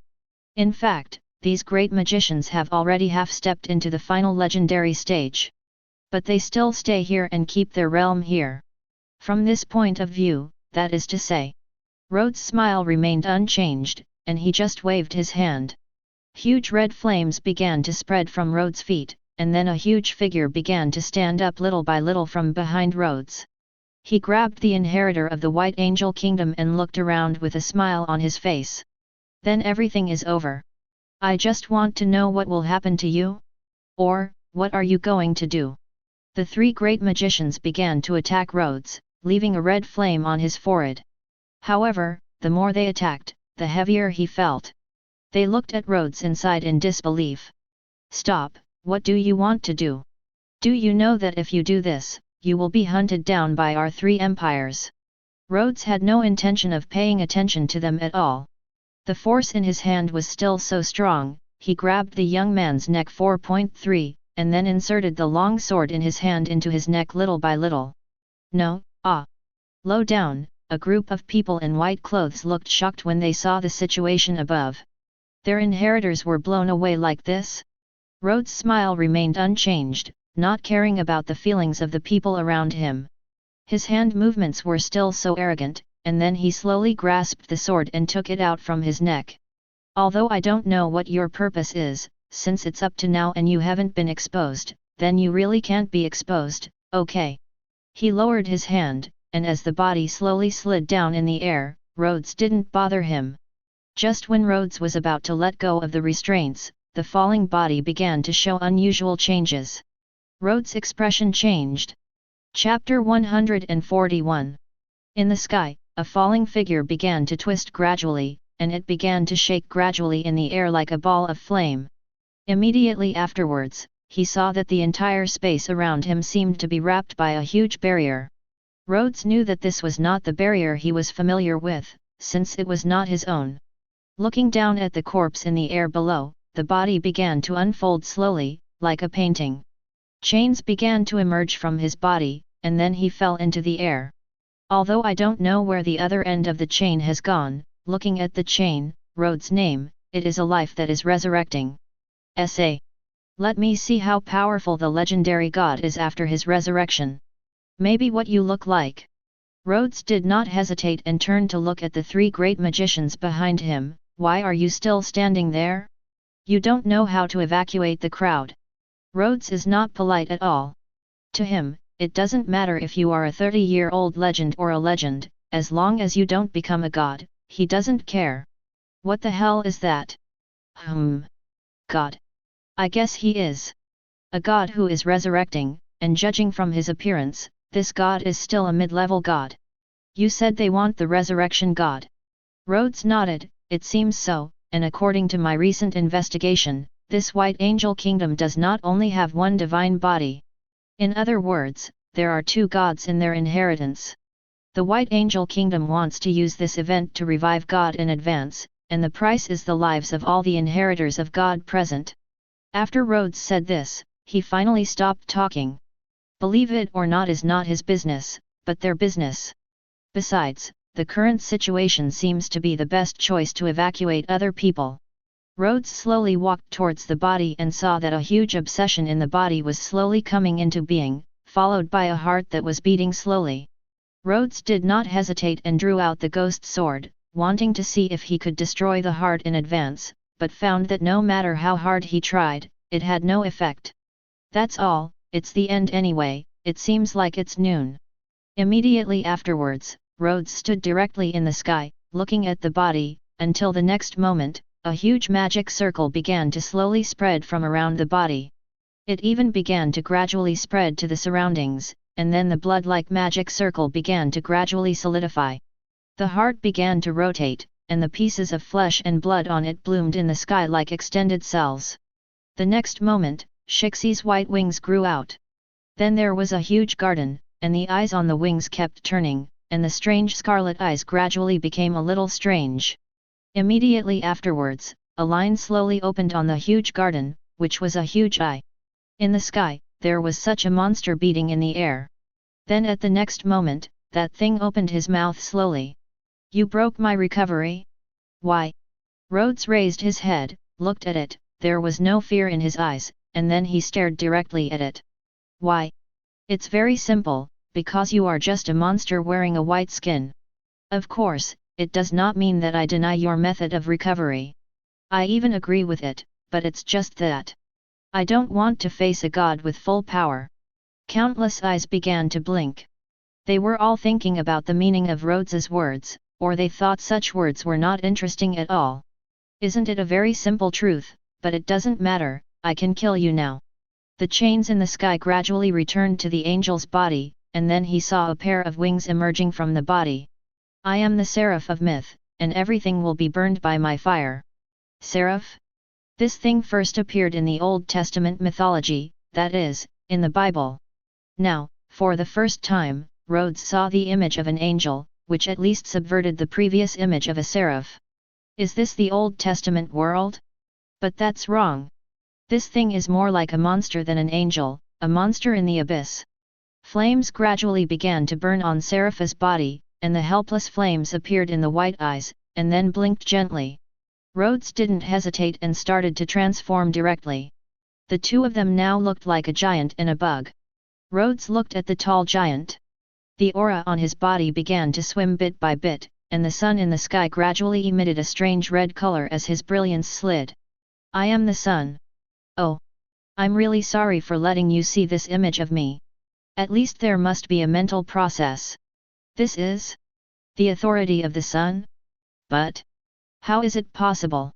You are just an ordinary person, how could you be treated like this by the sun? I am a god, I am a seraph. The body is gradually being moved by the wings, and all creatures on the ground are slowly beginning to be burned by the flames. Kenta over there shook his head in confusion. Is this what Mr. is at his strongest? But why do I feel like a fire is gradually spreading in my body? Can you imagine that the surrounding airwaves began to turn into waves of fire due to the waves of Seraph? The grass and trees on the ground began to burn as soon as they were blown by the wind. I will always let you understand, one day when that terrifying power is no longer within me. The two figures collided with each other.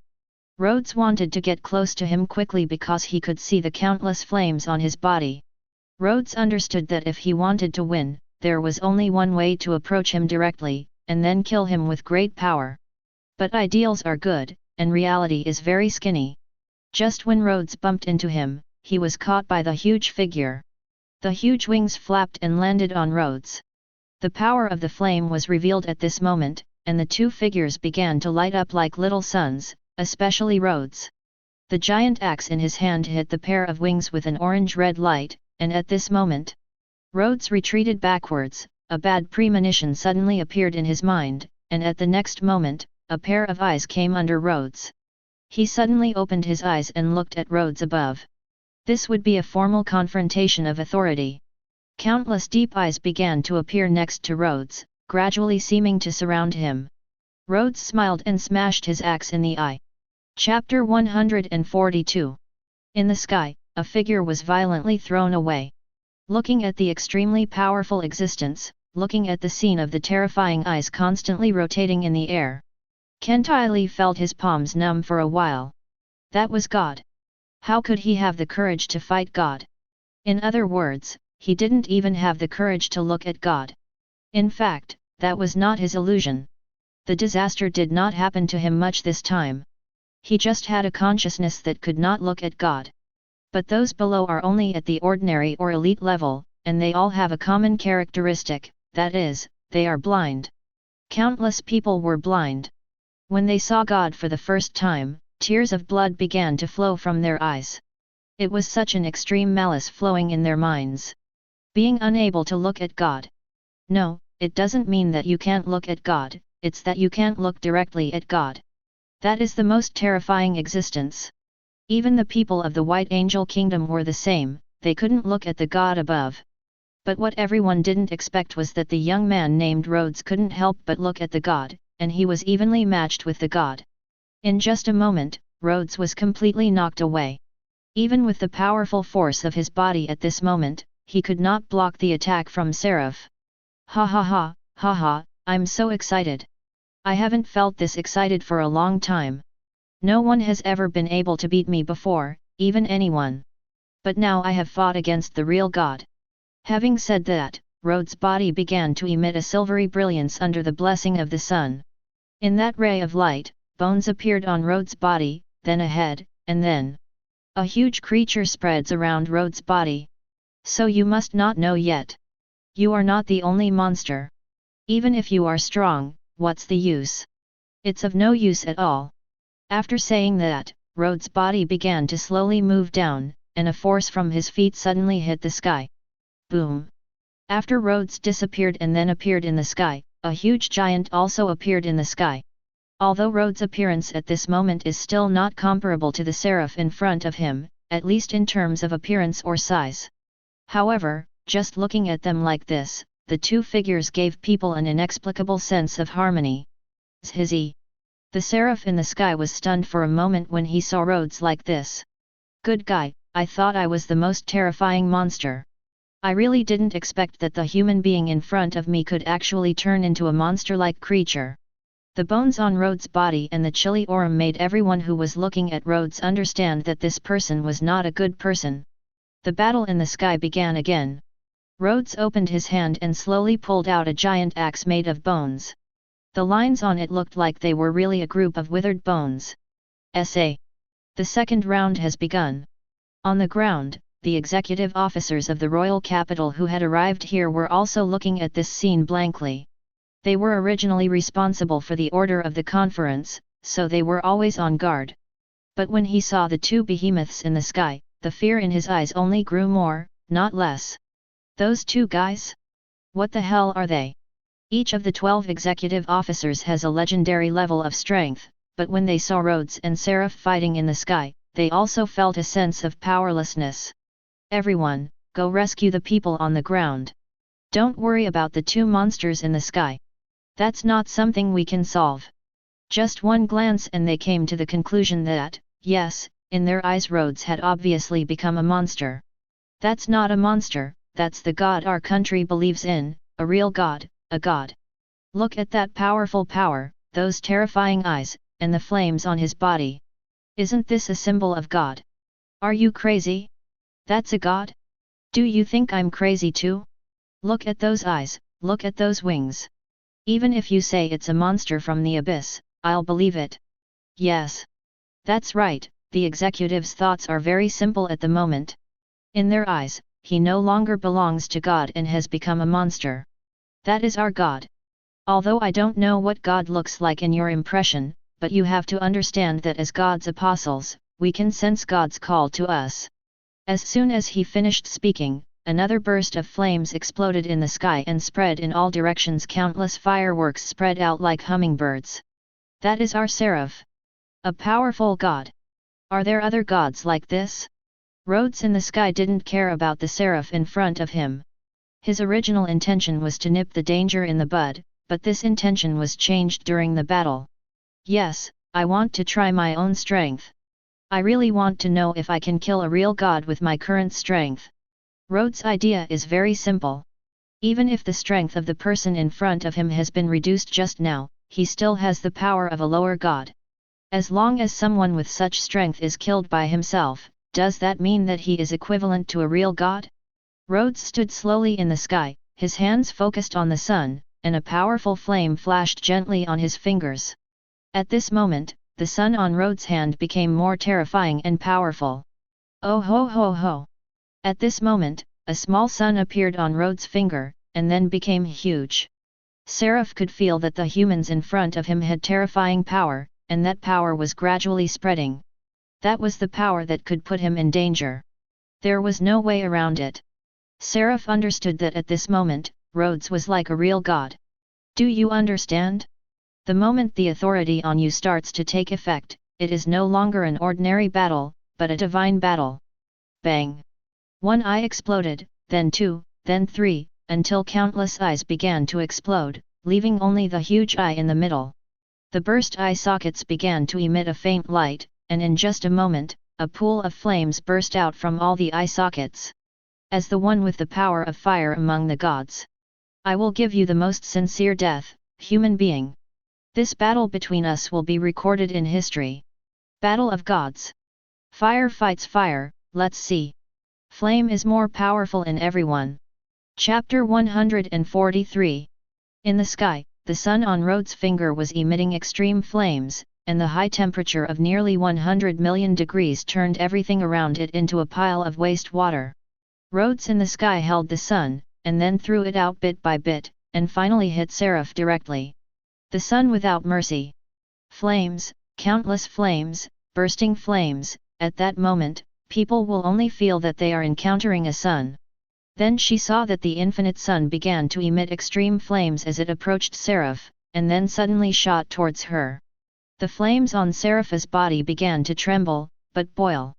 In just a moment, the two flames began to collide. In this extreme flame, no one could beat it. On the ground, people have almost completely evacuated, and now everyone is several kilometers away, watching the scene happening in the sky above the arena. That person? He is your husband, right? Shadow came to Kentai's side again. Looking at Rhodes in the sky, it reminded him of the way he knelt down when he handed him the data. At that time, he didn't quite understand why this happened, but at this moment, he finally understood that even he would definitely kneel down whenever he encountered such a scary person. Kentai nodded. 870, when we first met him, he was not so powerful. Of course, he might have been hiding his power at that time, but now it seems that his strength is not limited to this. After saying that, Kentai turned his head and looked into the distance. At that moment, many things seemed to appear in his eyes, such as flames. I feel like I was inspired, and the inspiration given by the two of them started to spin in my mind. Kentai closed his eyes, and his whole body began to exude aura. A huge magic circle slowly spread under his feet, and finally turned into a huge network of flames. Authority is not the only one, just like the authority of the sun. Rhodes has such authority, but he is not the sun god. This is what God must fight for. At this moment, it is developing towards this step. It is the power of authority that is at work, the power emperor from Rhodes and Seraph. In the sky, the sun collided with the waves of flames. The giant axe in Rhodes' hand began to rotate, and at the next moment, a huge wing came to Rhodes' head. Suddenly, Rhodes felt his whole body being hit by a huge force, and finally his body fell to the ground uncontrollably. Boom! After a loud noise, a huge pit appeared on the ground. It seems that I won. The two wings are heading towards Rhodes' body. As long as his body is restrained, Rhodes is just a bug in his hands. Look, look, with that face of yours, how can a mortal be able to compare with a god? Those things you defeated before were probably just the consciousness of gods. Of course Rhodes knew that those shaking thoughts were just the god's consciousness, so he could kill the consciousness. Isn't this considered powerful? The next moment, Rhodes was caught by two wings and reached the sky. The sun slowly rotated in the sky, but it did not decrease. It's as if that thing is a real sun. How can ordinary people continue like this? And Rhodes can do it. Seraph wants to keep the sun in front of him alive, and then turn it into his own power when he can devour it. In this case, the time for one's own body to stay in this world will become longer. Of course, if one wants to fully recover, then one must release all one's wings. Seeing this, Rhodes did not hesitate, and his hands clenched tightly. Ha ha ha, do you just think that I don't have any means of reaction? I can use this kind of power more times. Then, next, feel the power of the sun. Remember my name, Dasi, the sin of arrogance. Rhodes. Arrogance explodes. Seraph instinctively felt a bad premonition, and felt excited in his heart. He turned to look at Rhodes. Although Rhodes was restricted all over his body at this moment, he still showed a contemptuous smile.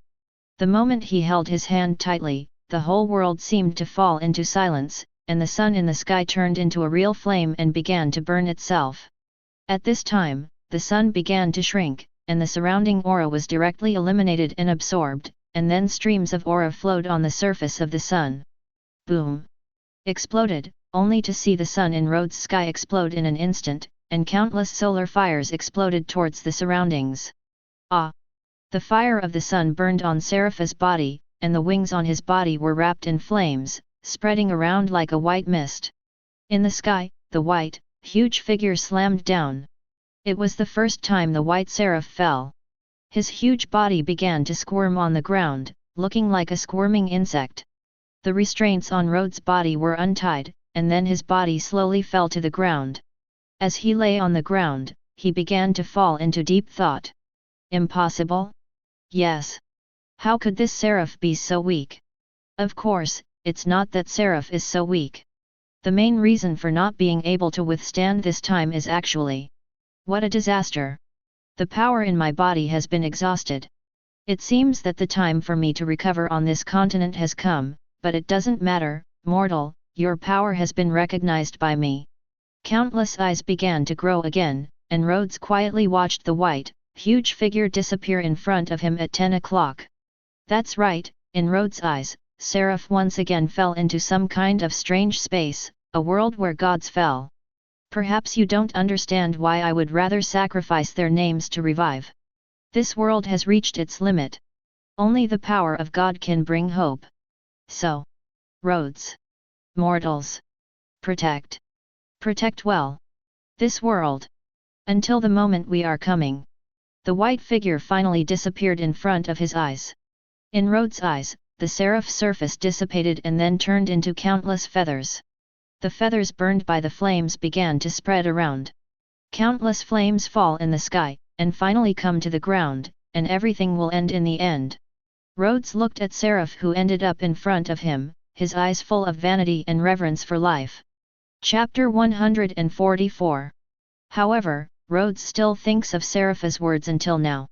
Is the so-called growth and the so-called limit the final power of this world? From Serapha's words, he learned that the world was falling into some kind of crisis, and such a crisis was prompting the arrival of those gods. But if you think about it carefully, Serapha's intention is for the so-called righteousness. But, Rhodes doesn't think that's the case. At least, these guys are not just for the sake of the world. Perhaps there are other reasons why they are in a hurry to recover? Although they say they want to save the world, will they be able to gain something if the world is saved? The birth of a god requires many things, including time, place, wisdom, consciousness, and faith. These are the conclusions that Rhodes came to through experiments one after another. Those beliefs will make God's power become stronger and stronger, and once the world collapses, does it mean that their so-called own beliefs will also collapse? And their own existence will be in some kind of danger. As gods, they will become the final devils. Rhodes was thinking in his mind, but his heart was filled with excitement. He didn't know what he needed now, but he knew it now.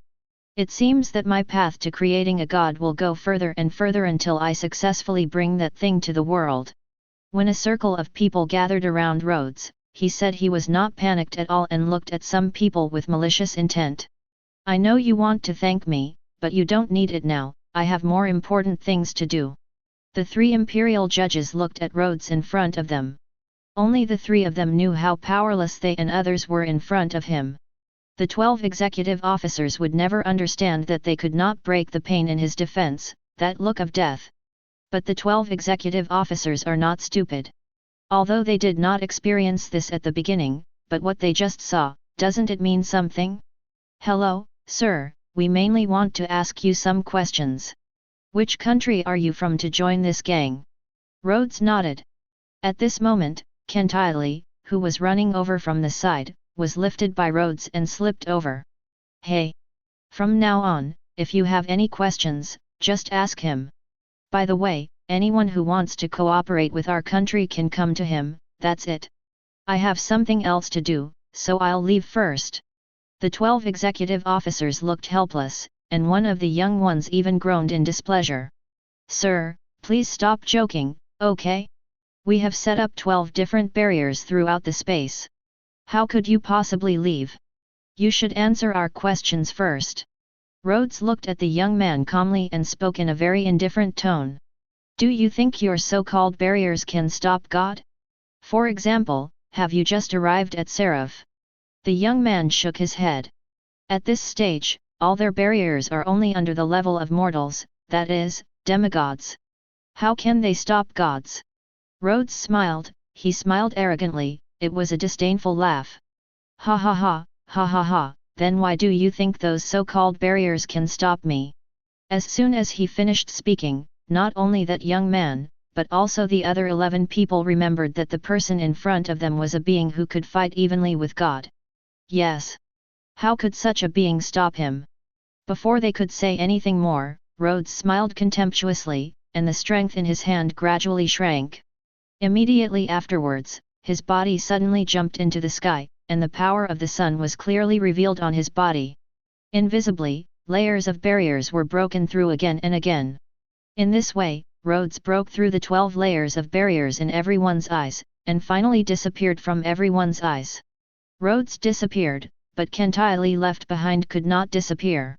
However, Kentylee had his own self-confidence, and these guys did not dare to touch him. The self-confidence that the husband gave himself was not ordinary. Especially when he dealt with the trick used by God, the merciless sun, he realized that we call it the sun's intimidation. I'm sorry, everyone, this gentleman is the ruling king of our country. All matters big and small in our country are under his control. Now if you want to ask anything you want to know, you can ask me. Please give me flowers. Kentylee's calm voice pulled everyone back from the shock. What? The king is actually the king of a country. Wait, why don't we know about such a big thing? Wait a minute, that image stone? That Chamber of Commerce. The strength of the federal allies and their own strength, and even the Chamber of Commerce that had not yet opened, became popular in an instant.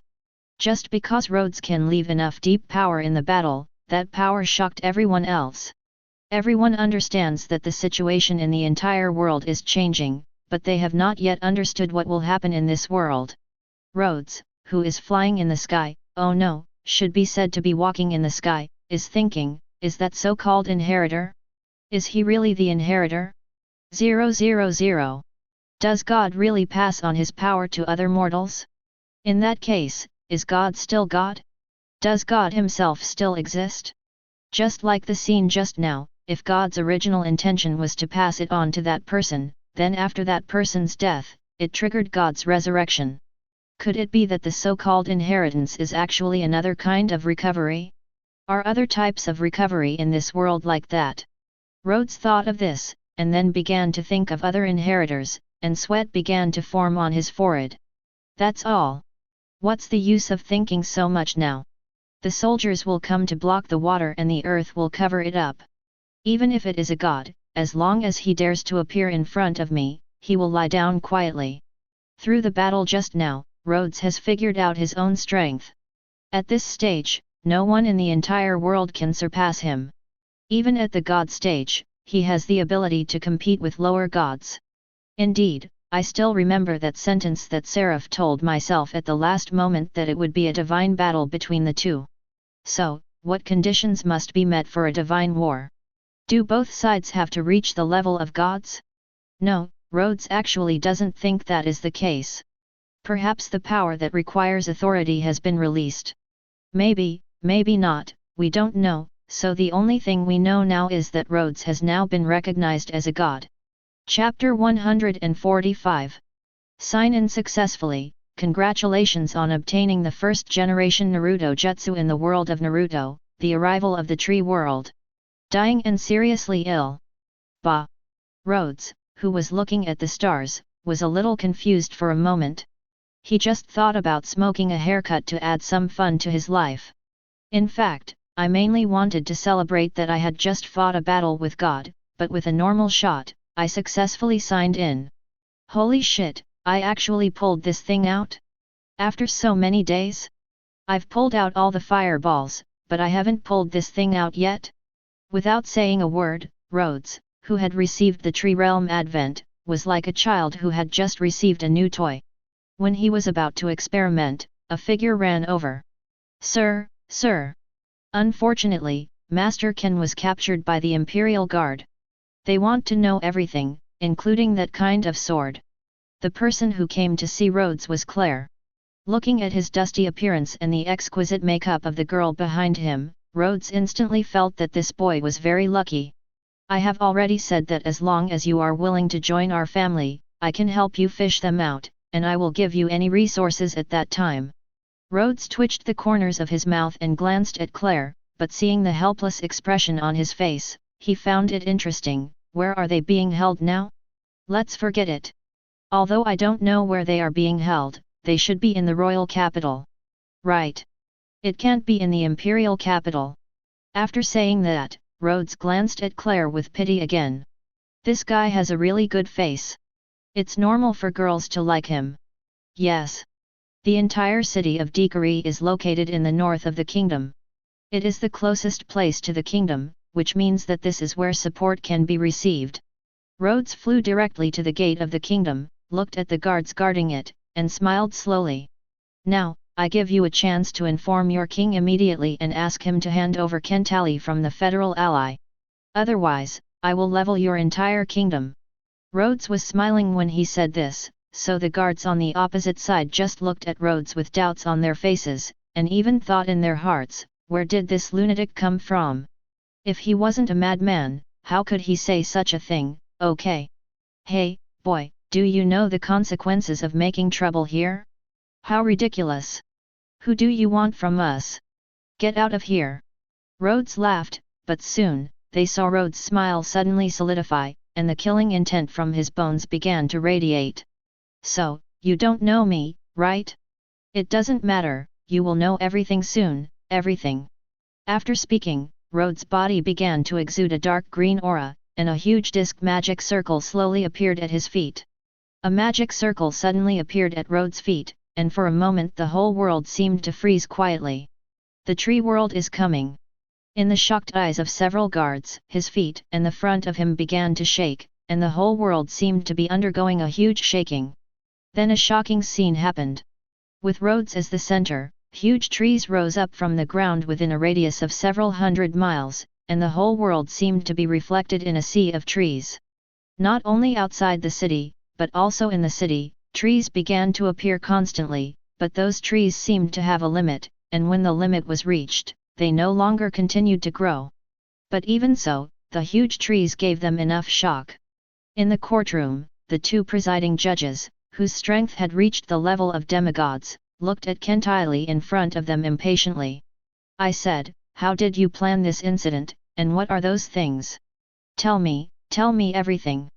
Although this incident was huge, it was not the most terrifying because it did not cause any consequences, not even anyone died. Almost all of them were blind, yes, but what shocked them the most was God, whose power could shake God. Of course, in the eyes of the two presiding judges, the guy in front of them obviously cannot be a god, so everything now will be done by the god he summoned. Kentili was speechless. He was just explaining the function of the long sword and the price of the long sword, but when he was about to sign a contract with other countries, good guys, two people came up and restrained him, and then framed him take it for the crime of destroying the world. 0101240143 Fila 123170460. If you don't say anything, then be prepared to face the judgment of the holy religion. We will treat you well then. Waiting anxiously outside were 3 judges and 12 executives, while 15 people looked inside anxiously. They tried their best to convince the 2 judges. Indeed, if they hadn't seen it with their own eyes, even they wouldn't have believed it. How could someone who truly confronts God exist? But it really existed, and more than a dozen of them had seen it with their own eyes. So, they wanted to stop the 2 of them, but their strength was only at the legendary level. Such strength would be considered extremely deceptive in any country. But Ran couldn't stop the 2 people in front of him.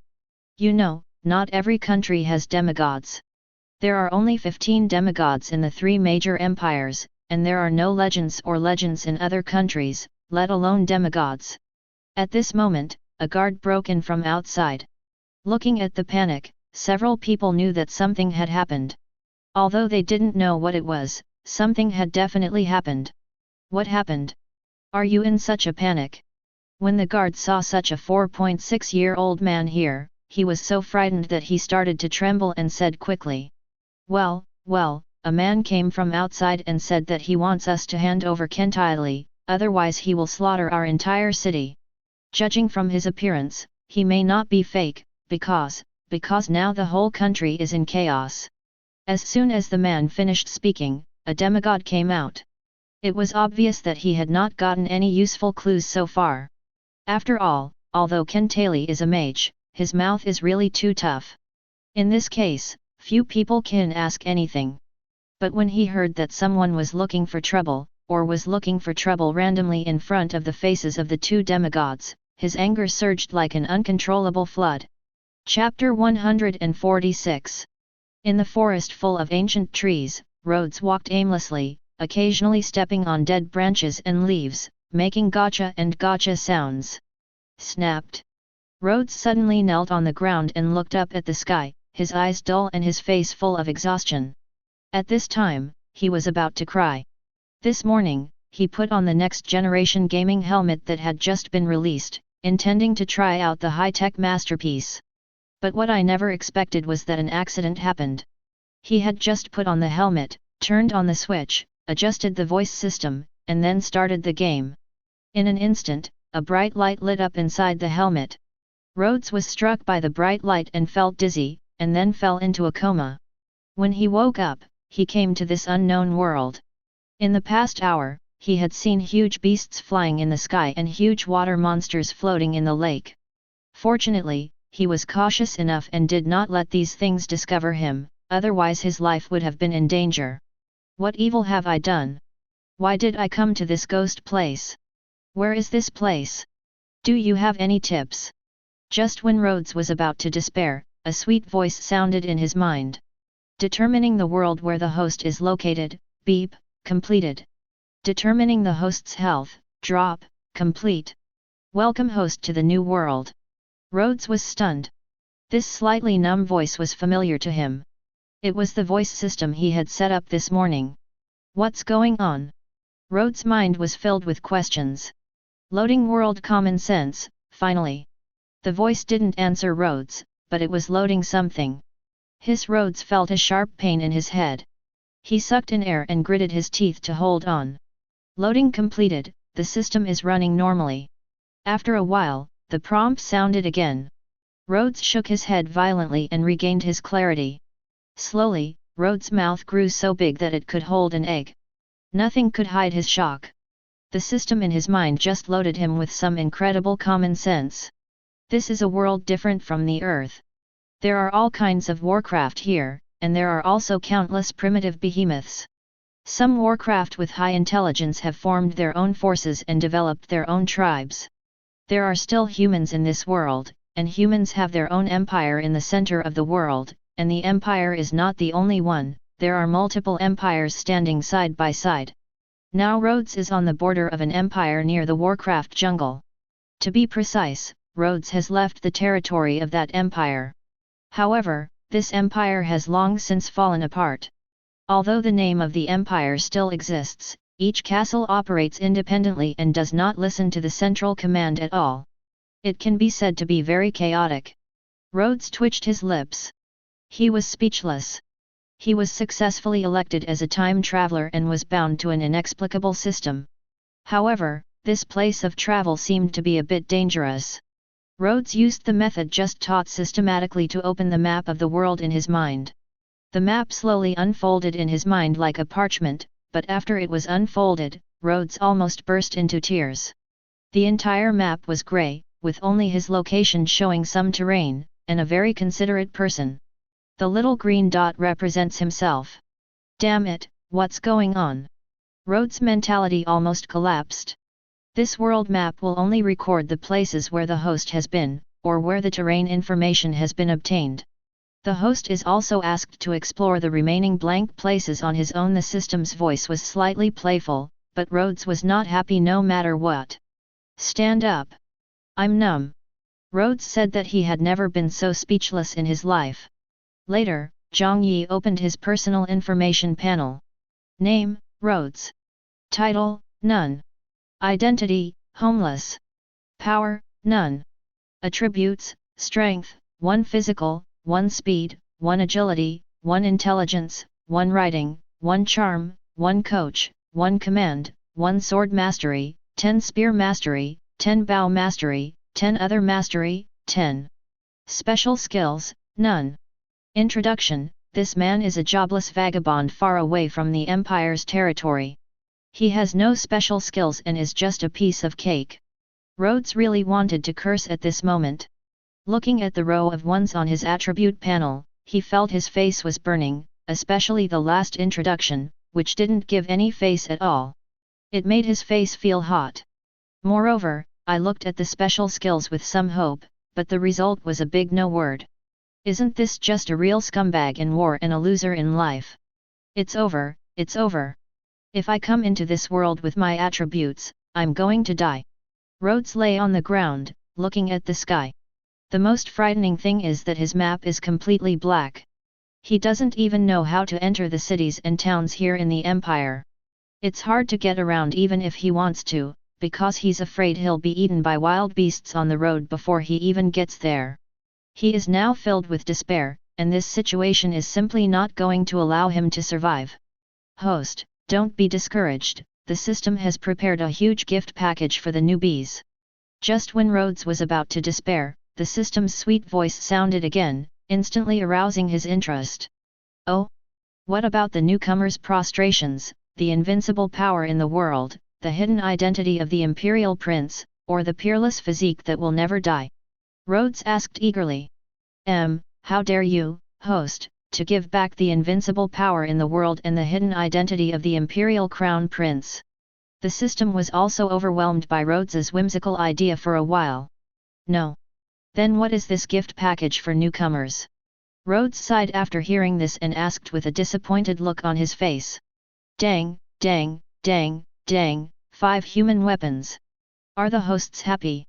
The system prompt rang 4 times in a row, and then made a firecracker sound like winning a lottery. The crows streaked across the sky, just like the black lines across Rhodes' forehead. In his mind, cards symbolizing weapons appeared, and Rhodes could summon them at any time if he wanted. It's just that he couldn't speak for a long time after looking at the properties of this weapon. Human weapons: strength, 5 vitality, 5 agility, 3 melee, 10 long range, 0. Introduction: human weapons, after simple training, have certain melee capabilities and are one of the basic combat units of mankind. Looking at this miserable data panel and then reading the introduction, Rhodes felt that he had been deceived and his soul was hurt a lot. What can 5 cannon fodder do? Rhodes asked the system. You can't do anything, but you can make the host die more slowly in this primeval forest. Rhodes was speechless, but tears flowed out unconsciously for a moment. This place is really a scam. Chapter 147. In order to survive longer, Rhodes clicked the call of the sword. As the white light lit up, 5 swordsmen holding long swords and wearing heavy armor appeared in front of Rhodes. The 5 swordsmen knelt down on one knee, put their hands on their chests, and saluted. Greetings, Lord. The 5 swordsmen shouted in unison. Ding, it's detected that the host has obtained an army. Enable the army naming function, and enable the force function at the same time. The system made a tingling sound, making Rhodes stunned for a moment. Looking at the 5 swordsmen in front of me, if this can be considered an army. A question interface popped up in my mind: how should you name your army? Forget it, I'm too lazy to complain. Rhodes sighed, closed his eyes, thought hard for a while, and said seriously, Destiny Army. In an instant, a flag appeared on the back of the 5 leaders of the swordsmen, and the big word Destiny on the flag fluttered in the wind. Rhodes looked at it for a while and couldn't help but feel proud. Rhodes took a deep breath and opened the power interface in his mind. The faction panel is still empty, except that Rhodes has not yet built his own faction. The system has detected that the host is using the power interface for the first time. It confirms that the main plot is satisfied. Do you want to start the novice mission? The system prompts as promised.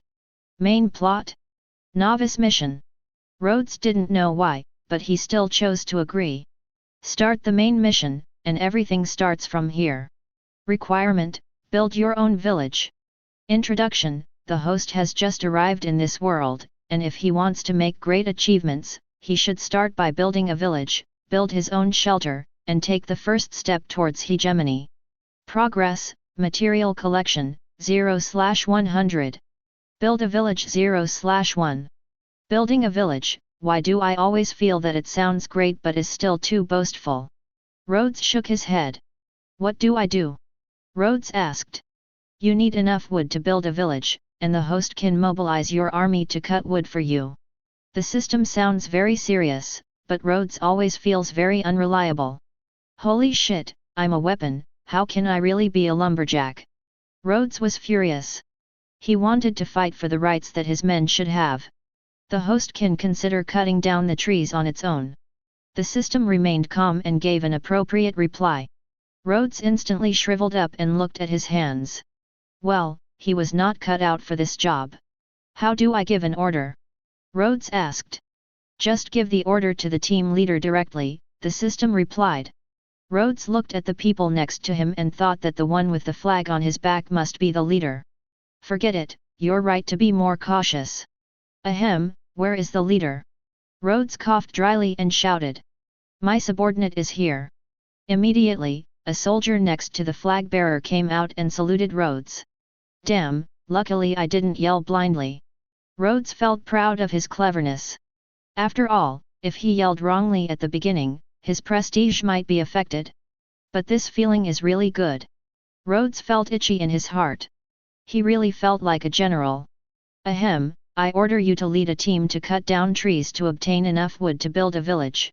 Rhodes said solemnly. Yes. The team leader responded loudly, turned around and led the people away. After a while, the entire team became busy. But Rhodes looked more and more strange as he watched them cutting down trees with their own long knives. Isn't this thing, logging dull? Rhodes was a little confused. If you use this kind of knife to cut trees, the knife will naturally become blunt. In order to allow the host to complete the task, the system provides unlimited weapon durability for 1 day. The system responded promptly. Oh! Rhodes wasn't surprised. What if there were no restrictions? Of course, the host needs to follow up. The system paused and then said. Rhodes was immediately confused. What's going on? What does it mean? The host can check his/her energy balance by clicking on the personal page. Warm reminder, energy can be obtained by killing Warcraft or through battles. Rhodes frowned, but clicked on his personal page and found an extra line under all attributes. Energy, -100/10,000, the weapon has no durability in 1 day, 20 is used per person, 5 people use it in total. IXXXX. Rhodes said that he had never been so speechless in his life. He had just arrived in another world and had not yet seen the king and hegemony, but he had signed a debt. What's this energy for? Rhodes asked. Used when building special buildings or amnestying special soldiers. The system still gave the answer. Special soldiers. Rhodes noticed a special term, but when he asked the system again, he could not get a reply. The system just kept telling him that relevant functions would be unlocked in the follow-up, which made him very helpless. 5 soldiers threw a pile of wood on the ground. The loud sound made Rhodes jump. Then he looked up and looked around, for fear of attracting some monster. Fortunately, no grinding beasts seemed to be attracted, so it was considered lucky to arrive. Rhodes looked at the material collection progress on the task panel, 15/100. Then he counted the giant trees in front of him that had been cut into cylinders. Good guy, there were exactly 15 of them, no more and no less. It would take a while. There are still too few manpower. Rhodes sighed, then sat down and waited for the soldiers to work hard. There was no way, there were no extra tools here, and there was nothing he could do to help. Waiting for it to come to mind, Rhodes closed his eyes slightly and got ready. Ding! The wood collection has been completed. The system's prompt sound came, waking him up immediately. Rhodes shook his head violently and looked forward. He didn't know when the wood, Qianli's, had been placed in front of him. 5 soldiers stood respectfully aside, waiting respectfully for Rhodes' instructions.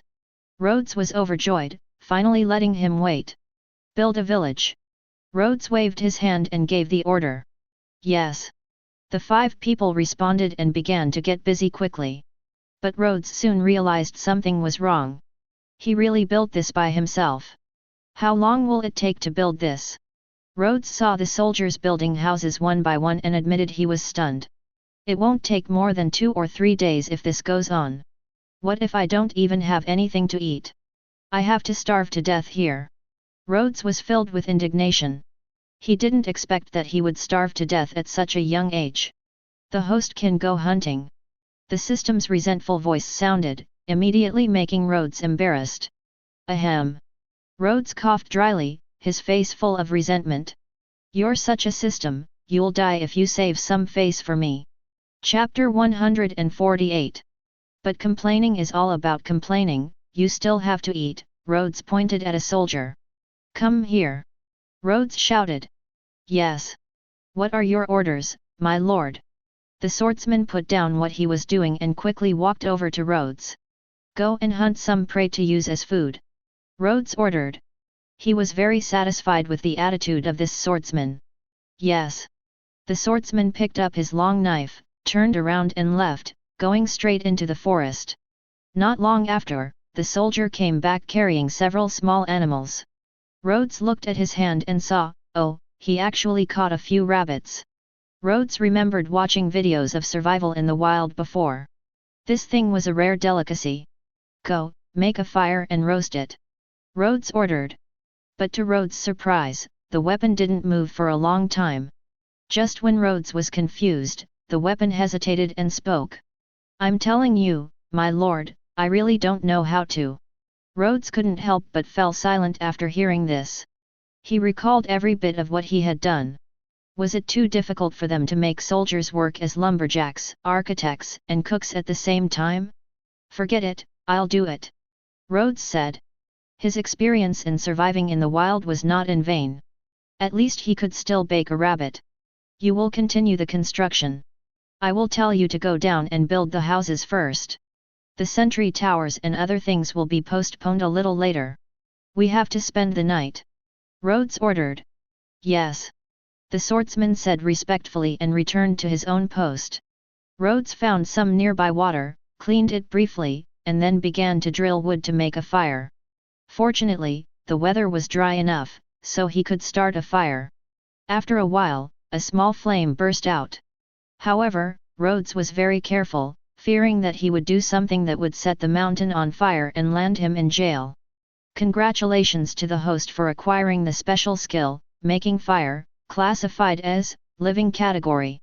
The system's prompt sounded at the right time, but Rhodes didn't expect it. Suddenly he felt as if he had learned something. If he drilled wood to make fire again, he would definitely be faster than before. So this is a special skill, okay. Rhodes murmured to himself. Seeing that the fire was lit, Rhodes decided that it was almost time, so he took the rabbit and put it on it to burn. Gulu. After a while, the aroma of meat wafted out, making Rhodes swallow a mountain of water. Fortunately, there don't seem to be any magical beasts nearby, otherwise I'm afraid, Dokf would be attracted by the smell of meat. Everyone, come and get your food. Rhodes shouted to the soldiers. After all, although these weapons are summoned, they are still real human beings and can still be evil. Thank you, Lord. After everyone bowed to Rhodes, they lined up in an orderly manner to receive their share. As soon as the meat entered the mouth, the eyes of the swordsman gleamed, and they immediately devoured it like a voracious meal. Don't worry, eat slowly. Rhodes was afraid that they would choke. After quickly solving the food problem, time began to get boring again. Rhodes looked embarrassed, so he stepped forward and started to set up. Acquire special skill, carpentry. As the system beeped, Rhodes felt his hands move a little faster. Within a few hours, a brand new wooden house appeared in front of Rhodes. Phew, I have a place to sleep tonight. Rhodes breathed a sigh of relief. After some time passed, this so-called village became a bit small. Although it was still very simple, there were only some wooden fences surrounding the so-called village, and only 2 or 3 houses were built inside. This is Rhodes' first place to stay in this world. Looking at the house in front of him, it was his masterpiece to be precise. After all, he was involved in it. Rhodes nodded and expressed his satisfaction. Not long after, it was already dark. Rhodes yawned and felt a little sleepy. He turned to look at the soldiers around him. It seemed that he was also tired and his speed was much slower. "Okay, everyone, stop. Let the 5 of us take turns on duty and take turns to rest." Rhodes waved his hand. "Yes. Congratulations to the host for increasing the control attribute by 1. The system prompt made Rhodes stunned for a moment. Added control? He really didn't know what this attribute was for. He just looked very strong. Rhodes opened his personal information panel and saw that the panel had changed. Name, Rhodes. Title, None. Power, None. Attributes, Strength, 1 Vitality, 1 Speed, 1 Agility, 1 Intelligence, 1 Writing, 1 Charm, 1 Coach, 1 Command, 1 Sword Mastery, 10 Spear Mastery, 10 Crossbow Mastery, 10 Special Skills, Making Fire, Carpentry. Energy -100/10,000. I was quite happy at first, but I couldn't be happy anymore when I saw the debt. System, what is the control attribute? Rhodes sighed and asked again. It can increase the loyalty of attributes to you and reduce the possibility of rebellion. The system's answer shocked Rhodes. This thing will rebel? Under what circumstances will it rebel? Rhodes asked quickly. For example, food supplies cannot be obtained for a long time, or the host loses prestige, or some special circumstances, etc. The system's answer is still fast. Hi. Rhodes breathed a sigh of relief. Fortunately, he had given them all the food before and was kind enough to give them a rest. Otherwise, he might have been stewed in the pot now. But it seems that his actions have won the trust of the soldiers, and at least added a layer of control to himself. With this thought, Rhodes closed his eyes with peace of mind. Drowsiness quickly came over him, and soon Rhodes fell into sleep. Ugh! Rhodes groaned and slowly opened his eyes. The sun was shining brightly outside. God knows how late he slept, and he didn't have a watch to check the time. All I know is that when Rhodes left his cabin, the soldiers outside were already at work. This work attitude is so serious. Rhodes couldn't help but sigh in his heart. Compared with when I went to bed last night, the small village has another sentry tower, which is more complete in function. Rhodes turned to look at the house where he slept last night. He scanned it with the system and saw an additional name on the head of the house, Residential House. Pretty decent already. Rhodes looked around as if he was patrolling his own territory. As the last piece of wood was eliminated, a new building appeared where the 5 swordsmen were surrounded. Rhodes looked around and saw a name floating around, Lord's Mansion. Ding, Part 1, Village Era. Act 1, Everything starts here. Completed. Requirement, build your own village.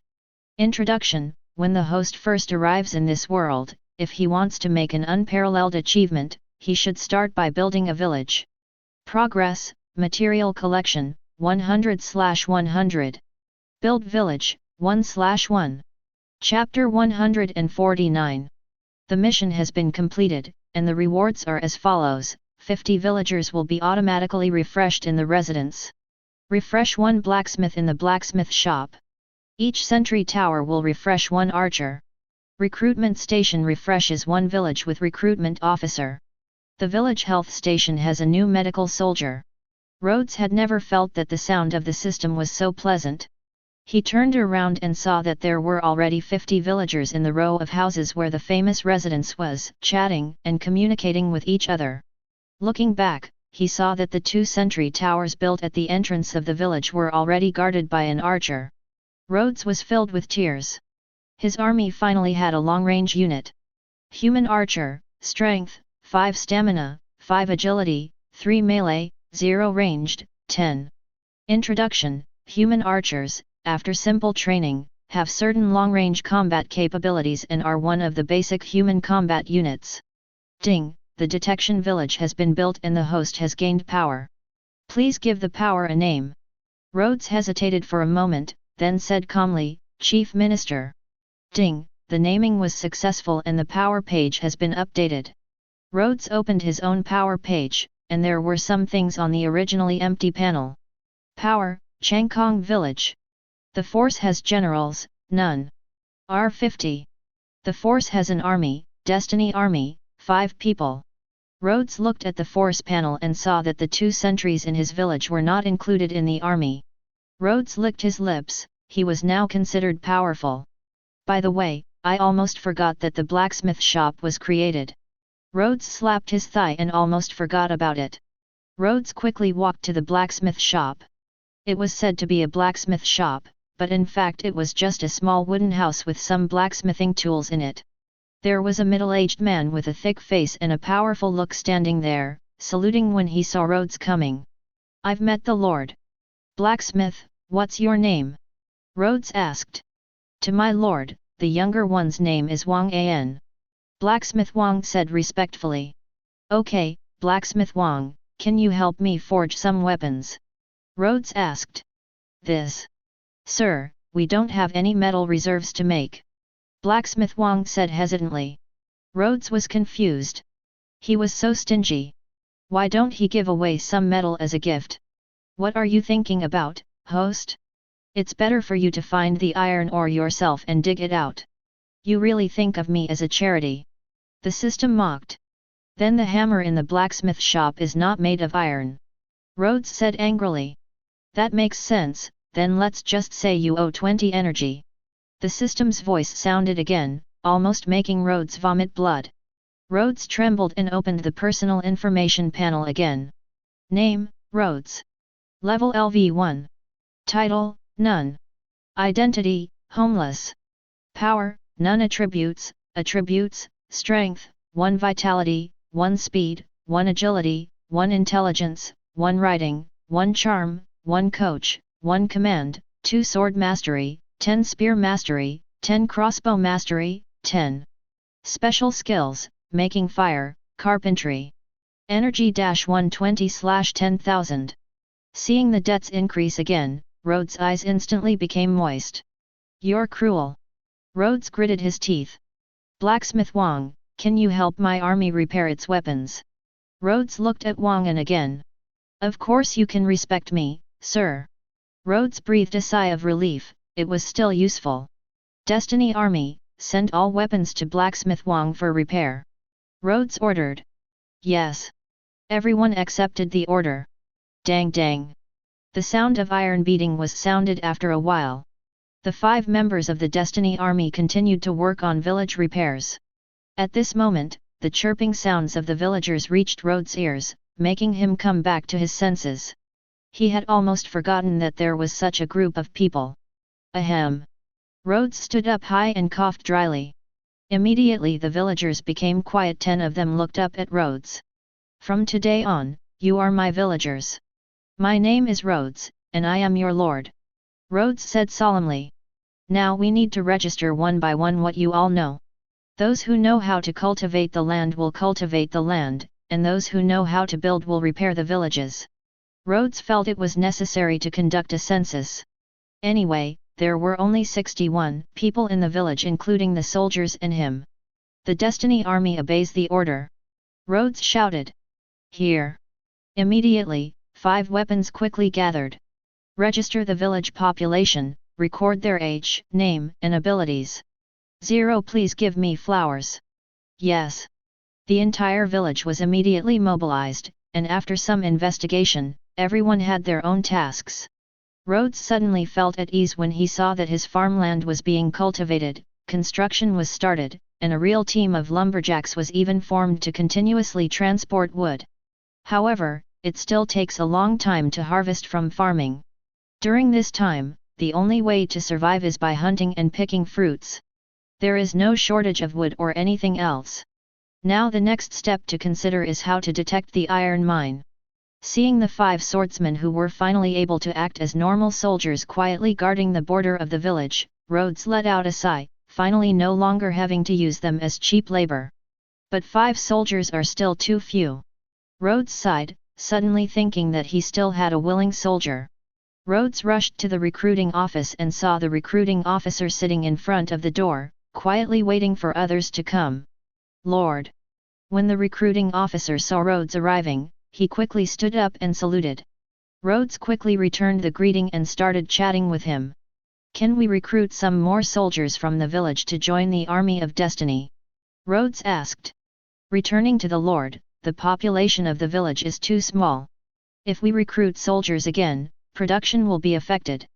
And even if we forcefully recruit soldiers, we don't have enough equipment to arm them. Officer Caole is a little helpless. Rhodes sighed and once again lamented the stinginess of the system. The additional 50 villagers were really just enough for production. In the final analysis, there is still a shortage of manpower and resources. Rhodes shook his head. This was something that could not be solved for the time being. Rhodes waved his hand, indicating to the recruiting officer to continue his work, and left. It's really just 5 cannon fodder at the beginning, all the resources are collected. Rhodes looked at the simple village and really didn't know what to say. Host, be content. At least you got so many credit cards at the beginning. Otherwise, I'd be thankful you could build this village. The system appeared again and said sarcastically. Rhodes ignored the system's words and pretended to be singing. Sorry, sir. At this moment, a swordsman quickly walked up to Rhodes and bowed his hand to him, but there was a rare uneasiness on his face. Chapter 150. What happened? Looking at the uneasy look in the swordsman's eyes, Rhodes realized that something big might have happened. The sentry reported that they discovered a team of goblins suppressing a group of humans a few hundred meters outside the village, and that they might pass by our village and find us. The swordsman said solemnly. Goblin? How big is this goblin team? Rhodes asked quickly. There are 10 goblins. They should be a tribe going out to forage. The swordsman responded. 10, how many humans are there? Rhodes asked. About 15 humans were crushed. They were all in ragged clothes and looked very thin. They should be refugees. Refugees. Rhodes narrowed his eyes slightly. According to the background of the system, the empire near Rhodes is now in an era of divided power. The city lords of each castle do not listen to the 150 order and go their own way, often fighting among themselves. Instead, many people were displaced. Ding, trigger the mission, raid the goblins. Requirement, annihilate the goblin squad and rescue all refugees. Introduction, the number of goblins is huge, and they often hunt refugees near human territory. The empire is falling apart, and wars are raging between castles. No one cares about the life and death of the refugees, but the people are in dire straits. There is a team of goblins capturing border refugees and releasing them, passing by the host village. Please eliminate them and save the refugees. Progress, number of goblins killed, 0/15. What are you going to do? Rhodes asked seriously. The swordsman was silent and did not answer, but his body was trembling slightly. Do you want to save them? Rhodes asked. Suddenly, the swordsman nodded fiercely. Rhodes laughed, and then shouted, the archers have temporarily joined the Destiny Army. The Destiny Army is all ready to lurk into the jungle on both sides of the place where the goblin team must enter, waiting for an opportunity to launch an attack. Strive to save fellow human beings while reducing casualties. Yes. Everyone, including the 2 sentries, responded in unison. Ding, host control +1. The system prompt made Rhodes even happier. Sister, will we be eaten? The girl's clothes were beautiful, her voice was small, and she seemed weak. Her voice was full of fear, especially when she saw the goblins around her. She was extremely frightened. She didn't know what would happen next.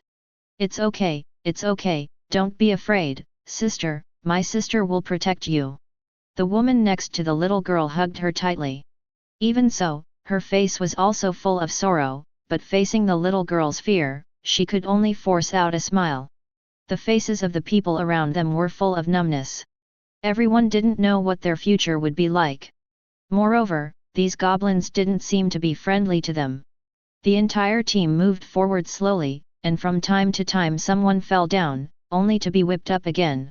The goblins were communicating with each other, but they couldn't understand it, and the sounds they made only made them feel extremely frightened. Suddenly, a whistle pierced through the jungle, and 2 sharp arrows shot out of the air, directly killing the 2 goblins in front. The goblin team instantly panicked, and in the midst of this chaos, 2 more sharp arrows struck, killing 2 more goblins. 4 compatriots died in an instant, and the goblin leader suddenly woke up. It was an enemy attack. The goblin leader roared, and the remaining 11 goblins took out their weapons to block the hidden arrows. But at this moment, 5 swordsmen rushed out from Zhuang and chopped down 3 goblins with lightning speed. The sudden attack shocked the goblin team, but the unknown is terrifying. Now that the enemy has appeared, it is easier to fight. These goblins were also experienced and quickly stabilized their formation to face the 5 attacking swordsmen. Call out! Snapped. Although the archer's attack was still accurate, the goblin was already on guard and easily blocked 2 arrows with a wave of his backhand. But this can be regarded as causing interference to the goblin team, and the remaining swordsmen quickly moved forward and slashed with the enemy. It's very difficult to fight 5 swordsmen. After all, there are 8 people on the other side, and the goblin's physique is not weak. We are here to save you. If you don't resist now, we will wait until later. At this time, a loud shout came from the jungle, and it was Rhodes's voice. The sound quickly caused a commotion among the refugee group. The attack by Rhodes and others shocked the goblins, and also shocked the refugees, leaving them at a loss for time. Among the refugees, the young woman looked at what was happening in front of her, gritted her teeth, picked up a large stick, quietly walked behind a goblin who was fighting a sword, and struck down with the stick. In an instant, the goblin's body fell limp. Seeing the opportunity, the swordsman raised his sword and dropped it. In an instant, the goblin's heart was broken open and he fell to the ground dead. Maybe it was the woman's success that instantly aroused everyone's emotions, and everyone joined the fight. Some were holding sticks, and some were bare-handed. The 18 refugees directly attacked the remaining goblins. Even the little girls, the old, the weak, the sick and the disabled saw the opportunity to kick them. The battle immediately became one-sided, and the goblins fell to the ground one after another. Bang! The goblin leader fell to the ground. When it fell to the ground, it stared at Rhodes closely and said unintelligible words, #@. Rhodes couldn't understand it at all, but from the look on his face, you could tell he was threatening. Humph! Rhodes snorted, grabbed the blade of the swordsman next door, and stabbed the goblin directly in the heart. The leading goblin let out a muffled groan and died instantly. Ding! Energy increases by 1. Ding! Increases the host's strength by 1. Ding! Mission, Raid Goblins, completed. Rewards will be distributed after returning to the village. 3 consecutive system prompts made Rhodes stunned. He didn't expect that he could get attribute bonuses by doing it himself. 5.2 is not bad, and this temporarily triggered task actually has rewards.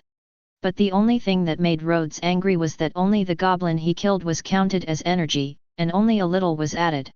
If he continues like this, he can pay off the remaining 119 points of energy debt in the years of the monkey and the horse. How is the team? Rhodes turned to look at the weapons leader beside him. Reporting to the Lord, no one in the team died. Everyone was injured to a certain extent, but it will not affect the battle. They can recover after a period of training.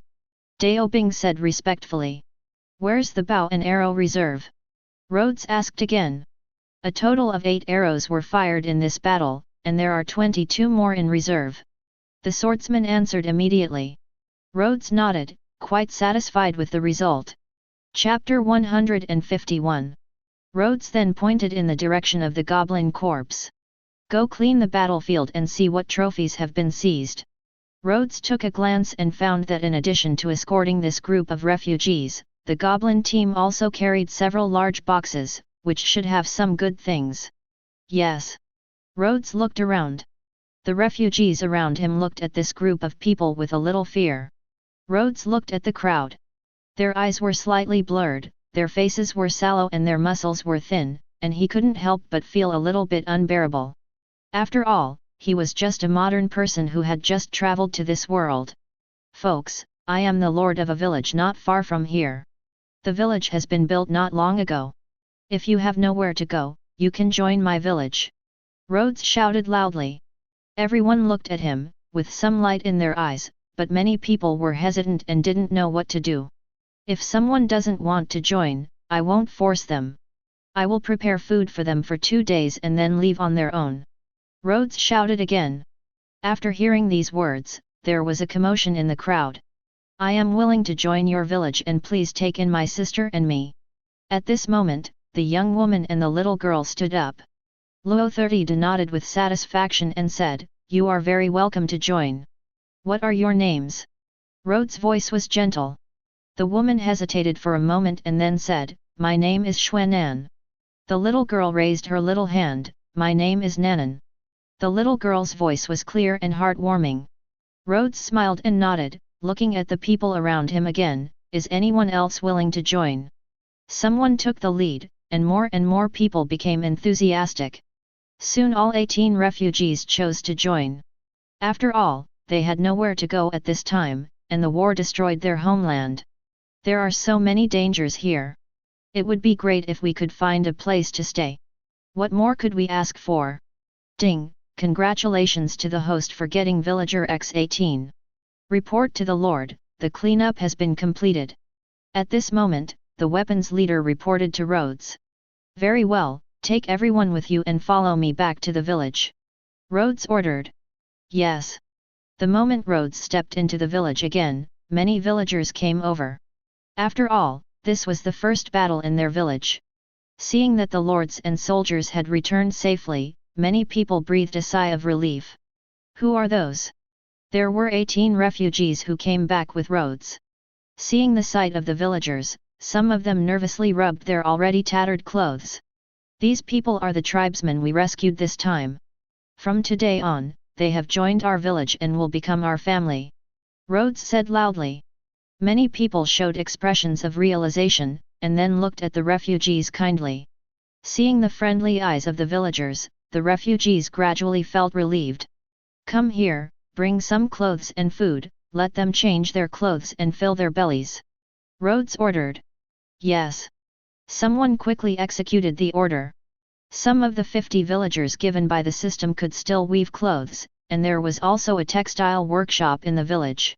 Therefore, there is some clothing inventory in the village. Especially when the food was delivered, the refugees quickly integrated into the group and gradually started talking and laughing with everyone. Ding! Mission, Raid Goblins, completed. Reward, the sword captain is promoted to a hero level unit. Ding! It is detected that the host has obtained the first hero level unit, and the military rank function is enabled. Because the host is weak, it can only be appointed to the position of commander. Rhodes was happy when he heard these 2 prompts. He didn't expect that the reward this time would be this. It's not bad. The military rank system. Rhodes licked his lips, feeling a little proud. Rhodes opened the military rank system without hesitation and took a quick glance at it. No wonder this function can only be triggered after acquiring a hero level unit. This military rank can be used to appoint hero level units. Heroic unit, Luo Bing, Swordsman. Attributes, Strength, 7 Vitality, 8 Agility, 4 Melee, 20 Remote, 0. Status, not appointed. Rhodes pondered for a while, then suddenly shouted, "Where is Luo Bing? My subordinate is here." Luo Bing responded immediately. "In this battle, you were heroic and made great contributions to annihilating this group of goblins. I now appoint you as the commander to command the Destiny Army." Rhodes said solemnly. "My subordinates take orders." Luo Bing had joy on his face. Rhodes nodded and continued, "What did we seize in total?" "Report to the Lord, we have seized a total of 15 sets of weapons and equipment. They are all human standard armor and standard long swords. They should have been snatched from human territory. We only need to let the blacksmith make some repairs and at the same time put the logo on the weapons. Just remove it and put it to use. And we also found 809 copper coins and 1 silver coin." Luo Bing cupped his hands, with excitement in his eyes.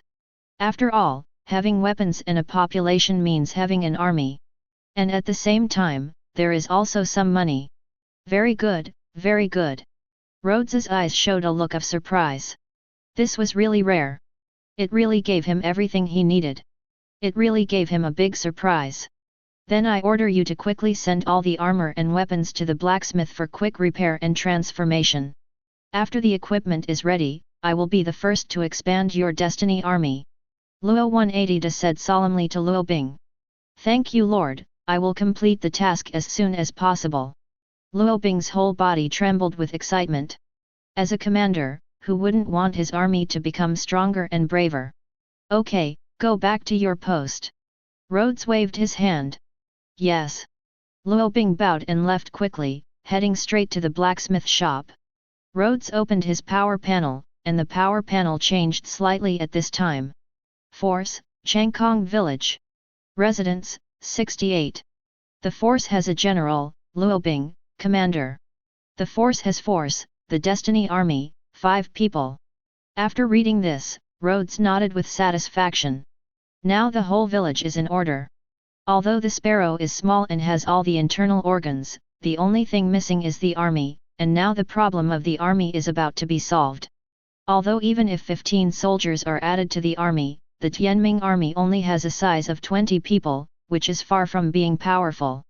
The surrounding city lords can bring out 200 to 300 soldiers at will, and even powerful ones can bring out as many as 10 soldiers. Thousands of people, but at least they have some ability to protect themselves. And Rhodes is very confident that he can turn this village into a castle, a fortress, and finally a big city at the level of an imperial capital to realize his dream of becoming king and hegemon. After all, he has a big system, and he will be sorry if he can't do it. Own system. Chapter 152. Soon another few days passed, and now the former refugees have fully integrated into the life of the village, which has replenished the village population. At the same time, with more labor force, the village has more and more resources. The only regret is that there is a lack of in the mine, raw materials for making weapons cannot be obtained. Rhodes got up early in the morning and went straight to the blacksmith shop. He couldn't wait to see his shiny equipment. Not long after, the blacksmith shop appeared in front of him. Blacksmith Wang had been standing next to the boiler early in the morning, BG on the stove. Blacksmith Wang, let me see if the equipment shipped yesterday is complete. Rhodes asked straight to the point without any politeness. I've seen the Lord. Wang was startled when he saw Rhodes. Don't be nervous, just go about your business. Rhodes held up his hand. Replying to the Lord, the armor has been repaired, but the sword is still missing the last one. Just wait a moment, Lord. The armor is over there. Wang pointed to the wall on one side. Rhodes turned his head to look, and his eyes were immediately filled with excitement. A series of exquisite armors were hung on the wall, exuding cold light and cold air. They were so handsome. Very good. I'm going to recruit soldiers now. Rhodes was overjoyed and stood up and ran directly to the recruiting station. I've met the Lord. The recruiting officer, who was bored to death at the recruiting station, was startled when he saw Rhodes rushing over and saluted hurriedly. I wonder why your Lord is here, the recruiting officer asked. Can I come to you just to farm? Rhodes glared at him. The recruiting officer immediately scratched his head in embarrassment. I'm going to issue a recruitment announcement, and the number will be 15. Rhodes spoke up and revealed his purpose. I obey your orders, my lord, how should I be treated like this? The recruiting officer complied with the order, but raised his own questions. Rhodes froze for a moment, as if his soldiers were all spawned by the system for free, so how could he recruit his own soldiers? And I don't have any such thing as money, not even copper coins, let alone silver or gold coins. The most important thing is that he has no way to do business with the castle to make some money. No, how could I forget this? Rhodes slapped his thigh. He seemed to have also seized 809 copper coins and 1 silver coin. According to the calculation, 100 copper coins equals 1 silver coin. Judging from the ratio of 100 silver coins to 1 gold coin, he can be considered to have a lot of savings. After all, more than 40 copper coins are enough for a family to live for about a month. Rhodes gritted his teeth, took out 700 copper coins, put it in front of the recruiting officer, and said, "This is the monthly military salary of 45 copper coins per person. Here are 700 copper coins, and the extra will be used as reserves. And, all those who join the army are provided with food and housing." The recruiting officer was startled when he saw the copper coins Rhodes put on the table. He quickly agreed and went to write the notice. A big stone fell in his heart. Rhodes felt a lot more relaxed. Everything was ready and all he needed was the east wind. After the army is recruited, send it to the training ground. Make way for Lu Shui to train the army at the training ground. Rhodes ordered. Yes, the recruiting officer took the order. "I want to see the Lord." Luo Bing's voice sounded outside the Lord's mansion. "Come in," Rhodes said calmly, his eyes constantly looking at the reports in front of him about all the big and small things in the village. "I have to say that being a lord is quite tiring, especially now when everything is waiting for improvement. What's going on?"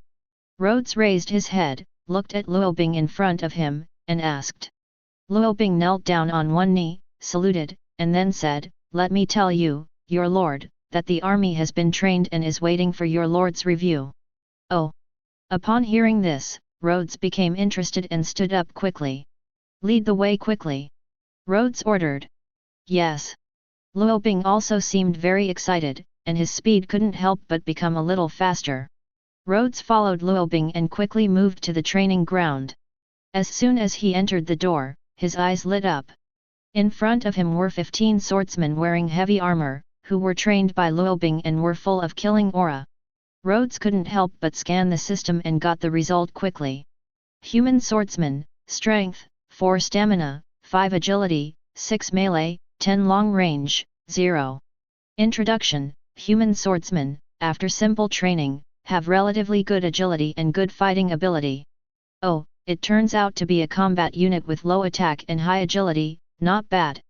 Rhodes was happy, and he was very happy to see the swordsmen standing in 2 rows as if they were against the wall. "Ahem, you are now our army in Changkong village. From the moment you put on this armor, you are a brave soldier. I hope you can become the sharp sword of Changkong village. Do you have confidence?" Rhodes cleared his throat and started his mobilization meeting. He wanted these soldiers to become qualified soldiers physically and mentally. "Yes." 15 soldiers shouted, and the combined sound was loud. "Okay, this is the momentum, keep it up." Rhodes was very satisfied with their attitude. "Now, as the Lord, I give an order that you be merged into the Destiny Army and put under the command of Luo Bing." Rhodes ordered. "Yes, meet Commander Luo Bing." Everyone responded and then saluted Luo Bing. "Yes." Luo Bing nodded fiercely and returned the same salute. Rhodes opened the army panel. Destiny Army, Luo Bing. Troop strength, 20 people. Weapons, swordsman, 5 people. Swordsman, 15 people. Rhodes smiled with satisfaction. The Destiny Army was already in shape. It just lacked some long-range arms. However, it was impossible for the 2 sentries to be incorporated into this army. Otherwise, there would be no sentries on guard. "There is nothing I can do, good money and good money. I can only wait until the ore veins are found and make arrows so that I can train archers. As long as the archers are trained and then merged into the Destiny Army, the Destiny Army will be able to do it even if it is placed in the castle. It's a small army with good combat effectiveness." Rhodes pondered for a moment and shouted, "Luo Bing obeys the order." Luo Bing immediately took a step forward, knelt down alone, placed his right hand on his chest and said, "My subordinate is here. I order you to divide the Tianming army into 2 teams, one with 10 people, to patrol near Changkong village, to alert for all movements around the village, and to protect the safety of Changkong village. If you encounter refugees, try to move them as far as possible without danger." He was rescued and brought back to the village. At the same time, it is safe to detect whether there are mineral veins nearby. If there is any mineral vein, report it immediately. Do you understand? Rhodes shouted. "I obey my orders," Luo Bing said solemnly. All the Destiny Army gathers. Turning around, Shui was already the majestic leader. Chapter 153. My head is going to explode. In his mansion, Rhodes scratched his head and scratched his head, his face full of exhaustion, and his eyes had big dark circles, like a panda. This period was a period of rapid development for the territory. In just 2 months, the population of the village had reached more than 100 people, and this did not include the army. Unsurprisingly, this was the result of Luo Bing. Ever since Rhodes asked Luo Bing to form a patrol team, Luo Bing had often been hanging around the village. I have to say that Rhodes was in a good location, at least there were no powerful beasts or groups around. On the contrary, I have encountered people in distress several times, including refugees, people who entered by mistake, and people who were fleeing the war. No matter what the reason, as long as there is no danger, Luo Bing will go to the rescue.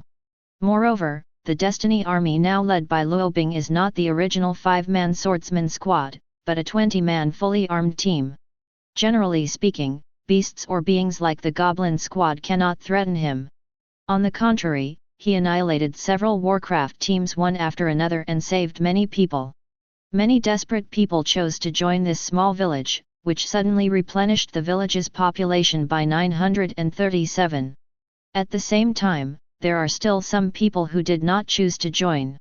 Those who usually entered this place by mistake and were accidentally caught by monsters. They have their own families and their own farmland in the castle.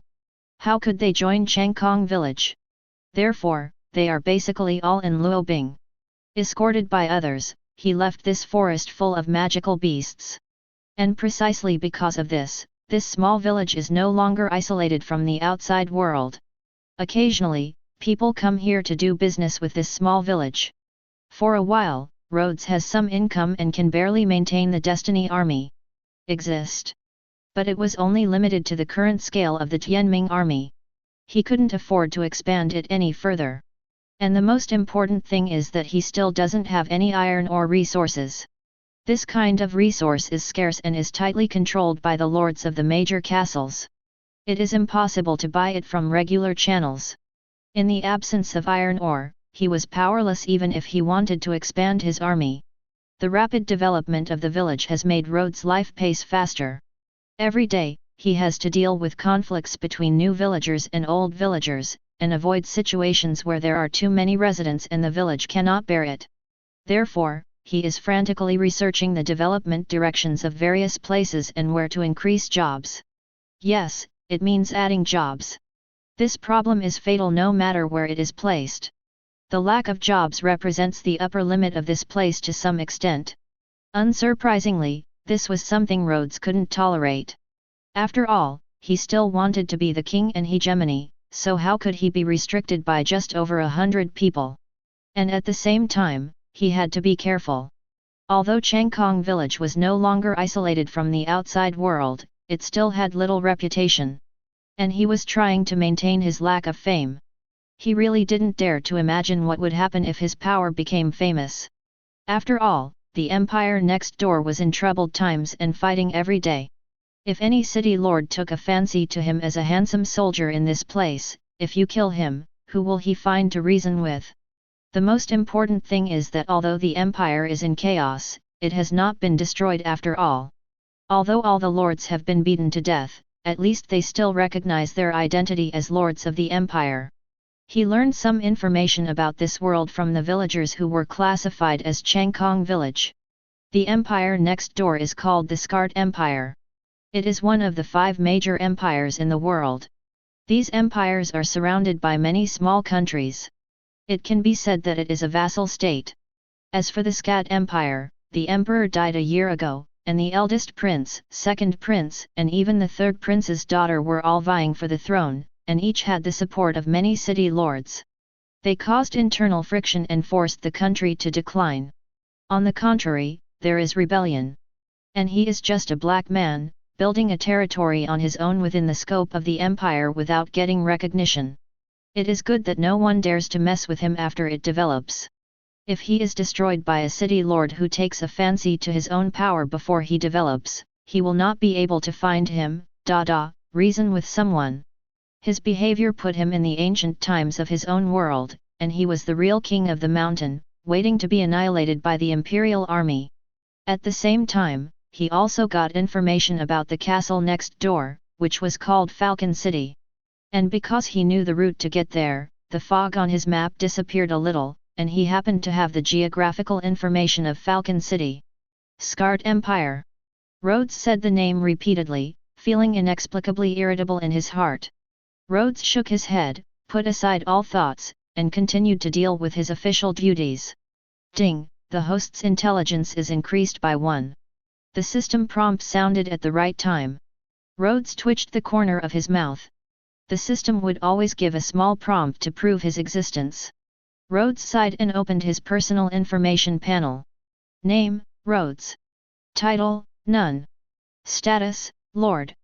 Power, none. Attributes, strength, 3 vitality, 2 speed, 1 agility, 1 intelligence, 2 writing, 1 charm, 1 coach, 1 command, 3 sword mastery, 10 spear mastery, 10 crossbow mastery, 10 special skills, making fire, carpentry. -119/10,000. After looking at the data, Rhodes sighed, shook his head slightly, and was speechless for a moment. During this period of time, he could be considered worthy of his body. Before time travel, he stayed at home every day. On the contrary, after coming here, he occasionally exercised because he felt that if he didn't have a strong body in this world, he would never know how he would die. The system will always give him a little hint when he wants to be lazy, telling him to increase his health by 1 or increase his strength by 1 or something, giving him some sweetness. But the added amount is really small.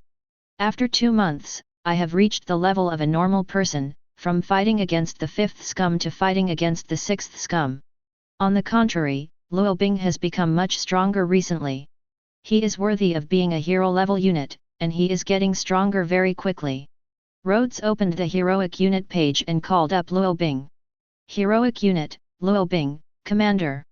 Attributes, Strength, 8 Vitality, 9 Agility, 6 Melee, 23 Remote, 0. Status, Appointed. Luo Bing is now more powerful in all aspects, which makes Rhodes very satisfied. During this period of time, Luo Bing's conquests in the east and west made him go through many battles. It is reasonable for him to obtain such an improvement. Subordinate Wright, please see the Lord. Wright's voice came from outside the door. After there were more than 100 people in Changkong village, people like Squire gradually began to appear, such as Wright, who was well liked in the village. Changkong village needed to be expanded to accommodate more people, and Rhodes had no one available, so he gave Wright the status of a supervisor and asked him to supervise the progress and quality of the project. Come in. Hearing that it was Wright, Rhodes let him in without thinking too much. Anyway, he only came to report work every time. Chapter 154. Things did not go as Rhodes expected. Wright came to report on the work again. I have to say that Wright was very serious and worthy of his name as a country squire, and he completed the work properly. Rhodes stretched and yawned unconsciously. He had not rested for a long time and was really tired. Wright, who was about to leave, looked back and took steps again. Lord, although you care about the people of your territory, you are working too hard and your health is very important. Wright said seriously. Oh, what can I do? I'm busy with work, and I can't rest. Rhodes felt helpless and complained. Well, why don't the Lord find someone to serve you, so that you can get a proper rest?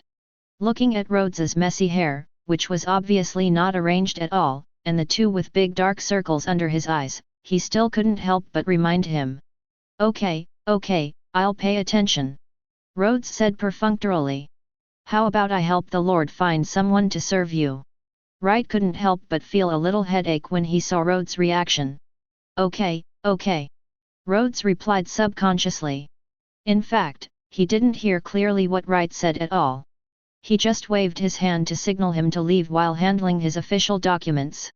My subordinates, please take your leave now. Wright bowed slightly and left the Lord's mansion, but he made a mental note to find someone to serve Rhodes. Rhodes woke up quietly and stretched. I actually fell asleep at my desk again, ugh. Rhodes shook his head, stood up, and saw the bright sun shining through the window in the room. I overslept again, it's over. Rhodes felt a little uncomfortable. Lord, I would like to see my subordinate Right. I have completed the task you assigned me. Outside the door, Right was calling loudly again. Rhodes often thinks that this Right is not young anymore, he is considered a little old man, and he is still working harder day by day. But the mission, have I given him any mission recently? Rhodes was a little confused. Right, come in. Since Rhodes couldn't figure it out, he stopped thinking and called Right indirectly. After receiving a response, Right opened the door and walked in. Report to the Lord, my subordinates have completed what you told them to do. Right said respectfully. Have I told you anything recently? Rhodes asked with a confused look on his face. According to your instructions, I have found a suitable person to serve you. She is waiting outside the door. As if he had expected Rhodes's answer, Right said confidently. Rhodes' mouth opened wide. Thinking back carefully, it seems that Right really asked himself and then agreed? This feels very weird. Right, you are not forcing others. Rhodes realized something instantly and asked quickly. After all, if you say nice things, you are here to serve him. If you say bad things, aren't you just a servant? Absolutely not, Lord, all of us and the subjects are well aware of your nobility and greatness, and we will never do such a thing. In fact, this person took the initiative to serve you. I just revealed this situation to you a little bit. Our subjects. Lai Shi said seriously. Ah. Rhodes himself didn't expect that he had such a high prestige in the eyes of everyone in Changkong village, and he was a little surprised. Then let her come in. It's not good to leave others out. Rhodes shook his head and said. Right seemed to be waiting for Rhodes' words, clapped his hands and said, come in. Squeak. The door was slowly pushed open, and a beautiful figure walked in slowly. Rhodes' mouth slowly widened until it looked like a round egg. Are you, Xuanan? Rhodes' voice was slightly shocked. In front of him, Xuanan was wearing a maid uniform. The maid uniform perfectly showed off her figure, which should be convex and curvy. Her pure face was slightly red, as if it was about to overflow with water. It was a little dirty at first. She's face was so touching now. She looked at Rhodes with a shy look, and that look made Rhodes' eyes go straight for a while. Ahem. Rhodes coughed quickly after realizing that he had lost his composure, but his heart was still in shock. Holy shit, what a real beautiful maid. What a pretend maid. She's so cute. What should I do? I'm going to die. At this time, Rhodes' heart was beating crazily. Rhodes finally suppressed his chaotic breath. Looking at Rhodes' expression, Xuanan couldn't help but blush a little more, but she felt a little excited in her heart. Ding, get a charm +1. Rhodes was stunned. This was the first time his charm value had increased. 0. Please give me flowers. If you add more, will I become the most handsome man in the world? Rhodes couldn't help but think about it. Rhodes's expression changed when he looked at Xuanan, as if he was looking at a treasure. It was obvious that this bit of his charm was provided by her. Xuanan, I remember, you seem to have a sister.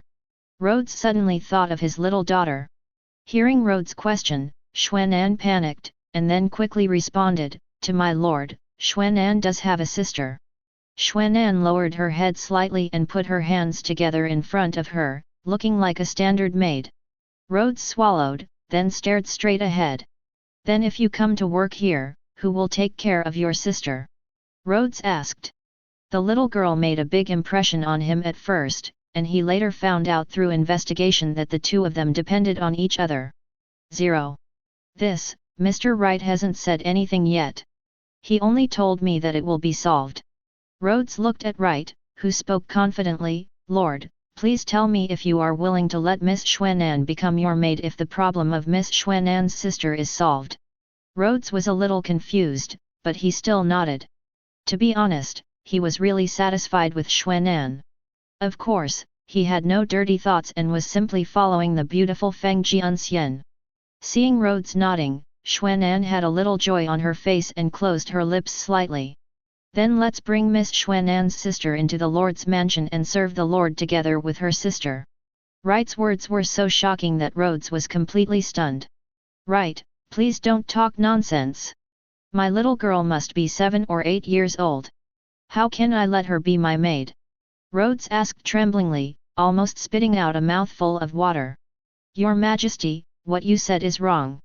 We just let the little girl come to the Lord's mansion, and we won't let her do anything. We just let Xiao Nanan and her sister learn, and we also let Miss Xuanan take care of her. Right said. Rhodes glanced at Xuanan and found that she didn't look like she wanted to refuse. Instead, Rhodes saw some expectation in her eyes. Rhodes sighed and waved his hand. Okay, then I'll do as you say. Arrange Xuanan and her sister in the room in my lord's mansion. The treatment will be half the standard of soldiers. Obey my lord. Chapter 155. Lord, please let me change your clothes. As soon as it dawned, Rhodes discovered that Xuanan had been by his side for a long time. I have to say that Xuanan, the maid, is really dedicated, but when Rhodes saw the little girl beside him, he couldn't help but feel guilty. The little girl stayed aside, wearing a very small maid uniform, looking at him with wide eyes, her eyes blinking as innocently and cutely as her little face matched. Ahem, no, I can do this myself. Rhodes waved his hand quickly, took the clothes and put them on himself. Seeing Rhodes' behavior, Xuanan was a little flustered, thinking that she had served him wrong, or that he had made Rhodes unhappy. Seeing the grievance on Xuanan's face, Rhodes quickly explained, Xuanan, you don't have to think too much, I'm just not used to being served by 863 people like this. These little things like brushing my teeth, washing my face and getting dressed, I just do it yourself, just help me clean up and stuff. Hearing Rhodes' words, Xuanan blinked, bit her lip, and nodded. Also, you don't need to call me Lord, it sounds weird, just call me young master. Rhodes groaned, and then gave instructions. Every time he was called Lord, it feels a little weird. Yes, master. Xuanan said seriously. Rhodes suddenly felt goosebumps, and then an inexplicable feeling appeared in his heart. This was really his first time trying this kind of experience. He had tried it at most in a maid coffee shop before, but this kind of sincere call was completely different from the one in a maid coffee shop. The feeling was far different. Ahem, that's it, I'm going out first. Rhodes hurriedly left the bedroom and walked to the front hall as if he was running away. Xuanan looked at Rhodes' back with a bit of fascination in her eyes, biting her lower lip and blushing slightly. Only the little girl stared at Rhodes with her eyes widened, and then looked back at her sister. Her eyes rolled around, wondering what she was thinking. Hi! Rhodes let out a long sigh of relief after escaping from the bedroom. He had to admit that it was too exciting for him. Subordinate Luo Bing, please see the Lord. Luo Bing's voice came from outside the door. Rhodes was a little confused as to why Luo Bing came to him so early in the morning, and his voice was quite urgent. Come in. Rhodes said loudly. Squeak. When Luo Bing heard Rhodes' summons, he opened the door and entered quickly. What's wrong? Why are you in such a hurry so early in the morning? Seeing the eagerness on Luo Bing's face, Rhodes couldn't help but ask. Tell me, Lord, we have found iron ore. Luo Bing said respectfully, with excitement in his voice. What? Are you serious? Where is this iron mine? It's not far from our village. Rhodes was also startled. It's the real Lord. We came to report it as soon as we found out. The location of the iron mine is only about 10 steps away from our village. Luo Bing said quickly. Okay, let the Destiny Army stop everything they are doing and go and occupy the iron mine immediately. Rhodes immediately ordered. 10 miles is just a distance of 5 kilometers, which is still within the controllable range. Luo Bing showed a troubled look and said, but, Lord, we found that the iron mine is occupied by a group of goblins. Oh? How many people are there on the other side? Rhodes asked in surprise. It's not just enemies who don't get together, it's actually goblins. There are about 30 goblins. They should be the territory of a certain goblin tribe, and they seem to value this iron mine very much. Luo Bing frowned. Rhodes also knew the seriousness of the problem. There were at least 100 goblins in a goblin tribe. Capturing this iron mine was not a big problem. The biggest problem was whether it could hold it. Will it attract an attack from the entire goblin tribe if it cannot be defended? Although the village has developed well recently, and even built a somewhat large wooden city wall with wood, it can never stop the attack of hundreds of goblins. Rhodes paced back and forth, unable to make up his mind for a moment. Go get right. Rhodes said suddenly. Yes. Luo Bing took the order and left. Not long after, Wright arrived at the Lord's mansion, and Rhodes explained the situation to him straight to the point.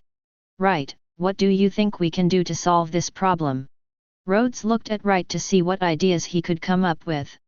This. Wright was also confused, thinking deeply, and couldn't answer for a while. Everyone was thinking hard, and just when Rhodes was about to give up, Wright suddenly had an idea. 0.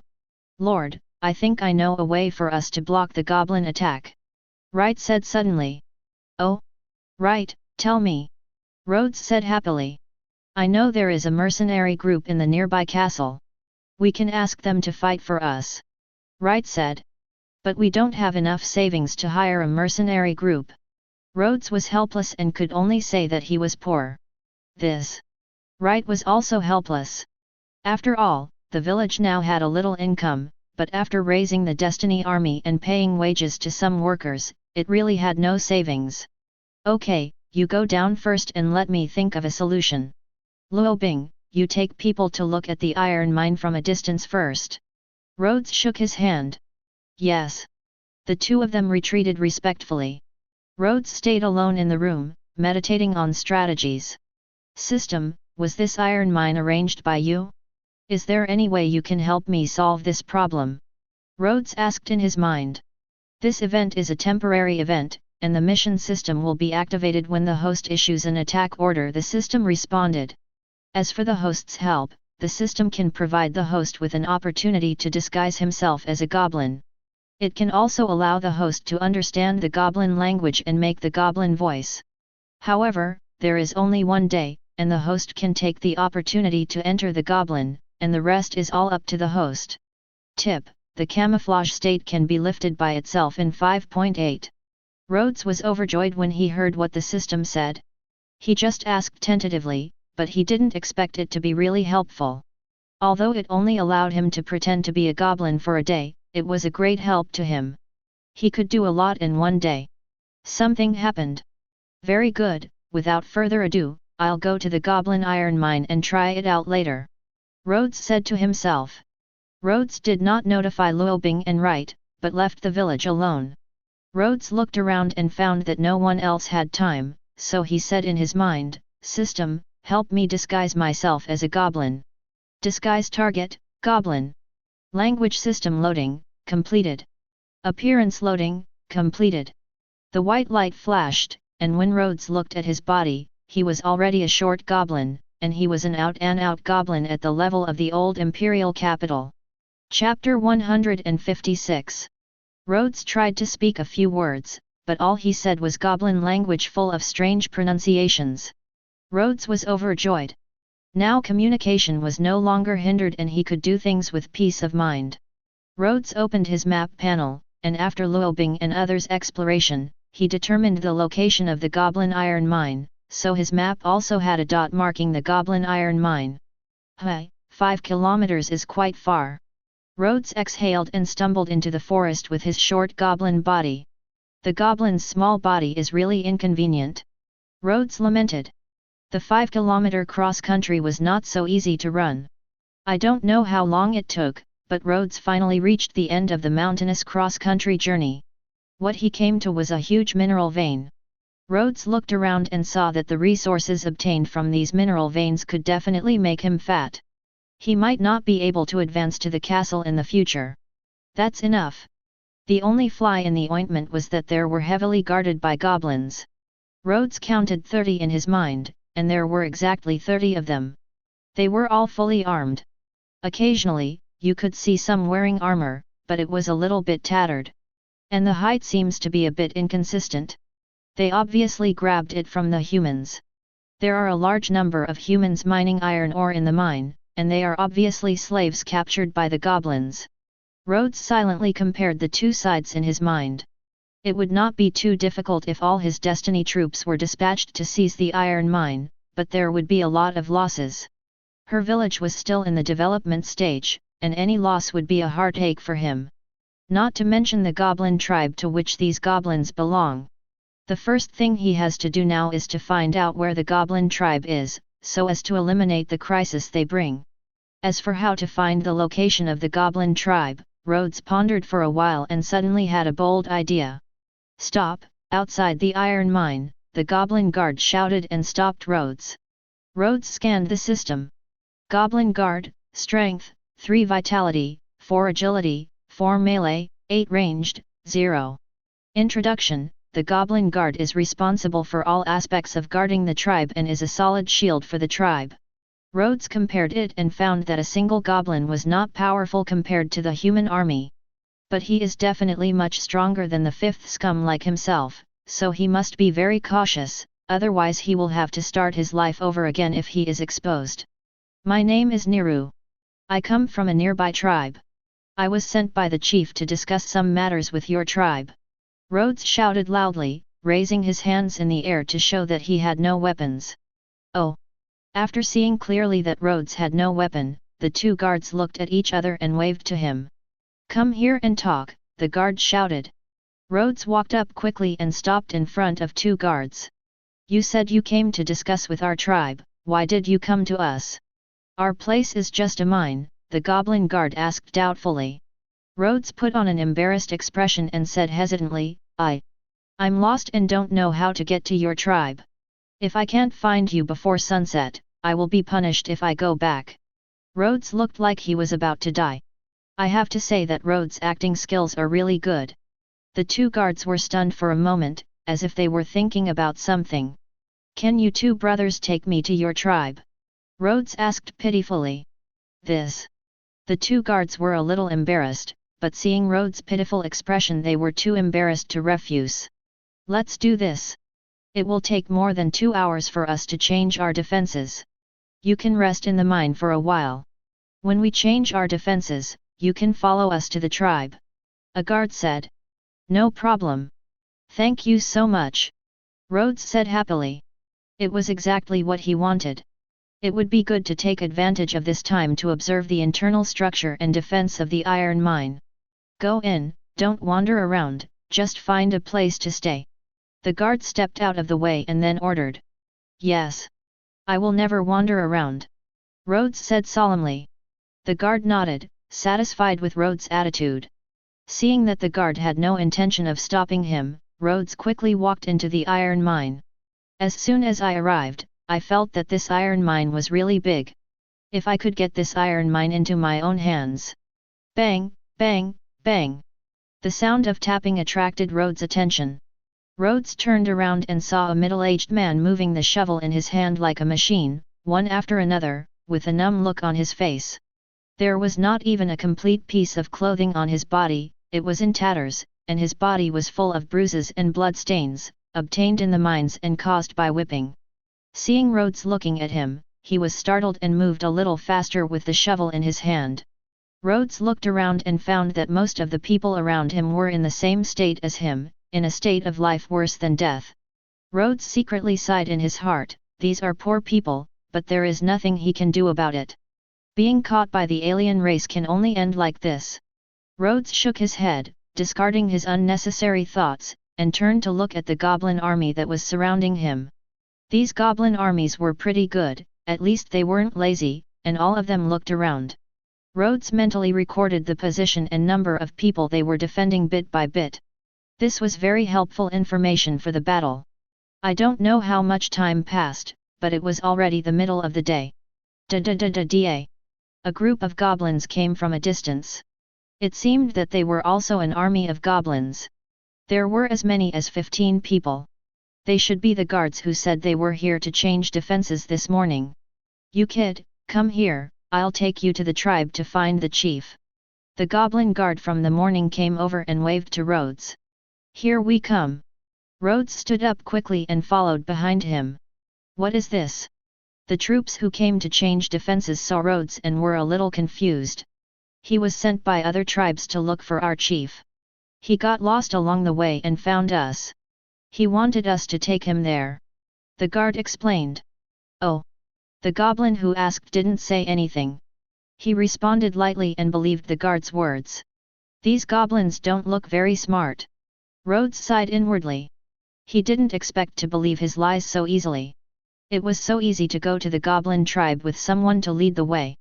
The only question left now was what excuse to use, otherwise if there was no excuse by then, we would have to wait to die.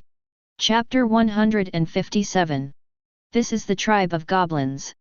Rhodes looked at the village that appeared in front of him, with tall watchtowers and teams of goblins patrolling. Rhodes couldn't help but feel a shiver in his heart. As shown now, this goblin tribe is really not weak. Rhodes counted almost 120 goblins in his mind, and the goblins plus the patrol team are probably enough. There are more than 50 soldiers. Although the goblins' individual combat effectiveness is not strong, if these armies and other goblins fight together, it is definitely not something that the current Changkong village can defend. Okay, we have already informed the chief. You can just go in later. A goblin brought Rhodes to a wooden house and said calmly. Okay, thank you, brother. Rhodes thanked him, swallowed, and looked at the wooden house in front of him. Next, it's time to watch him perform alone. If something goes wrong, he will pay the price with his life every minute. After all, he is now in the enemy's base camp. Rhodes took a deep breath, then composed himself and walked directly in. Crossing the dark doorway, what appeared in front of Rhodes was an old goblin full of age. 2 guards stood beside him, guarding it. Rhodes used the system to scan the goblin. Ellis strength, 2 vitality, 1 agility, 3 melee, 2 ranged, 0. Iris, the chief of the goblin tribe. He has been in charge of the goblin tribe for more than 10 years and has absolute authority over the goblin tribe. This attribute is really weak, but Rhodes can understand it seeing Elisa's old appearance. Dear Chief, my name is Niru, and I am looking for you on the order of the chief. Rhodes said respectfully. I am Elise, which tribe are you from? I haven't heard of any goblin tribe nearby. Elise stared at Rhodes, and Rhodes felt the majesty from the superior in him. For a moment, the 2 guards stared at him fiercely, as if they would arrest Rhodes immediately if the chief gave the order. Rhodes took a deep breath and continued, Dear Chief Ellis, our tribe has just migrated here. The chief wants me to come to you and discuss with you whether you can accept our arrival and let us live in peace. Various thoughts collided rapidly in Rhodes' mind, and excuses came out of his mouth. Oh? They just migrated here? What's the reason? Elise asked. Our side was attacked by a human city lord. Many tribesmen lost their lives. We couldn't stay in that place, so we had to move over. But on the way, we heard that there was also a goblin tribe here, so I was sent here. Discuss with Chief Ellis. Rhodes said respectfully. Well, I already understand your situation. You can go out first and I will discuss it with my tribe first. Yes. Chief, I wonder if I can visit your tribe. Your tribe is so majestic and I admire it very much. Rhodes asked. Of course, you can go by yourself, but don't cause trouble, otherwise it will be bad if you are arrested. Ellis couldn't help but feel a little proud when he heard Rhodes praising his tribe. Of course, noble Chief Ellis. Rhodes felt happy. These goblins were indeed not very smart and they actually believed his lies. After leaving Ellis' wooden house, he breathed a sigh of relief. The most difficult part was basically completed. Rhodes quickly circled the tribe, as if looking for something. He was naturally looking for the tribe's granary and military camp. He was preparing for a big event and burned these 2 places and their chief's wooden house with fire. After a while, Rhodes has basically figured out the layout here and has a good idea. Hey! Rhodes suddenly held his stomach. I'll go to the jungle next door to deal with it first. Rhodes signaled, and the patrol team didn't doubt it and waved their hands to let him deal with it on his own. When Rhodes saw it, he immediately found a remote corner to hide, picked up a few dry logs and started making fire with them.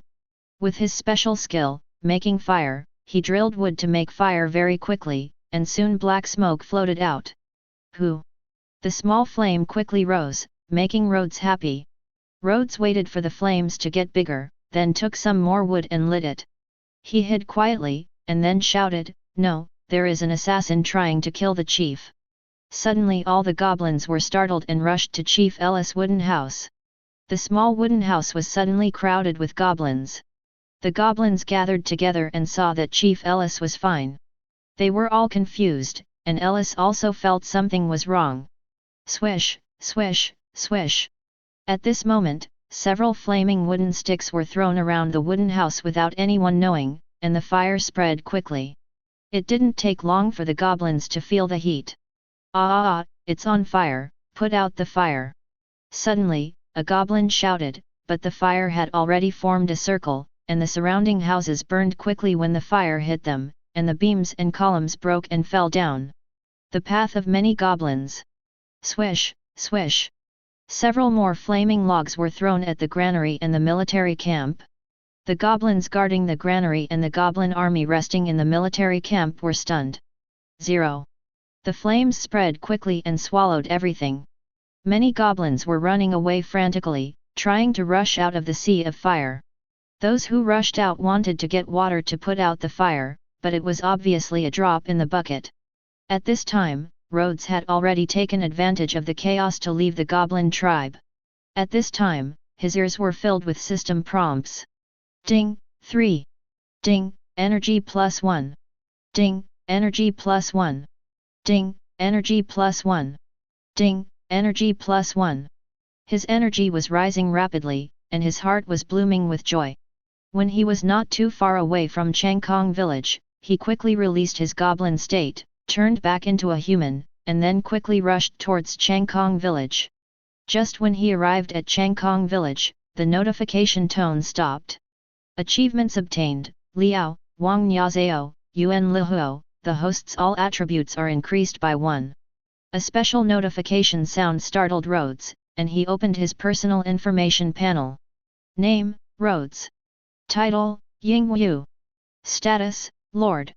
Power, none. Attributes, strength, 4 vitality, 3 speed, 2 agility, 2 intelligence, 2 writing, 2 charm, 3 coach, 2 command, 4 sword mastery, 11 spear mastery, 11 crossbow mastery, 11 special skills, making fire, carpentry. Energy -24/10,000. Rhodes looked at his attributes, and instantly felt that he had gotten rid of the title of 5 scum. He looked at the energy value again, did the math, and was shocked. He had burned to death 95 goblins, including the army. There are only 170 goblins in the goblin tribe. The direct population has been reduced by half, and the remaining goblins should be injured and severely damaged in combat. What a great opportunity! Rhodes' eyes lit up with astonishing light. Chapter 158. What a great opportunity! Rhodes' eyes lit up with astonishing light. Rhodes rushed into Changkong village and walked directly to the Lord's mansion. I have met the Lord. Along the way, all the villagers saluted him and blessed him from the bottom of their hearts. After all, Rhodes gave them a good living environment. Rhodes smiled back at them, and then hurried into the Lord's mansion. Snapped. Rhodes directly pushed open the door of the Lord's mansion, startling Xuanan and the little girl who were cleaning inside. "Master, you are back." Xuanan saw some joy on Rhodes' face. "Well, you go find Luobing and write right away, quickly." Rhodes ordered directly without saying anything. Xuanan rarely saw Rhodes with such a serious expression, and was shocked. Why did he go out of the Lord's mansion to find someone? Not long after, Xuanan led the two of them to Tinjianji. "I pay my respects to the Lord." The two men knelt on one knee and said in unison. "Yet." Rhodes nodded and waved his hand for the two of them to stand up. "Luobing!" Rhodes shouted. "My subordinate is here." Luobing didn't know what happened, but he responded immediately. "I sneaked into the goblin tribe today, set a fire and burned down most of their facilities. I also burned 95 goblins to death, and the rest were injured. Now 810, if we put the iron even if they capture the mine, they won't be able to take it back from us. Do you have the confidence to lead the Destiny Army to knock down the iron mine?" Rhodes asked loudly. What? Luobing and Wright were both shocked. After all, the news Rhodes said was too shocking. Do you have confidence? Rhodes asked again. Yes. I will never let you down. Luobing said excitedly. Reconciliation, right, when we go on an expedition, everything in the village will be entrusted to you. I now officially appoint you as the general manager of the village to coordinate everything in the tribe. Yes. Wright was also very excited. Okay, without further ado, Luobing, order your troops and go out with me. Rhodes was filled with pride. Sir, are you going to? Luobing couldn't believe it. Don't you believe me? Rhodes looked at him. No, no, no. I just think that the Lord has a noble status. Luobing waved his hand quickly and explained what he meant. Don't worry, I can take care of myself, and I won't interfere with your orders. Moreover, if I have the chance, I even want to wipe out the goblin tribe together. Rhodes narrowed his eyes slightly and said. Yes. Luobing's heart trembled, and he said no more, but quickly gathered the Destiny Army. Ding, trigger the mission, snatch the goblin iron ore, the mission can be upgraded to annihilate the goblin tribe. Requirement, eliminate the garrison stationed at the goblin iron mine. Capture the goblin iron mine. Introduction, the scarcity of iron ore severely limits the development of the village. It coincides with the goblin tribe encountering a major change. They defeat their troops and seize their iron ore. Progress 0/2. Rhodes was stunned when he saw the upgradable task of brackets. This was the first time he had seen such a situation. Systems, what are they? Rhodes asked in his mind. When the host completes this task, the system will give the host a choice to choose whether to upgrade the task. If the task is upgraded, the rewards will be more generous after completion, and the rewards will be issued after the task is completed. Understood. Rhodes snapped his fingers and looked at the water in front of the Lord's mansion where everyone in the Destiny Army had been assembled. Because it is 10 miles away from here, and the safety of the village must be paid attention to, Rhodes did not bring 2 sentries with him this time. Everyone, follow me on the expedition. War. In the forest, the figures of the Destiny Army and Rhodes appeared, marching forward quietly, and the goblin iron ore was nakedly exposed under their eyes. Rhodes looked over and counted quietly in his mind. He was surprised to find that the number of goblin troops guarding the village was reduced by half, with only 15 people present. It seems that half of the army has gone back to support the tribe, which is exactly what I want. Rhodes sneered. Luobing, you know what to do next. Rhodes turned to look at Luobing next to him. Yes. Luobing was slightly excited. He waved to the people of the Tianming army behind him and made a gesture to launch an attack. Suddenly, everyone's nerves were tense and they rushed forward quickly following Luobing's footsteps. Kill! Luobing shouted. Kill! Suddenly, all the sergeants roared and rushed forward to kill. The goblin troops were obviously frightened by the sudden appearance of the Destiny Army, and they were all in a panic. However, he quickly stabilized his figure and fought against the Destiny Army. The only goblin archer stood on the sentry tower, bent his bow and arrow, and aimed at the head of a swordsman. The metal on the head of the scissor gave off a cold light. Just as he was about to shoot the arrow, a figure had quietly touched it. Behind him, Rhodes tied the goblin archer's neck with one hand behind his back, and stabbed the goblin archer directly into its neck with a sharpened wooden thorn in his other hand. His movements were smooth, and he directly killed a goblin archer. Ding, energy +1. Rhodes stood on the guard tower and looked down. The battle below had also been resolved, and it was almost one-sided. In a one-on-one situation, even the goblins in the past are not as good as the members of the Destiny Army, not to mention that the current Destiny Army has been training in the training ground for a long time and has a little more attributes than before. It's just massacre. Ding, Luobing's attributes have increased. Rhodes was stunned for a moment and glanced at Luobing. Heroic unit, Luobing, Commander. Attributes, Strength, 10 Vitality, 9 Agility, 7 Melee, 27 Ranged, 0. Both Strength and Agility have increased, which makes Rhodes very pleased. Rhodes slowly climbed down from the sentry tower and looked around at the mine slaves who were already stunned in place. Everyone, I am the Lord of Changkong village. Now my army has captured this place, the goblins have been eliminated by us, and now you are free. Rhodes said loudly. The scene was silent for a moment, and soon there were sounds of sobbing and the sound of someone lying down. Are we really free? Everyone couldn't believe it. They didn't know how long they had been subjected to inhuman treatment here. Now you have three choices. First, stay here and continue mining. However, each person only needs to work 6 hours a day to ensure 3 meals a day and living conditions. At the same time, each person will receive 1 copper coin per day. Rhodes's first condition has shocked many people. This commission is really quite large. 1 copper coin a day is 30 coins a month. This is while ensuring 3 meals a day and housing.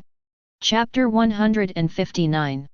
Many people were moved, but they still waited quietly for Rhodes to continue.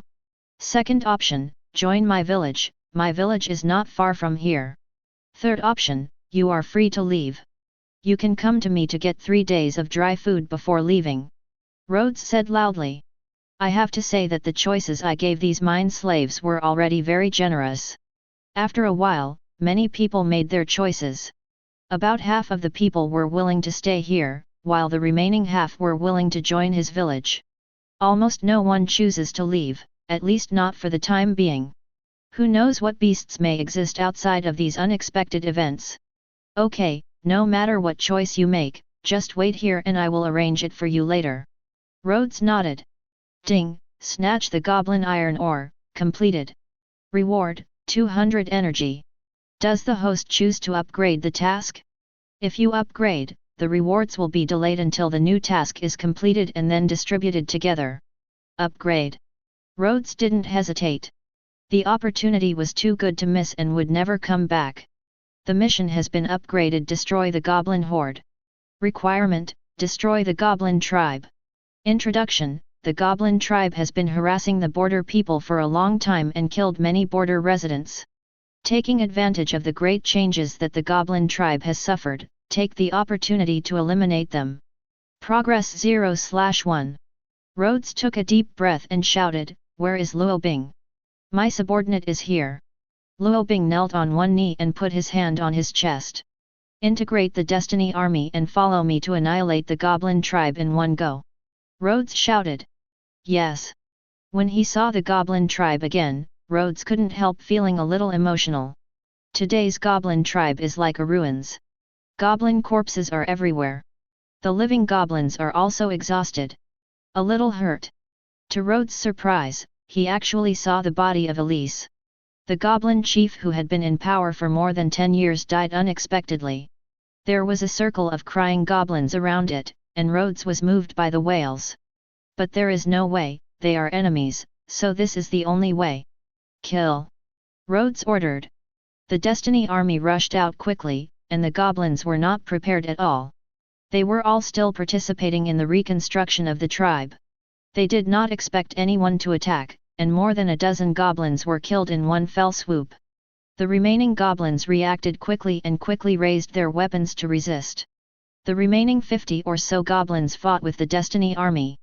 However, most of the remaining goblins were old, weak, sick, and disabled, and most of them were injured. Although they were almost 3 times as many as the Destiny Army, they were still at a disadvantage. Rhodes also quickly joined the battlefield, wearing a suit of armor captured from the iron mines and holding a long sword in his hand, and started fighting the goblin soldiers. For a moment, there were flashes of swords, the sounds of armor rubbing against each other, and the sounds of swords clashing one after another. Blood is flowing, both from the goblins and from the Destiny Army. One by one, the goblins fell under Rhodes' sword. From the unfamiliarity at the beginning, he gradually became more skilled, and his eyes gradually became colder. After killing one goblin, he moved on to the next one. Ding, increase the power by 1. Ding, the king of proficiency in swordsmanship. Ding, energy plus 1. Ding, energy plus 1. Ding, energy plus 1. The fight lasted for about half an hour, and by the end of the fight, Rhodes had fallen to the ground. Rhodes wandered around the battlefield, always walking up to the Destiny army to give their opponents the final blow, desperately trying to restore his energy. Rhodes clicked on the personal information panel. Name, Rhodes. Title, None. Status, Lord. Power, None. Attributes, Strength, 5 Vitality, 3 Speed, 2 Agility, 2 Intelligence, 2 Writing, 2 Charm, 3 Coach, 2 Command, 4 Sword Mastery, 21 Spear Mastery, 11 Crossbow Mastery, 11. Special Skills, Making Fire, Carpentry. 2/10,000. Phew. Rhodes breathed a sigh of relief and lay down on the ground. Luobing, report casualties, Rhodes ordered. Yes. Luobing climbed up with difficulty, counted the casualties, and finally knelt on one knee in front of Rhodes. Reporting to the Lord, in this battle, we lost 5 soldiers, and 2 soldiers were seriously injured and cannot participate in future battles. Most of the remaining soldiers have minor injuries, but they only need to recover for a period of time. Luobing's voice was a little heavy. Rhodes looked up at the sky.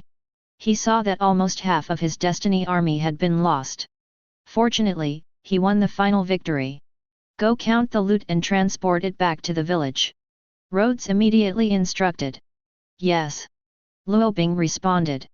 Rhodes sat back in the main hall of the Lord's mansion, feeling a little emotional. Looking at this Lord's mansion, it felt a little strange, and Rhodes sighed. As soon as he returned, Rhodes ordered Wright to take people to arrange iron ore workers and bring enough labor to carry out iron ore mining. At the same time, he ordered the blacksmith to go all out to build weapons and equipment. Master, let me help you relax. Suddenly, Xuanan walked up behind Rhodes and pressed his shoulders. Feeling Rhodes' tight muscles, Xuanan felt a little distressed. Rhodes turned back and smiled at her, feeling suddenly warm. My subordinate, Wright, wants to see the Lord. Wright's voice came from outside the door. Come in. Rhodes shouted immediately. Squeak.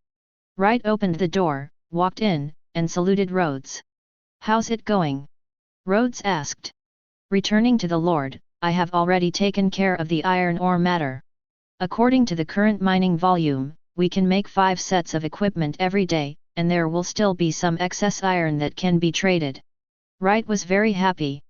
At the same time, we received a total of 56 absentees, 29 of whom joined the village and the rest stayed to work in the mine. I transferred another 15 villagers from the village to supplement manpower. Wright continued. Rhodes nodded with satisfaction. He always feels at ease when Wright handles these matters. Ding, mission, annihilate the goblin tribe, Peas Hetian. Reward, 200 energy. Unlock special profession, Magic Swordsman. Magic Swordsman, Strength, 15 Vitality, 18 Agility, 11 Melee, 40 Remote, 0. Special skill, Demonic Flame Sword, can cover the sword with a layer of demonic flames, giving it extremely powerful attack power. Introduction, as a swordsman with magical power, the Magic Swordsman has extremely powerful combat capabilities. He can condense the magic power into his sword to issue magical attacks. How to obtain, the host can pardon it independently. Only 5 Magic Swordsmen can be pardoned each year, and each Magic Swordsman consumes 30 energy. I didn't expect that the rewards would be given out at this time, but when Rhodes saw the rewards, his eyes went straight. This special unit is really awesome. While the attributes of other units are still in single digits, they have already reached double digits. And also has powerful special skills. Chapter 160. My subordinate, Luobing, wants to see you. At this moment, Luobing also came. Come in. Rhodes called. Luobing, who was wearing armor, walked in, looking very high-spirited. After all, he had just won a great victory. Has the notice been posted? Rhodes asked. As soon as he came back, he told Luobing 2 things. The first thing was to put up notices about wounded and dead soldiers. The notice states that the relatives of each fallen soldier will receive a pension of 5 silver coins, and at the same time, the village will support their parents and raise their children. Each seriously injured soldier will be given a pension of 2 silver coins, and all future expenses will be halved, and 1 meal of food will be provided by the village every day. The second thing was the recruitment announcement, which directly announced the recruitment of 37 people into the army. Those who were interested went to the recruitment office to sign up. After Rhodes obtained the trophies of the 447 iron mine and the goblin tribe, he immediately became ambitious and prepared to expand the Tian's army to 50 people. It has to be said that the goblin tribe is quite wealthy. Rhodes directly seized about 50 silver coins, more than 800 copper coins, and even a gold coin. You must know that 1 gold coin is equivalent to 100 silver coins. At the same time, Rhodes also got a lot of weapons and equipment, clothing, and a lot of leftover food. The equipment was transported directly to the blacksmith shop for repair, and all clothing, food, etc. were distributed to the group of people on the iron mine. Now we have money, we are equipped with weapons, and we even have a population. Although the population is still not large, there are more than 200 people there one after another. How effective are the signs? Rhodes asked. Report to the Lord, because we treat the soldiers who join the army and the wounded soldiers very well, and the results are very good. Many people really want to join the army. We will be able to recruit enough soldiers right away, and the training will be completed soon. Luo Bing was also very happy. After all, which commander wouldn't want his lord to be someone who treated his soldiers preferentially? Very good. Rhodes was very satisfied. By the way, change the number of soldiers you recruit to 42. I want to form a 5-man personal guard. Rhodes ordered. He thought about his demon swordsman. He rewarded 200 energy. Now he has 202. It only takes 30 energy to pardon a demon swordsman. He can completely pardon this year's 5 demon swordsmen at once. By the way, the training direction of the Destiny Army is based on 15 archers, 10 swordsmen, and 25 swordsmen. Please tell the blacksmith your weapon requirements. Rhodes ordered. Yes. Luo Bing accepted the order. Seeing that Rhodes had no intention of giving any other orders, he quickly left. Xuanan, who was behind Rhodes, looked at Rhodes ordering orders in an orderly manner, with a slight blush on her face. She couldn't help but feel that Rhodes was really handsome. The little girl on the side also looked at her sister and curled her lips. Lord, my subordinates have something to report. Right suddenly said. Oh? What's going on? Rhodes suddenly felt a little confused. There is a man in the iron mine who claims to be the young city lord of Falcon City. He was accidentally caught by the goblin army outside. He asked to see you, and he is right outside the door now. Oh? The young lord of Falcon City? Rhodes was surprised. Isn't Falcon City the castle next to him? Let him in. Rhodes ordered. Yes. Right responded, then paged, and a young man walked in from the door. The young man had an unruly look on his face. When he saw Rhodes, he did not bow to him or even express his gratitude. Rhodes saw the young man and frowned. Why don't you bow when you see the Lord?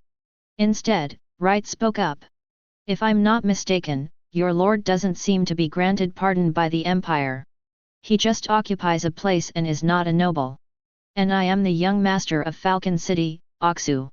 If I want to salute, he must salute. But seeing that he saved my life, I bowed and didn't have to. Oxu glanced at Right, which immediately made Right furious. When he was about to yell, Rhodes waved his hand and stopped Right. Are you the young master of Falcon City? I wonder if there is any proof. Rhodes said. Why do you need to prove it? You only need to send someone to Falcon City, and you will know the truth and falsehood naturally.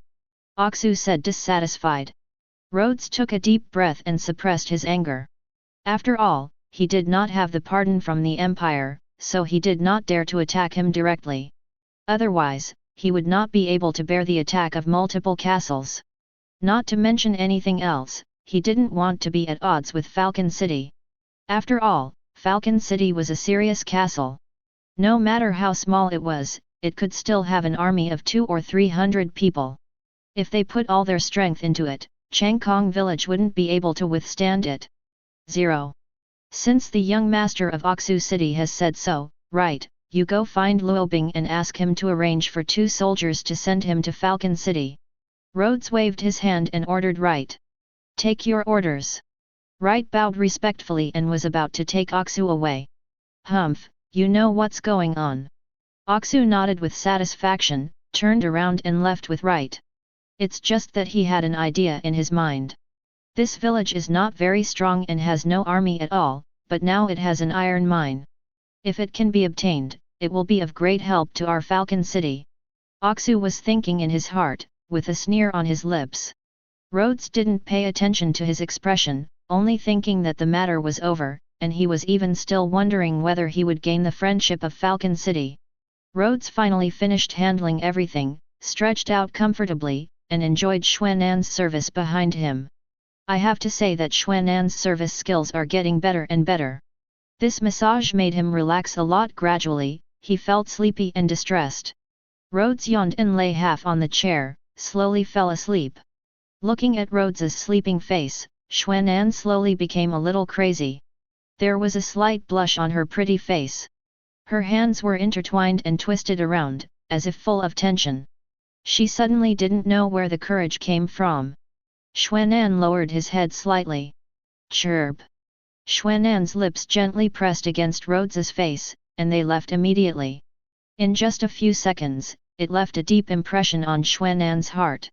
At this time, she was like a steam train with smoke coming from her head. Full of cuteness. Suddenly, Xuan'an turned around and saw Nanan looking at her and her sister from behind. 2 pairs of eyes look at each other, big eyes against small eyes. Bang! Smoke billowed from Xuan'an's head, like a ripe red apple, and Nanan made a face at Xuan'an. Xuan'an glared at her sister fiercely, then quickly turned away to hide her shy expression. Nanan smacked her lips and moved her 2 big eyes, as if she was thinking about something. Chapter 161. After a few days of peaceful life, everything went on in an orderly manner. Since Rhodes destroyed the Goblin tribe, Changkong village has become more famous among the refugees. A steady stream of people have flowed into Changkong village, allowing the villagers of Changkong village to break through. There were 250 people, and the number even reached 300 with the army. In order to deal with the explosive growth of the population, Rhodes was extremely busy, and General Manager Wright was also running up and down, exhausted. However, although Wright was very busy, he was very excited. He was like a father watching his children grow up. He was very pleased to see the rapid development of Changkong village. After all, he is now the manager of Changkong village. Right, what happened to what I asked you to do now? Rhodes asked, looking at Wright in front of him. Reporting to the Lord, I have already organized manpower to develop the river. I believe our fishery will develop soon. And we introduced a group of cattle and sheep from the passing caravan. I believe our animal husbandry will soon bear fruit. Wright heard Rhodes' question and answered directly without thinking. These have already been remembered countless times in his mind. 30. Okay. Rhodes nodded with satisfaction. In order to deal with the employment of these extra people, Rhodes has put in a lot of effort. From the development of fisheries to the development of animal husbandry, he has done almost all possible development directions. According to his expectations, if it can be fully developed to accommodate 500 or 600 people, there should be no problem. The village is still too small. Even with the crazy expansion now, it still won't work. Every village has its own upper limit. If it is a city. I sighed in my heart. Squeak. The door was pushed open, and a guard came in, bowing his head and saluting. Report to the Lord, Commander Luobing asks to see you. 117. Let him in. Rhodes raised his head. Now that the village is wider, it's just different. There are guards at his lord's mansion, and he finally doesn't have to shout at the top of his lungs like before. After hearing the guard's message, Luobing immediately walked in and knelt down on one knee to salute. Greetings to your lord, the army has been trained. Please review it, your lord. Luobing looked serious. Oh. Rhodes stood up immediately. Nothing could excite him more than this. I'm going to go now and take a walk. Rhodes said quickly. The group of people quickly left the Lord's mansion and went straight to the military camp. As soon as they arrived at the military camp, 42 newly recruited sergeants were dressed in armor and lined up neatly, forming a beautiful scenery. "Greetings to the Lord! Greetings to Commander Luo Bing!" everyone said in unison when they saw Rhodes and Luo Bing coming. Together, the voices are powerful and powerful. Very good, very good. Rhodes was very satisfied with the spirit of these soldiers.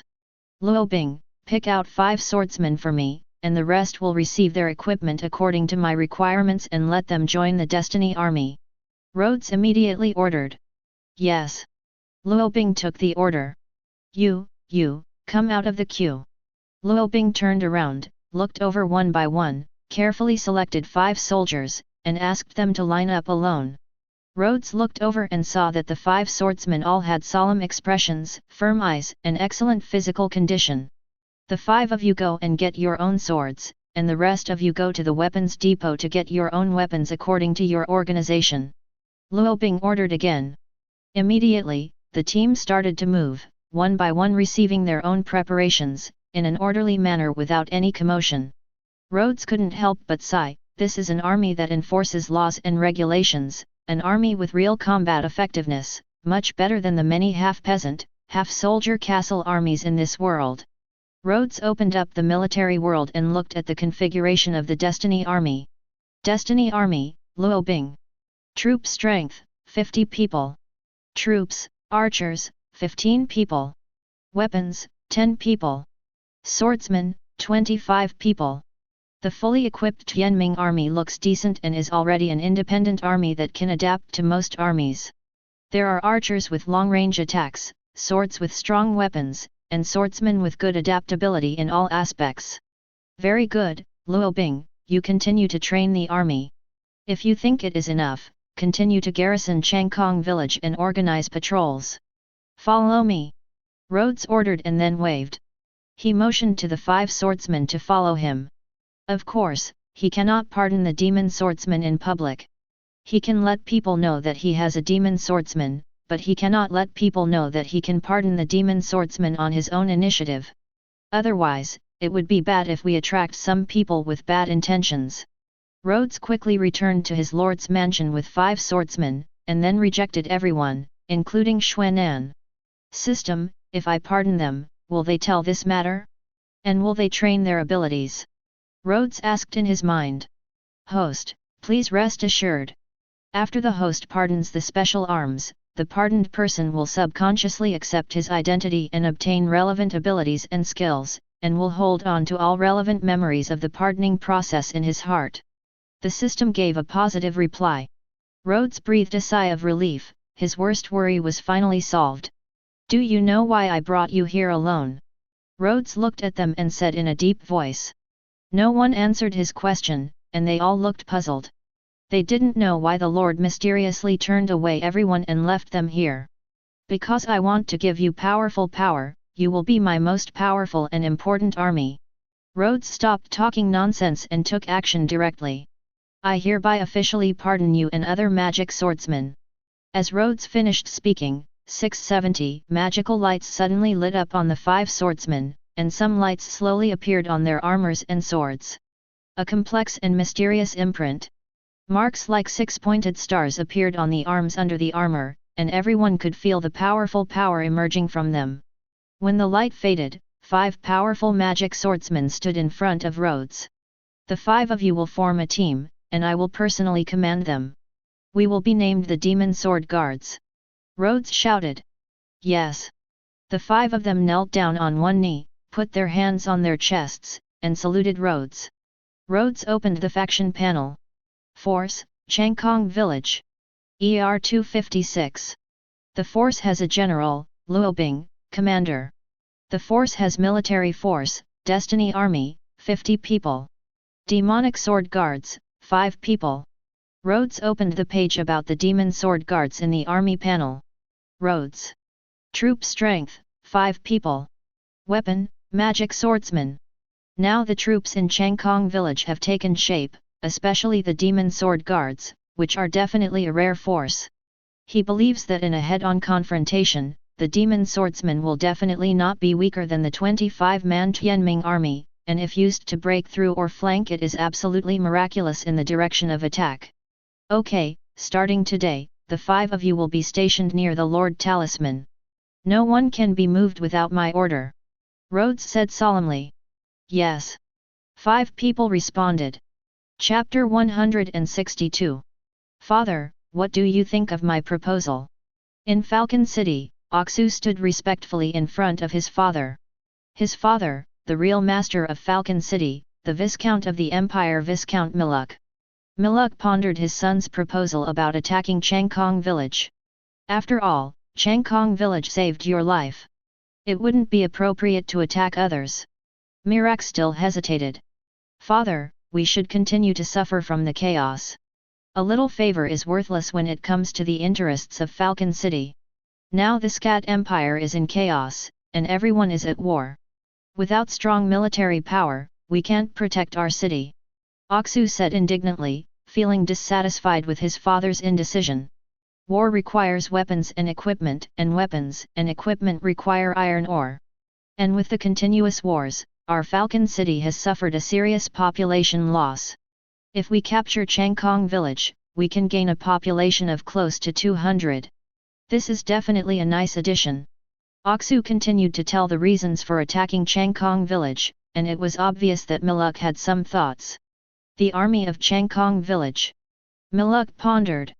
Seeing his father's interested expression, Aksu was overjoyed and said quickly, Father, don't worry, their army only has 20 people.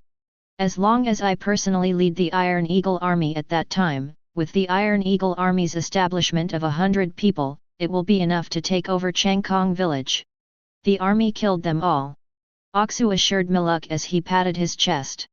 Miluk sighed, waved his hand and said, First send an envoy to ask for the iron ore. If Changkong village agrees to hand it over, we will not send troops. Since they saved you, I will give them a chance. If you don't want to, then do as you say. Miluk thought for a while and said. This, okay. Although Aksu was a little dissatisfied with his father's attitude, it was a compromise, so he reluctantly agreed. Okay, you can spend the afternoon. You can choose who to send as the messenger. I'm going to rest. Mirak waved his hand and closed his eyes slightly. Yes, father, I'll take my leave then. Upon hearing that he was the one to choose the envoy, Aksu sneered on his face, and then withdrew respectfully. As soon as he exited the hall, the respect on Aksu's face disappeared instantly, revealing a sinister look. Go, call Skyla and ask him to wait for me in my house. Just tell him that I have an important task to give him. Aksu said to his cronies behind him. Yes. The person behind him got the order and left immediately, quickly looking for Skyla. Changkong village, if you want to blame, it's because you are weak and you still have so many resources and people. Aksu's eyes showed Mercer. At this time, Changkong village did not know that the danger was approaching, and was still under construction in full swing. Both the city walls and the houses were being expanded, but they were basically all made of wood. Everyone's enthusiasm for construction is unprecedentedly high, because people truly feel the benefits brought by the progress of Changkong village, especially when Lord Rhodes is very concerned about people's livelihood. Rhodes issued many orders that were beneficial to people's lives. Because there were fewer people and the land was smaller, it was easier to manage. Moreover, although the land was small, there were fewer people, so it was considered farming. Moreover, the mining of iron ore is getting smoother and smoother, and a steady stream of iron ore is being transported back to Changkong village, which gives Changkong village enough reserves. The only thing missing now is enough stone mines to use stone bricks to build stone walls that can withstand attacks, so that your territory can be transformed from a village into a castle. Rhodes patrolled his village, and everyone greeted him along the way. Looking at the people coming and going and the people who were busy building the village, Rhodes smiled. On the wooden fence is the Destiny Army guarding Changkong village. A soldier of the Destiny Army will stand guard at every distance, guarding the surroundings. However, there are only 25 soldiers on the city wall, and the remaining 25 soldiers are divided into patrol teams to secretly guard the surroundings of the village. Rhodes attaches great importance to the role of walls. Now that he can't afford to build a high wall, he can only build 2-meter-high wall guardians, which is pretty good. Fight, fall, law yu. At this time, a group of people rode horses not far from Changkong village, looked at the map, and then stopped. Stop! Who are you? In an instant, the alert soldiers cheered up and asked. The leader glanced at the soldiers on the city wall, counted them in his mind, and then showed disdain. It seems that it is exactly what the young city lord said, this small place only has 10 soldiers. Skyla secretly laughed in his heart. Humph! I am Falcon City's special envoy Skeller, and I now request to meet with your so-called lord. Skeller's tone was unkind and snorted coldly. Just wait, I'll go back and report. The soldiers on the city wall were stunned when they heard the envoy from Falcon City.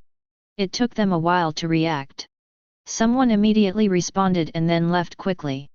How brave, how dare you let us wait outside? The wild lord of this small village is really arrogant. The guard behind Skyla said displeased. Hey, don't be impatient, there will be times when he cries later. Skyla waved his hand and looked at the soldier's retreating figure. What, the special envoy from Falcon City is visiting? Let them in quickly. Rhodes was shocked when he heard the summons. Take them to the Lord's mansion. Rhodes ordered. Yes. The soldier received a positive reply and quickly returned. Rhodes also quickly stopped his inspection activities and rushed back to his lord's mansion. When the soldiers returned to the village entrance, Si Kyle was already impatient with waiting. At this time, Wang Bing hurriedly ordered the door to be opened. Dear envoy, our lord is already waiting for you, please come with me. The soldier said respectfully. Isn't your lord, Manos, coming to greet us? Skyla showed an unhappy look. The soldier didn't know how to reply for a moment and was stunned on the spot. Humph, that's all, lead the way. Skyla said to the army. Yes. The soldier breathed a sigh of relief and hurriedly led the way to the Lord's mansion. From a distance, he saw Rhodes waiting for him in front of the Lord's mansion with Shi standing behind him. Hello, sir, are you the special envoy of Falcon City? Rhodes said hello politely after seeing Skyla and his party. Are you the wild lord here? Skyla looked at Rhodes contemptuously. Rhodes frowned, but still held back his anger, and said with a smile, since the special envoy has arrived, let's go inside and talk. This is not the place to talk. After saying this, Rhodes stretched out his hand and made a gesture of invitation. This is the best. Skyla nodded and followed Rhodes into the Lord's mansion. Chapter 163. The special envoy's journey has been really hard. Xuanan, serve tea to the special envoy and his guards. Rhodes ordered Xuanan from the main seat in the hall. Yes. Just when Xuanan was about to take action, she was suddenly interrupted by Skyla. No need, I'm just here to convey my master's message, and I'll leave after conveying it. Skyla waved his hand and said with a look of disgust. Oh? I wonder what the special envoy is here to convey the Lord of Falcon City's message. Rhodes was a little confused. I heard that you recently occupied an iron mine. Skyla asked, but his tone was very sure. Rhodes raised his eyebrows, knowing immediately that things were not simple. Rhodes did not speak, but quietly waited for Skyla to continue. My master, thinking that you saved the life of my young city lord, gives you a choice, either hand over the iron ore, or wait for my Falcon City army to destroy this place. As soon as these words came out, everyone in the hall suddenly looked angry, even Rhodes. Humph, I advise you not to be ignorant. You are only 20 or 30 troops. There is no point in carrying them to death. They will only be reduced to ashes under the sword of our Iron Eagle army. Skeller threatened. Oh? I don't know how strong the so-called Iron Eagle army is, but it actually makes the envoys look down on us so much. Rhodes pretended. Humph. Our Iron Eagle army has hundreds of people. I know you want to test me, but even if I let you know the organization of my 200 Iron Eagle army, so what? It's just waiting to die. Skyla said proudly, very obviously he is very confident. Rhodes showed a slightly frightened look, but he was obviously faking it. Skyla was pleased with Rhodes' attitude. If you hand over the iron ore, this disaster can naturally be resolved. Moreover, if you hand over your little maid, I can also say a few nice words to the lord of the city for you. Skyla suddenly used a lewd expression. He stared at Xuanan with narrowed eyes. Xuanan was so frightened that she hid behind Rhodes, shivering and not daring to make a sound. Ha ha! Rhodes sneered and stood up slowly. Send the envoy away. Rhodes said coldly. Have you thought about it? Skyla narrowed his eyes slightly. Go away. You're worthy of Zhang Yunan, don't be shameless, or I'll kill you right now. Rhodes shouted angrily. With a bang, he pulled out the long sword hanging on his back. Instantly, the atmosphere in the entire hall became tense, and everyone including the guards and Skyla's guards drew their weapons. Since he had enough resources, he asked the blacksmith shop to build him an exquisite armor and a set of swords. Humph! I hope you won't regret it. Skyla said harshly, and quickly left the lord's mansion with his guards. After all, he had few people now, and he was also afraid that Rhodes would really make a move to keep him here. When the time comes, your death will really be in vain. Returning to the entrance of the village and riding on his horse, Skyla looked back at Changkong village, his eyes full of Han San. Master, it's not worth doing this for Xuanan. Xuanan's voice was crying, and she squatted behind Rhodes, tears falling down, and her body was trembling slightly. Silly girl, since you have become my maid, I will not let anyone force you to do anything. Rhodes hesitated for a moment, then stretched out his hand to comfort Xuanan's head. After hearing Rhodes' words, Xuanan couldn't help but feel warm in her heart. Feeling the warmth from Rhodes' palm calmed her down a little, but she still felt a little uneasy. But there is still a strong army in Falcon City, we. Xuanan couldn't go on, but the oil and water couldn't stop. An xin, just rely on that Iron Eagle army to defeat me. Rhodes' confident voice made Xuanan believe it, and her tears gradually stopped. Okay, you go take a rest first and leave the rest to me. Rhodes said. Xuanan's voice was very small, she nodded slightly, wiped her tears, and stepped back slowly. Rhodes turned around, with a cold look in his eyes, and shouted, call Luo Bing. Yes. The guard ran out quickly. He also knew that the matter was urgent. Not long after, Luo Bing arrived at the lord's mansion. Luo Bing, this war is inevitable. What do you think? Rhodes asked. Luo Bing couldn't help but think deeply when she heard Rhodes' question. I'll give you some information. It's obvious that Falcon City doesn't know about our military expansion. It still thinks we only have 20 or 30 soldiers, and I still have a trump card. Rhodes said calmly. Luo Bing's eyes narrowed and he looked at Rhodes in confusion. You will know when the time comes. Since you have no ideas for the time being, let me assign orders. Rhodes shouted. Yes. Luo Bing responded. The intruder this time is the Iron Eagle army, with a strength of 100 people. As soon as Rhodes said this, Luo Bing was shocked. He didn't expect the invading enemy to be so powerful. Are you scared? Zhang Yi glanced. Report, no. Luo Shuishen shouted. Very good, you will be in command of the frontal battlefield. You will be stationed at Changkong village to meet the enemy head-on. I will take advantage of the time before they come and lead my own demon sword guards to ambush behind them. Rhodes lowered his eyes and told his order. Lord, you can't put yourself in danger. Luo Bing and Wright's expressions changed drastically. Don't worry, I have my own reasons.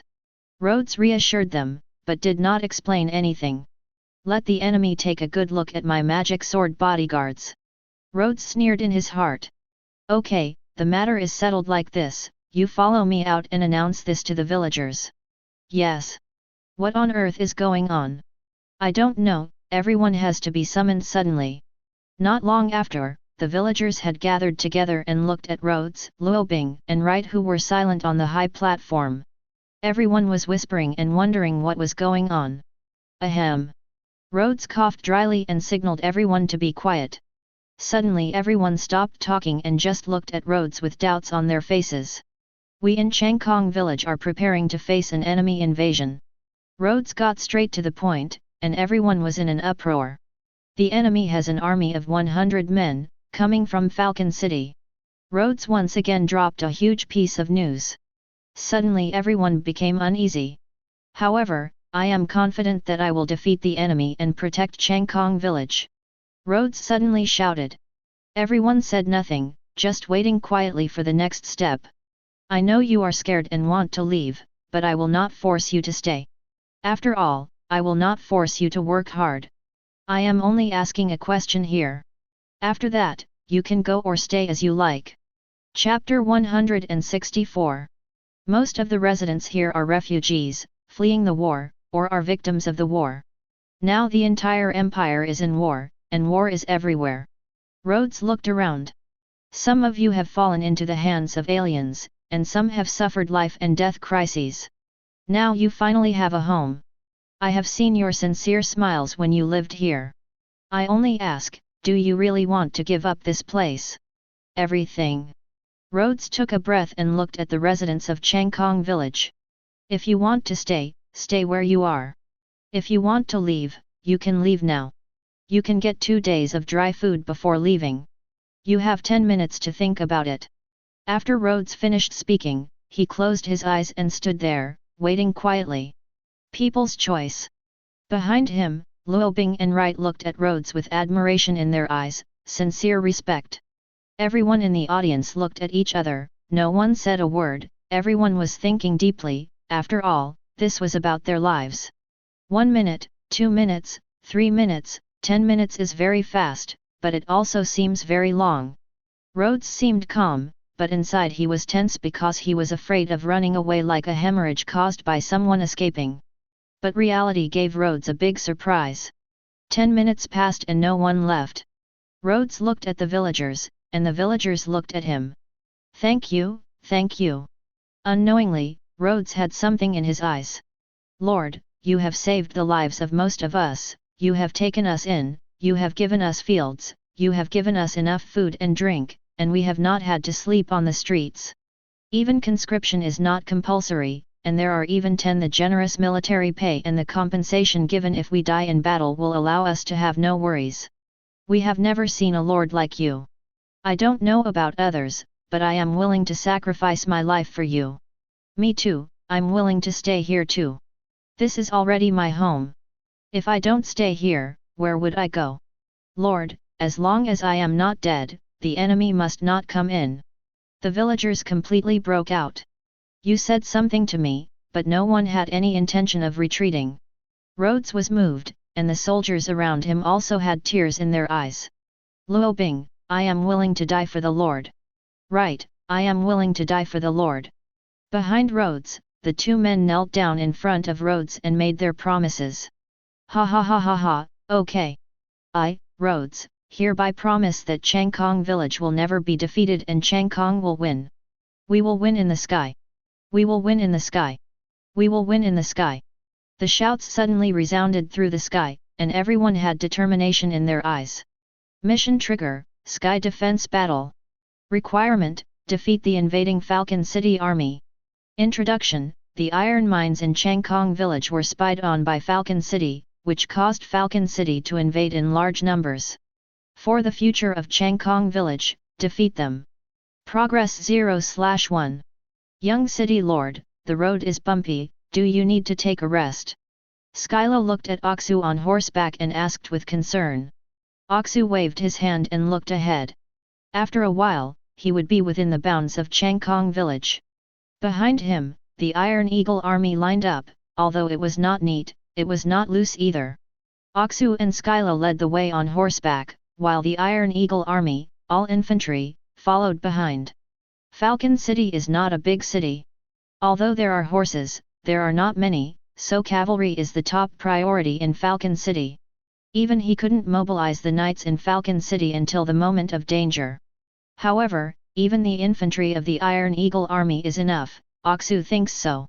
The Iron Eagle army was the 3 major legions of Falcon City, including the knights, and he was very confident in the Iron Eagle army. We will reach Changkong village in less than 2 miles. The whole army should speed up and advance. Oksu shouted. Suddenly, everyone moved, speeding up their pace and rushing forward with Aksu. Not long after, Changkong village appeared in front of them, and the defenders obviously also discovered him, and everyone suddenly became nervous. A sneer appeared on Aksu's face and he shouted, "Attack! Kill!" Skylo led the army and rushed directly forward. On the wall, Luo Bing stared at the enemy's position with his hands in the air. "It's still a little bit. It's still a little bit," Luo Bing said to himself in his heart. "Put it down." Suddenly, Luo Bing's resting hand suddenly dropped down. Boo-hoo! Suddenly, the archers shot out arrows, like the mythical sword of Damocles, raining down endless divine punishment. Greener than greener. Skyla's horse was forced to a halt by the arrow shot at its feet, and let out a long cry. "Zero, please give me flowers." Skyla looked back and saw that after several rounds of arrows, the army had been reduced to nearly 1,000 men. "Charge with all your strength." Skyla swung his sword and gritted his teeth. Although their formation was disrupted by the rain of arrows, the Iron Eagle army was worthy of being a regular army. They quickly adjusted their position and launched another charge. Luo Bing stood on the wall, directing the archers to shoot, while the infantry was locked inside the city wall, waiting for the opponent to attack the city. During this period, he continued to use the archers to consume the opponent's strength. "Archers, shoot quickly, don't give the opponent a chance to breathe," Luo Bing yelled. "Yes." The arrow rain became violent again, but at this time the Iron Eagle army was already close to the wall, and the power of the arrow rain was much smaller. After all, it is impossible for an archer to project his own city wall, which will only accidentally injure friendly forces. Snapped. Click click. The wooden fence made a cracking sound. After all, it was made of wood and could not hold up for long. "Keep shooting. Although the effect is much smaller, it is still better than nothing." Kaka. Boom. After more than 10 minutes of attack, a section of the wall finally collapsed and shattered, and more than 80 Iron Eagle soldiers wearing heavy armor rushed in. "The enemy's wall has been broken, follow me and fight in." Skell was overjoyed and shouted hurriedly. "Smash them to death."